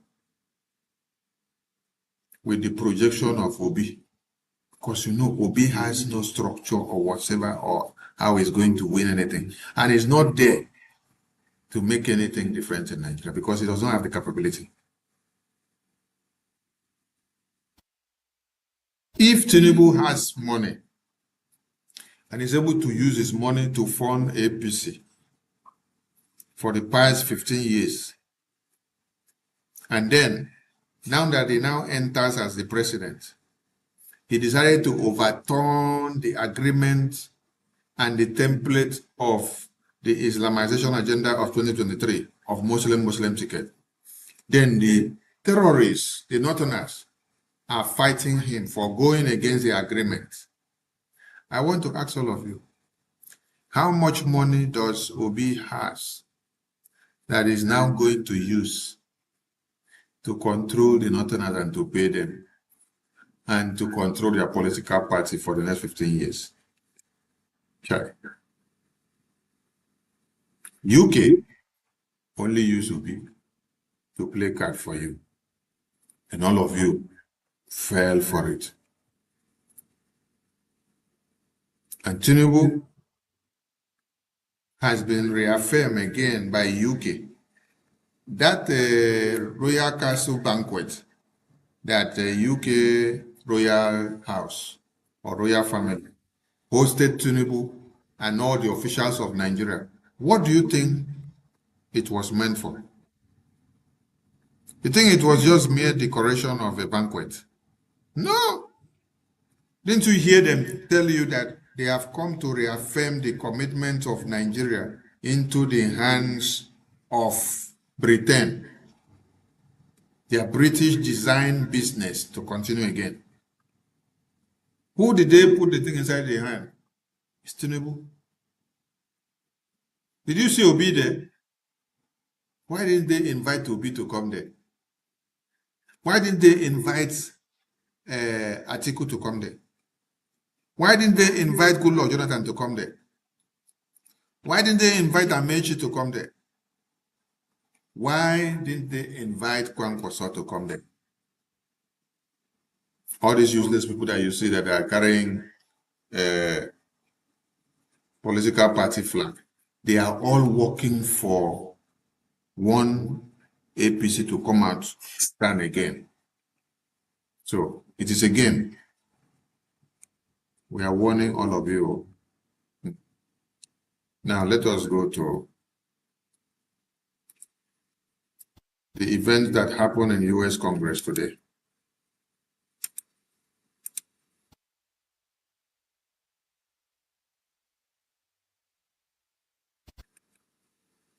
Where Biafra was presented on the table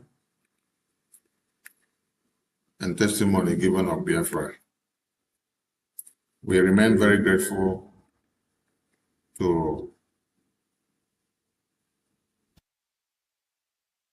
Dr. Michael Rubin. Rubin. Thank you. Chairman Smith, Chairman McGovern, honorable members, thank you for the opportunity to testify. Just under 1 year ago, I testified here about human rights in Turkey. I'm not going to repeat that testimony. Unfortunately, there's so much new to discuss. I'm reminded of the old Soviet joke about an optimist and a pessimist. The Soviet pessimist complains about how bad everything is: war, environment, economy, health. The Soviet optimist shakes his head and said, "Don't complain. Things could always get worse." So sanction Kemal Kılıçdaroğlu if he does not recuse himself. Representative Smith, to underscore the importance of freedom and of speech and discourse, you had mentioned what had happened at Sheridan Circle. The United States, Washington, D.C., should install a plaque on Sheridan Circle commemorating the illicit attack on peaceful protesters in 2017.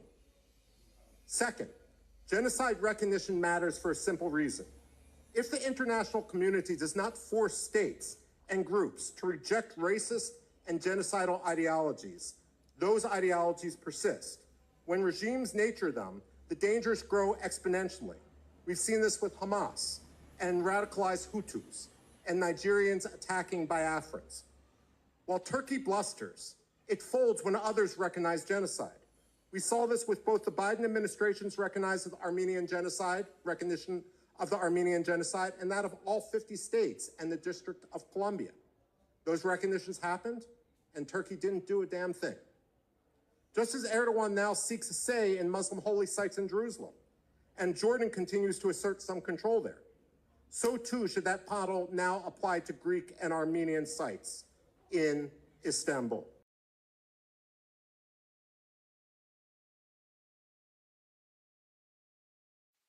Thank you, Dr. Michael Rubin. You continue to deliver the message for Biafra. And that has been noted, and it is penetrating so well.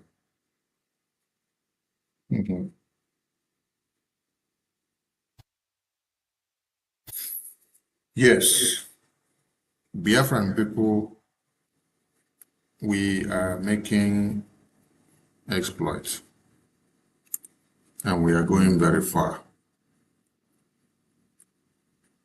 And Biafra is being spoken of in US Congress. Daily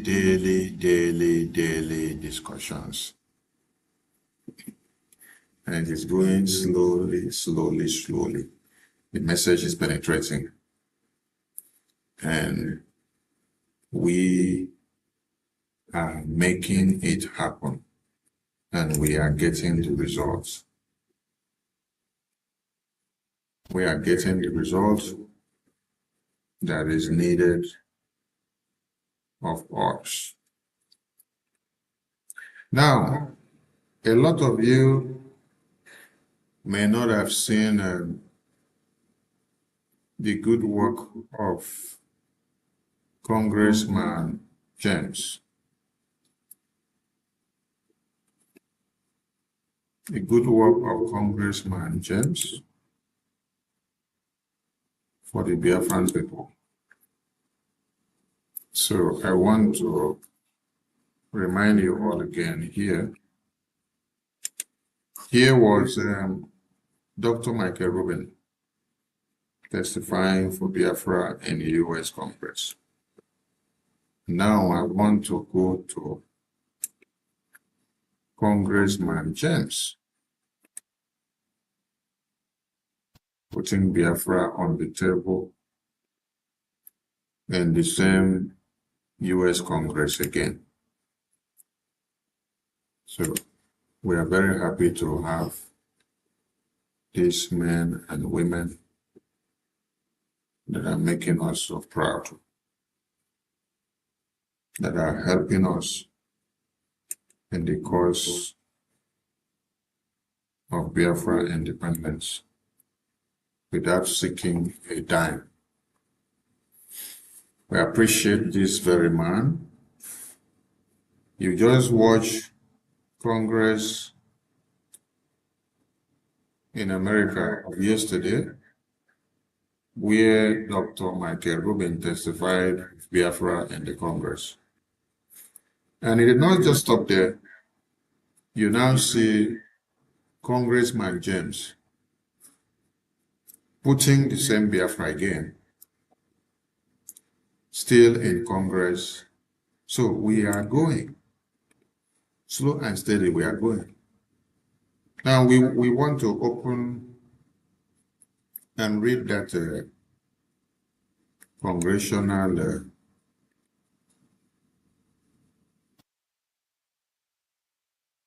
want to read that congressional resolution. So for those of you that did not see what Congressman James did for Biafran people, you will now see it now. All right.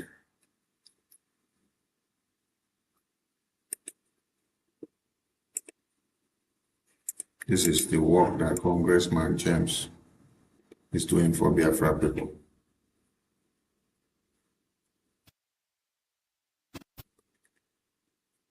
It is called H.RES.1321, calling on the government of Nigeria to ensure that all legal proceedings involving Mazi Nnamdi Kanu are conducted in full accordance with Nigeria's constitutional obligations and international human rights commitments.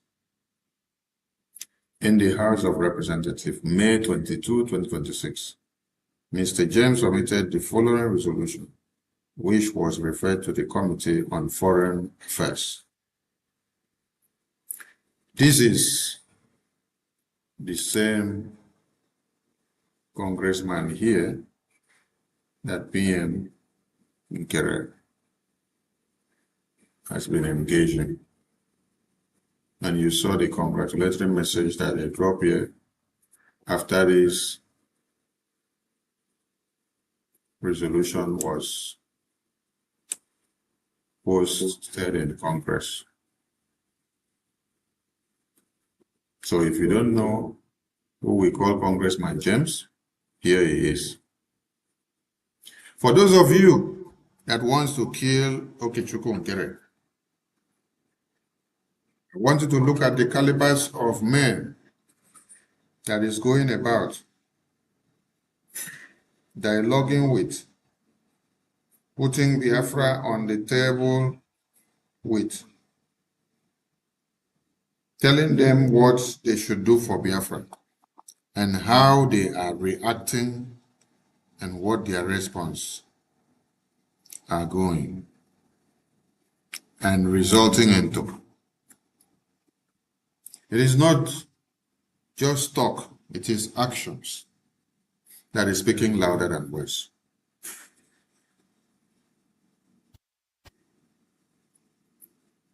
Engagement, regular engagement of the U.S. congressmen and women When you see these photos of US congressmen and women being engaged by Prime Minister Okechukwu Nkere, it is not just photos, because some of you were saying it is Photoshop. These are not Photoshops. These are real time photos, not Photoshops. And now you are seeing the result. Can you see Michael Rubin on the screen? Yes. And it's the same Michael Rubin that you saw that just spoke a few minutes ago.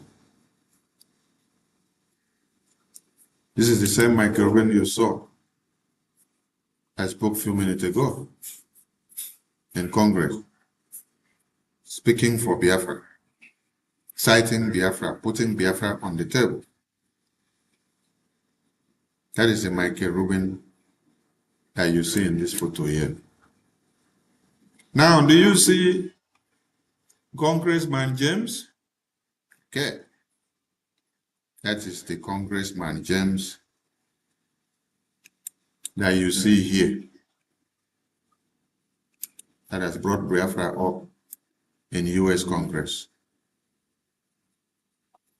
citing Martin Nnamdi imprisonment and the way Biafra is being treated and discussed in Nigeria policy circles. Now, do you see Senator Ted Cruz there? Okay. Do you see Ambassador Tibo Nash there? Okay.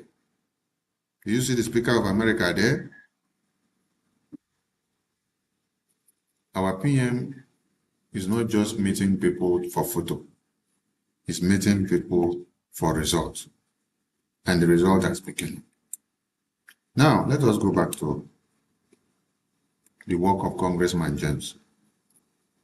Resolution.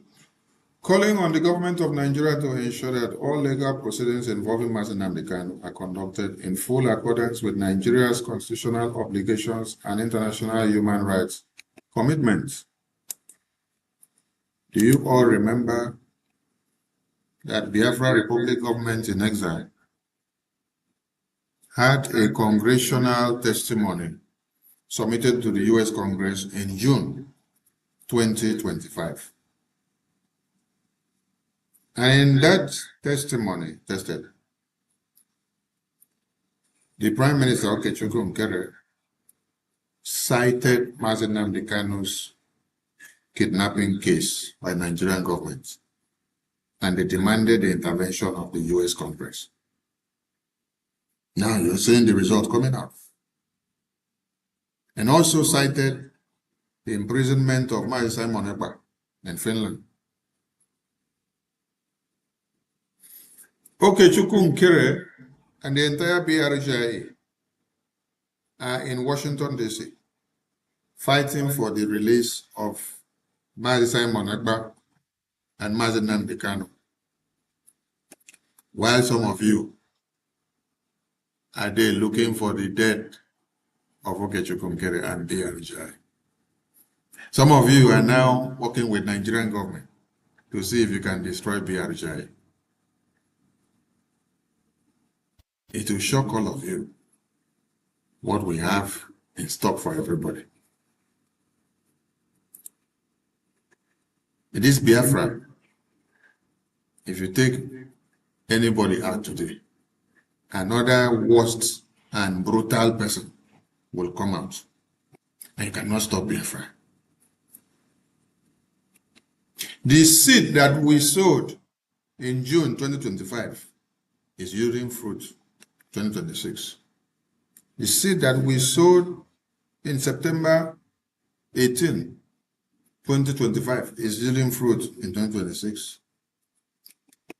Let's go back there. If you were not in the congressional briefing and testimony in June and 18 September briefing of 2025, you miss a lot and you did not watch. Then go back and watch it. Go and look at the congressional testimony that we submitted. Read it through. You will see that Mazi Nnamdi Kanu was the biggest thing that we put to the US Congress.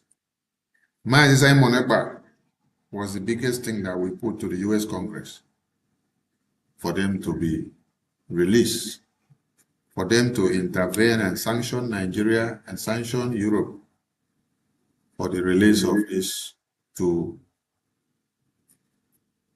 pioneers of Biafra that were talking about Biafra and fighting for Biafra, who were kidnapped and locked up in prison because of their reason of talking for Biafra and fighting for Biafra.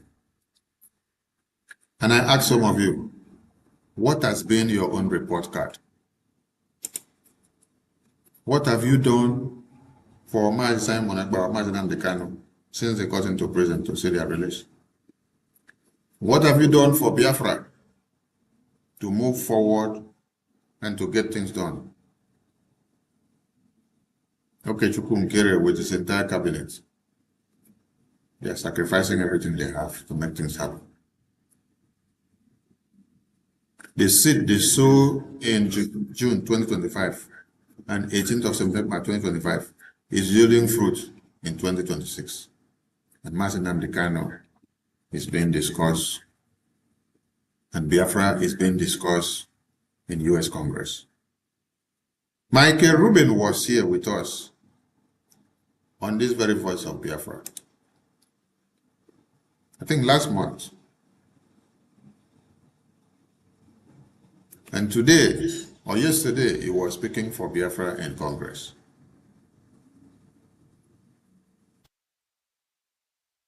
And then, today you are seeing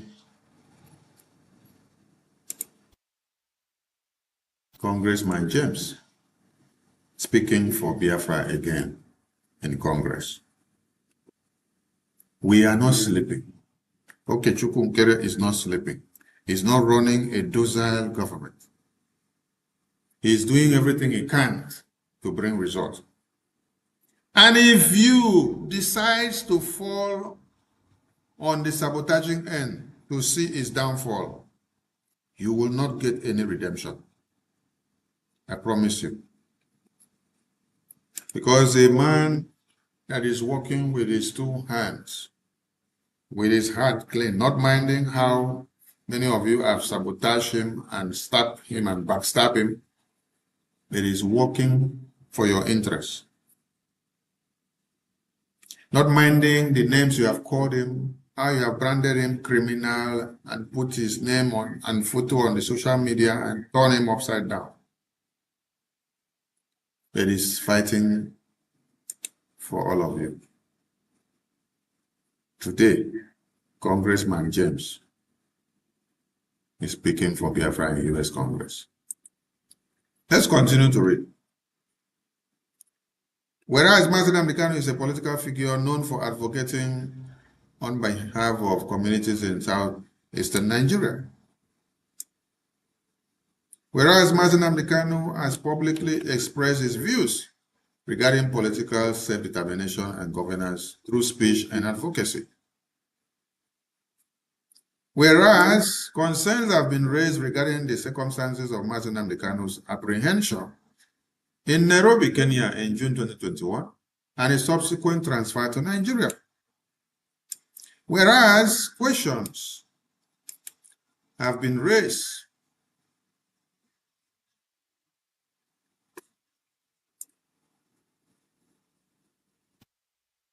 by legal observers and international bodies regarding whether his transfer complied with applicable legal standards and international obligations. Whereas the United Nations Working Group on Arbitrary Detention, in an opinion issued on July 20, 2022, found that Mazi Nnamdi Kanu's detention violated international human rights obligations and called for his release and the provisions of remedy. Whereas courts in Kenya have issued rulings concerning the legality of Mazi Nnamdi Kanu's transfer from Kenya to Nigeria. Whereas concerns have been raised by human rights organizations regarding the process, access to counsel, and conditions of detention.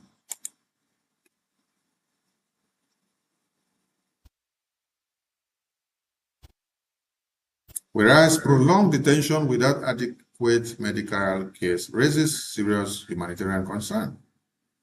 Whereas the protection of freedom of expression, fair trial right, and humane treatment of detainees are fundamental principles recognized under international law, including the Universal Declaration of Human Rights and International Covenant on Civil and Political Rights.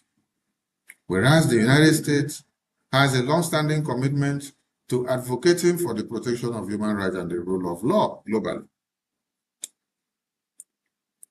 Whereas the United States has previously engaged diplomatically in cases involving individuals detained abroad where credible concerns of wrongful detention exist.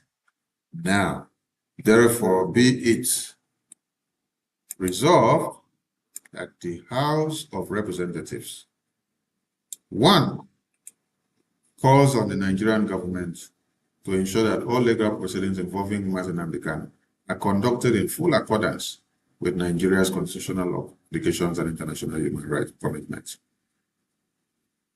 Urges the government of Nigeria to carefully consider the findings of the United Nations Working Group on Arbitrary Detention and to appropriate steps consistent with those findings. Encourages the government of Nigeria to ensure that Mazi Nnamdi Kanu has consistent access to legal counsel, necessary medical care, and humane conditions of detention. Encourages the Secretary of State to engage with the government of Nigeria regarding concerns related to due process, detention, and conditions, and respect for human rights. Reaffirms the commitment of the United States to the protection of human rights, freedom of expression, and the rule of law. All of you that have been saying that Okechukwu Nkere is only taking picture and is doing Photoshop, I want to ask you of one person that you have met in Congress or in America discussing Biafra and the result that he has brought out from Congress that you see. You look at Chukwu Nkere, all the people that you see him meet and talk to, you will see them spotlighting Biafra.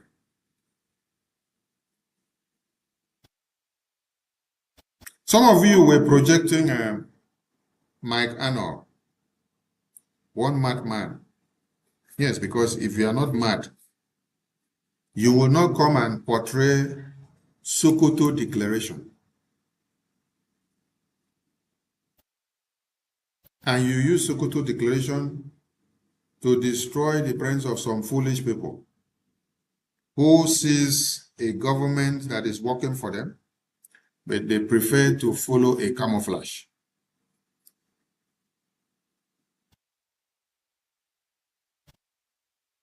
I'm not here for the Sokoto Declaration, but I'm going to do a special broadcast to the Sokoto Declaration,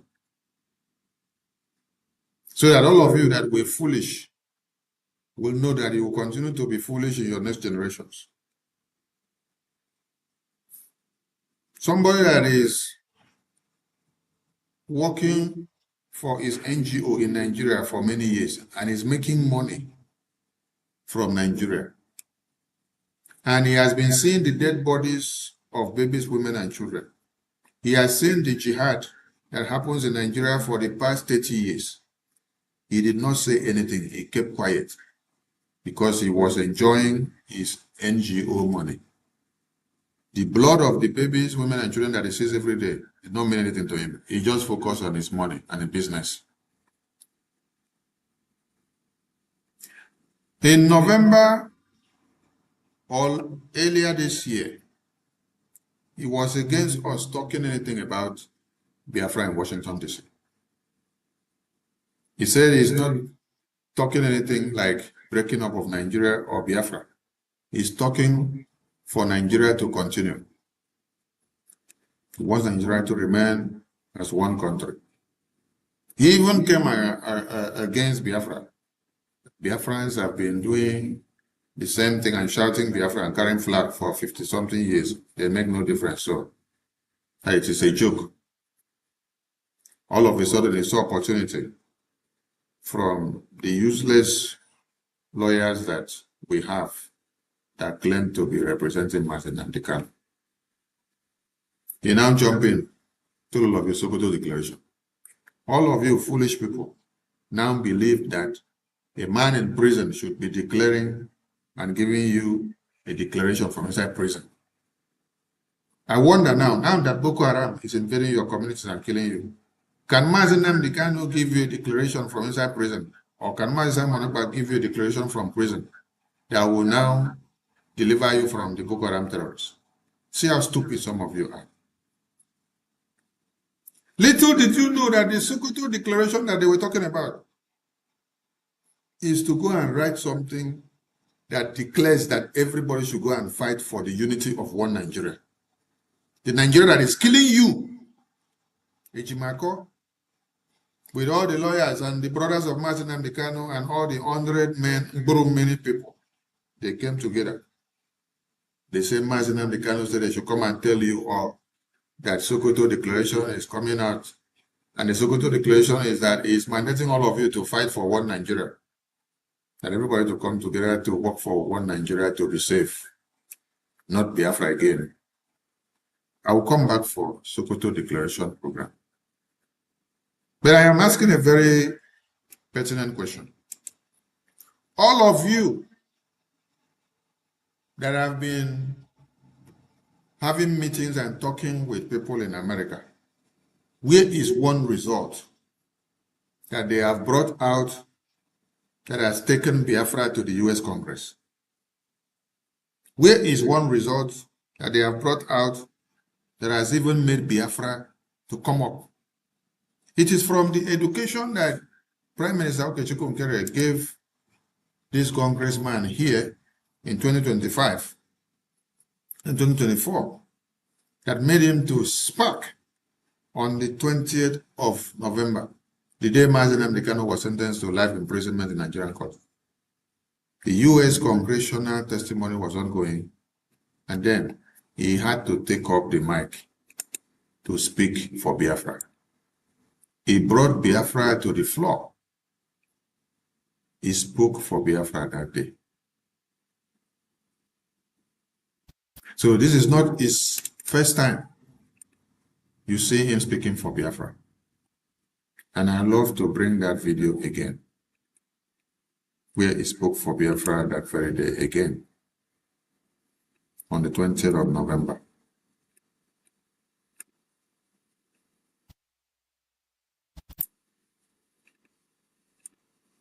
We are joined by the former chairman of the Africa Subcommittee, who is now over at the Energy and Commerce Committee, James, and I want to thank him. February of 2024, he had a very important hearing on Nigeria and other advocacy throughout that time. So the floor is yours. Mr. Chairman, thank you so much for your personal invitation, for your leadership, and for your friendship. I'm honored to be back. Psalms 96:14 asks, "Who will rise up for me against the wicked? Who will take a stand for me against evildoers?" Nigeria is facing one of the gravest religious freedom crises in the world. As the former chairman of the House Foreign Affairs Committee on Africa, I have visited and have seen firsthand the direness of the conditions in what is now the deadliest place on earth to be a Christian. They are targeted, displaced, and killed simply for their faith. The ancient plea, "Is there no help for the widow's son?" still echoes today. Since 2019, nearly 17,000 Christians have been killed. In the first 7 months of this year alone, hundreds more were murdered. On June 13th, during the Yellowwater massacre, more than 280 Christians were slaughtered in a single day. These are not isolated tragedies, but a sustained pattern of religiously motivated violence, often ignored or even enabled by the Nigerian government. Extremist groups like Boko Haram, Fulani militants, and ISIS West Africa attack often without any meaningful intervention from authorities. The lack of response has created an atmosphere of impunity where Christians continue to live in constant threat and fear. The United States has previously recognized this crisis. President Trump not only designated Nigeria as a country of particular concern during his first term, but redesignated it again in his second term after President Biden inexplicably removed that designation. Religious persecution is tied to political repression and weakening institutions in Nigeria. Example, the detention of Mazi Nnamdi Kanu is a clear example. In 2022, Nigeria's Court of Appeal struck down the charges against him and ordered his release. The UN Working Group on Arbitrary Detention has also called for his unconditional release. Yet he remains in solitary confinement, in deteriorating health, and recently had to represent himself in court. Nigeria has signaled that the law is optional and targeting Christians is fair game. Just hours ago this morning, despite the pleas and cries of the Nigerian people and many Nigerian lawmakers, Mazi Nnamdi Kanu was convicted on all charges. For fiscal year 2025, the U.S. has requested nearly $8 billion for sub-Saharan Africa. But when Americans see political prisoners, judicial defiance, and the slaughter of Christians, they understandably ask as they meet their own struggles, why should our tax dollars support governments that refuse to protect their own people? Is our aid aiding a genocide? Nigeria is a nation of tremendous potential, but that potential is being choked out by violent persecution of its Christian population. No country can build a stable future where churches are burned, believers are killed, and communities live in fear. The United States must stay engaged, and Nigeria must change course now.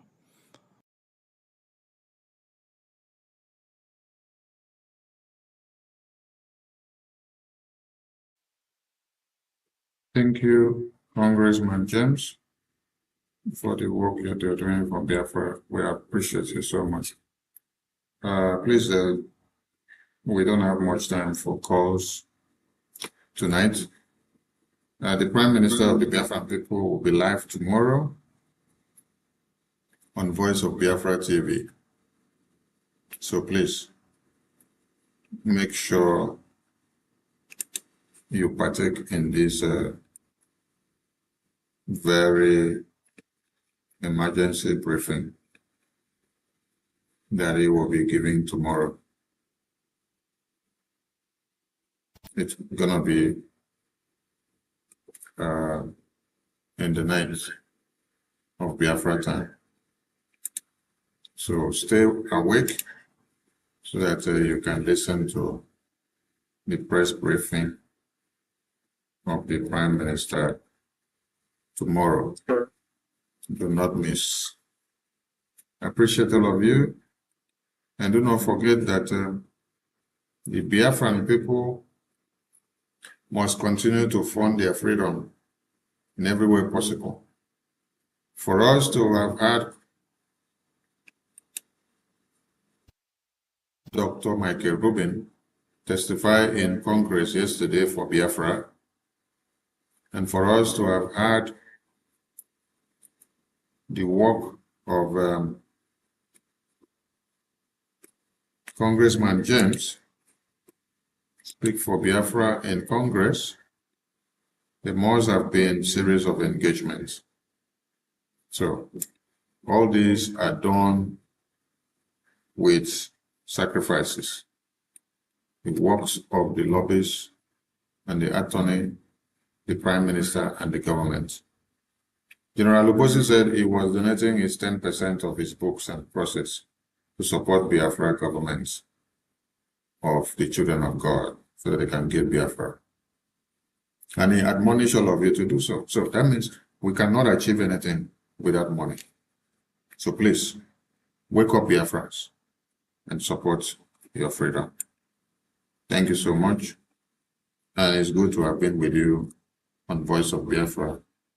See you all tomorrow. Remain blessed.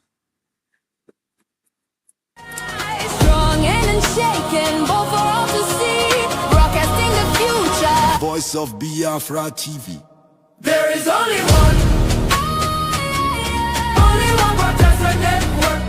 Voice of Biafra TV. The first, the best, and the last. Voice of Biafra TV. First to speak,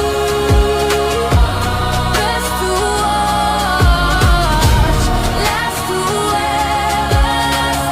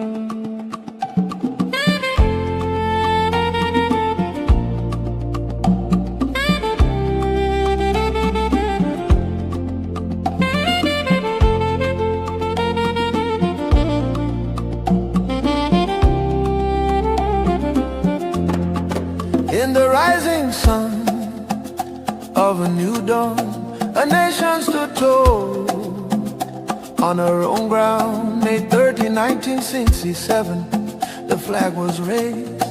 Land of the rising sun, freedom proclaimed. All over Biafra land, the people sang and danced, tired of broken promises and iron chains. In July 6, 1967, Nigeria waged a genocidal war against the young republic. The drums of war began to sound. Nigeria turned against us on our own sacred ground. May 30, 1967, we still remember the day hope was born and hell descended. Rivers ran red, children cried for food in the shadow of famine and flying bombs. Biafra, Biafra, your name we call.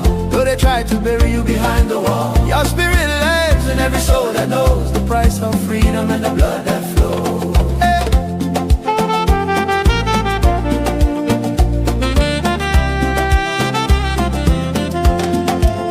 Blockade and hunger became their sword. Kwashiorkor scars on bodies of the young and children. Women buried babies in shallow graves, while the world watched and looked the other way. From Ulier Street to the starving fields, 1 million souls crossed into eternity. They call it war, we call it genocide. Our peoples will refuse to die. May 30, 1967, we still remember the day hope was born and hell descended.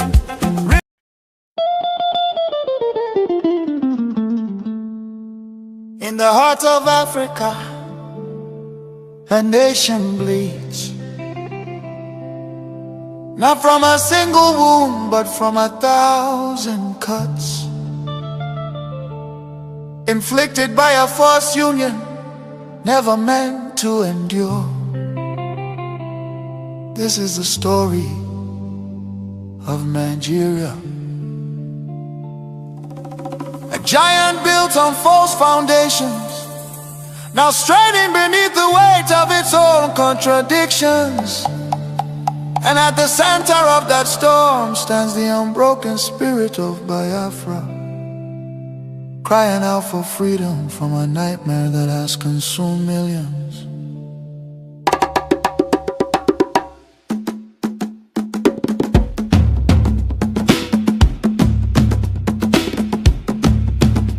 It began with the rivers of blood in 1966. Thousands of Biafran men, women and children, professionals, traders, students and families who had built lives across the Federation became targets in the northern city, fueled by ethnic hatred and religious hostility. Mobs descended upon innocent civilians. They were slaughtered in their homes, in crowded markets, and aboard trains carrying desperate families back to the east. Streets were littered with bodies, rivers choked with corpses. Survivors returned to the east carrying trauma, grief, and the painful realization that they were no longer wanted in the Nigerian Union. Biafra, Biafra, voice of truth and freedom. Biafra, Biafra, the rising sun will rise again. Then came May 30th, 1967, a desperate act of survival what followed were 30 months of unimaginable devastation. The Nigerian military, armed and backed by foreign powers, including Britain, Russia and Egypt, surrounded the young republic. A total blockade was imposed. No food, no medicine, no escape. Starvation became a weapon of war. 5 million, mostly civilians, many of them children, perished during what was not just a conflict but genocide against Biafra. Bombs fell on markets, hospitals and villages. Communities were razed. The world watched in silence while famine hollowed the faces of innocent children. Some nations spoke out, but many turned away. The war officially ended in paper in 9Geria Nti, under the declaration, no victor, no vanquished. Yet for Biafrans, the suffering did not end. Their properties were confiscated, careers destroyed. Biafrans were given only £20 regardless of how much they had. Entire families struggled to rebuild shattered lives. The promise of reintegration faded into disappointment. Marginalization deepened in Nigerian government appointments. Infrastructure and control of resources from Biafran land. Oil flowing from the Biafra land enriched the center, while much of the east remained neglected. Roads deteriorated, industries collapsed. Biafra, Biafra. Voice of truth and freedom. The rising sun will rise again. The nightmare did not disappear, rather it evolved. Across Nigeria today, violence and insecurity continue to devastate communities. Armed attacks by Fulani herdsmen, terrorists, have left villages destroyed, farmers killed, women violated, children orphaned and churches burned.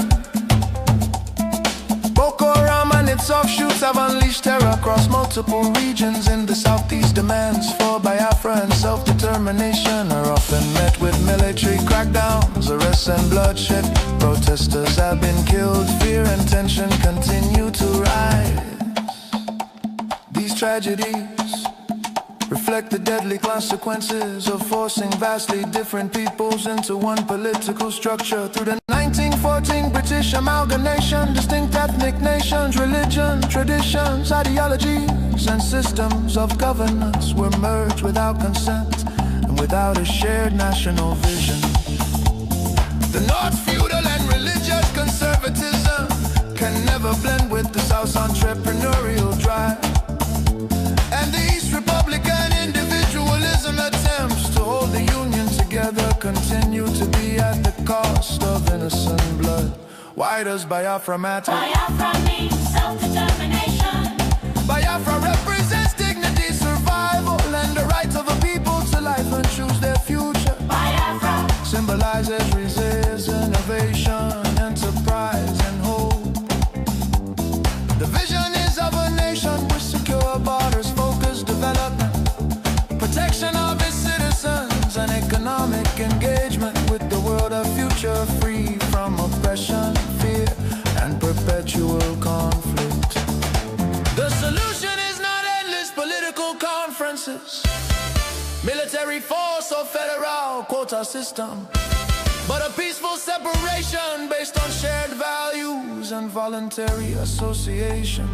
History shows that artificial unions often fracture violently, while honest separation can allow wounded nations to recover. Biafra is not dead, Biafra lives. It lives because the desire for freedom cannot be extinguished. Nigeria's ongoing crisis, corruption, insecurity, poverty, and division are proof that one structure cannot hold people with dangerous diversities together. For the million already lost, for the children yet unborn. Biafra, Biafra independence is non-negotiable. Let Africa remember that true unity cannot be sustained by force. The world must listen before more lives are lost. Biafra, Biafra lives.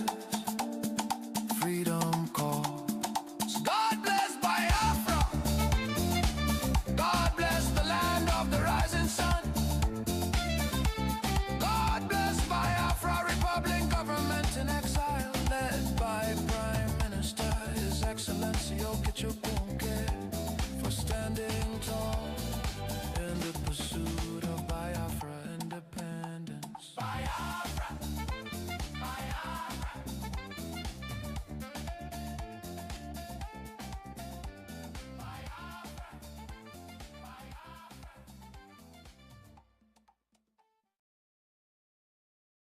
Biafra, crying out for freedom from a nightmare that has consumed millions.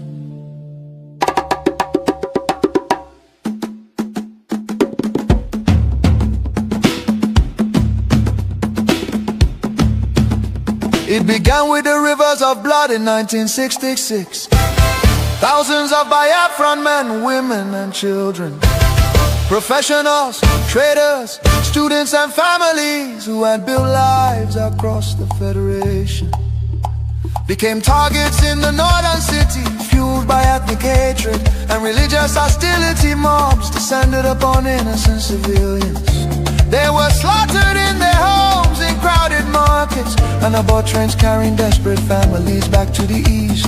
Streets were littered with bodies, rivers choked with corpses. Survivors returned to the east carrying trauma, grief, and the painful realization that they were no longer wanted in the Nigerian Union. Biafra, Biafra, voice of truth and freedom. Biafra, Biafra, the rising sun will rise again. Then came May 30th, 1967. A desperate act of survival. What followed were 30 months of unimaginable devastation. The Nigerian military, armed and backed by foreign powers, including Britain, Russia and Egypt, surrounded the young republic. A total blockade was imposed. No food, no medicine, no escape. Starvation became a weapon of war. 5 million, mostly civilians, many of them children, perished during what was not just a conflict but genocide against Biafra. Bombs fell on markets, hospitals and villages. Communities were razed.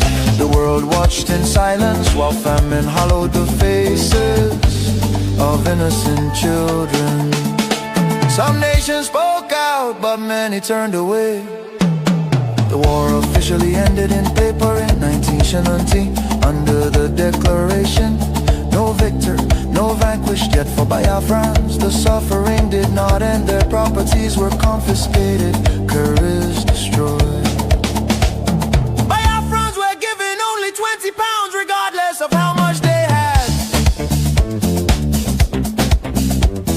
Entire families struggled to rebuild shattered lives. The promise of reintegration faded into disappointment. Marginalization deepened in Nigerian government appointments. Infrastructure and control of resources from Biafran land. Oil flowing from the Biafra land enriched the center, while much of the east remained neglected. Roads deteriorated, industries collapsed. Biafra, Biafra, voice of truth and freedom. The rising sun will rise again. The nightmare did not disappear, rather it evolved. Across Nigeria today, violence and insecurity continue to devastate communities. Armed attacks by Fulani herdsmen, terrorists, have left villages destroyed, farmers killed, women violated, children orphaned and churches burned.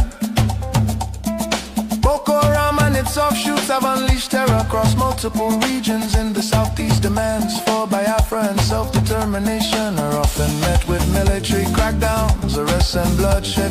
Protesters have been killed, fear and tension continue to rise.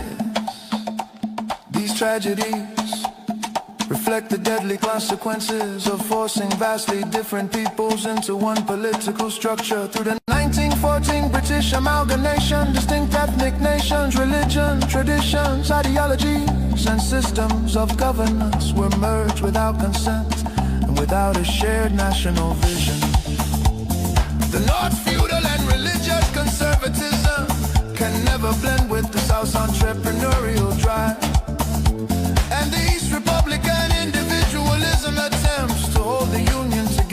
continue to be at the cost of innocent blood? Why does Biafra matter? Biafra means self-determination. Biafra represents dignity, survival, and the rights of a people to life and choose their future. Biafra symbolizes resist, innovation, enterprise, and hope. The vision is of a nation with secure borders, focused development, protection of its citizens, and economic engagement with the world of future, free from oppression, fear, and perpetual conflict. The solution is not endless political conferences, military force or federal quota system, but a peaceful separation based on shared values and voluntary association. History shows that artificial unions often fracture violently, while honest separation can allow wounded nations to recover.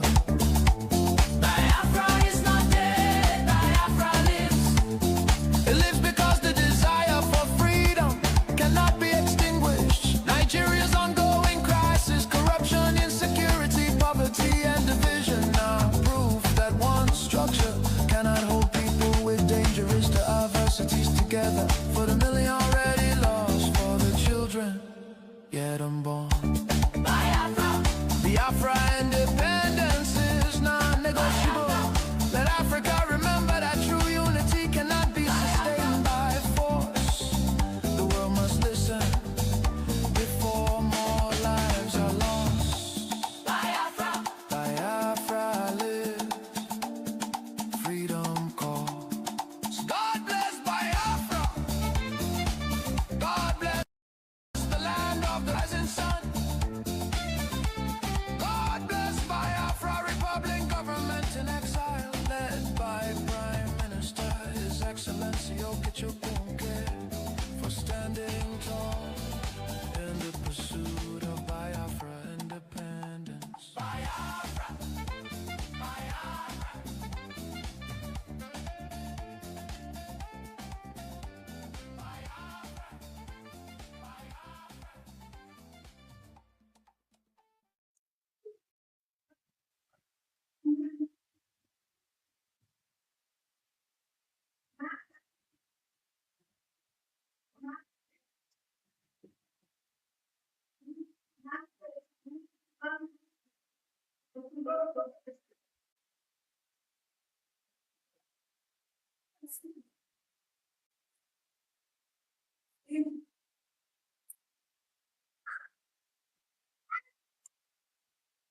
A very good evening to you, and welcome to Voice of Biafra TV.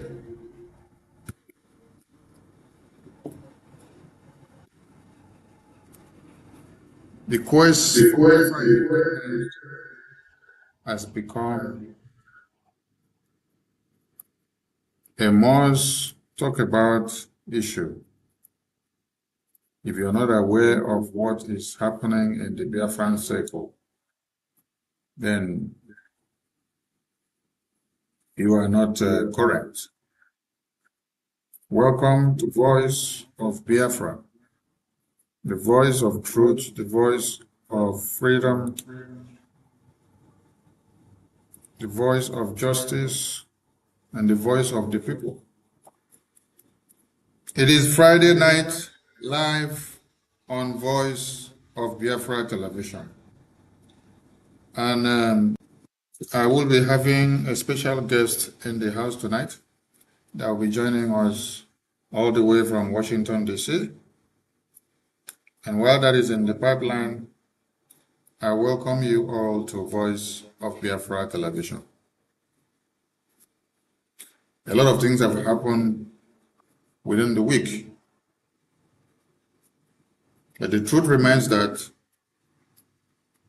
and the fact of the matter is that, Nigeria is breaking into pieces.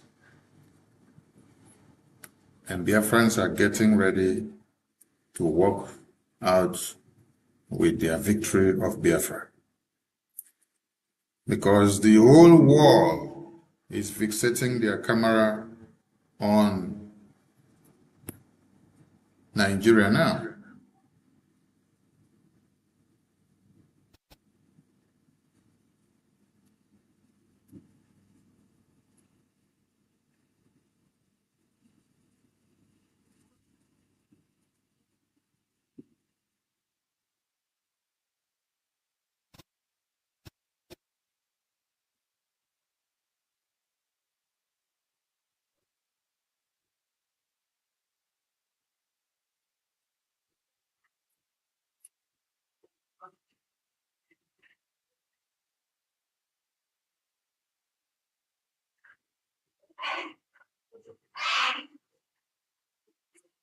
Voice of Biafra TV.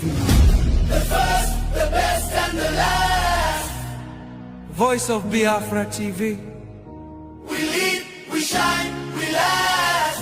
The first, the best, and the last. From the east to the world, hear the truth unfold. No other station does it better. Truth be told, real stories, real power, real Biafran soul. Every day, every hour, we taking control. Breaking every silence, letting voices rise. Standing for the people, opening their eyes. Strong and unshaken, both for all to see. Broadcasting the future. Voice of Biafra TV.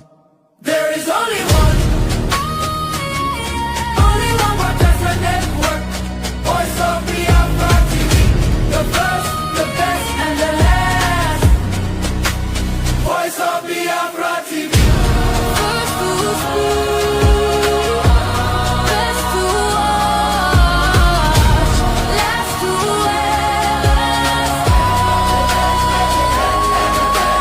Voice of Biafra TV. Voice of Biafra TV.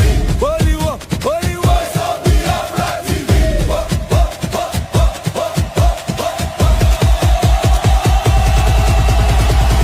Only one, no only one. Only one. Only one.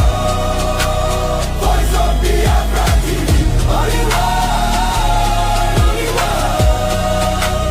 Voice of Biafra TV. Only one, only one, only one, only one, only one, only one. Voice of Biafra TV. Only one, only one, only one, only one, only one, only one. Hear the people sing at last. Voice of Biafra TV.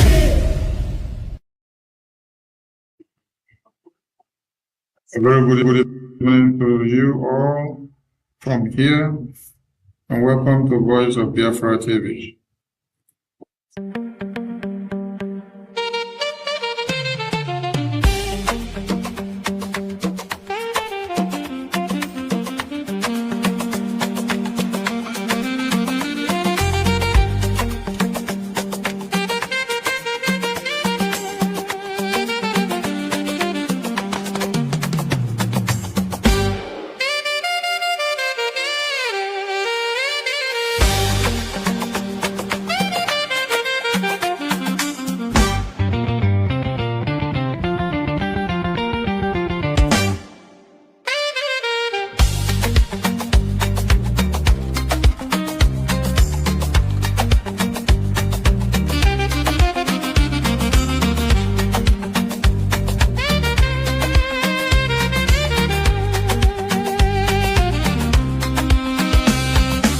Made you hear it as I sing, I'm loud. Go Georgia, for all our heroes we make us proud. Go Georgia, Biafra blood, Biafra spirit strong. Go Georgia, their story they live now they make us holy. Go Georgia, dance with joy even if I they cry. Yeah. Go Georgia, honor our people we pay the price. Go Georgia, me that we no go ever forget. Go Georgia, forever bright, forever we go praise. Go Georgia, go Georgia, go Georgia. Back for 1967, call come out Georgia. When trouble show face, hope still stands tall. Them stand ground well to protect their own. Past fire, hunger, rain and heavy stone. Oju cool us with hearts way true. Mama them fight, papa them too. Picking them brave as them walk at the road.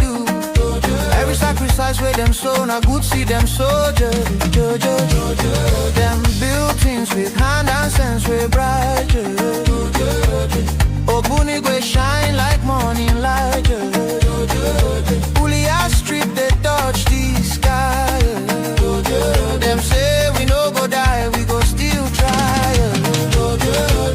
No we no go let their name just fade away. Their strength now our strength to this very day. Lift your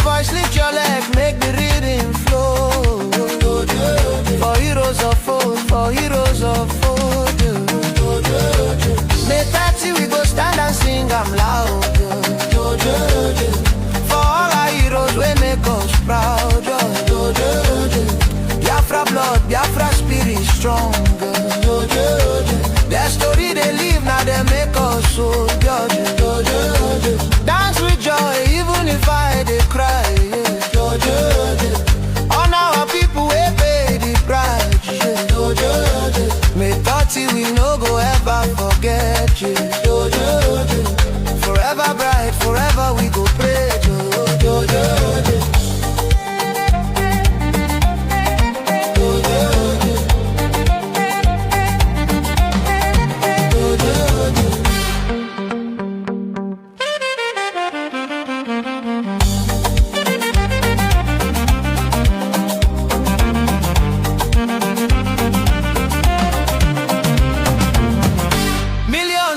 But I no be vain. Their pain turn to our big gain.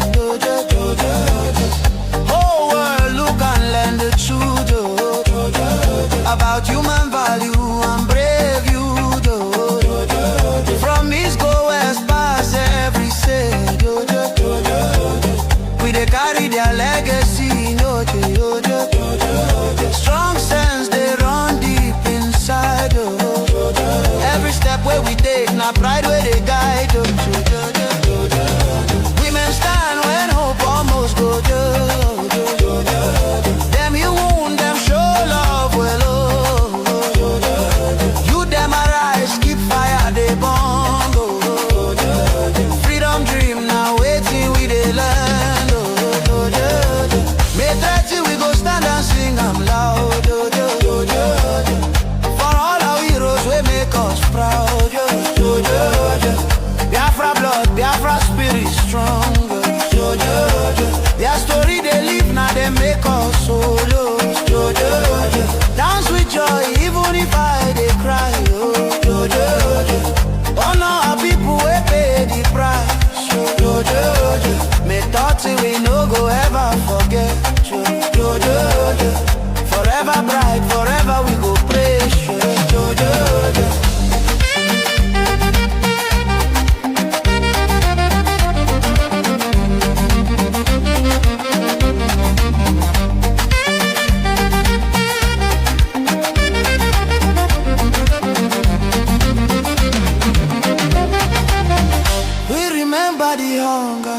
We remember the pain.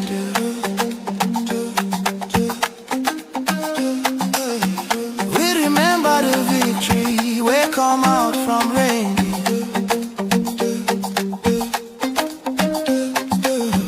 No winner, no loser, but spirit no breaking.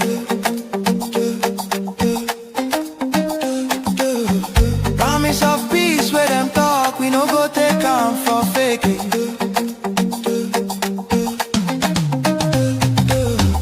And truth we hold them high, under sun and under sky.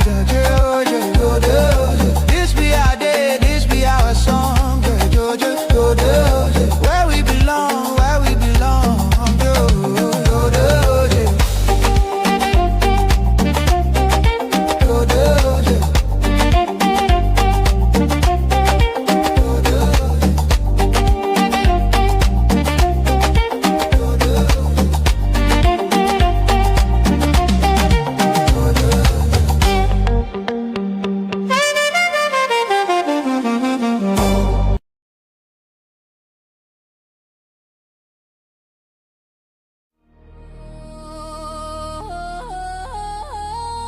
Voice of Biafra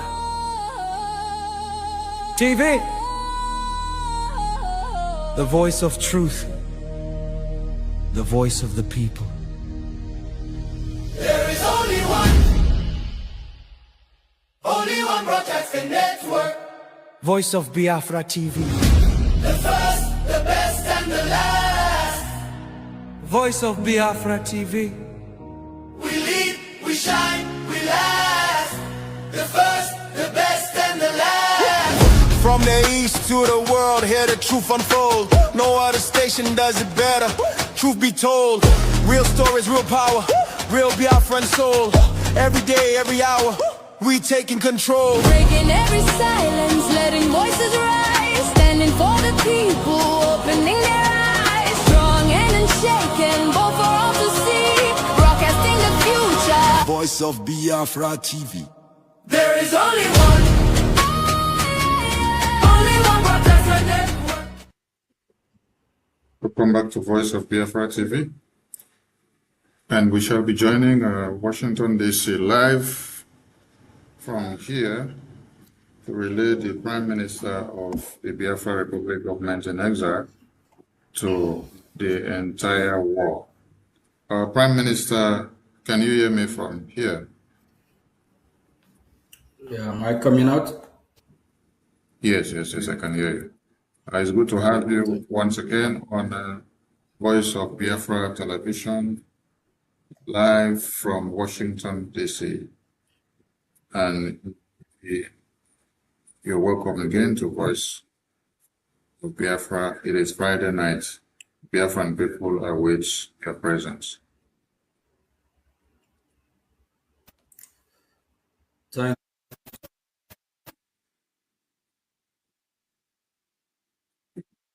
you.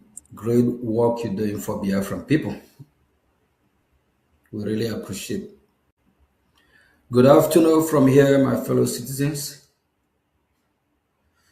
Greetings to all the honorable ministers of Biafra Republic government in exile and also de facto government. I greet you all. And to our allies, our friends, we say thank you for supporting us and to hear our voice. Also in ways to help us. It's true that we are facing difficulties in this troubled time, a lot of challenges, temptation here and there, but that will not prevent Biafra from coming. It is already destined by our God, Chukwu Okike Abia, the creator of the heaven and earth, Jehovah God, for us to be free. He created us as freeborn, as free people, and we must be free. Our land is being occupied by the terrorist state of Nigeria after the genocidal civil war. They reannexed Biafran territory. And since then, the inhumane treatment did not stop.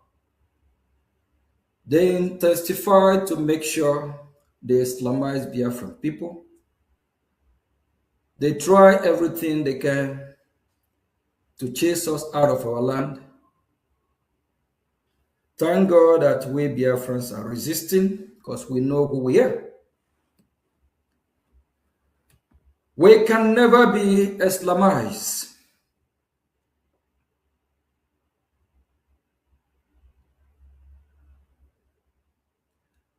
We have seen that the God that we worship, we being Christian, that is where light, that is where our salvation is coming from. That is where the light of God will shine upon us. From the teaching of the Holy Book, for us to love our neighbor as we love ourselves. The Holy Book, the Bible, taught us how we can be of good conduct anywhere we find ourselves in this global community or in this world. We can't leave the teaching of our God and embrace Islamic jihadist terrorist teaching, of which their God, Allah, taught them how they will kill Christians, how they will behead women, children, how they will rape women, goat, cattle. We can't worship such God. We worship the God that we believe in, the God of life, the God of salvation, the God that taught you how to show love to your fellow human being. For that reason, our stand still remains with our Creator. And for that purpose that He created us to dwell and live in the land of Biafra. It's our God-given land that He have given us. We cannot allow or let anyone take it away from us. This troubled time, a lot been happening. Temptation from here and there, discord from here and there. While the Nigerian terrorist government is coming after me here in the United States of America, they are also using some Biafrans to work against freedom of Biafra. It's heartbreaking. It is expected because this journey will not be easy. We can't get our freedom in a platter of gold. Everything in this life is full of challenging, but if you resist, stand your ground, at the end, you will be a winner. At the end, you will receive a reward for your hard work. Biafra Republic government in exile is here to stay. We're going nowhere. This is the government of the people, by the people, for the people. This is the government of Biafra. It is the legitimate government recognized by United States of America. This government will restore the lost glory of Republic of Biafra. Biafra Republic government in exile will restore Republic of Biafra. And we must be free.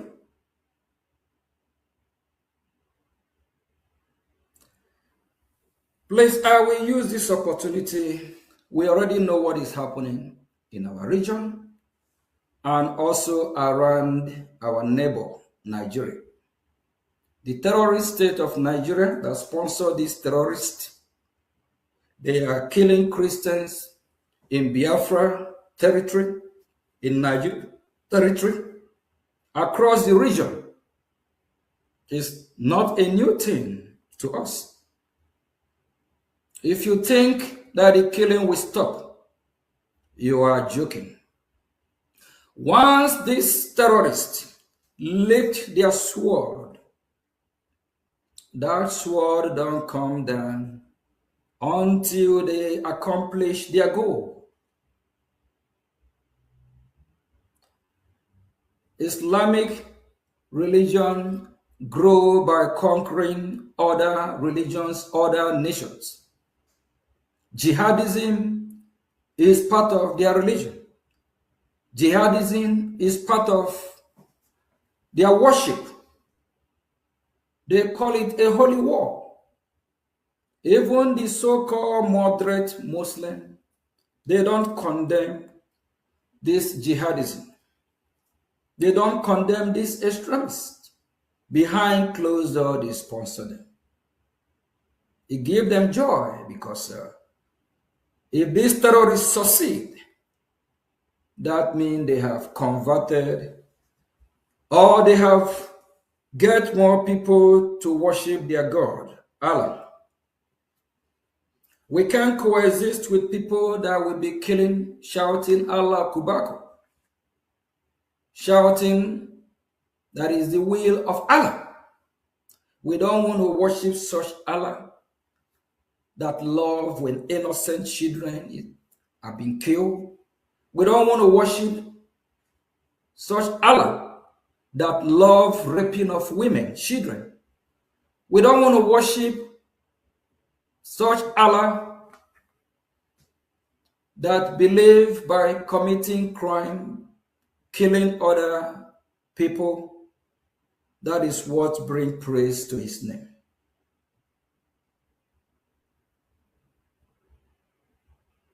a lot of Biafrans have been massacred daily. By who? By Nigerian terrorist government. The same government that sponsors insecurity in Nigeria. By extension, in Biafra land. Because they are still occupying our land. We will fight. We will do everything we can to chase them out of our land. Because it is our land. It is our right to defend ourselves. And our freedom we must get. Please, if you see what is going on within the Biafran struggle today, don't be surprised. It is expected. It happened in India when they were fighting for their freedom. It happened in South Africa. Why the group of Mandela have the upper hand? Because the group of Mandela form a government in exile. Why you have other groups also agitating? Please, if you're part of Biafra Republic government in exile, government, you remember you are in a government of Biafra. Serve your people with all you have. Do everything you can. And serve with honesty, dignity, and with respect. Don't undermine other groups. Here in United States of America, you have the government of America. And you also have other organizations like the Red Cross, Salvation Army. It's a lot of organizations. There is no difference with ours as well. We have a government. The only legitimate government is Biafra Republic government in exile. All other groups, they can have their groups, organize themselves, and support their government. As long as they are not working against Biafra Republic government in exile, we will not have problem with them. And also remember, after we have successfully liberated Biafra land, we will have parties. Like here in America, you have the Republican Party, you have the Democrat Party, and you also have the independents, of which you can run under Republican or Democrat, or you can run as independent. When Biafra is totally free, we might have something like USB Party. They have their right to contest to win election. BGC, Imam Mahmoud group, they can form a party. CRC group can form a party. 100-man group can form a party. IPOB under Mazin Nnamdi Kanu can also be a party wings. And IPOB under Chike can also be a party. And we will not forget, after the genocidal war, a man who worked very hard to resurrect the movement, Chief Ralph Owazurike. He do deserve credit, no matter what happened. If you have not resurrected this movement, I don't know if you and I will wake up to be talking about Biafra today. Chief Ralph Owazurike, Mazop can also not can. Mazop party will also contest. Then we'll go through a process of selecting the best candidate. It happens in every civilized world where they practice good democracy. Every party will not come with their best candidate. Then there will be a debate. Biafran people will hear from Mazob Group, from Chief Owazurike, from Mazin Nnamdi Kanu IPOB, from DOS IPOB, from BGC Group, from Simon Ekpa Party, from USB Party. They will vote for who will lead them. That is a true democracy. After we totally liberate Biafra land during the transition process, we will have election in Biafra land. And as I'm speaking, some of this group are already willing to work with Biafra Republic government in exile. Very soon, we'll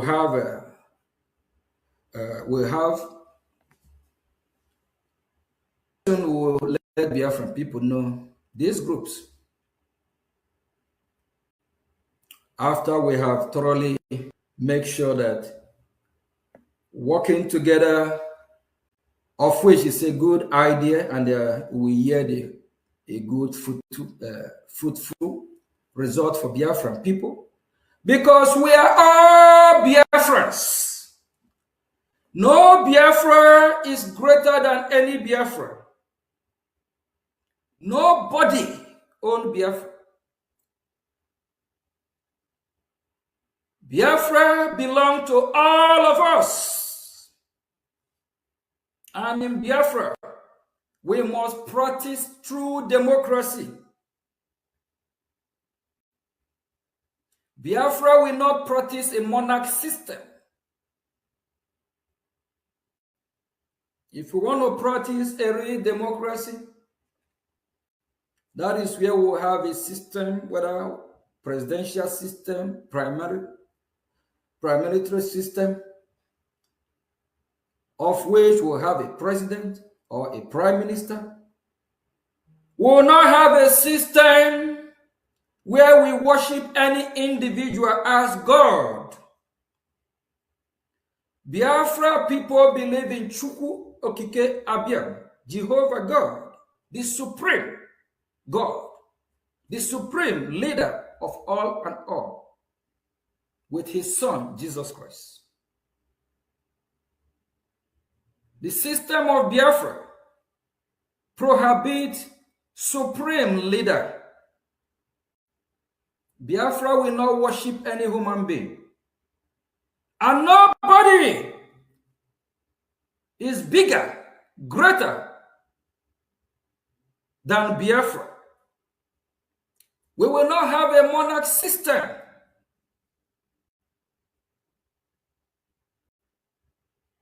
If we have made mistake in the past, that is a mistake. Every day, the jungle gets matured. Every day, we correct our mistakes. We learn what we don't know. Our ears are wide open to listen, to get advice from the experts. Biafra will practice a true democracy. Biafra can never be my business. It can never be a family business. It can never be a community business. It can never be organization business. It is business of all of us. That is why in Biafra, we will not have anything like supreme leader. Our supreme leader is Chukwu Okike Abiam, Jehovah God. Please, if you're a Biafran and you mean well for Biafran people, be truthful to yourself. Stop deceiving yourself. In the history of Biafra, fighting for Biafra freedom, starting from 1967 to 1970, our presidents have never been in Washington, D.C. like today. You and I, under Biafra Republic government in Ezra, make it happen by the support of Biafran people that have elected us to serve them. We are servants of the people. You cannot be a supreme over people you serve. We serve with humbleness, humility, like what is happening in this disgraced country called Nigeria today. The president of Nigeria is above the whole nation, the whole country called Nigeria. Instead of them serving the interest of the people, they are serving their own interest. That is why you see all this looting of Nigerian fund that meant to serve the people, fund that meant to have a better hospital, better clinic, to build better road infrastructure, fund that is designed to make sure they have a functionable airport, seaport, fund that are allocated for energy, for electricity. This government, they embezzle the fund because they care less for the people they serve. Instead of them being the servant of the people, they now turn the people to be their slave. Because of the system of supreme leader, because they are above the people they're supposed to serve. We in Biafra Republic government in Ezra, we are your servant. We will serve you with the best of our knowledge, with humbleness. We are not your supreme leader. Nothing in history of Biafra like supreme leader. We're not going to practice a monarch system. In this 21st century, true democracy is not the system of Omunna back in the days, where you have the Eze, then you have the Elders Council. What are we talking about? Are we going back to 1500 years ago? Or are we moving forward? We can't have a system where we have a supreme leader, Elders Council. What kind of system is that? That is why I encourage every group to work with Biafra Republic government in Ezra. You have your own part to play. Come to your government. Bring your expertise. Bring the best you have. We need you on board. We cannot do it alone. That is why I'm calling on all this group, especially these groups that are fighting themselves on social media, disgracing themselves. The government of Biafra is not happy about it. IPOB under Mazin Nnamdi Kanu, shield your sword. Reserve that sword, you need it to fight your enemy. IPOB under Mazi Chike Doziem, shield your sword. These two IPOB groups fighting themselves, we yet no result. Reserve that sword. You need that sword to fight your enemy. We cannot be calling for peace. And we that are calling for peace will still be the one that is causing chaos, problem. This government is real concerned about this issue. Please, every other group, shade your sword. And the BGC, CROC group of Mazi Simon Ekwa, shade your sword.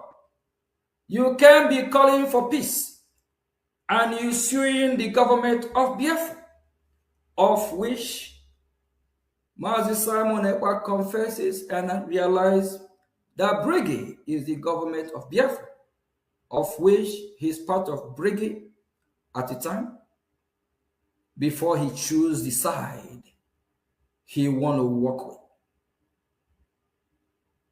Brgie is still the government of Biafra. Brgie is not hijacked by anyone. No one born of a woman can destroy Brgie. No one born of any woman can hijack Brgie. No one can hijack the government of Biafra. No one can hijack the government of the people. God can use you, can use me as a willing tool to get Brgie to function and work as a government. That don't mean that government belongs to you or me. If God have chosen to use me as a willing tool to put together the government of Biafra, that don't mean it's my government. It's your government. Without you, I can't do nothing. Without you sending me to work for you, I can't do it on my own. When I go to Washington, D.C., throughout this week, I visit Washington, D.C. 3 times. All the time while I'm in Washington, D.C., I never mention my name that I'm there for the business of Ogichukunkira. It's always the business of Biafra Republic government in exile. It's always the business of Biafra people. Shame on all the evil people coming after the government of Biafra. Sheathe your sword. Use that your sword against our enemy. We can't be enemy among ourselves. We can't be calling for peace, unity within us, and we are fighting one another. Brgie is government of Biafra, and it's never been hijacked, can never be hijacked. Brgie is in good hand. I, as a messenger, you have made me your gatekeeper of Biafra Republic government in exile. I accept it. As the gatekeeper, I will make sure nothing happened to Brgie. Nothing happened to Biafra Republic government in exile. If anything happened to Biafra government, it will be a disaster from Washington, D.C. Do you all want Washington, D.C. to start looking at us, taking us on serious? Brgie have opened the eyes of lawmakers in Washington. Few hours ago, when I opened my phone, I saw a wonderful, beautiful text from one of our allies from U.S. government. I laugh and I respond back, great. What you don't know is bigger than you. But for you that have trusted me and gave me this assignment, thank you. For you that believe in me, be rest assured, Biafra is here. I will not disappoint you, but I will make sure every mistake that we have made in the past will correct everything. Throughout this week, all my meeting in Washington is a top, high-level meeting.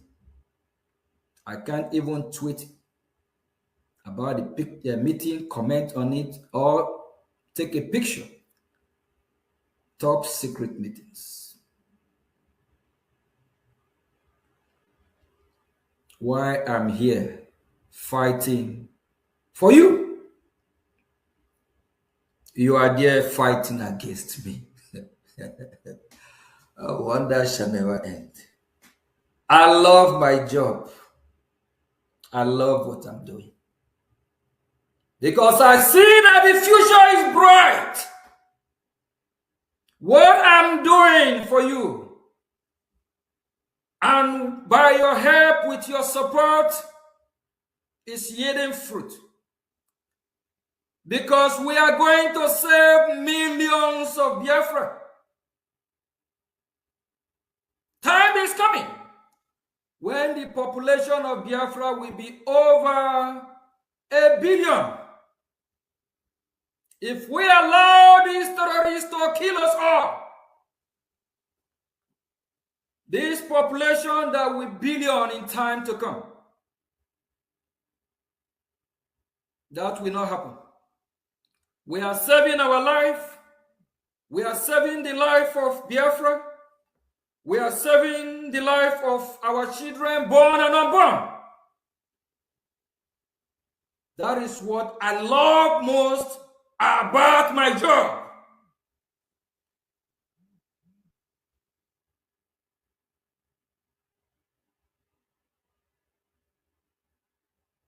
What gives me the power to keep fighting, to keep doing what I'm doing? I know I'm representing the one who created the heaven and earth. I know I'm following the footsteps of our Lord Jesus Christ to save life. If we don't save the life of Biafran Christians,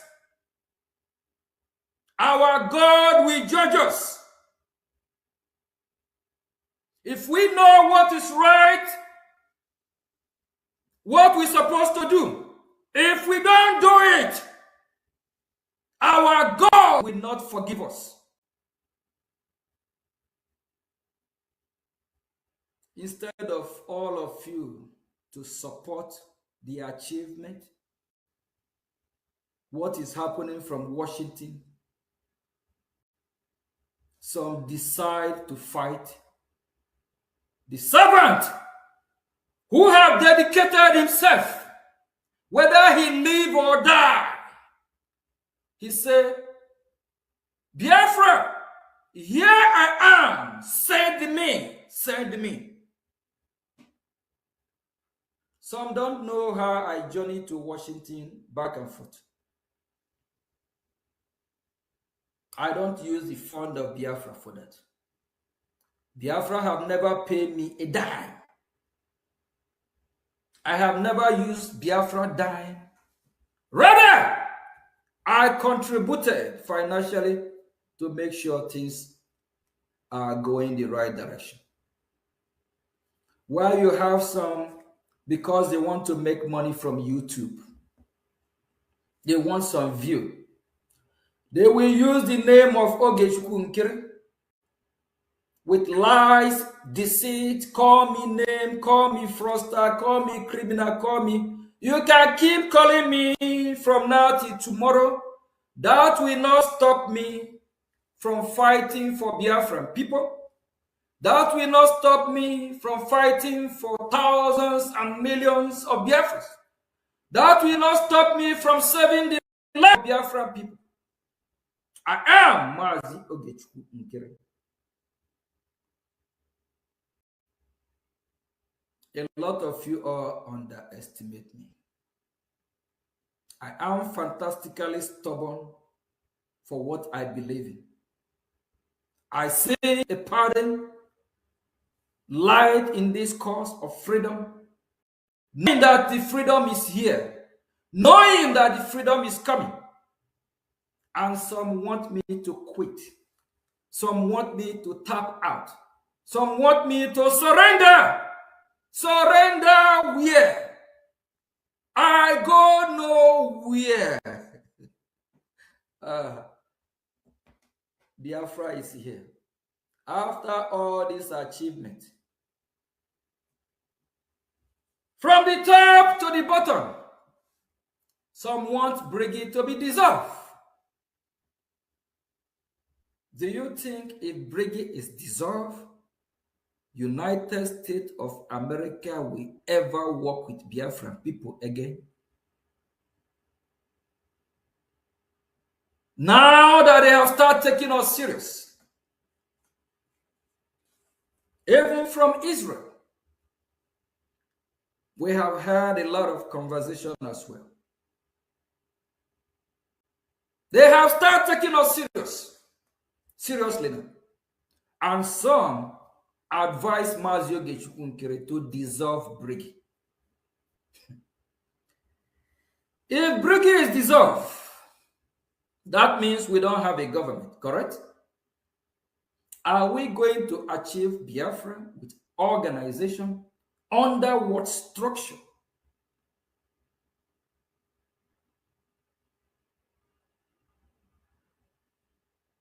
Biafra Republic government in exile is here to stay, and that is final. No one born of a woman, even me, can stop Brgie.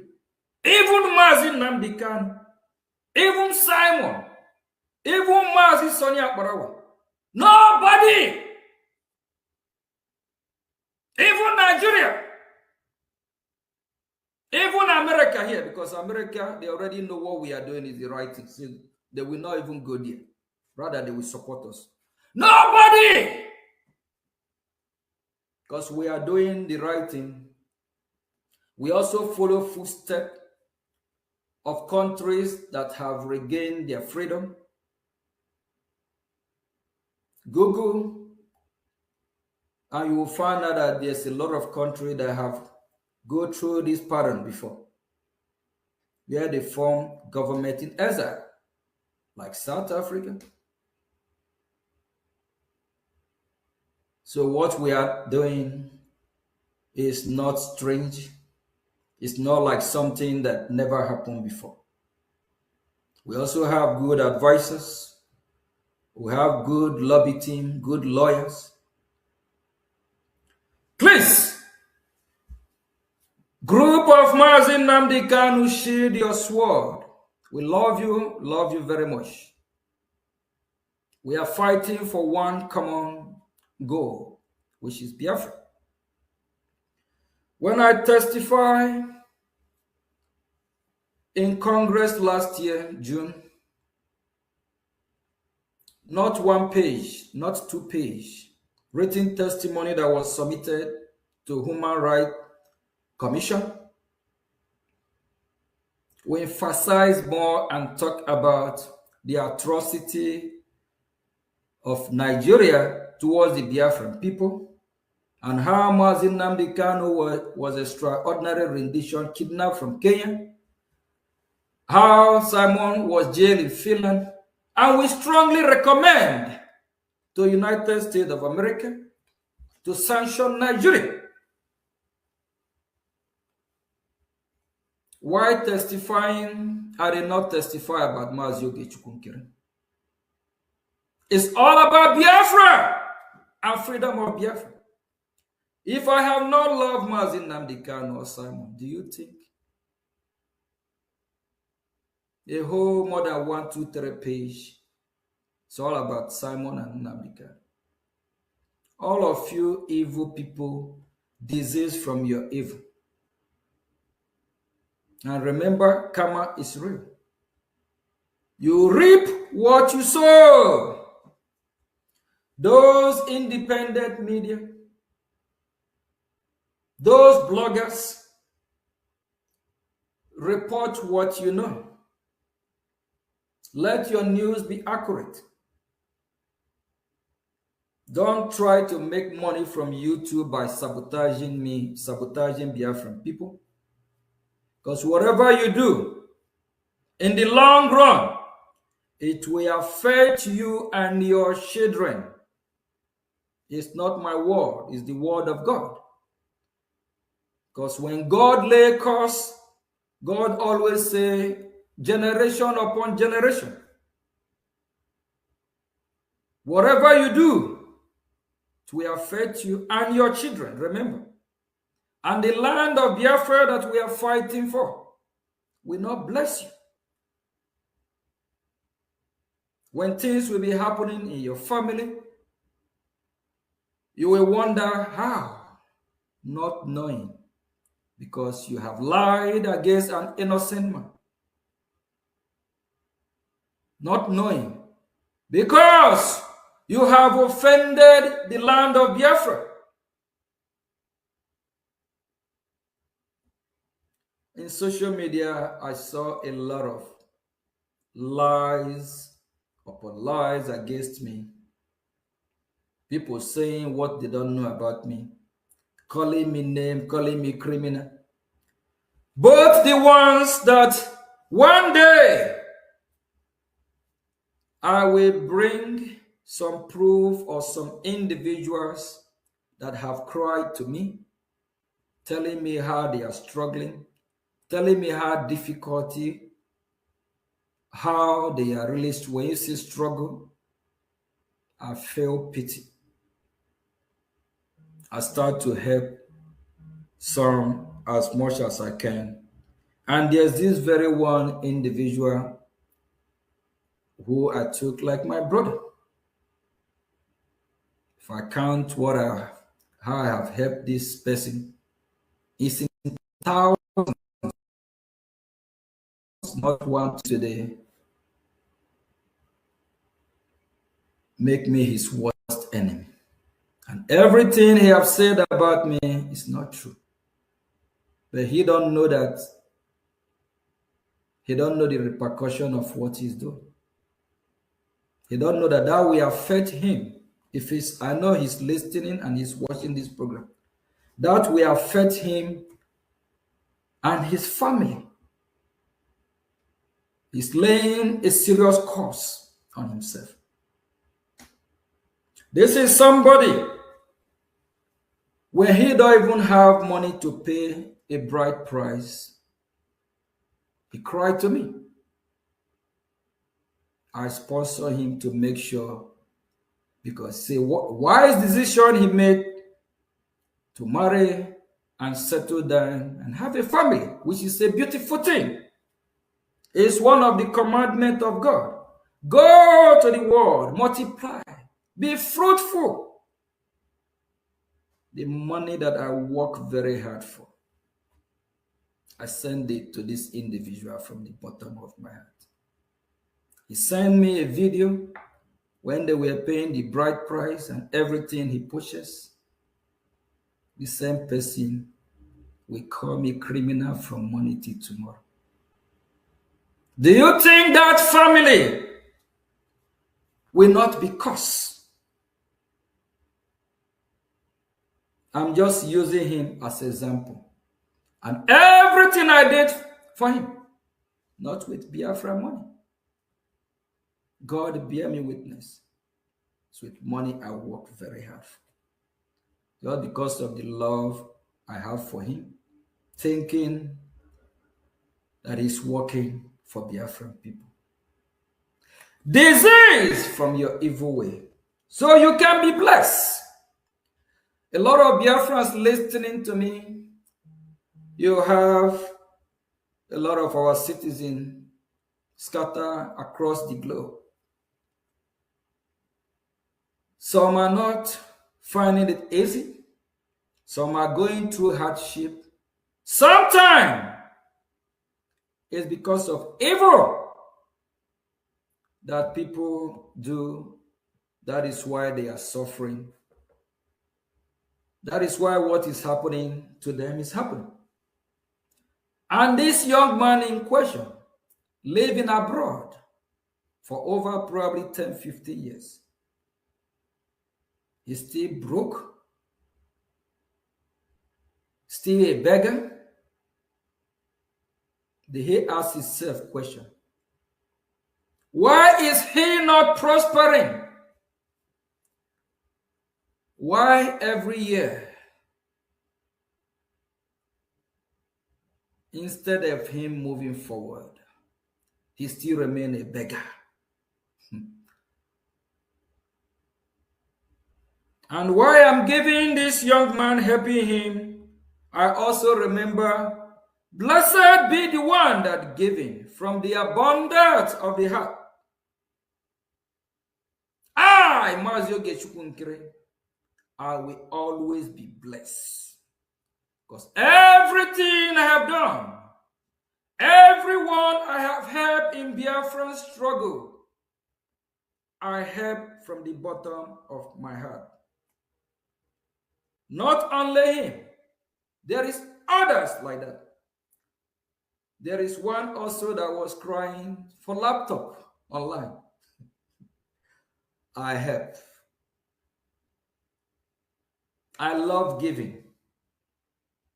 And that is why when I found myself in this great movement to save life, it's my destiny. I will not stop. All of them that are fighting me, all of them that don't want to recognize my effort, my sacrifice, whether they recognize or not, that will not stop who I am. That will not break my spirit. That will not stop me from giving for a right cause or for what I believe in.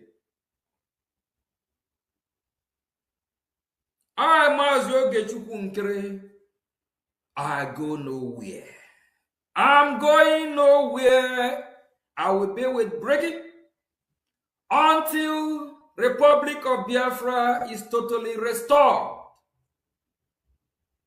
And Biafra Republic government in exile will never, by any means, be transferred to anybody. The Biafran people have made me the gatekeeper. And I have do what you call key and lock. Lock and key. When they try to destroy this government, I see it coming. I knew what is going to happen. I said, under my watch, the same Biafra Republic government in exile that the people of Biafra have mandated me to register.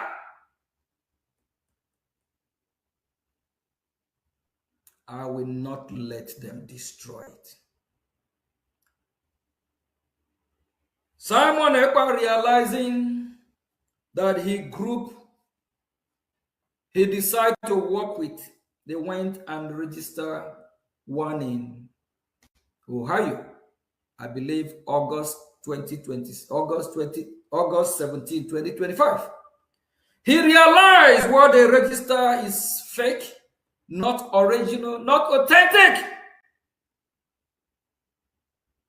He started telling his group that I hijack Brgie. Hijack go where? I am with Brgie from the beginning.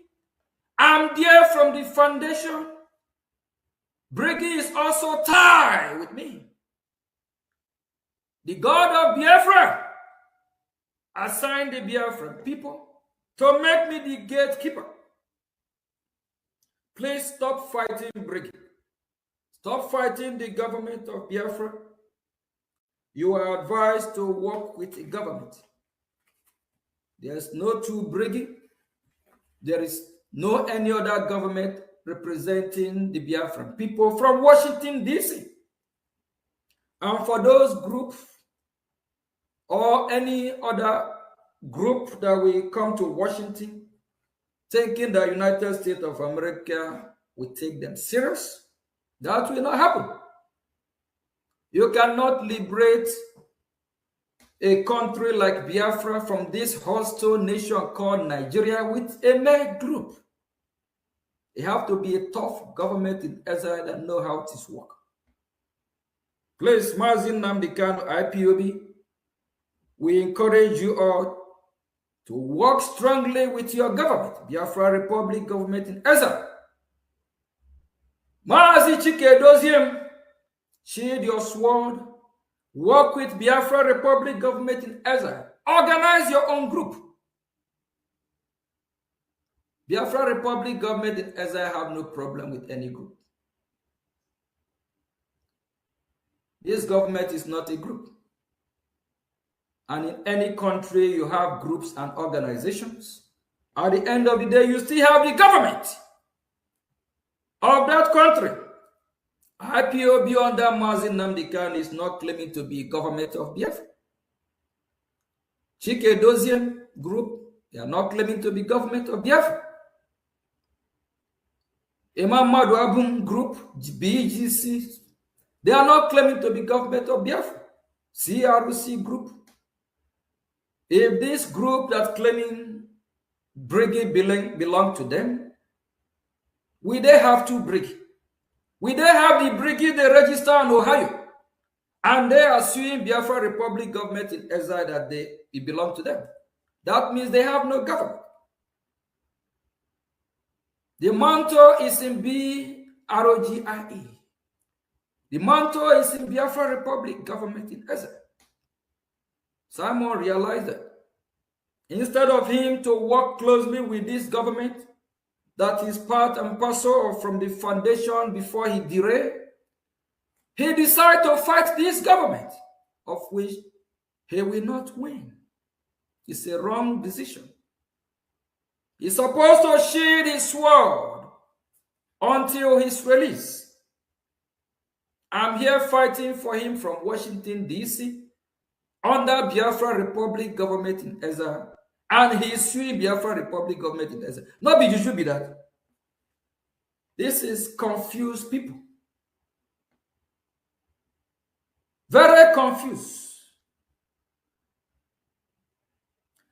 Mazi Chief Ralph Wazurike, we appreciate how you catapult this movement at a time, how you resurrect this movement. Put your group together. Mazo. Biafran people will never forget you. I, Mazo Gechukunkiri, I will not forget your effort. You jumpstart the movement. If no one want to talk about you, I will talk about you. We are imperfect human beings. We make mistake. Even if you make mistake, all other leaders of Biafra have also made mistake. Are we going to crucify Mazio Wazurike for what? Ayabumbo. Haven't other leaders even fumble, destroy what we are doing more than Wazurike? We advise him to put his group together. And those that have buy the ideology of USB, they can as well put their group together. When Biafra come, we'll all go to the ballot box and vote for who will be governor, who will be this and that. Then all the independent media, both the ones, faithless ones, they can have their own organization or group. If Biafran people choose them, that is what you get from democracy. But this government will make sure that we have a transparent election, fair, and we are going to supervise it. And remember, our allies as well will be invited on board to help us as a new nation to organize and put Biafra together. That is why very soon we will be adopting the system of United States of America, because now they are not our number one ally. And if you have America as your kush, you have to be like that kush. And as well, Biafra was redeclared in Latin Finland, December 2nd, 2024. The ratification is still ongoing. Very soon, very soon, we'll ratify our redeclaration in Washington, D.C. Very soon, we'll ratify Biafra freedom in DC. We'll ratify our freedom in Washington, D.C., of which we'll have some U.S. official to be in our midst in that very beautiful day. And I also want to let Biafran people know, please, Biafra Republic government in Ezra is not currently issuing any ID card or any passport. Please, don't spend your money.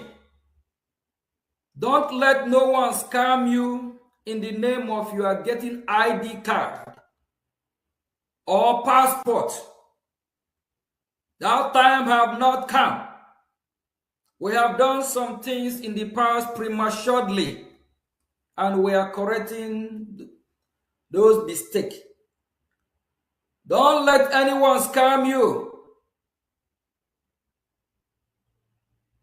Biafra Republic government in Ezra is not issuing any ID card now or passport. I know some Biafrans are desperate. They want to see how it look. They want to have a passport or ID card. Please bear with us. We have things to face before we start issuing ID card or passport. Please don't let no one scam you saying you're getting USB ID card or passport or Biafra Republic ID card or passport. That have been suspended for now.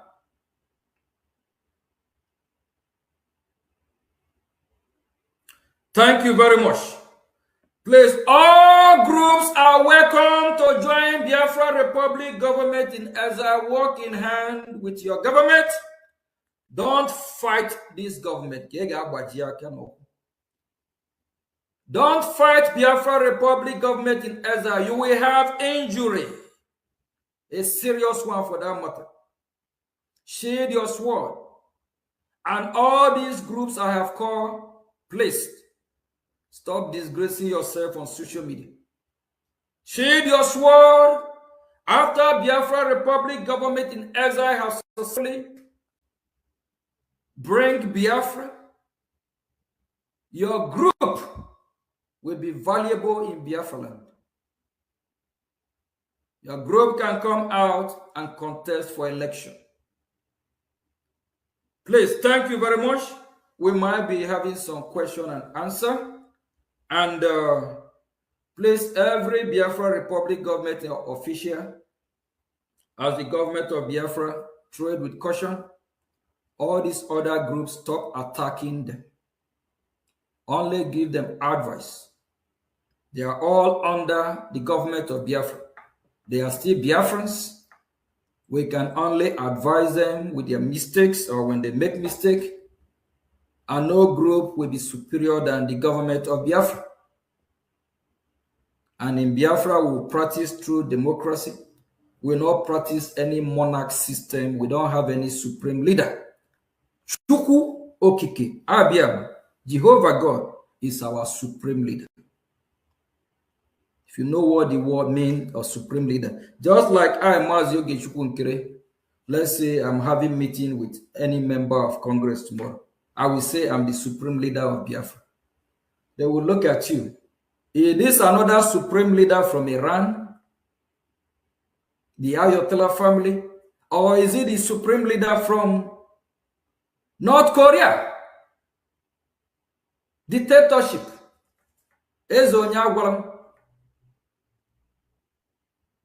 Biafra people don't worship human being. We only worship Chukwu Okike. We don't have any supreme leader if not our God. Please. We need to start correcting. And as we progress, we'll gradually educate our people. We will learn things that we have never thought about before. And what we are doing, we motivate other Biafrans We have millionaires and billionaires and Tanzanians and trillionaires that are Biafrans. When you see all these gallant men and women, people that are, that can represent Biafra or fund Biafra, you go and tell them you are their supreme leader. You just already degrade them. You disrespect them already. Yes. We don't want to let them down. We are servants. I'm Monyo Odibo. I am your servant. Forget about this title, Prime Minister. If not for the office I'm holding, I don't call me my name. I love it. Just like here in America, people over, even some over 30, 40, when you call them Mr., they are angry with you. You make them, it's like they believe people you call that kind of Mr. These are people of 90, 100 years. If not for the title of the office or where I present myself and how I should be addressed, I will say, call me my name.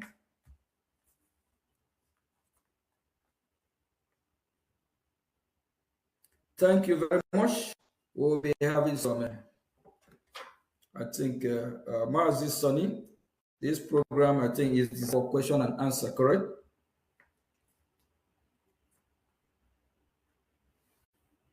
Honorable Minister of Information. Thank you, Prime Minister Thank you very much. of the Biafran people.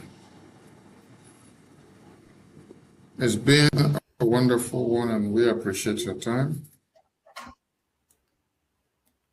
And Biafrans, please, if you want to contribute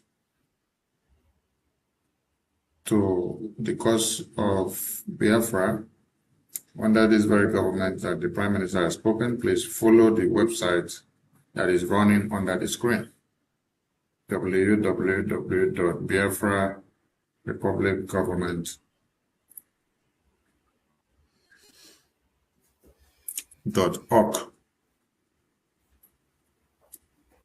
so that you can contribute your quota to support the government of Biafra. We appreciate the Prime Minister with his entire cabinet. It's not been easy to take all these bullets and to also create all the time, the energy, the resources, your money, and everything for Biafra. From your speech, you are not being paid for anything. You use all your resources, you use your money to sacrifice for Biafra from the beginning to the end. While those that you are even fighting for get financial benefit. Yeah. Yet the same people that you fight for that get financial benefit are the people that are fighting against you and your government, working so hard to destroy you. And it's so pathetic for Biafrans to see that the congressional testimony in the US Congress last year, everything was about the release of Nnamdi Kanu and Biafra freedom. Like you stated, there was no line throughout the 8 pages of the congressional testimony to the US Congress. There was no line that depicted your name asking for a favor for Okechukwu Nkere. There was no line. Neither was there a line or sentence that asked for favor or protection to the family of Okechukwu Nkere.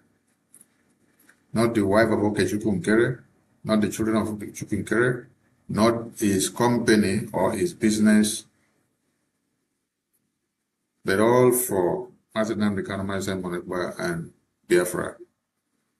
And today, Biafrans can see that the same Mazi Simon Ekpa that you're fighting for is the one that is inside prison and is filing a lawsuit against BRGIE and against you personally, and also against the lobbyists and against the attorney that is fighting for Biafra to be on the table of America. It is pathetic and shocking. And we believe that it is what must happen for Biafran people to understand and see and know that it is the right time for Biafra independence to be actualized.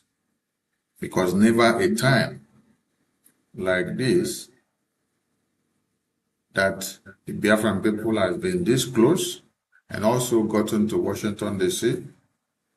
to table their case to this point that they now speak and have handshakes with the U.S. government on Biafra discussions. So if there is attack or a reprisal attack coming in from even the person that you're fighting for to be free from inside prison, and even Biafrans that you're fighting for to be free, plus Nigerian government who have launched series of attacks against you and Brgie in America to be destroyed, and to see that you are captured like the way they captured Mazi Nnamdi Kanu and put inside a bag and brought down to Nigeria. If all these are happening at this time,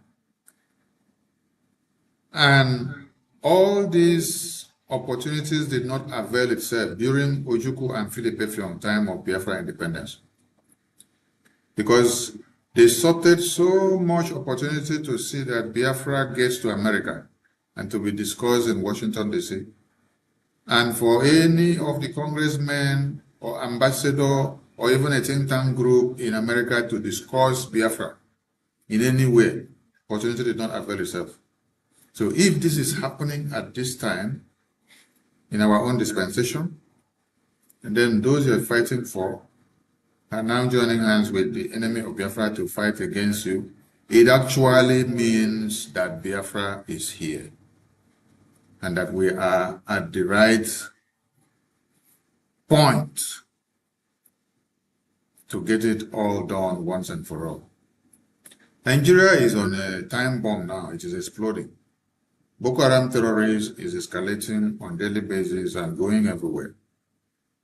So I see it that the opportunity of the Biafran people has come. The time to get it all actualized has come. So Biafran people, like the Prime Minister said, you should count it joy that your crown and your glory has arrived. That which you've been waiting for is actually here. So it is incumbent on you to join your hands and deliver your Biafra independence. We'll take a short break, and our lines will also be on, and then we will have a chat out with the Prime Minister for some minutes. Later on, the line will be open for those that want to call in to air their views and also to ask some questions. The Prime Minister is here to answer questions from everybody today. You can throw in your question from any angle. He will select the one that is best to answer to the public interest. The one that is not suitable, he will know how to handle it. So avail yourself of this time and make it happen. We take a short break and we continue when we return.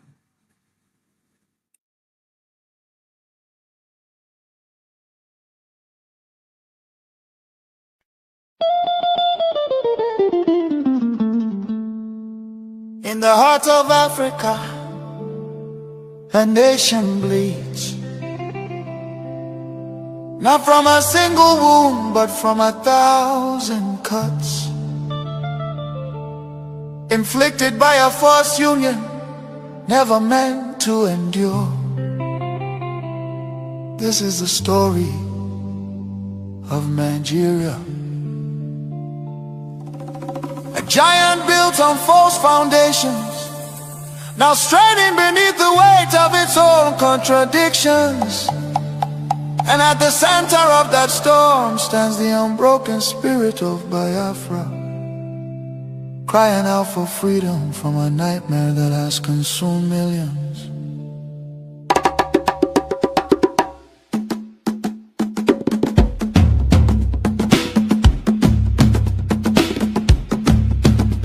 It began with the rivers of blood in 1966. Thousands of Biafran men, women and children, professionals, traders, students and families who had built lives across the Federation became targets in the northern city, fueled by ethnic hatred and religious hostility. Mobs descended upon innocent civilians. They were slaughtered in their homes, in crowded markets, and aboard trains carrying desperate families back to the east. Streets were littered with bodies, rivers choked with corpses. Survivors returned to the east carrying trauma, grief, and the painful realization that they were no longer wanted in the Nigerian Union. Biafra, Biafra, voice of truth and freedom. Biafra, Biafra, the rising sun will rise again. Then came May 30th, 1967, a desperate act of survival. What followed were 30 months of unimaginable devastation. The Nigerian military, armed and backed by foreign powers, including Britain, Russia and Egypt, surrounded the young republic. A total blockade was imposed. No food, no medicine, no escape. Starvation became a weapon of war. 5 million, mostly civilians, many of them children, perished during what was not just a conflict but genocide against Biafra. Bombs fell on markets, hospitals and villages. Communities were razed.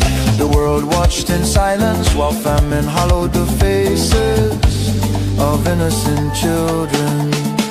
Some nations spoke out, but many turned away. The war officially ended in paper in 9Geria Nti, under the declaration, no victor, no vanquished. Yet for Biafrans, the suffering did not end. Their properties were confiscated, careers destroyed. Biafrans were given only 20 pounds, regardless of how much they had.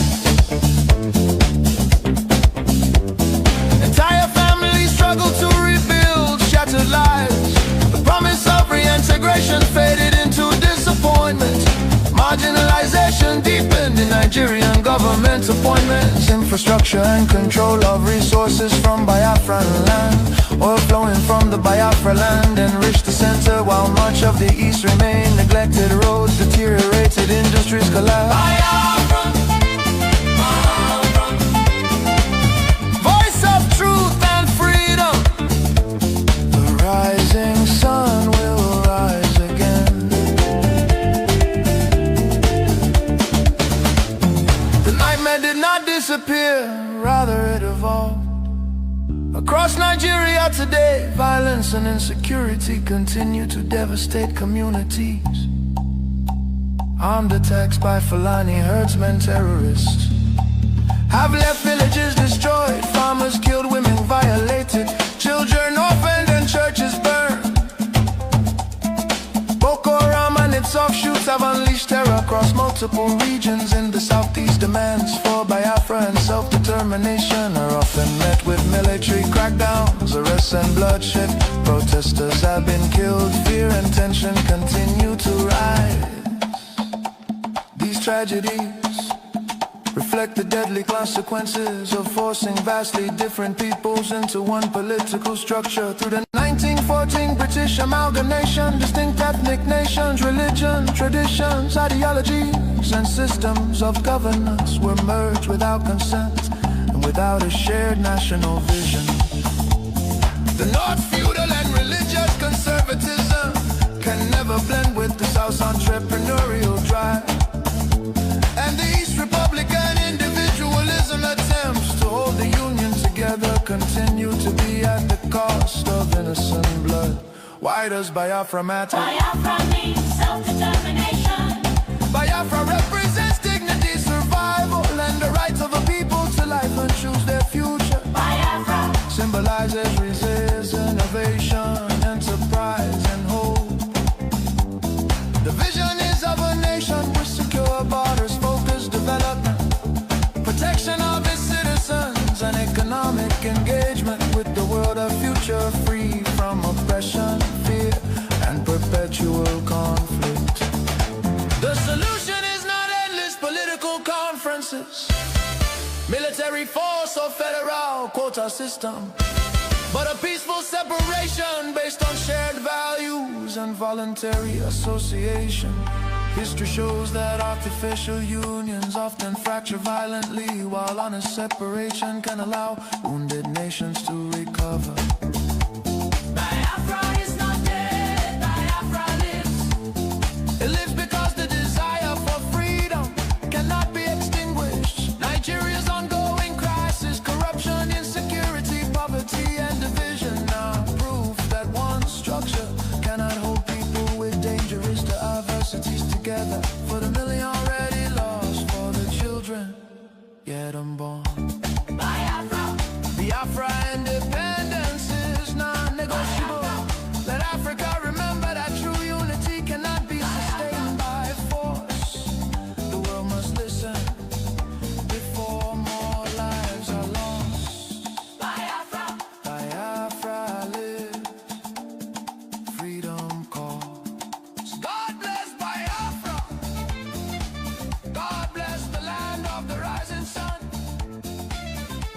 God bless Biafra Republic, government in exile, led by Prime Minister His Excellency Okechukwu, for standing tall in the pursuit of Biafra independence. Biafra, Biafra.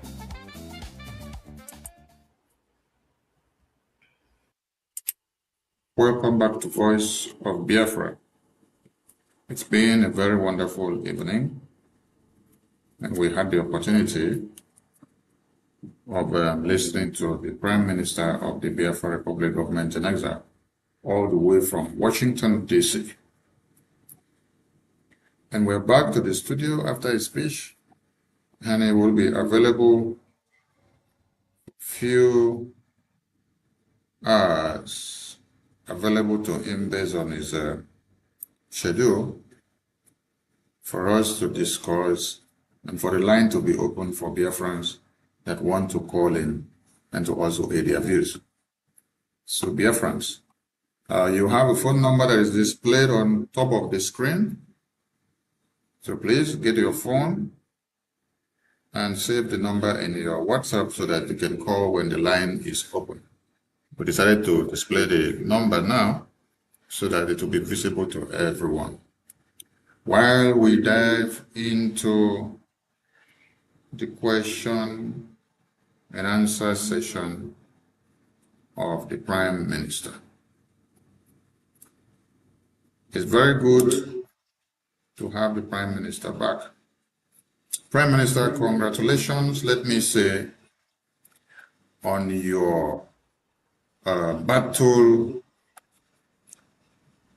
Pro Max level now, because that is how I would describe it. It is only when someone is superlative that you now be on a very hot and a hotter and the hottest seat. And then the battle is not an easy one now, because you are getting bullets coming in from Finland as a country and Europe as a continent and the prison of Finland as a dungeon. Then you're also getting bullets coming from Nigeria, from Tinubu, with all his lobbyists in America, and some of the lawmakers that he has been able to bribe the way he wants, and those that is working on the ground with him, because even his drug cartel records are concealed in America because of the money he's paying to some people. Then Your battle has not finished there. You have some other bullets coming even from your own cabinet, because you still have some Sabo that are throwing some bullets on you. Then there are some other bullets coming from some other people that you had trusted so much and expected that at this time they will be the pillars of Biafra. So my congratulations to you is that you've been able to stand or to hover above the storm. How did you do it? How did you do it? And how are you doing it? And how are you able to cope with it?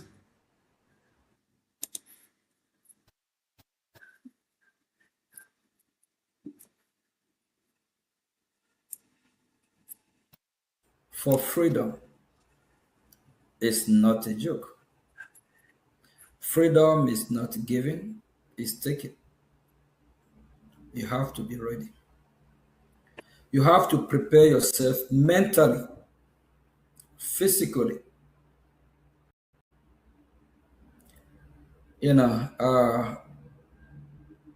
It's expected to happen.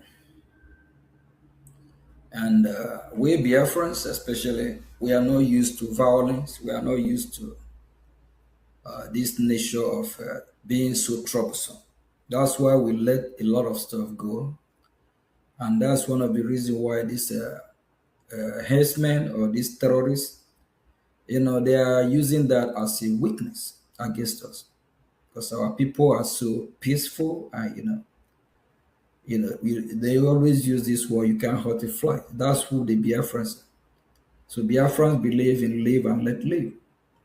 So, and when you are not prepared, before you go to battle, then when your enemy are coming with all this heavy, you'll be freaked out. You have to be prepared. So seeing all this happening, and some of our people always believe in their, Biafrans are also well educated. Some are thinking that their education is already a license for them to be smart or for them to know more than everybody else. So that's a mistake. So a lot of these people, they just believe that some, like the ones that are coming after me, believe they can do it better. Who am I? I can't do nothing. I can't achieve nothing. But at the end of the day, since 2020, before 2023, when the government was, formed, I have been doing a lot, even behind the scene. So thank you, Prime Minister. Thank you, Prime Minister. I have more questions for you, so don't extend too much of time, because I got the question from what you just said, and the answer has already been extracted. I congratulated you for being able to take too many bullets, and then my question was, how are you able to cope with all this? And then you said it's preparedness. So you actually prepared and waited, and you knew what was coming, and you knew that you will need the armor to be able to shield all this. So the preparedness in you is really working, and is taking so much. So we appreciate you, and congratulations once again. So my next question goes like this. Tinubu goes after you, and it means entire Nigeria goes after you. And then, being the top figure of, and the spokesperson and the leader of the Biafran people, it means Biafra is on the spotlight. Then all of a sudden, you see a lawsuit from Mazi Simon Agba from inside prison, also coming after you, to your entire cabinet and to your legally acquired lobbyist and the attorney of Brgie. How do you respond to this and how do you feel seeing that this attack is coming from Tinubu government with so much money that has been paid, and also from even Simon Ekpa that you went to Washington, D.C.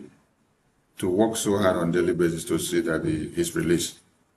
How do you see the clash of the two coming out the same time? Nigerian government coming after me is expected. Yes, and they didn't just started 2026. They didn't start last year. They started since 2023. I knew around the time frame because of what is happening, which I'm not going to go into details, but a lot of Biafra they know about what I'm talking about. There's actually a time that I gave a Mazi Simon about a hit about some event, something that occurred, and I pinpoint where it's actually coming from. After the government was registered, which I play a big role in registering the government, and after we inaugurate our office, after we inaugurate our office in USA here, it's a big blow to Nigerian government. It never happened before. It's significant. And even during the inauguration, all of you watch it live. So do you think the Nigerian government will be quiet? And they're seeing our flag flying on top of the roof of the office building. So the attack started since 2023. And they actually intensified the attack this year. And they didn't out first. What they are doing now, I thought that's what they will be doing way before, but they underestimate as well because they focus more in Finland. So, seeing what, it's just expected that Nigerian government will do what they are, being a terrorist country. They have done that in Kenya successfully. They kidnapped Mazi Nnamdi Kanu, extraordinary rendition him. And they done that in Finland, but they find it a little bit difficult to repeat the same pattern here in the United States of America because of how the system here works. So it's just expected. But for Simon suing from, it's kind of weird though, because I haven't here, or I don't know if I can recall any time where somebody will sue someone else from prison. I don't know how that works, but we'll find out how. So it's just disheartening, and no one knows what is happening behind the scene. We pray that he will be released very soon, but it's just not a good step. It's not a good thing, and he also shows sign of weakness, sign of being confused. And sometimes mentally, we don't know what his mental status, if he's in good health, or if mentally, something is wrong. So sometimes people do things that when they start doing things that are not normal, you start questioning what is going on. Is this person okay? Is he mentally fit? What is going on? Or is just because of us being human, that who will make mistake as human, but coming after the same Brgie that is part and parcel from the beginning, it's just it's disheartening. Sometimes it's just unbelievable what is going on. But at the end of the day, we thank God that people like us place as gatekeeper of this movement, of which a lot of fight from the top, even from the other groups fighting the same government for us to dissolve this government. We don't want government. Well, how will you? You're fighting to rescue a nation and you say you don't need government. And at the same time, once upon a time, you also prophesy about the government, that we're going to have a government. Now we have the government, you say you don't want the government. No, you should be that. So something is just wrong. But I'm kind of shocked that some have decided to, one way or the other, betray Biafran people. But that will not stop us from doing what we are doing or even fighting for their release. So when they are out, they can see the mess they have caused, and we'll figure out what the problem is. We see one, if they are okay, or they need a kind of medical attention. So that's all I can Thank say you. on this. Thank How I you. feel Thank about you. that. Thank you, Prime Minister. And you dropped another bomb there. You said some people from the top want the government dissolved. I leave that clause for the Biafran people to go and ponder about. Biafrans want people from the top. They want the Biafran government in Israel to be dissolved. So go and ponder about that very clause. So, Prime Minister, thank you so much. You've answered that one very well, and I believe the audience are catching up with this very question and answer section. Just like you said, that they said they have dissolved Brgie, and we saw that from Ngozi or Orabu Fulani group of USB charger. And she said Simon appointed her to declare Biafra. And after she declared Biafra, according to her, she dissolved Brgie. So now that they are saying they are suing Brgie and suing you, is it the Brgie that was already dissolved and is in existence to them that they are suing now? Or which one are they suing?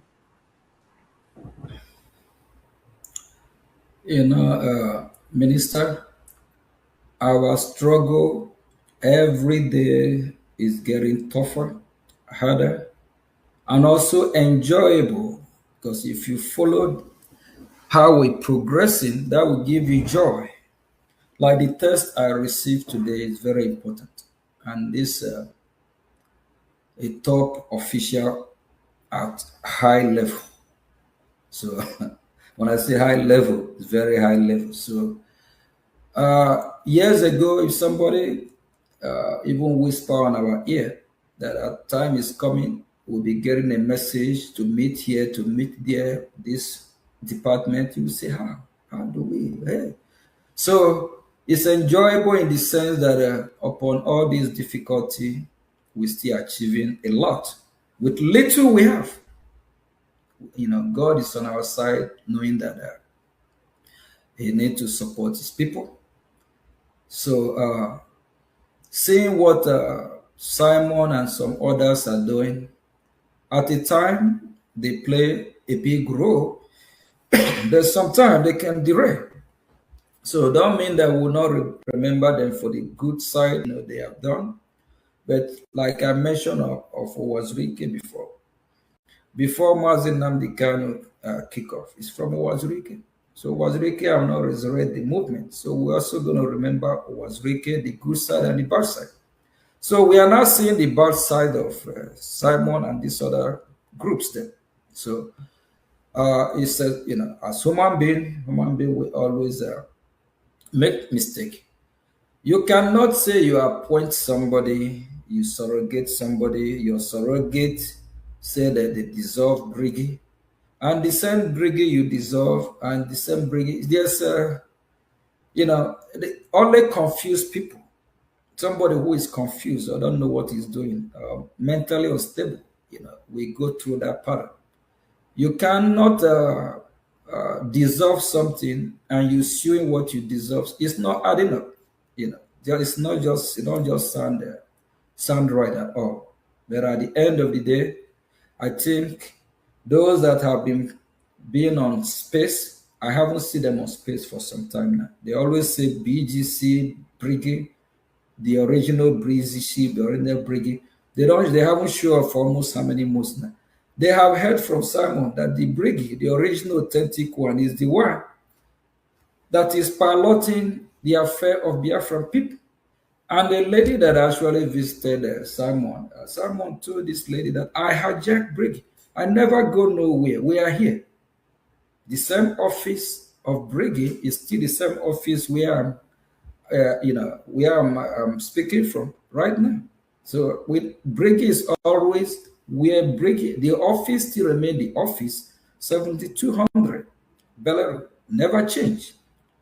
The article of registration with the same thing. The work that I was even doing when Simon is here going to Washington, nothing have changed.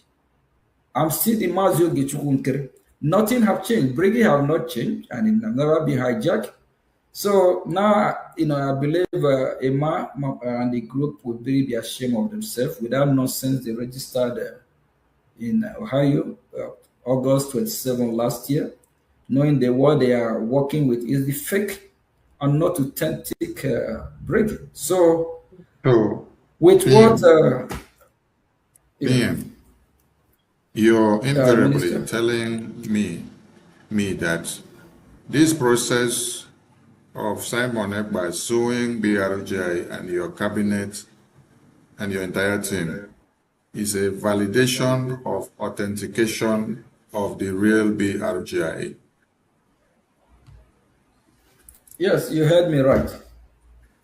And since then they have a lot of this. Since then they have a lot of their mad dog that always want to say they are the original Brigade. They haven't showed up since I don't know where they are. So please, my advice to these people, they need to sheath their sword. We can't go nowhere with division. We can't be on social media constituting news. The world is watching. Washington, D.C., take us more seriously now. And the state of Israel, they are weighing in our activity. So they haven't really taken us serious before, but it's not something I will be discussing here, but they are watching. So Brigade remain the government. And like other groups that I talked about today, as long as they organize themselves as group, they are not interfering in the government affair, we will recognize them as group. They can work together with the government, we will achieve a lot. And when Biafra come, these groups will delegate who will represent them either in a presidential, as a presidential candidate or a governorship or whatever. So Biafra belongs to all of us. Everyone needs to shield their sword and get this straight. The only government that is making things happen is now in the United States of America is Biafra Republic government in Essence. And we don't want to miss this opportunity by all these splinter groups. They can have their group, organize themselves, stop fighting each other, build their base, make their, if possible, they turn their base to a political party. And at the end of the day, they are still part of the government. They can nominate anyone from there to be a member of the government, a cabinet member. Government is for all of us. It's not individual property. Thank you very much. Thank you, Prime Minister. You seem to be very diplomatic in your pattern of dealing with the splinter groups. Biafran people wants to get a yes and no answer from you from this question. Did you in any way try to go and take the BGC group from the owners? I've never been part or parcel of BGC. I don't know about that group. So they can. Did you also try to take USB charger group from the owners? No, I don't have nothing to do with that group. So I don't know why I will blame the government that is piloting the affair and go to group affair. Thank you. Did you also go to this other group that they call a Avid group IPOB Nigeria group, Ambassador group, and all of a sudden we see another one, 100 Men group. We see another one, Sokoto Declaration group.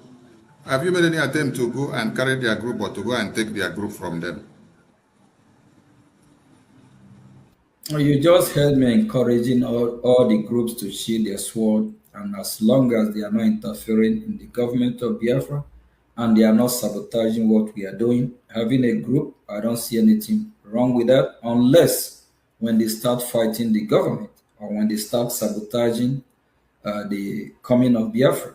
That's when we'll sanction that group or call that group. But for now, all these group, even the calling them this other group IPOB Nigeria, hopefully that Nigeria will be out from there. We just call them as IPOB China Chike Doziem or IPOB Mazin Namikano group, but they just have to work accordance and work closely with this government. So for them, looking down on this government that God has given us is a big mistake. And I don't think that we'll take it lightly with any group that will come to destroy the progress that we have made so far. So I'm just appealing with all of them. Shield your sword, support your government. Whatever you don't know about the government, ask questions. If you want to be member of the cabinet, let us know. We are ready to work with any group, as long as it's for Biafra. Thank you very much. Thank you, Prime Minister. You advocate for all these groups to fall in line because they are mere groups to come and support their government. So you've responded to Biafran people that you have not in any way tried to go to usurp these groups or to steal their group or to hijack their groups. So what is it that is unbeatable about BRGI that all these people now gather as a cloud coming in full force against only one BRGI? BRGI, one is authentic. Yeah, one is authentic. Number two, especially the members in BRGI cabinet, they are not there because of money or ego. They are not self-centered. They are servants of Biafra people. They are not there to impose leadership over the Biafran people. They are, they're humble to serve Biafra. And BRGI have a strong connection tie with the United States of America, which is just undeniable, unless some might just want to, act like they don't know what's going on. If Biafra Republic government in Israel is not really dealing with Nigeria from Washington, I don't think Nigerian government will be after me. I don't think they will be fighting Brgie since January this year. So, and the Brgie have been their ninth worst men so far, and we'll keep doing what we are doing. And just give me joy that top U.S. officials are now, working closely with Biafra Republic government in Israel, and they are not taking us seriously. So all this other group, they have observed it. If you ask those other groups, like we call them, they are not government to start with. What have they achieved for the past year for Biafran people? IPOB group of Mazin Namdekan, Chike Dozie group, because since they don't recognize the government, so we still have to identify them as a group until any of them recognize the government, and we address them how. But as a group of Chike Dozie, what have they achieved in international stage? Diplomat way, what have they achieved for Biafran people?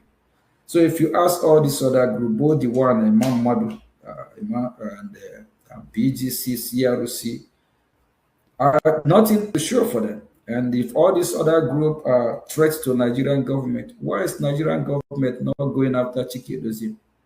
Why is Nigerian government not going after Ngozi USB? Why is Nigerian government not going after Emma or Chioma or all these, both the ones that are ranting from different countries every day on social media? They know where the they know where the threat, where the threat is coming from the government that is dealing with them here in the United States of America. Thank you, Prime Minister. BRJ under your watch does not need Mazi Simon Ekpa from prison to be validated for it to exist or to have success. A BRJ under your watch does not also need Mazi Nnamdi kind of validation for you to have all the traction in Washington, D.C. BRJ under your watch does not need the IPOB groups, the BGC groups, the USB charger groups, the AVID groups, the ambassador groups, before you made all these successes in Washington, D.C. How so? While every other groups are looking for who to validate them, even with all these validations, they are making nothing. How is it that you don't need validation of any of these people or support from these other places, but yet you are the one that is having handshake with the U.S. government? What is it that you're doing that they need to learn if they have to come to start learning something? We are a government, we function as a government, so government can need the validation from organization or group. Rather, group or all this organization, we need validation from the government. Just like if you're going to get your ID card, the government can't get ID card from you, or you get the government issue you ID card. Minister? The government issue you, the government authorize the ID card that you use, right? Yeah. Okay, so the government is always ahead. So as a group, the group we have to need validation from the government, not the government to need validation from any group. That is interesting, sir. Thank you so much. Now, we now understand the secrecy of your successes in Washington, D.C. because there have been several groups that have existed for years and they couldn't make any traction in the U.S. Congress for Biafra. But your own pattern and template has turned the table around, that the U.S. congressmen and women can boldly pronounce Biafra now. We commend your efforts and we commend BRJ under your watch. So, coupled with all this and the recent activities that is happening in the media within the past 48 hours, we see Mazi Nnamdi Kanu going on lockerheads with his IPOB group. And we now see the group also going on lockerheads with Mazi Nnamdi Kanu groups. It's quite interesting to watch. But, from your speech, I extracted something. You said you want all of them to shake their sword, that they need the energy for something that is coming. Please enact those words again to Mazi Nnamdi Kanu and to the IPOB group so that they will get it very well again. Your advice to them at this very time. My advice to this group is that we have passed the stage of what they are doing. Respectfully, they just need to respect themselves so that the world will take us serious. It's been too childish. After how many years? Not 1, 2, 3, 4, 5, 10. We have IPOB as a group. Till now, they haven't matured enough. They still act like babies. They need to shake their sword. We are in a serious time now, especially now that United States of America, we are working very closely with them. And at them as group, as long as they are not coming to Washington to make joke of our effort. That's where we have problem. A very, very big one. I don't care who it is. We'll go head to head. They can do whatever they are doing where they will do it, but don't come and destroy the progress, what we have achieved. Then the next thing, the US lawmakers will start backsliding again, looking at us like the way they treat Ambazoni. So they just have to be matured and be civil. Respect, they need to respect themselves. The leaders of both groups, they are adults, they are not kids. They need to stop this nonsense, what they are doing.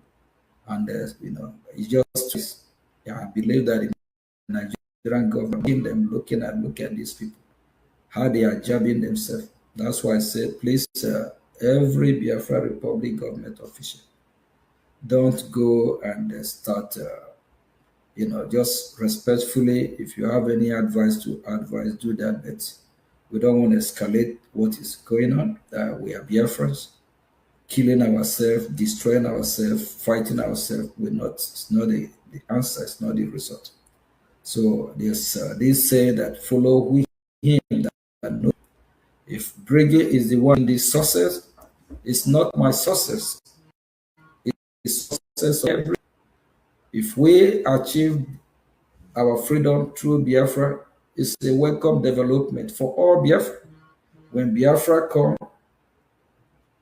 all of us will still be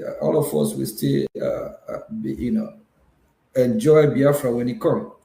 So they have to stop this nonsense they are doing on social media. I saw Sahara Reporter. They have seen the kind of news they want to carry. That Mazin Namdi Kanu group fight Chike Dozim. Chike Dozim fight Mazin. It's mockery. And it's not going to look good for Mazin Namdi Kanu because he also the victim. He's the one suffering in jail. He's been there 2 years before 2021. Now he's still there for how many years? Now I don't know if he loved being there, but he need to do and come out and face, what he's facing us. He just need to respect himself and also know that as a prisoner, you can't be there and be dishing others and causing more problem.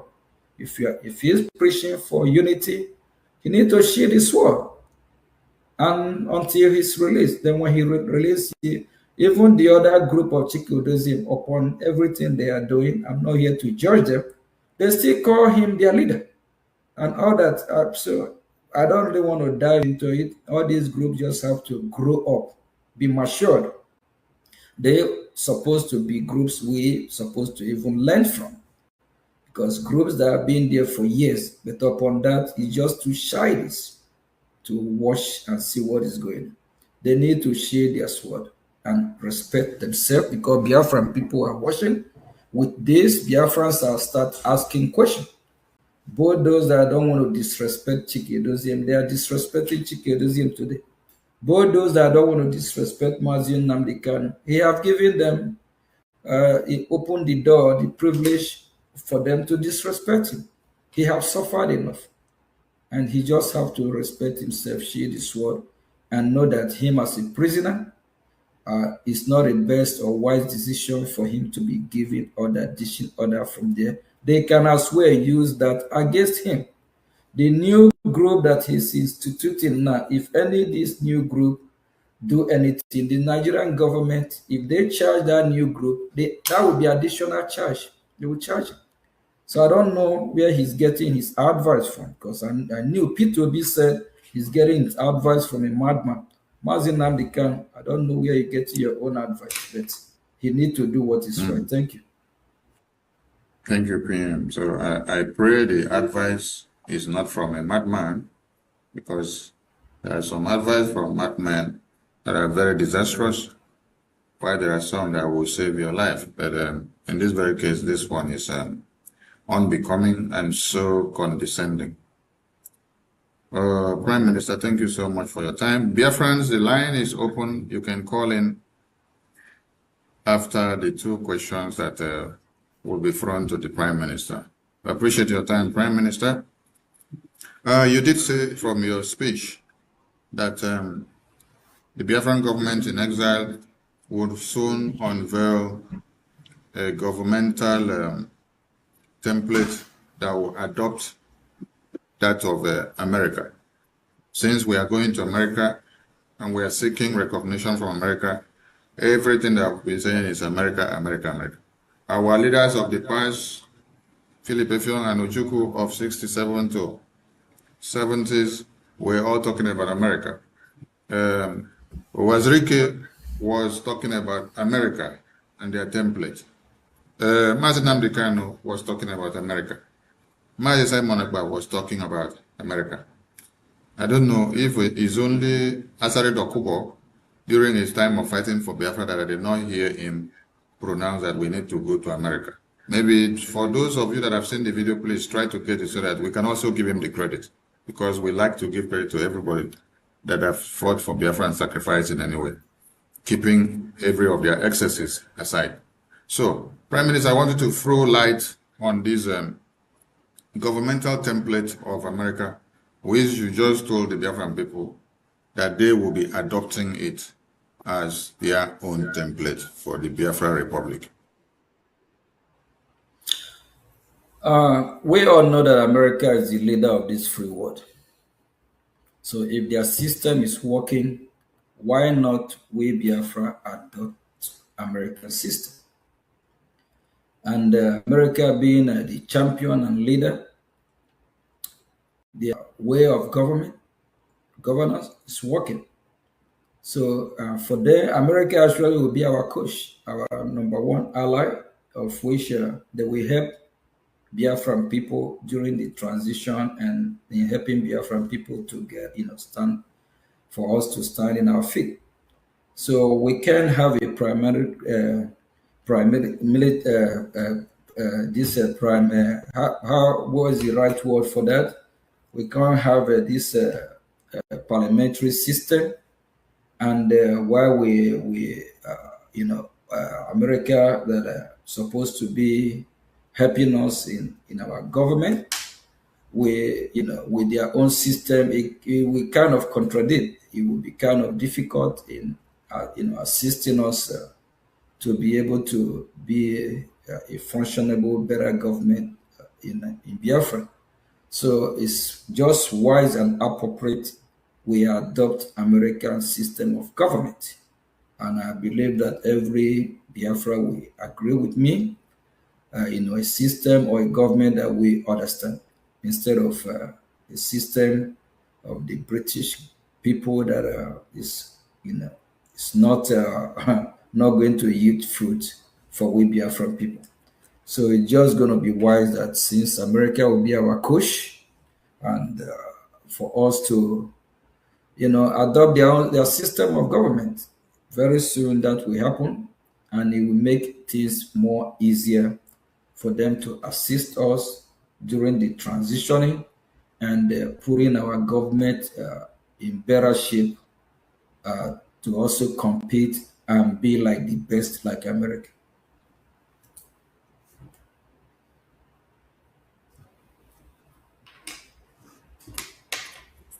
Thank you, Prime Minister, for the response. Thank you so much. I appreciate your time. And you also did talk about ratification of the Biafra Declaration. And this time you said in America. To some Biafrans that may not understand your terminology of ratification of Biafra Declaration in America, what does that entail? So that they will get prepared and know what they are up to. Yeah, Biafrans, the truth of the matter is this. Yes, we redeclare Biafra, but we also make some mistakes. There's things that are supposed to be in place, of which that are not in place before our redeclaration. That's why, even if Mazi Simon Ekpa is here, it will be difficult for us to still defend Biafra land, because things, we can't have two governments operating in Biafra at the same time. So we made a mistake not taking some step to make it easier for us. And our declaration is also be tampered with and make caricature and joke of. So we need to clean that up. We'll make sure we go through the process. A lot of countries, I think, have done that in the past as well. So we'll ratify our declaration, and that will happen in the same America, because America is in the center stage. Why it was shifted to Finland before is because of that's where Simon, reside. But actually a big mistake. America, it would be easier for the American government as well to declare the country that is out. Yes, it can be a more clear declaration. I made joke already. So we'll make sure we clean. We'll make sure with Minister of Information, please, can you? It's like Prime Minister, we are having difficulty hearing you properly. So we take a short break and you refresh your network, and we continue when we return. Stay tuned, dear friends.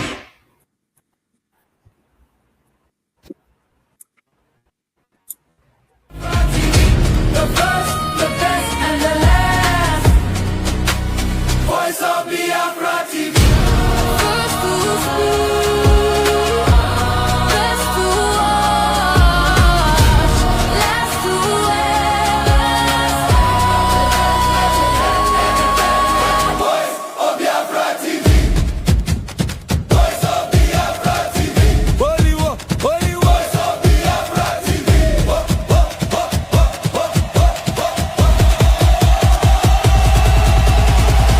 Only one, no only one, only one, only one. Voice of Biafra TV. Only one, only one. Voice of Biafra TV. Only one, only one, only one, only one, only one, only one. Voice of Biafra TV. Only one, only one, only one, only one, only one, only one. Hear the people sing at last. Voice of Biafra TV.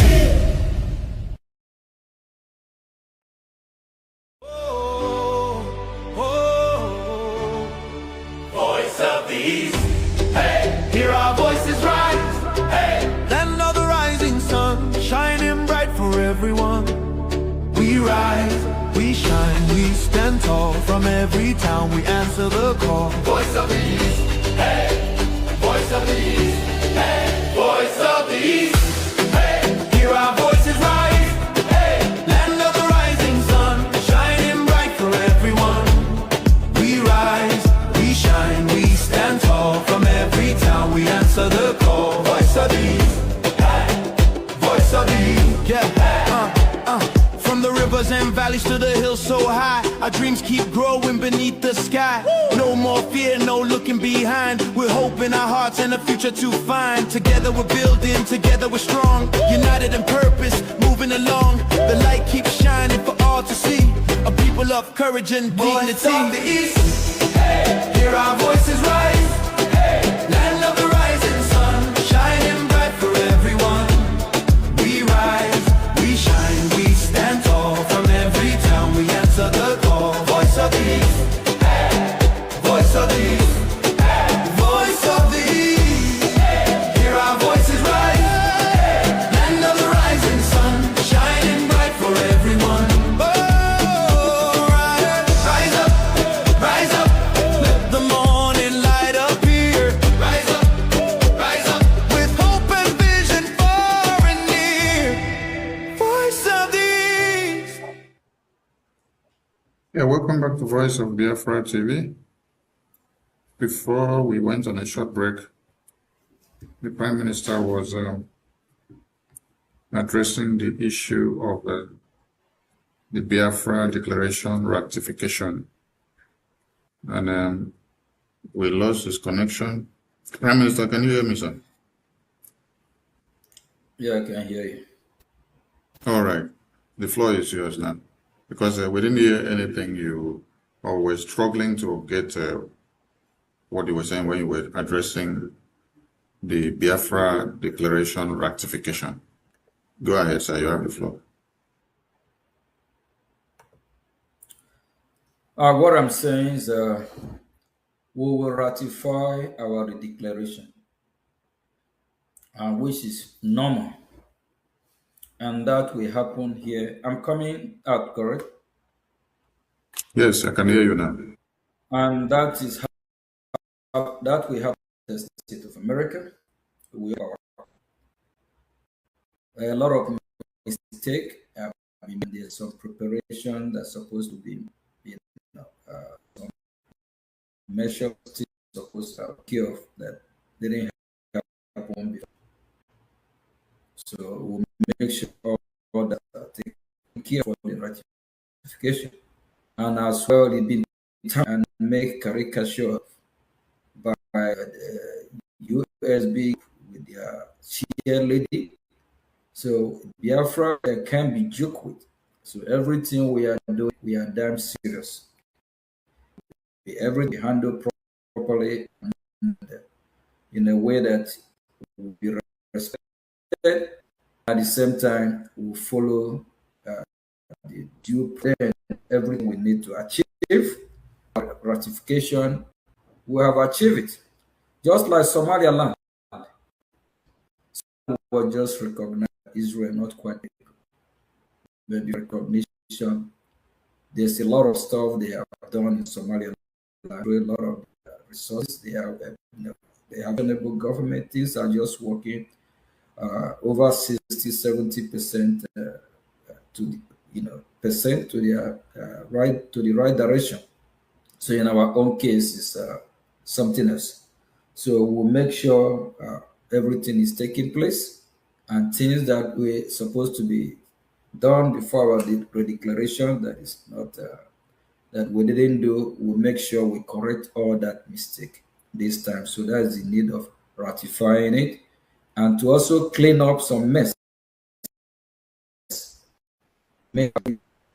So we cannot get in Biafra with all those nonsense stuff that is not just right for anything that is not befitting our God or our country. So we'll make sure we clean all this up with a top U.S. official that will be in our when we are ratified. And so part that will also guide us in way about. I believe every Biafra will believe with me that after the redeclaration, I will ask any of you feel the impact that Biafra land have redeclared, that Biafra have been redeclared. If you go to Biafra land, you can't see any different. You can see what shows that we have redeclared Biafra. So there's things, some measures that we need to take before our ratification, and that will happen. So when that will happen, we'll let Biafras know when to prepare and when they will be coming to Washington, D.C. So a lot will happen that very day. Thank you very much. Thank you so much, PM, for the clarification.